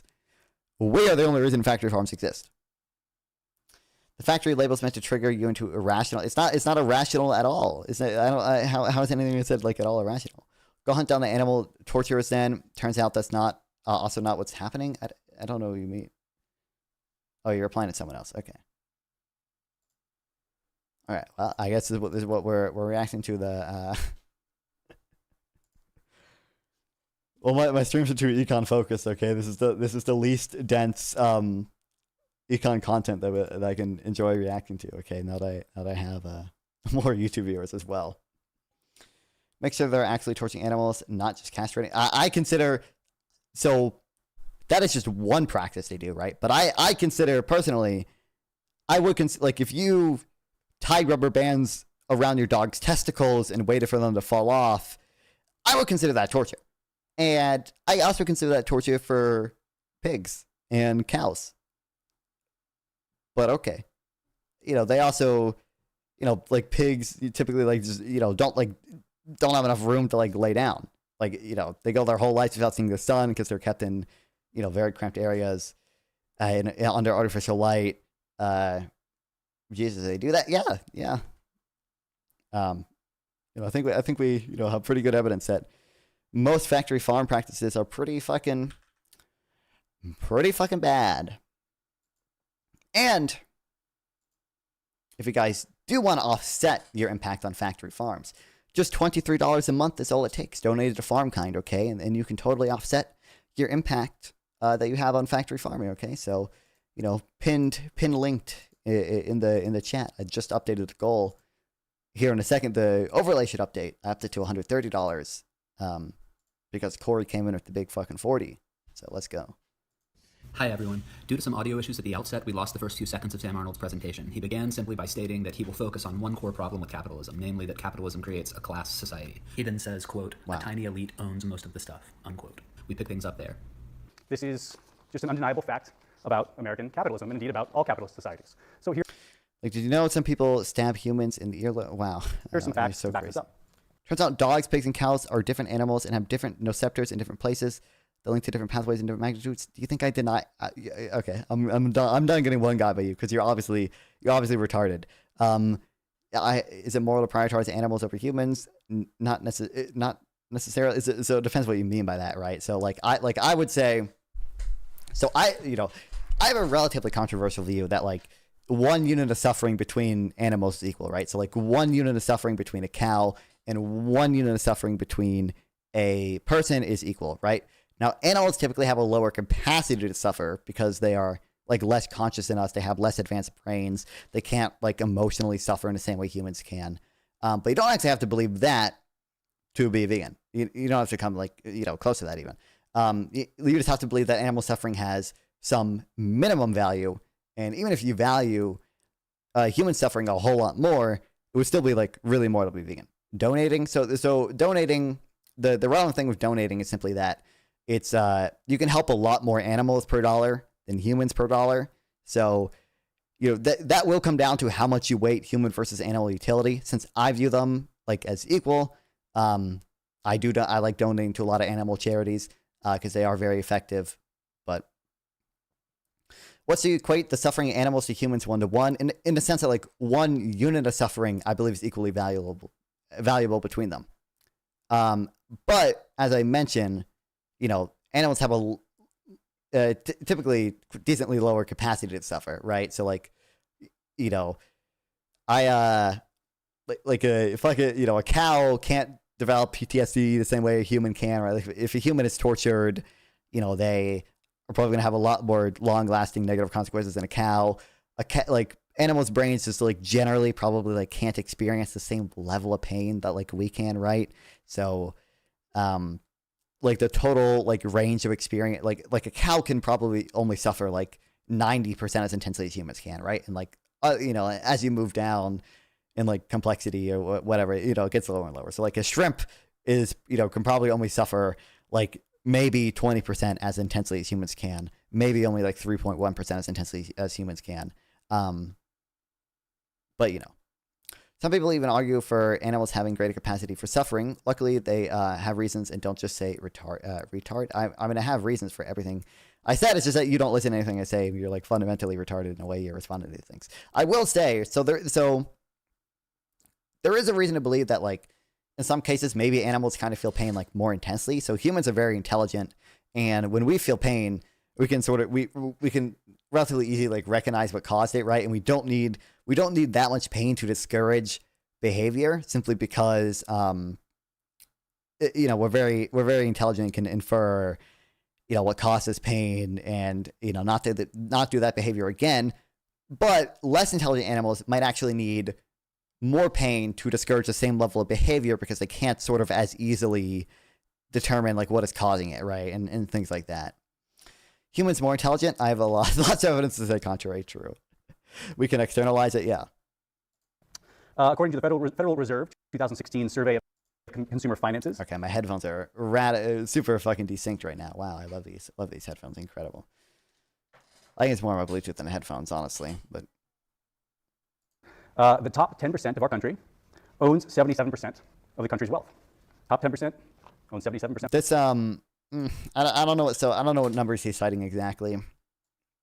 I might end up, I'm probably gonna end up agreeing more with this dude than fucking Yarnberg throughout this debate. But the wealth inequality is complicated a little bit by the fact that true wealth inequality would include Social Security. Okay, Social Security meets the economic definition, maybe even the legal definition of what should be considered wealth. Okay, most measures of wealth inequality don't include Social Security as a as future income or as a form of wealth for like middle class people. If you include Social Security in measures of wealth inequality goes down dramatically, and it hasn't even necessarily increased by all that much. Are you a capitalist or a socialist? I'm a capitalist. So like I'm a neoliberal. I'm a hell yeah, I love this paper. Oh my god, such a good paper. Oh my god, such a good paper.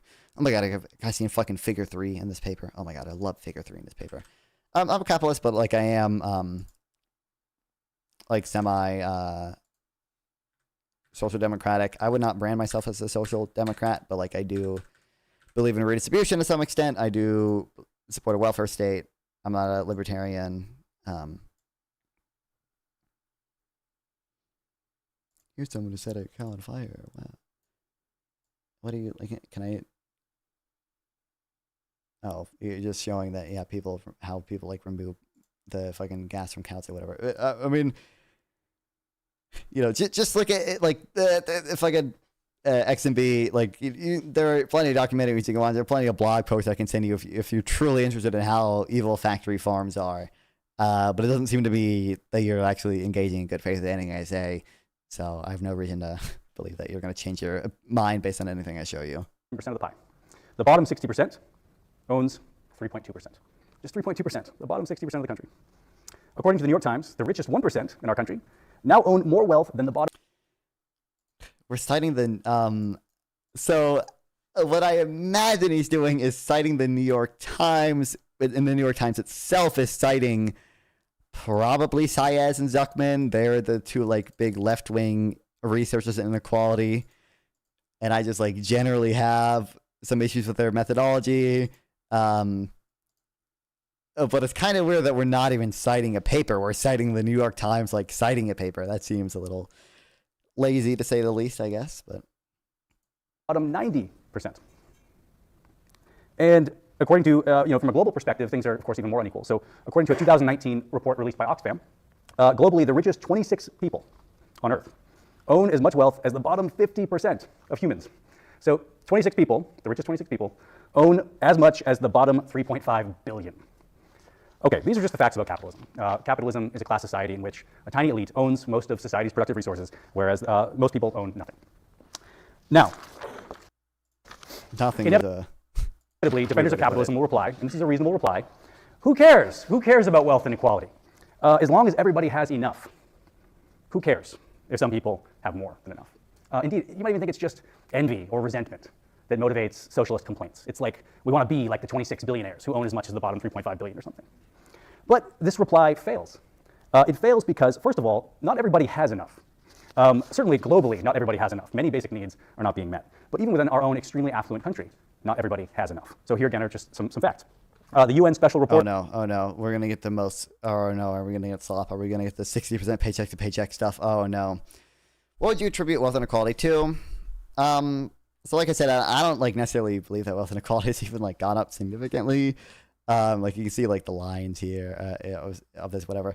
But like I do believe like it is true, and this is I obviously rest in peace to Conaboy. Obviously had a lot of conversations with the Conaboy about this as well. I do believe like it is true that like capitalism will like lead to more wealth inequality than a socialist system. I just think that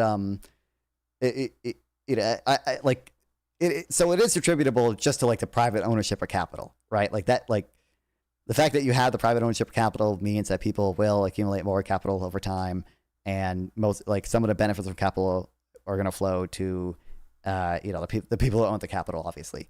Now, I don't think wealth inequality is intrinsically bad. Now, he's about to mention things that make it instrumentally bad.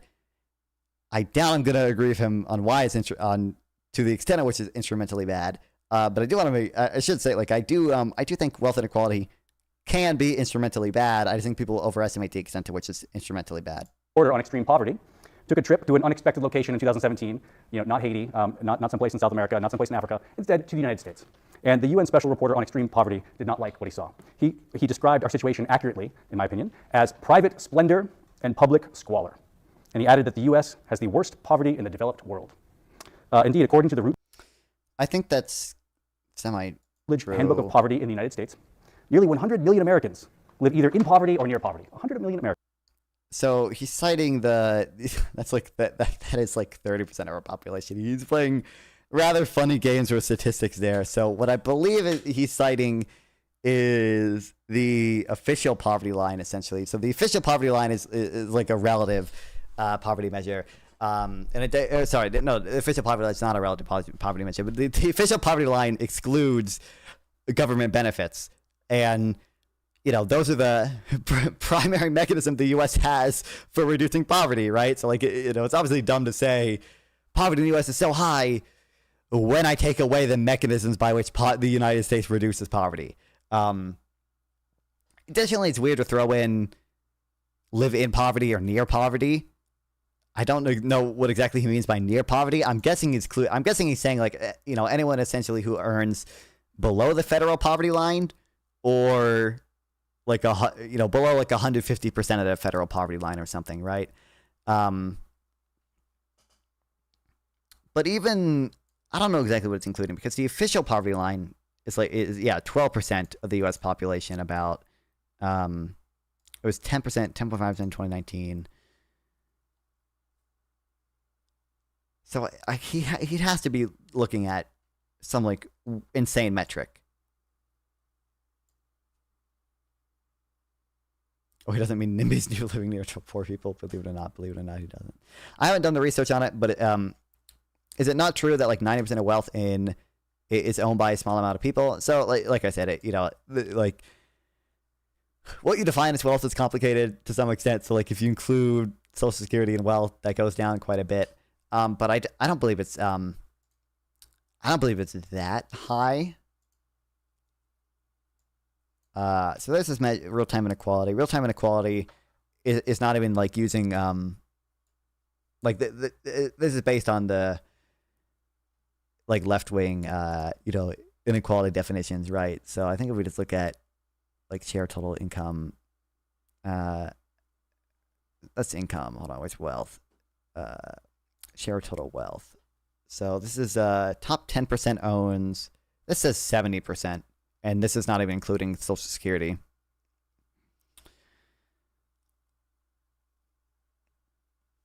Americans. 2.8 million kids live in households earning less than $2 per day. And there are over 600,000 homeless people in the United States. 44% of them, by the way, work. We could go on. The point is, the capitalists reply, who cares about wealth inequality? Everybody, as long as everybody has enough, who cares about inequality? And my initial response is, well, hold on, not everybody has enough. So isn't it morally grotesque to allow billionaires to keep their stuff when we have 600,000 homeless people? Secondly, and perhaps more deeply. So you'd also have to, I understand the point he's making.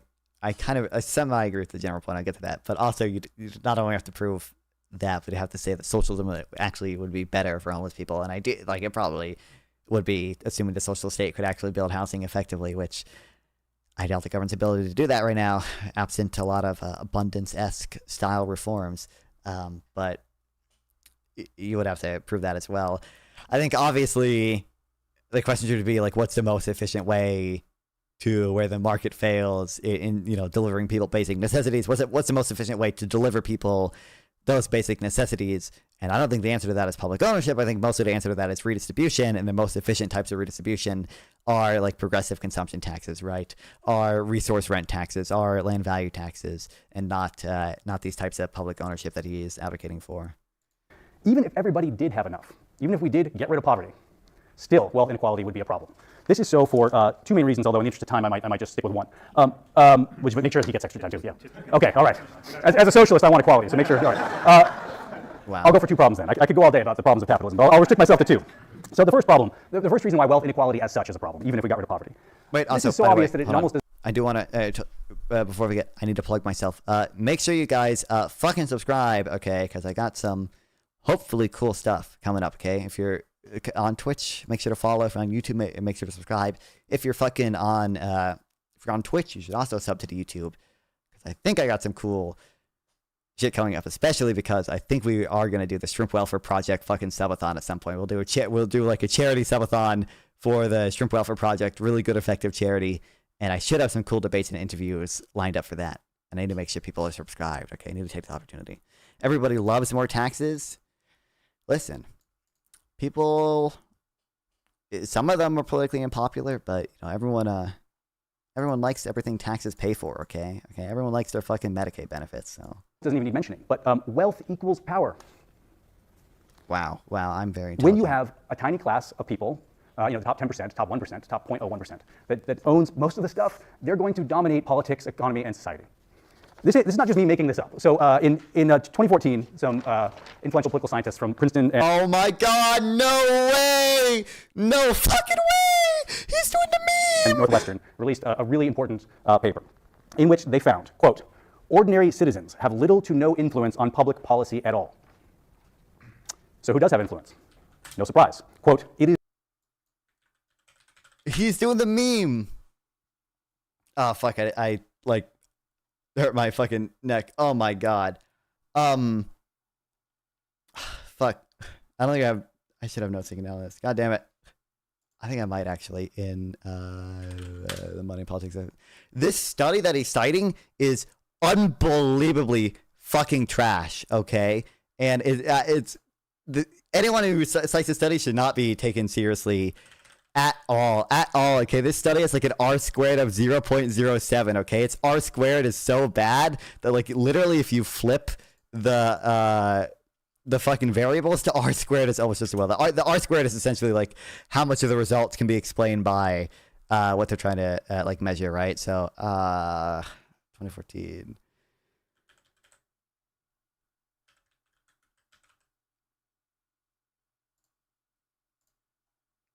Yeah, like this. So this is like this is just an example of what of R squared, right? Yeah, R squared is 0.074, so only 7.4% of the variance is explained by the the stuff they were trying to measure with wealth equaling power, right? This is pretty good R squared, like 0.78. You can see very clear that there's like a trend here. There's a really strong correlation between the data points. There's an R squared of 0.07. Not very strong at all. Very weak evidence. Typically, you don't want wealth doesn't equal power. Not in the way that this 2014 study implied it did. I don't 100% disagree with the general principle he's talking about, but this study is like horrible study.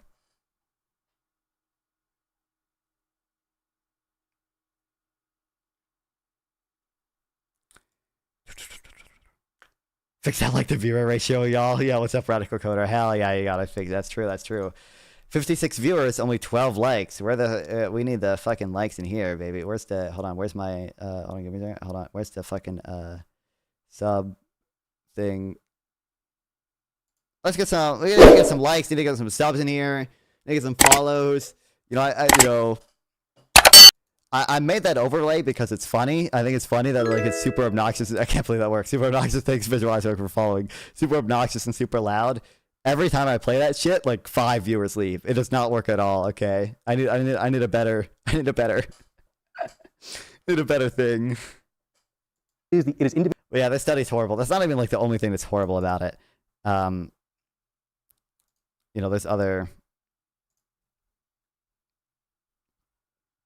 other things. Individual economic elites and corporations, which are largely owned and controlled by wealthy elites, that affect public policy.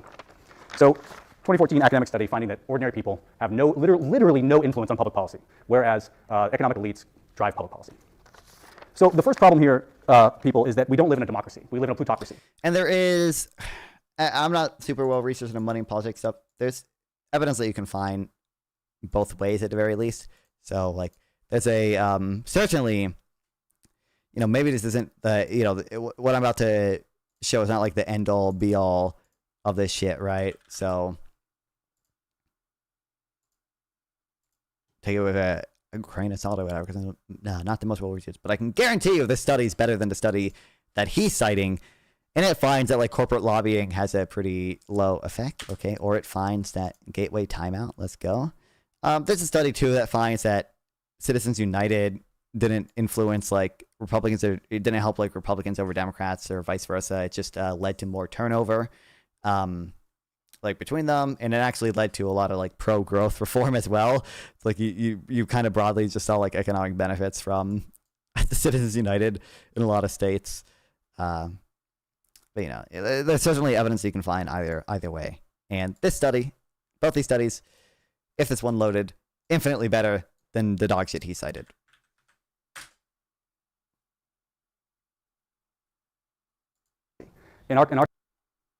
Our results support the idea that these types of uncertainties play an important role in explaining the intermediary dynamics of corporate political activity. We find that in the U.S., corporate political activity only weakly impacts public policy and at best has a direct, weak effect on corporate outcomes. How do you like Note Slide? I've been considering, Notes Nook. I've been considering it over Obsidian. I'm using Notion. I don't know what, maybe you're just confused with what the program is. I don't find Obsidian, I've barely used Obsidian before. I don't find Obsidian's layout very good. I like Notion over Obsidian. Our system. I don't like the way Obsidian works. It's wealthy people who run the show, economically and politically. Now, inevitably, capitalist defenders will say, well, who cares? A lot of my students say this when we talk about socialism and capitalism. Yeah, a lot of my students are conservative at TCU. And they will, at this point, reasonably say, well, you know what? Rich people probably know what they're doing. They didn't get rich by accident. So if anybody's going to be in control, rather the rich than the poor. Well, there are two problems with this reply. First, that ain't how democracy works. We didn't sign up for plutocracy. We signed up for democracy. We're supposed to have political equality in this country. We're supposed to share the government together. But again, perhaps more deeply, the problem with this reply is that it completely ignores class conflict. Here's the reason why it's a big problem that the rich control everything. The interests of the rich are not identical to the interests of ordinary people. Wow. So I think the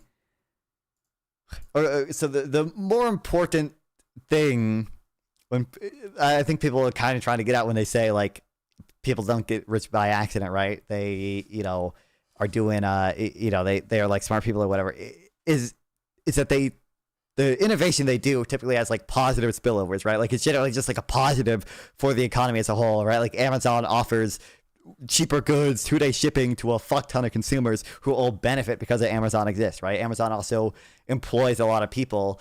Now he probably has issues with that as well.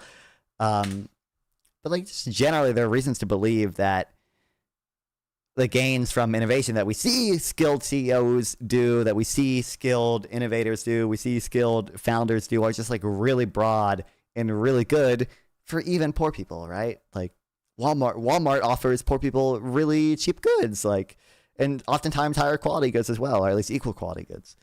In fact, they're often deeply conflictual. So one could illustrate this in a million ways, but let me pick almost at random something from the New York Times from this past year. Here's a headline. Koch brothers killing public transit projects across the U.S. Nashville was considering spending about $5 billion on a new public transit plan. The Koch brothers poured money into some sort of lobbying group or organization called Americans for Prosperity. Americans for Prosperity descended upon Nashville and convinced enough people to vote against the project to kill it. Now, you might think the Koch brothers just have an interesting theory of what would be good for the people of Nashville. Maybe, but I think more informative is the fact that a lot of the Koch brothers' concerns are bound up with oil, automobiles, and asphalt. And so I think that's a more plausible explanation for why the Koch brothers are killing these projects. Okay. Do we really end up seeing wealth disparity to have good enough incentives to drive innovation? It depends what you mean by good enough, right? So I think the, so again, I think the question should be like, sort of broadly, like how redistribution do we want to have? Or like how much, like how well do we want the lives of people to be who are like living on welfare, right? Like how much do we want to give them? And then what are the most efficient ways of giving them that? And I think I don't have a best answer to the first one. I don't know exactly what I would say, but to the second one, I would say the best way to do that is not through wealth taxes, not through things that are going to have a super dramatic effect on wealth inequality. It's just going to be things that are, it's going to be broadly efficient tax codes that are administratively efficient, don't have a ton of random deductions, don't require the appraisal of a bunch of states, and don't distort things that generally at least have positive spillovers like savings and investment, right? It'd be a progressive consumption tax system. So I don't know if you need like, as high wealth disparities that we have today to drive, similar amounts of innovation that we have today. But I do think that taxing savings and investment will reduce savings and investment. I do think that wealth taxes are very administratively inefficient. But there's a reason a bunch of U.S. states repealed them. There's a reason a bunch of European countries have repealed them. Actually, that's all because of the donor class and the super rich people, right? They're not it's just much better to have redistribution that's just focused on getting a bare minimum of life, bare minimum quality of life to people who are at the bottom of society, who don't have income from market activities because they're disabled or in school or just can't find a job, than it is to like focus on the actual gap. Okay, good. You agree we don't need obscene wealth disparity. I mean, again, like I would also say, like as I mentioned earlier, I don't. So wealth inequality is probably lower in my ideal system than it is today, but probably not by that much. And I don't think wealth inequality has even gone up that much. So like, did we have obscene wealth inequality in the like 1960s? Because I don't think wealth inequality has gone up that significantly since then. Let me move on to, so thus far I've just been criticizing capitalism, right? It's a problem because we've got wealth inequality, and that's bad. So what's an alternative? The alternative is democratic socialism. This can sound scary and a little unfamiliar, but I think really it's quite simple. So I'm going to explain this in 2 quick steps. First, just start with what economists call the Nordic model, or social democracy. Countries like Sweden.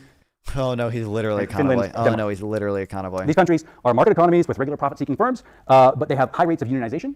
They have very high levels of taxation, and they have very high level of social spending that goes to fund a convoy, but somehow less intelligent. Universal social. Shouldn't say somehow. I love a convoy. He's very intelligent. Okay. Benefits that goes to everybody. So universal healthcare, universal higher education, etc. Now, I think this would be a gigantic improvement over what we have now. And quite honestly, if we just move to, say, Sweden, move our country towards Sweden, I'd be happy. But socialists want to go even further because the problem with countries like Sweden is, although they're more egalitarian, there still is a capitalist class that owns most of the wealth. So the solution from the socialist perspective is to replace private ownership. I think technically, at least in Norway, technically most of the wealth is socially owned. I don't know about Sweden, but in Norway, I think 2/3 of the wealth is actually already socially owned. Of productive assets with collective democratic social ownership of productive assets. This is, it can be difficult to see how to implement this in practice. Maybe in I don't want to take any more time, so maybe in my next time I'll say more about it. Sorry for going over. Okay, great. So to be continued. Thank you.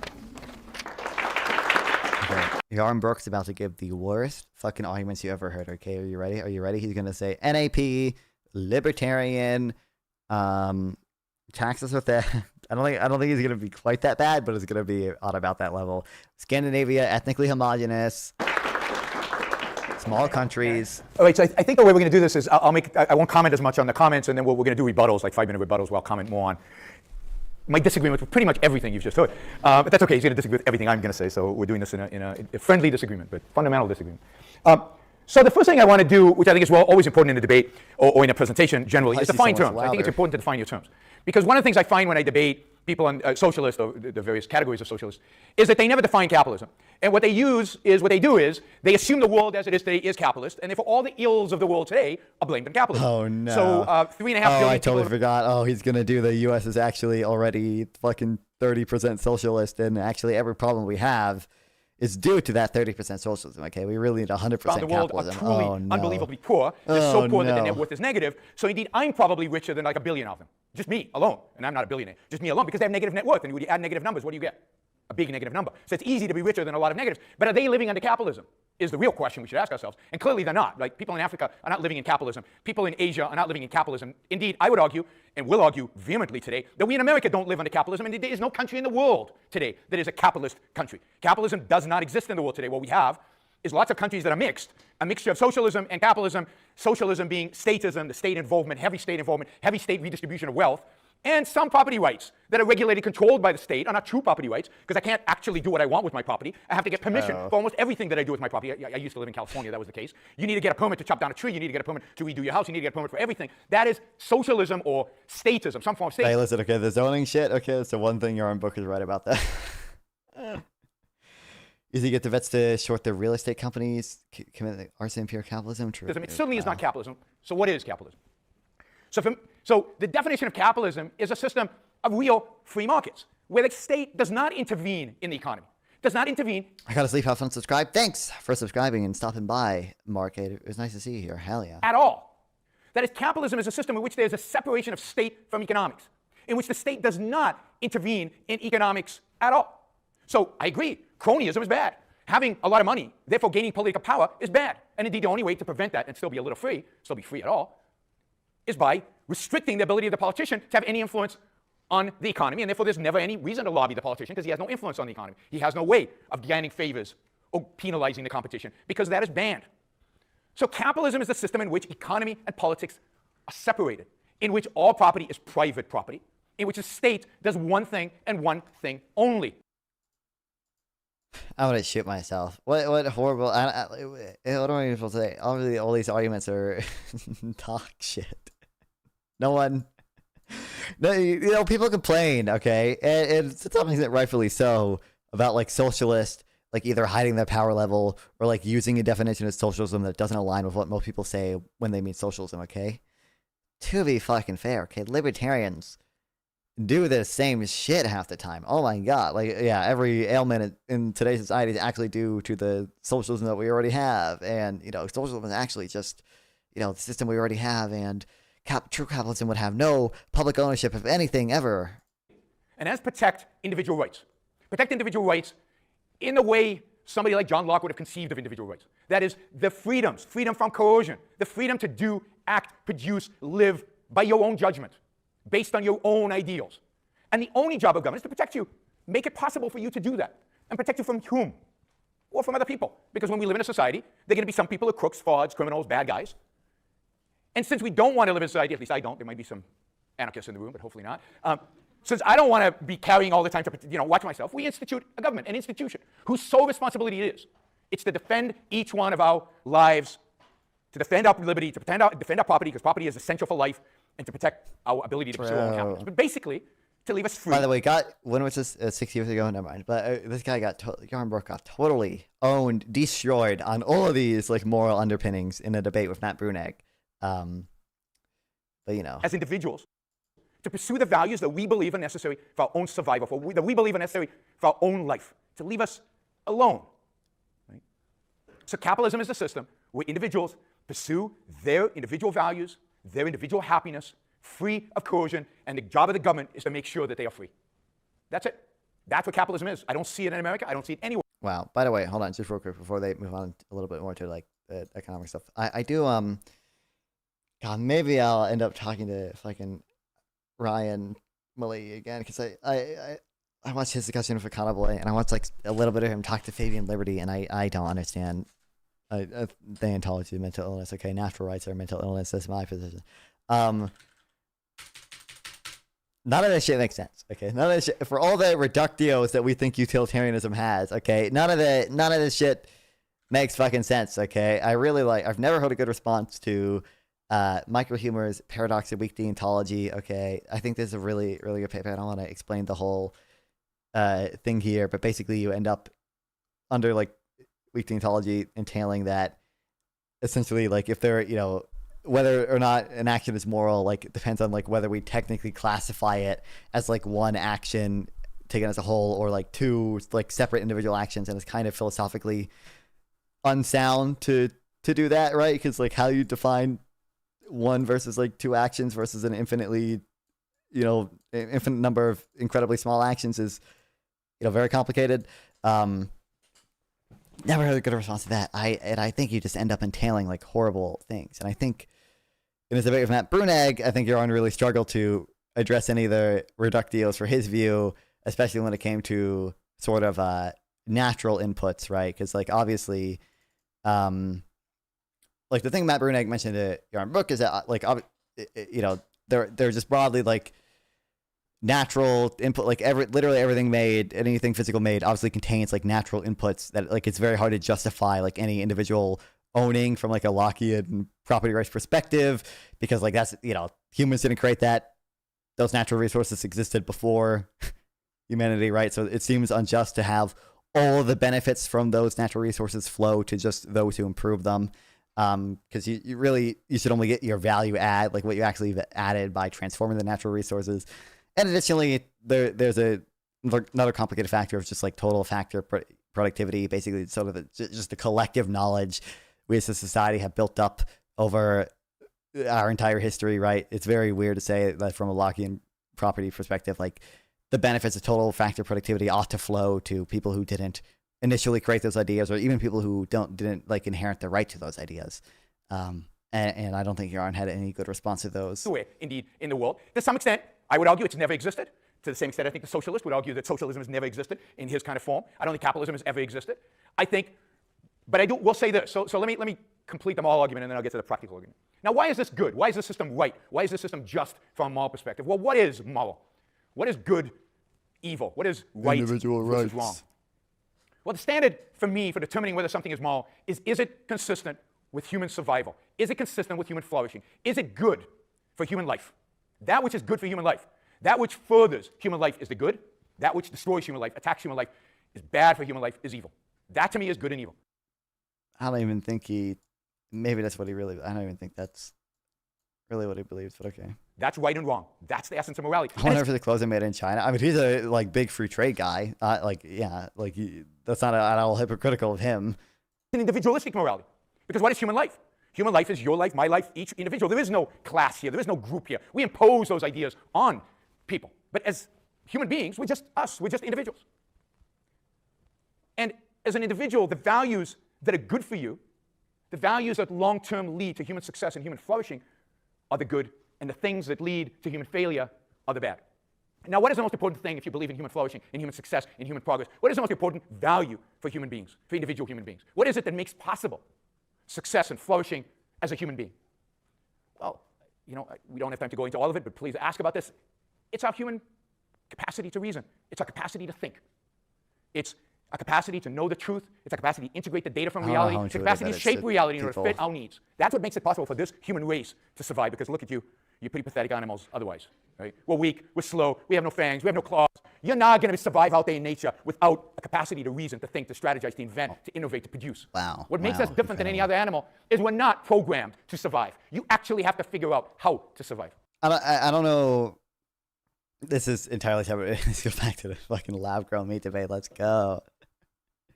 Not intuitive to me that like our capacity to reason is like what makes our suffering bad or anything, but all right. So the most important thing about being human is our capacity to think. Now, thinking requires freedom.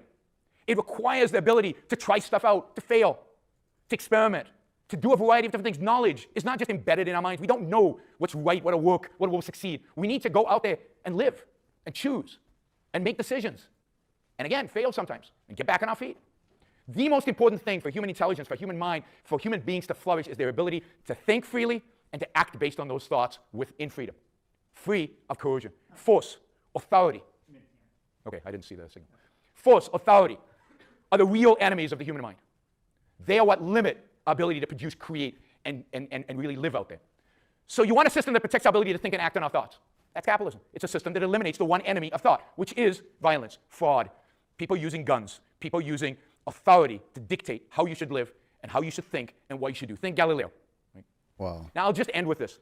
It turns out that when you leave people free, when you let people think, when you take away the authorities, when you take away state control and limitations, to the extent that you do that, and I said there's no ideal capitalist country yet, but there have been attempts to get there. To the extent that you do it, to the extent that you practice this freedom, to that extent you produce economic wealth, you produce economic success, you get rid of poverty. To that extent that you practice capitalism, you are successful in bringing about rising standard of living. So he'll have some justification for the poverty point or whatever, I'm sure. I think you talked to Matt Brunig about it a little bit, but obviously I think the primary mechanism by which any developed country, and even less non-developed country to some extent, reduce currently existing poverty is the welfare state, right? Like, is government programs, is what he would define as socialism. Now he will, and I think to some extent rightly point out that like economic growth is probably, responsible just long-term for decreasing poverty. But the mechanism by which we reduce poverty currently is in large part socialism, evil, welfare, redistribution. How dare the state coerce me to respect your property right claims? Yeah, exactly. I mean, it's I think a lot of it is incoherent. And like I said, Matt Brunig does a really good job arguing against it, right? Because he explains like, his theory of the state and like property rights and everything like does depend on like his theory of entitlement, right? So like it because he believed people are entitled to certain things, like what they produce and not only what they produce, but like the natural inputs when you improve something, right? Like if I stumble across an apple orchard, right, and no one owns this, and I build a fence around it, not only am I entitled to the fence because I produced that, I'm also entitled to the apple orchard itself, right? Because I improved it. And then he uses that to justify all his like property rights and the state positive negative freedom bullshit that he does or whatever. Obviously, you can get around that very easily by just having a different theory of entitlement. And in fact, I think the other theories of entitlement, like or utilitarian theories of entitlement, of what ought people receive, are much better. Rising quality of life, longer life expectancy. In every dimension, you improve human life. And to the extent that you do the opposite, to the extent that you use coercion, that you use force, you use authority to suppress human freedom, primarily the freedom to think and to act on that thought, to that extent you become poor, to that extent you suffer, to that extent life becomes miserable. That's the difference between capitalism and socialism. The one is a system based on individual freedom. The other is based on individual suppression and coercion, and the consequences are obvious. One leads to wealth, one leads to disastrous poverty. Thank you. Just like Norway and Sweden, disastrous poverty. So in terms of definitions, I agree they're important. I'm surprised by Iran, right? Iran's definition, because as he says, by his definition, there are no capitalist countries on earth. So just notice what an extreme. Well, for who? I mean, this guy will talk about wealth inequality. And like when I went over this earlier, I do think capitalism will lead to greater wealth inequality. I just think that that's not intrinsically bad and can actually instrumentally be good in some cases. So. Position he's defending. I take it you're defending an economy with no state involvement whatsoever. So that's setting the bar high for you, which I know you know, but I want to make sure they know. So okay, that's point number one. That's a pretty extreme situation. Well, why? Well, think about all of the things that government does. Not in spooky Venezuela, but in USA, baby. All the stuff that the government does right here to promote, I'll use your concept here, freedom, which as a liberal egalitarian, I hold dear to my heart as well. Freedom. I think people who defend the sorts of positions you're defending misunderstand freedom. So there's formal freedom, which is freedom from interference, very important. There's also effective freedom, the freedom to actually accomplish things in the world. Not real. Both are important. Government, it's true, can be a source of interference. It can prevent you from dumping that coal ash in the river that you just really want to dump. You just, to live your best life, you want to dump that coal ash, and the pesky government won't let you do it. Admittedly, it's a restriction on freedom, formal freedom. But it also yields freedom dividends, obviously. So when we impose restrictions on pollution, we augment the effective freedom to, say, develop in a healthy way without coal ash in your water. Without government, we would have much less effective freedom. I would point out that different point now, we shouldn't fetishize private property or any kind of property from the standpoint of freedom, even formal freedom. All property rights are restrictions on freedom. This is my pen. He can't have it. Okay? This limits. That is gonna. I don't know how Yarn's gonna respond exactly, but it's gonna be the dumbest bullshit semantic debate ever about like whether actually positive freedoms aren't real freedom because I define freedom in an idiosyncratic way that no one intuitively views as freedom. But oh my god, what he can do. If somebody comes and tries to take my pen, which I hope he won't because he's bigger than me, the police. Oh my god, Yarn making me side with the fucking Democratic Socialists. Oh dear God, how? Well, comments. Well, they probably won't. But I could theoretically call the police and get them to interfere. Right? That's right. That's right.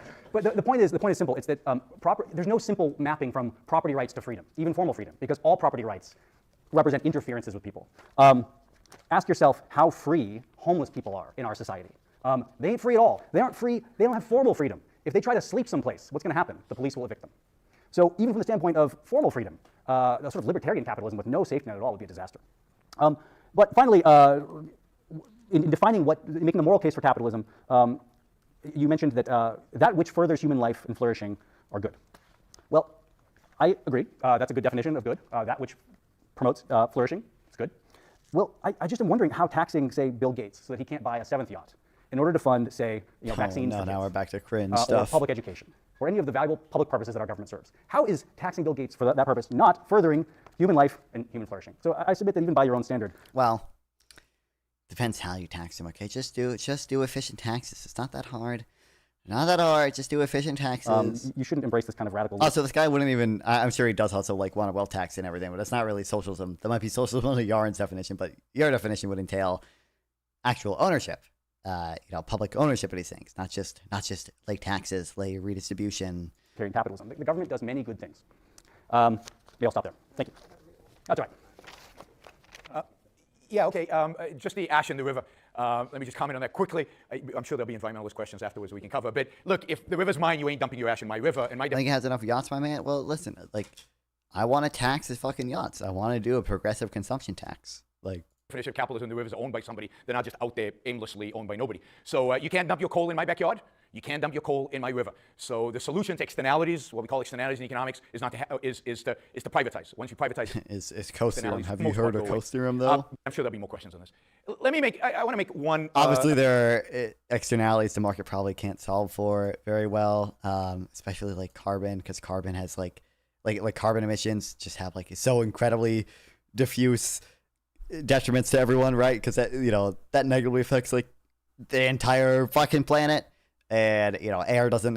Carbon emissions don't respect. They don't respect state or national boundaries, right? So that's probably something the government is just generally more equipped to handle. But crucial point. By the way, I embrace the idea that I'm.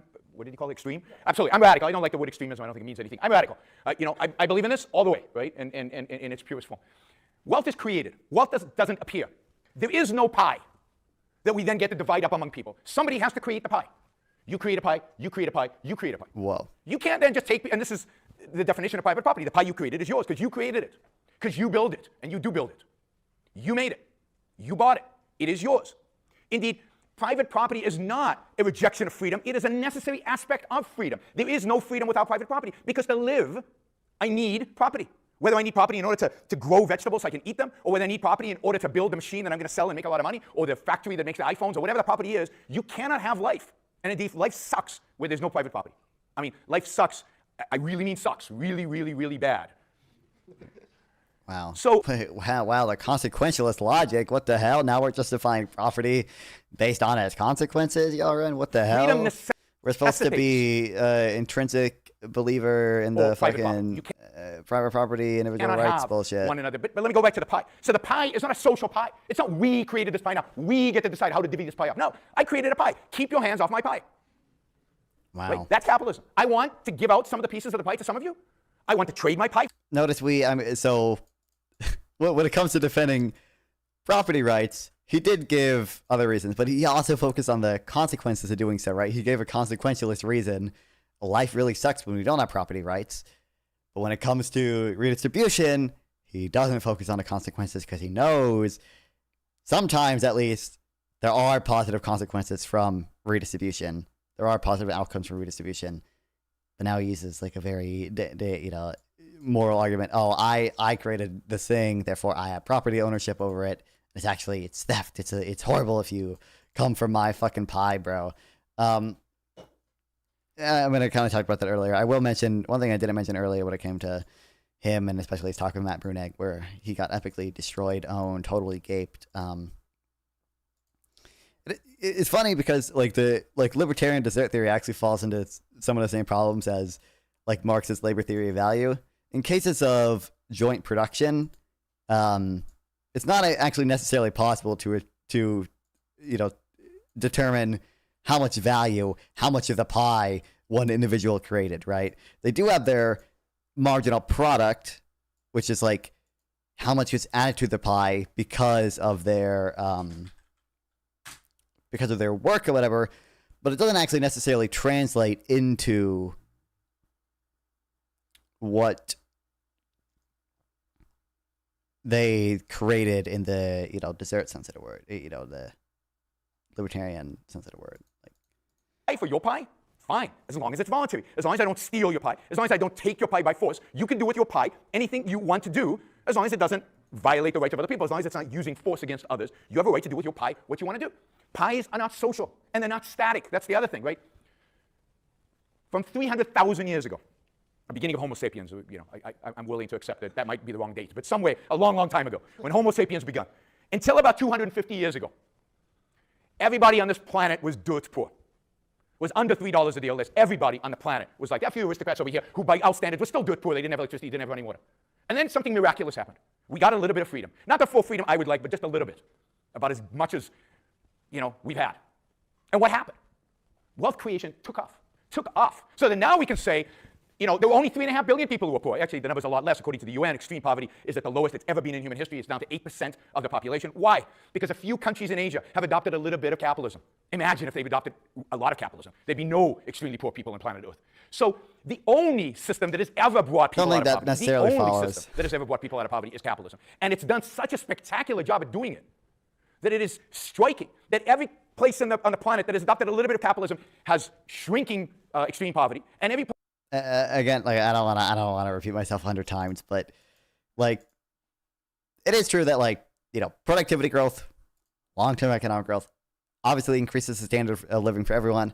Obviously, is responsible for rising incomes generally, but a really big mechanism by which we reduce poverty currently is the welfare state, is redistributing the income, redistributing the income that capitalism and all this long-term economic growth that is so great benefits or creates. Like place on the planet that has not adopted capitalism is still extremely poor. Africa is the last continent to struggle with adopting capitalism. Rwanda, Botswana, Namibia are starting to do that. Their GDP is also, it seems there's obviously when he says freedom, he might actually somehow agree with the point about to make, but like obviously states have to exist in the narrow corridor, okay, that it's talked about in the Why Nations Fail book by Ace Moglu and the other what's the other dude's name, other developmental economists who wrote that book, right? So like states do have to have enough power to like actually enforce property rights, to actually collect taxes efficiently, right? To do a lot, they have to have enough state capacity and enough administrative efficiency such that people feel confident like investing in that economy and doing shit, right? And that might not be freedom under Yarn Brooks' definition, but that is like a pretty necessary component of economic growth and development that like, is not related to freedom under his definition of freedom. Is going like this. They've adopted property rights, they've adopted some of the elements of what capitalism looks like, and suddenly they're getting less poor. So if you care about poverty, which I think any human being cares about seeing able people who are poor stay poor, then capitalism is the only solution to solving the problem of poverty that still exists in the world. Thank you. What if there's a fundamental flaw in your premise? It's a narrow corridor, bro. It's all about institutions. It's all about institutions. It's all about institutions. Okay, goddamn. Why can't I just open? There you go. All about institutions, bro. Just need some good institutions. Many people here will be familiar with Jordan Peterson, and he's talked about the dominance hierarchy, and that it's flat out wrong to blame that on capitalism. That the structure of the way we're made, the biology of the way we're made, it's dependent. Like there's a dominance hierarchy in all social animals. All social species have that. Thanks for the question. So I think there's a misunderstanding. So I'm not blaming all hierarchy on capitalism. For sure, there will be hierarchy. There's hierarchy in Norway. There will be hierarchy in Norway even if it moved further left. So there's going to be hierarchy in human relations. Not all hierarchy is problematic. There can be some hierarchies that are great. I mean, I'm the coach of my son's soccer team. That's not problematic, right? They need a hierarchy. So the rich. So there are problematic hierarchies when should be publicly owned soccer team. That's a fundamental premise. Maybe you guys don't want to live in democracy, but I do, and that means political equality. And that is fundamentally incompatible with the Koch brothers, for instance, not to pick on them too much, but they make such easy targets, spending, per the New York Times, over $800 million in the 2016 electoral cycle.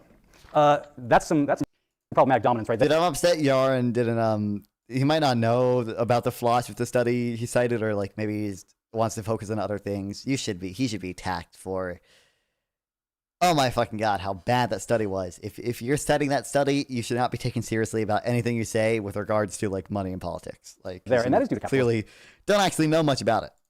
Because in Norway, shifted to the left, nobody has $800 million laying around to spend on an election because you don't have these grotesque excesses of wealth. So yeah, I don't want to oversell socialism. It's not going to be rainbows and unicorns and no hierarchy. There will be all sorts of problems, but we won't have this problem of the rich per se dominating everybody else. But the rich are part of that dominant hierarchy. So the reason why people work really hard, the reason why they come to school, the reason why they're trying to improve themselves, it's to make a contribution to society. But it's also it's part of this whole biological premise. Like they're peacocking. Part of the intellect is peacocking. Yeah. So when you criticize somebody like, say, what's wrong with taxing Bill Gates? Well, it turns out that Bill Gates employs just tens of millions of people. It's impossible to conceive of how many people Bill Gates, a single person, has affected. It's arguably that he's affected the entire world for the better. That's hard to say. Well, why don't we just take away all of his profit? Because some people are corrupt, which I'll get to you. But I mean, Can I answer this question too? Sure. Because I disagree with you too. Okay.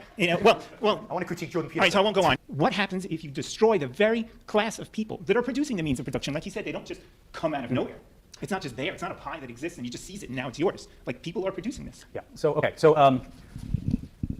I take this broadly as an opportunity to talk about incentives to produce under a more egalitarian system. We got there. Why would people work if they faced steeper levels of income tax or wealth tax? Well, because they want to be richer than other people. And under socialism, it's not even like why would they necessarily work. It's just like, dude, like would we expect like a wealth tax to just reduce like the aggregate like amount of like savings, right? Like you could still be richer. You wouldn't have the 300-to-1 split between CEO pay and average. Oh my God, he's citing the slop statistics again. We're back to this. No, okay, so number one, what he's citing is not like median CEO pay to median worker salary, right? The median CEO only gets paid $258,000 a year. What he's citing is CEOs working for like the top 400, or I think it's top 350 publicly traded companies, right? So the top 350 publicly traded companies are like the biggest companies in the world, right?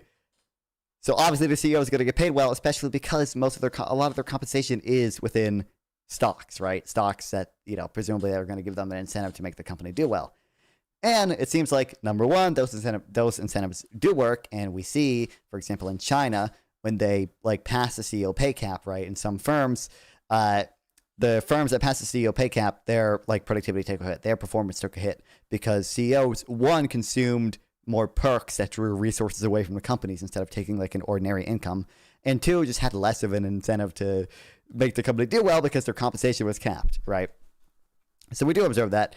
And then secondly, there's another thing I was going to mention, I totally forgot it. Secondly, CEOs actually get paid less of their marginal product than the average worker does, right? So so we can look at examples where CEOs are hospitalized and or die suddenly, and then see like how much the stock market of that company goes down, and roughly know how much value that CEO contributed to the company. And it turns out CEOs get paid like roughly 68 to like 73% of the value they contribute to a company. The average worker gets paid about 85% of the value they contribute to the company, right? So, worker pay. Instead, in a lot of like cooperatives, like in the Basque region of Spain, Mondragon cooperatives that are kind of model for a kind of socialist institution, the highest paid employees make, say, 4 times what the lowest paid employees make. And they're perfectly competitive. But put Mondragon aside. It's not impossible to have a competitive worker co-op within a capitalist market. It doesn't follow that every company would remain exactly as efficient and exactly as competitive if we mandated every company be a co-op, essentially, right? So one issue you could have with co-ops, for example, is brain drain. Because of the pay compression, people are going to, highly skilled people who would be otherwise really highly compensated are going to start looking for opportunities elsewhere, right? They're going to, move them out of the country and move to, go to whatever private firms still exist and get paid a fuck ton more for their work, right? So we do observe that being an issue in Uruguay, right? But I think the bigger issue is, there were studies on that because Uruguay has a lot of worker co-ops. Probably the bigger issue, though, is just like general allocative efficiency and transaction costs that are going to increase unemployment. So with regards to allocative efficiency, obviously, like if you're saying companies are going to have to be a worker co-op, firms are only going to be able to accept, labor with capital or capital with labor. They can't raise a ton of capital without also accepting a lot of labor, and vice versa. That's not necessarily efficient because guess what? Like some firms just operate better with a ton of capital and don't need much labor, right? Like a lot of Silicon Valley startups probably need a lot of capital, don't necessarily need a lot of labor. So you're going to end up with a lot of allocative inefficiencies there. And additionally, when you mandate that workers have some ownership of the company that they're in or whatever, you're going to see a lot more transaction cost. The cost of hiring and firing people is going to go up a lot because workers are going to have to buy in. And we know when they leave, they're going to have to like sell. And that's probably just going to lead to less hiring and firing overall. And that's probably going to lead to, higher unemployment. Just talk about our own country. As I'm sure you both have heard this statistic, but I mean, back the highest level of the top marginal tax rates used to be much, much higher in the 50s and 60s, indeed up to 90%. So this is very misleading as well. So the nominal tax rates were pretty high, but the effective tax rates were about the same as they were today, right? So even like the left-wing economists that he was citing earlier,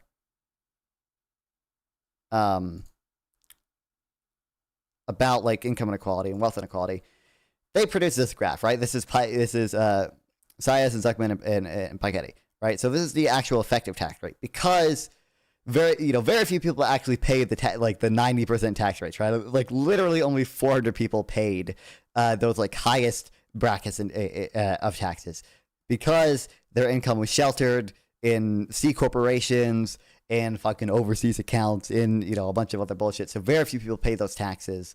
The effective rate was actually only about 45% at its peak in 1943. And this is the left-wing economist that he is citing, right? That he has cited earlier. So no, people were not paying 90% of taxes. The effective rate was only about 45%. If you believe his economists, if you believe the other economists, people like David Splinter, who I like a lot more and I think make more plausible assumptions, you know, the effective rate, you know, it was 40% for the top 1%, you know, and we've actually gotten more progressive over time. By the way, this is what they started showing is that, you know, effective tax rates have actually gotten more progressive over time. As opposed to less progressive. Although I guess 2000 was technically the most progressive year, but you know. Was there an economic calamity? Did the dominant peacock say, I'm not going to show my... Is this David Splinter? This might be David Splinter. This might just be someone else. But yeah, this is, you know, effective tax rate since 1945. You know, not what he's suggesting. Peacock feathers off anymore? No, because it turns out that what human beings really want is to be better than the next guy. It doesn't matter necessarily how much better in absolute terms, or it doesn't matter how much in absolute terms they have. It doesn't matter to Bill Gates whether he has $15 trillion in his bank account or $1 billion. He just wants to have more than Mark Zuckerberg. And you can have relative inequality under socialism. We're just not going to have this ridiculous absolute inequality where you've got... Okay, defending absolute inequality. Sorry, you're focusing on absolute inequality seems very stupid to me. I think, you know, I don't even care about inequality that much. I think relative inequality probably matters quite a bit more than like absolute inequality, right? So like the if you're gonna say we should care about absolute inequality, like that would imply, for example, like if I, you know, like let's say we had a society and like I just, you know, there are two people in a society, I give one of them $1 million and one of them $1,000, even though they're both better off, and they're both like. That society has been made worse now because they've introduced like more like absolute inequality, right? That seems rather silly. People with trillions, you know, billions of dollars and people starving in the streets. So the big picture point then is socialism is perfectly compatible with allowing some inequality for the sake of incentives. So I hate this dominance theory. I think it's awful and terrible, and it justifies the worst kind of elements that would be critiqued against, that exist within society. Because it says that we're basically just regular animals. Some of us have this dominance thing, and we're willing to step on other lobsters to get to the top, and to hell with those other lobsters. And it's a zero-sum world, and we're going to destroy the competition in order to get to the top. And it's all about relative. I want to be better than the other guy. I think all of that is bullshit. I don't think any of that is true. We're not lobsters. We're human beings. And as human beings, we have the capacity to reason. We have the capacity to create stuff that doesn't exist to this before. already. We don't become wealthy at other people's expense like lobsters do. We actually create wealth that benefits everybody else around us because they all get to. Okay, I think I agree with the general perspective here. Okay, so this is so we don't fine, rise to the top by stepping on other people like the lobster example, and we're not programmed to step on other lobsters and other human beings to advance.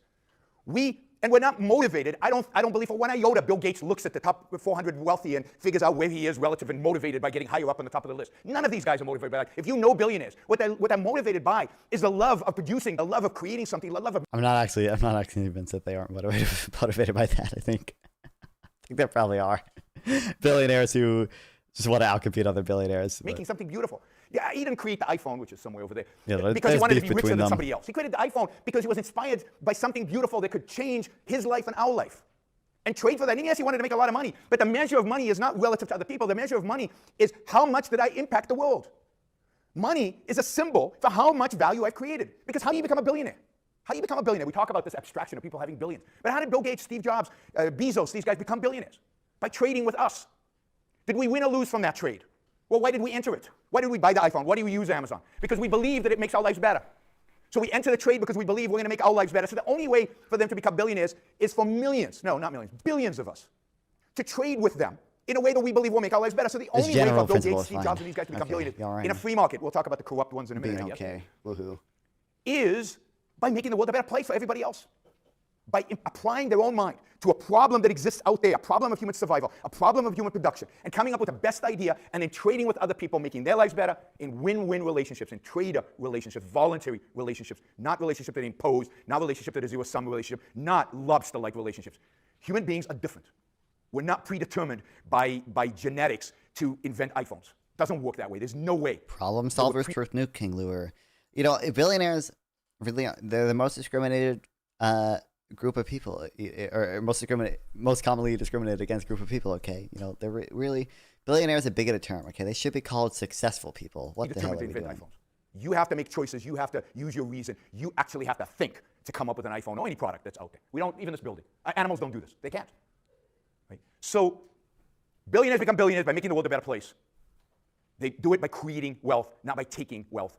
And the fact that 26 people are richer than 3.5 billion is because 26 people have created, objectively created, more wealth than 3.5 billion, because the fact is the 3.5 billion are barely surviving. All they're doing is they're farming and eating what they had to ruin it. Oh, yeah. And I bet you the net worth, by the way, in this room, I'm probably richer than all of you combined, or at least the students combined. I'll take out the adults, because your net worth is negative, because you've got student loans. It doesn't mean I'm rich. It just means I have a positive net worth.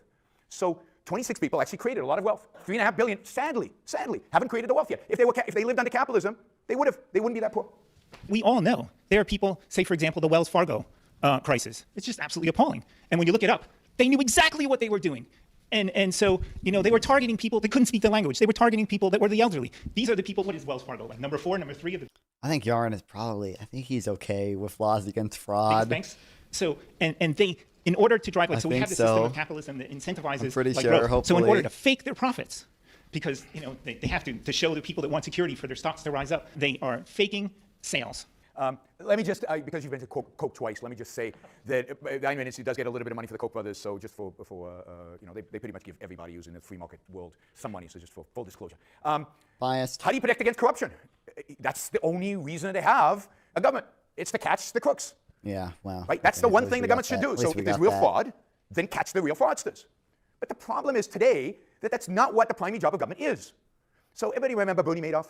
I know you guys are too young maybe, but Bernie made a big pyramid scheme. He basically stole $63 billion from his friends and family members.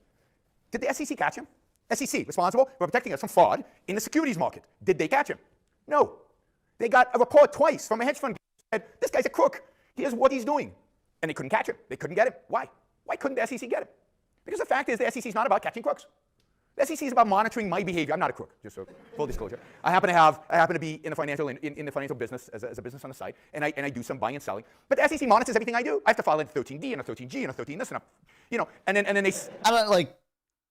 Holistically, the SEC is probably relatively effective. Maybe they didn't catch Bernie Madoff, but I don't know what data we would look at to see how effective the SEC is. But I would have a presumption that it is decently effective. Yeah. Maybe And then they send in their inspectors to, I have a whole compliance office. I have a whole thing of compliance where they come in and look at my books. They're so busy monitoring what I'm doing that who has time to catch crooks? And they almost never catch crooks. It's rare that they actually file. Usually, who catches the crooks? The market does. In the case of Bernie Madoff, who caught him? Well, the hedge fund guy who wrote the memos twice, and who landed up at the end catching him? His son. What do we? Son called in the police. What are we defining as catchy here, right? Obviously, the market doesn't have a very good mechanism necessarily for punishment if you're caught doing fraud, other than obviously I'm sure Wells Fargo stock price went down or would go down, and I'm sure Bernie Madoff would lose money in a Ponzi scheme or whatever. But you don't have a super strong mechanism for punishment with the market alone. You can lose some monetary compensation, but also at the same time, as long as you set some money aside, you could theoretically still make off relatively well from whatever scam or fraud you're pulling. So if the government actually did its job, its one job, which is to protect us from crooks and criminals and fraudsters, the world would be different. And just to relate to the Wells Fargo example, in capitalism, there are no bailouts. By definition, capitalism is anti-bailouts. There's no too big to fail in capitalism. I'd go further. There's no deposit insurance in capitalism. They bail out. Yeah, why do people keep their deposits in Wells Fargo in spite of the fact that they committed fraud? Because who cares? If something really bad happens to Wells Fargo, the government's going to step in and pay me back, right? Unless you've got more than $250,000. Who's got more than $250,000 in the bank account? Okay, one guy, right? It's actually, realistically nowadays, by the way, implicitly all deposits are insured. Like when Silicon Valley Bank collapsed, they bailed out all deposits, right? Or I don't want to say bail out. They insured all deposits. Bailout is kind of a strong term for what the FDIC does. It's insured, and banks pay premiums, and they pass those premiums on to consumers. So consumers are essentially just paying an implicit tax for social insurance on bank deposits. It's not really a bailout, but since 2008, I don't believe that any uninsured deposits have been lost. They're all implicitly insured. That's pretty amazing, right? Right? They're trying to protect the little guy with deposit insurance. Really, how many little guys have $250,000 in their bank account? So the whole system is corrupt. The whole mechanism of the world in which we live in today is corrupt. Not corrupted by capitalism, corrupted by statism. As soon as you have deposit insurance, now you have to have the regulations to monitor the banks. And then if a bank is very big, it has systemic risks, so we have to bail you out. So by the way, if you have more than $250,000 in your bank account, here's a tip for those wealthy students among you. If you have more than $250,000 in a bank, always put it in a too big to fail bank. So Wells Fargo is a good place for $250,000. Bank of America is a good place. Don't put it in your local community bank, because when it fails, you won't get your money. You'll get everything up to $250, but not above. But if Wells Fargo fails, they'll bail them out. They've told us they'll bail them out. It's in the, so talk about incentives. When you tell somebody, when you make money, bailout is even a semi harsh word for even like the 2008 like bank bailouts, because the banks did end up repaying the TARP funds, right? The temporary asset relief program, right? You know, by 2023 they had paid all those back. Now, to some extent, it was like a sweetheart deal, like a very low interest rate and stuff. But bailout, even for that, it's a harsh word. Okay. You get to keep it all, but when you lose it, we'll bail you out. What kind of behavior do you expect to get? Pretty nutty behavior, right? And that's what we get. So that's not capitalism. There's no bailouts in capitalism. There's none of this stuff in capitalism. Capitalism is a system where the government does one thing. It protects us from the crooks. And if only we had a little bit of that. One of these days we'll have to debate Jordan Peterson, because... So in the pocket of America where there's extreme inequality and poverty, many of the victims of the lifestyle live on the government's welfare policy. What is this? And why do they cut it up like this? It's so purely weird. capitalist society, what safety net exists where people are able to improve their own quality of life, where there's such other inequalities such as like education? Actually, capitalism only has ever reduced poverty. It's the only thing that actually increases the size of the pot. And access to jobs, things like that. So first, I don't buy that inequality is a problem, you know, in capitalism, right? So there's inequality, but I don't think it's a problem. As Sam said, I'm going to say I don't care about inequality, and I don't. So I care about poverty. I don't care about inequality.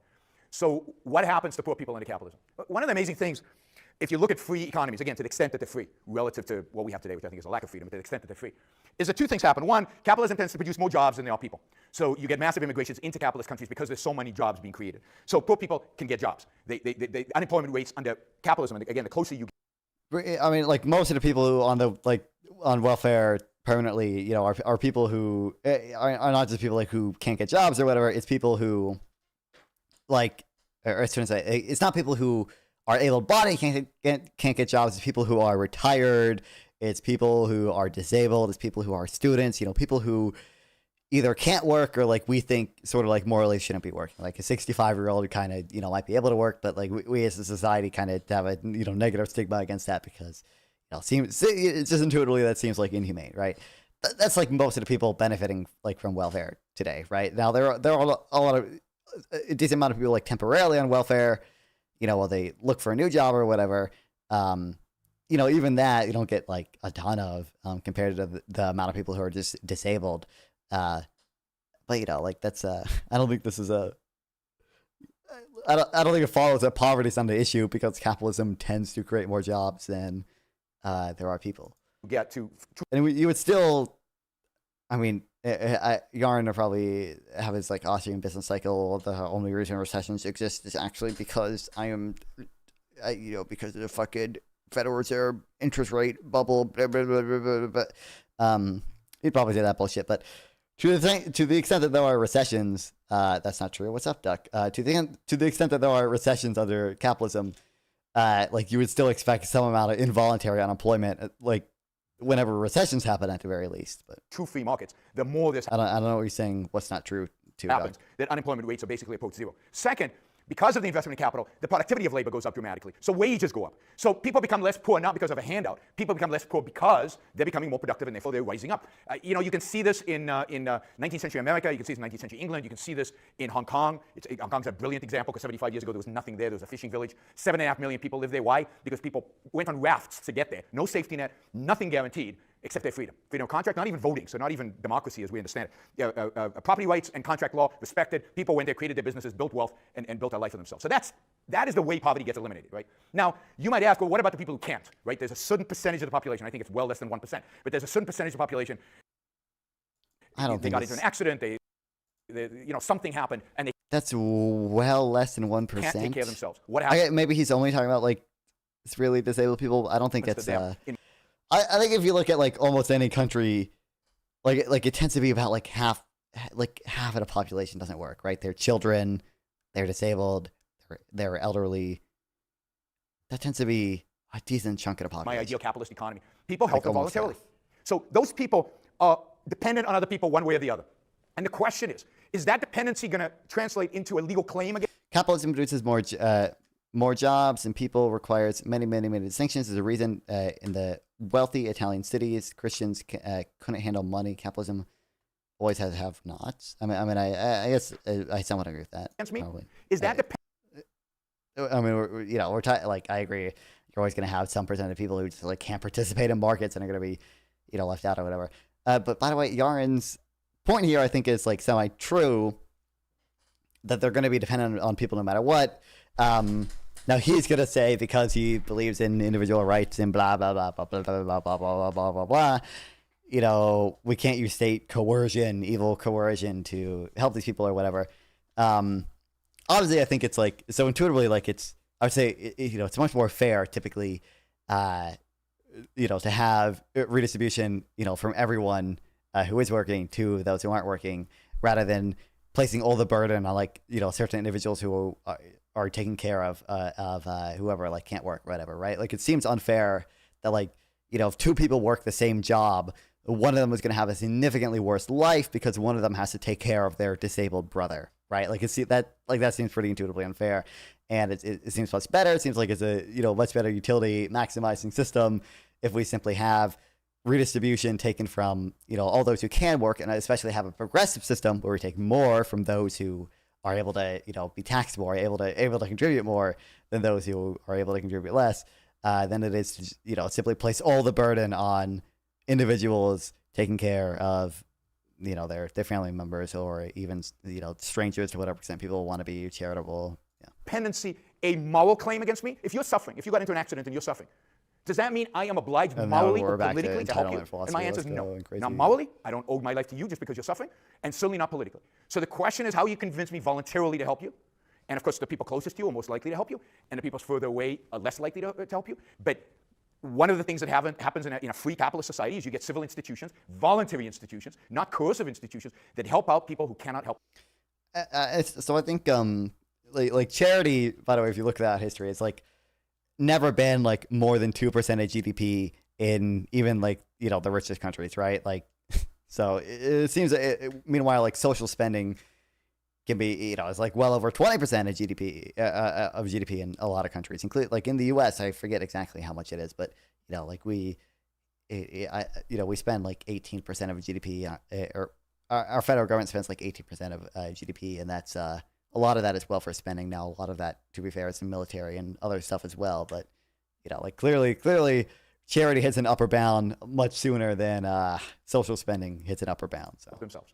So charity is the main form that takes, but all kinds of other mechanisms, mutual aid societies, unemployment, private unemployment insurance. There's even insurance against poverty in some capitalist countries in the past, or semi-capitalist countries. Insurance against poverty that you could buy, to protect you from those kind of accidents and things like that. In other words, you're still dependent on other people, but now you have to ask for their help instead of demand their help, which is the system we live under today. Today, if you have a need.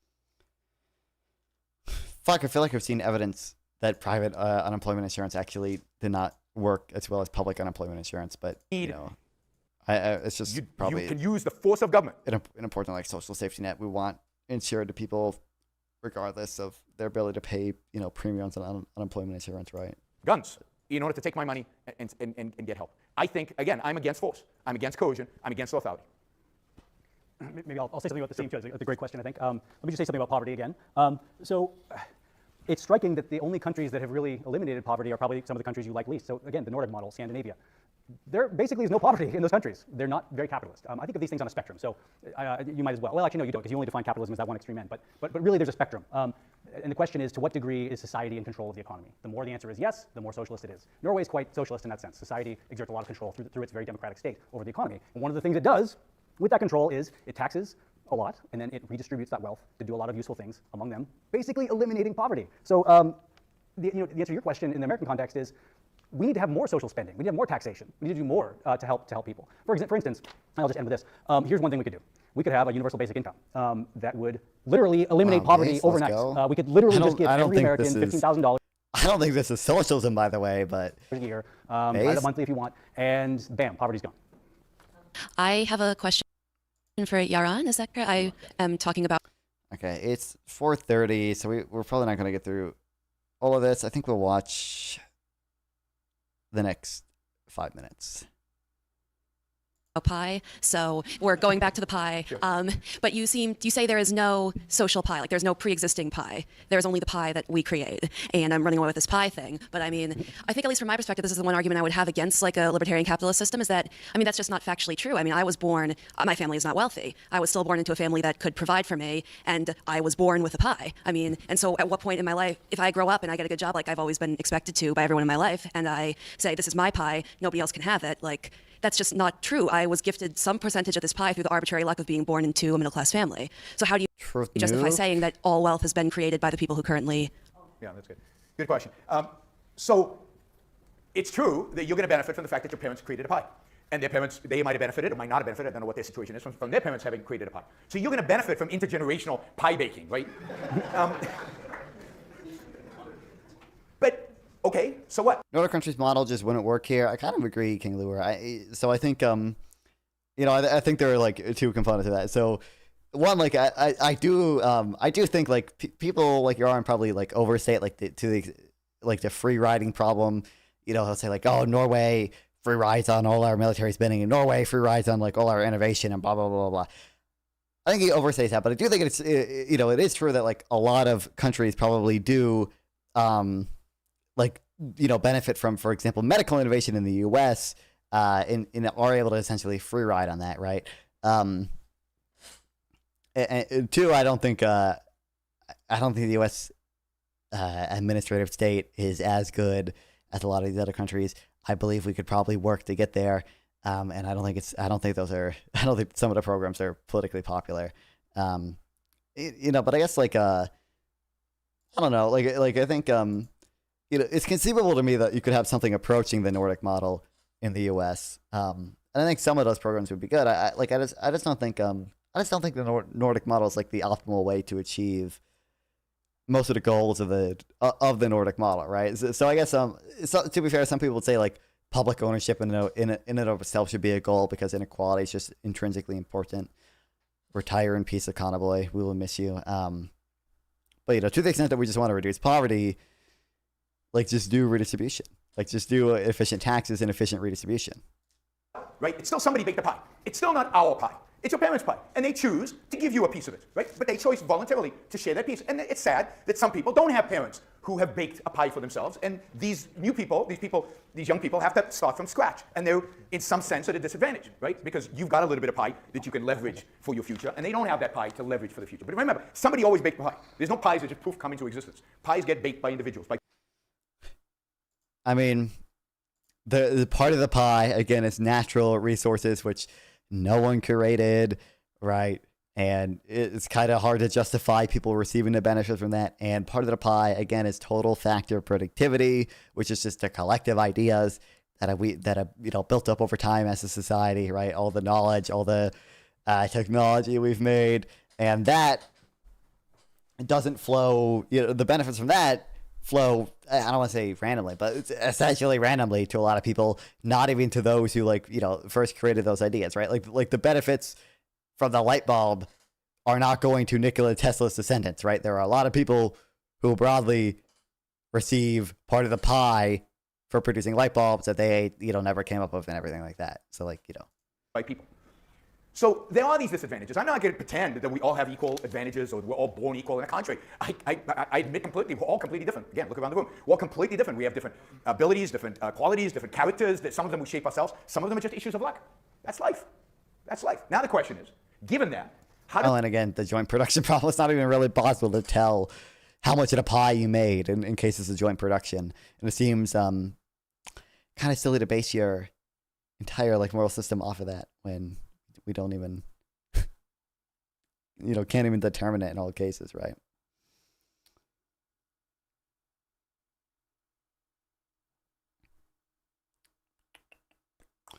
Total factor productivity consists of the effects in total output not caused by traditionally measures of inputs of labor and capital. That is, total factor productivity refers to everything else that goes into overall economic output, generally understood as largely consisting of a country's accumulated technology and knowledge. The marginal productivity of TFP does not flow to its owners or producers of the TFP because we don't really have such things. The marginal productivity of electricity technology, for instance, which is huge, does not flow to Edison or Tesla. The marginal productivity of algebra knowledge does not flow to those who long ago came up with that either, or the descendants. Obviously, Yarn would say like you can pass on some of these things to descendants. Although to be fair, Yarn, I believe, will it also not be against some of the conceptions of intellectual property in general. I don't know his exact position on that, but yeah. Of course, none of that accumulated technology could be productive on its own. It has to be combined with other factors, especially labor, to contribute to any output, but that's true of all other factors of production as well. The factorial desert theory, therefore, falls to pieces in the face of the TFP, which probably comprises the majority of the economy's output. The marginal productivity of accumulated TFP does not flow to the owners of TFP, but instead is a windfall to all sorts of randomly placed people. How do we create the most opportunity? They don't have any rightful desert theory claim to those windfalls, but laissez-faire institutions give the windfalls to them nonetheless. For those people who weren't born with a piece of their parents' pie, or however you want to see it, right? How do you create a system that provides them with maximum opportunities to bake a pie, their own pie? And I think freedom is. It's funny you use the word opportunity. I don't think most people would find it intuitive that opportunity is maximized when you don't have any type of redistribution between those who start from, a higher place essentially because they inherited a ton of wealth or whatever. Obviously you would have more opportunity in a sense. You'd have more positive freedom if we redistributed some of the wealth from people who are, rich to those who are, not so well off. In the sense that you'd have like the capital now to start a business if you really wanted to, right? If we redistributed income enough, things of that nature. Freedom, if you use his idiosyncratic definition of freedom that no one else in the fucking world uses other than insane libertarians, then you could say, freedom is still maximized by, inheritance and things like that. But, that's a little silly. There's a way to do that.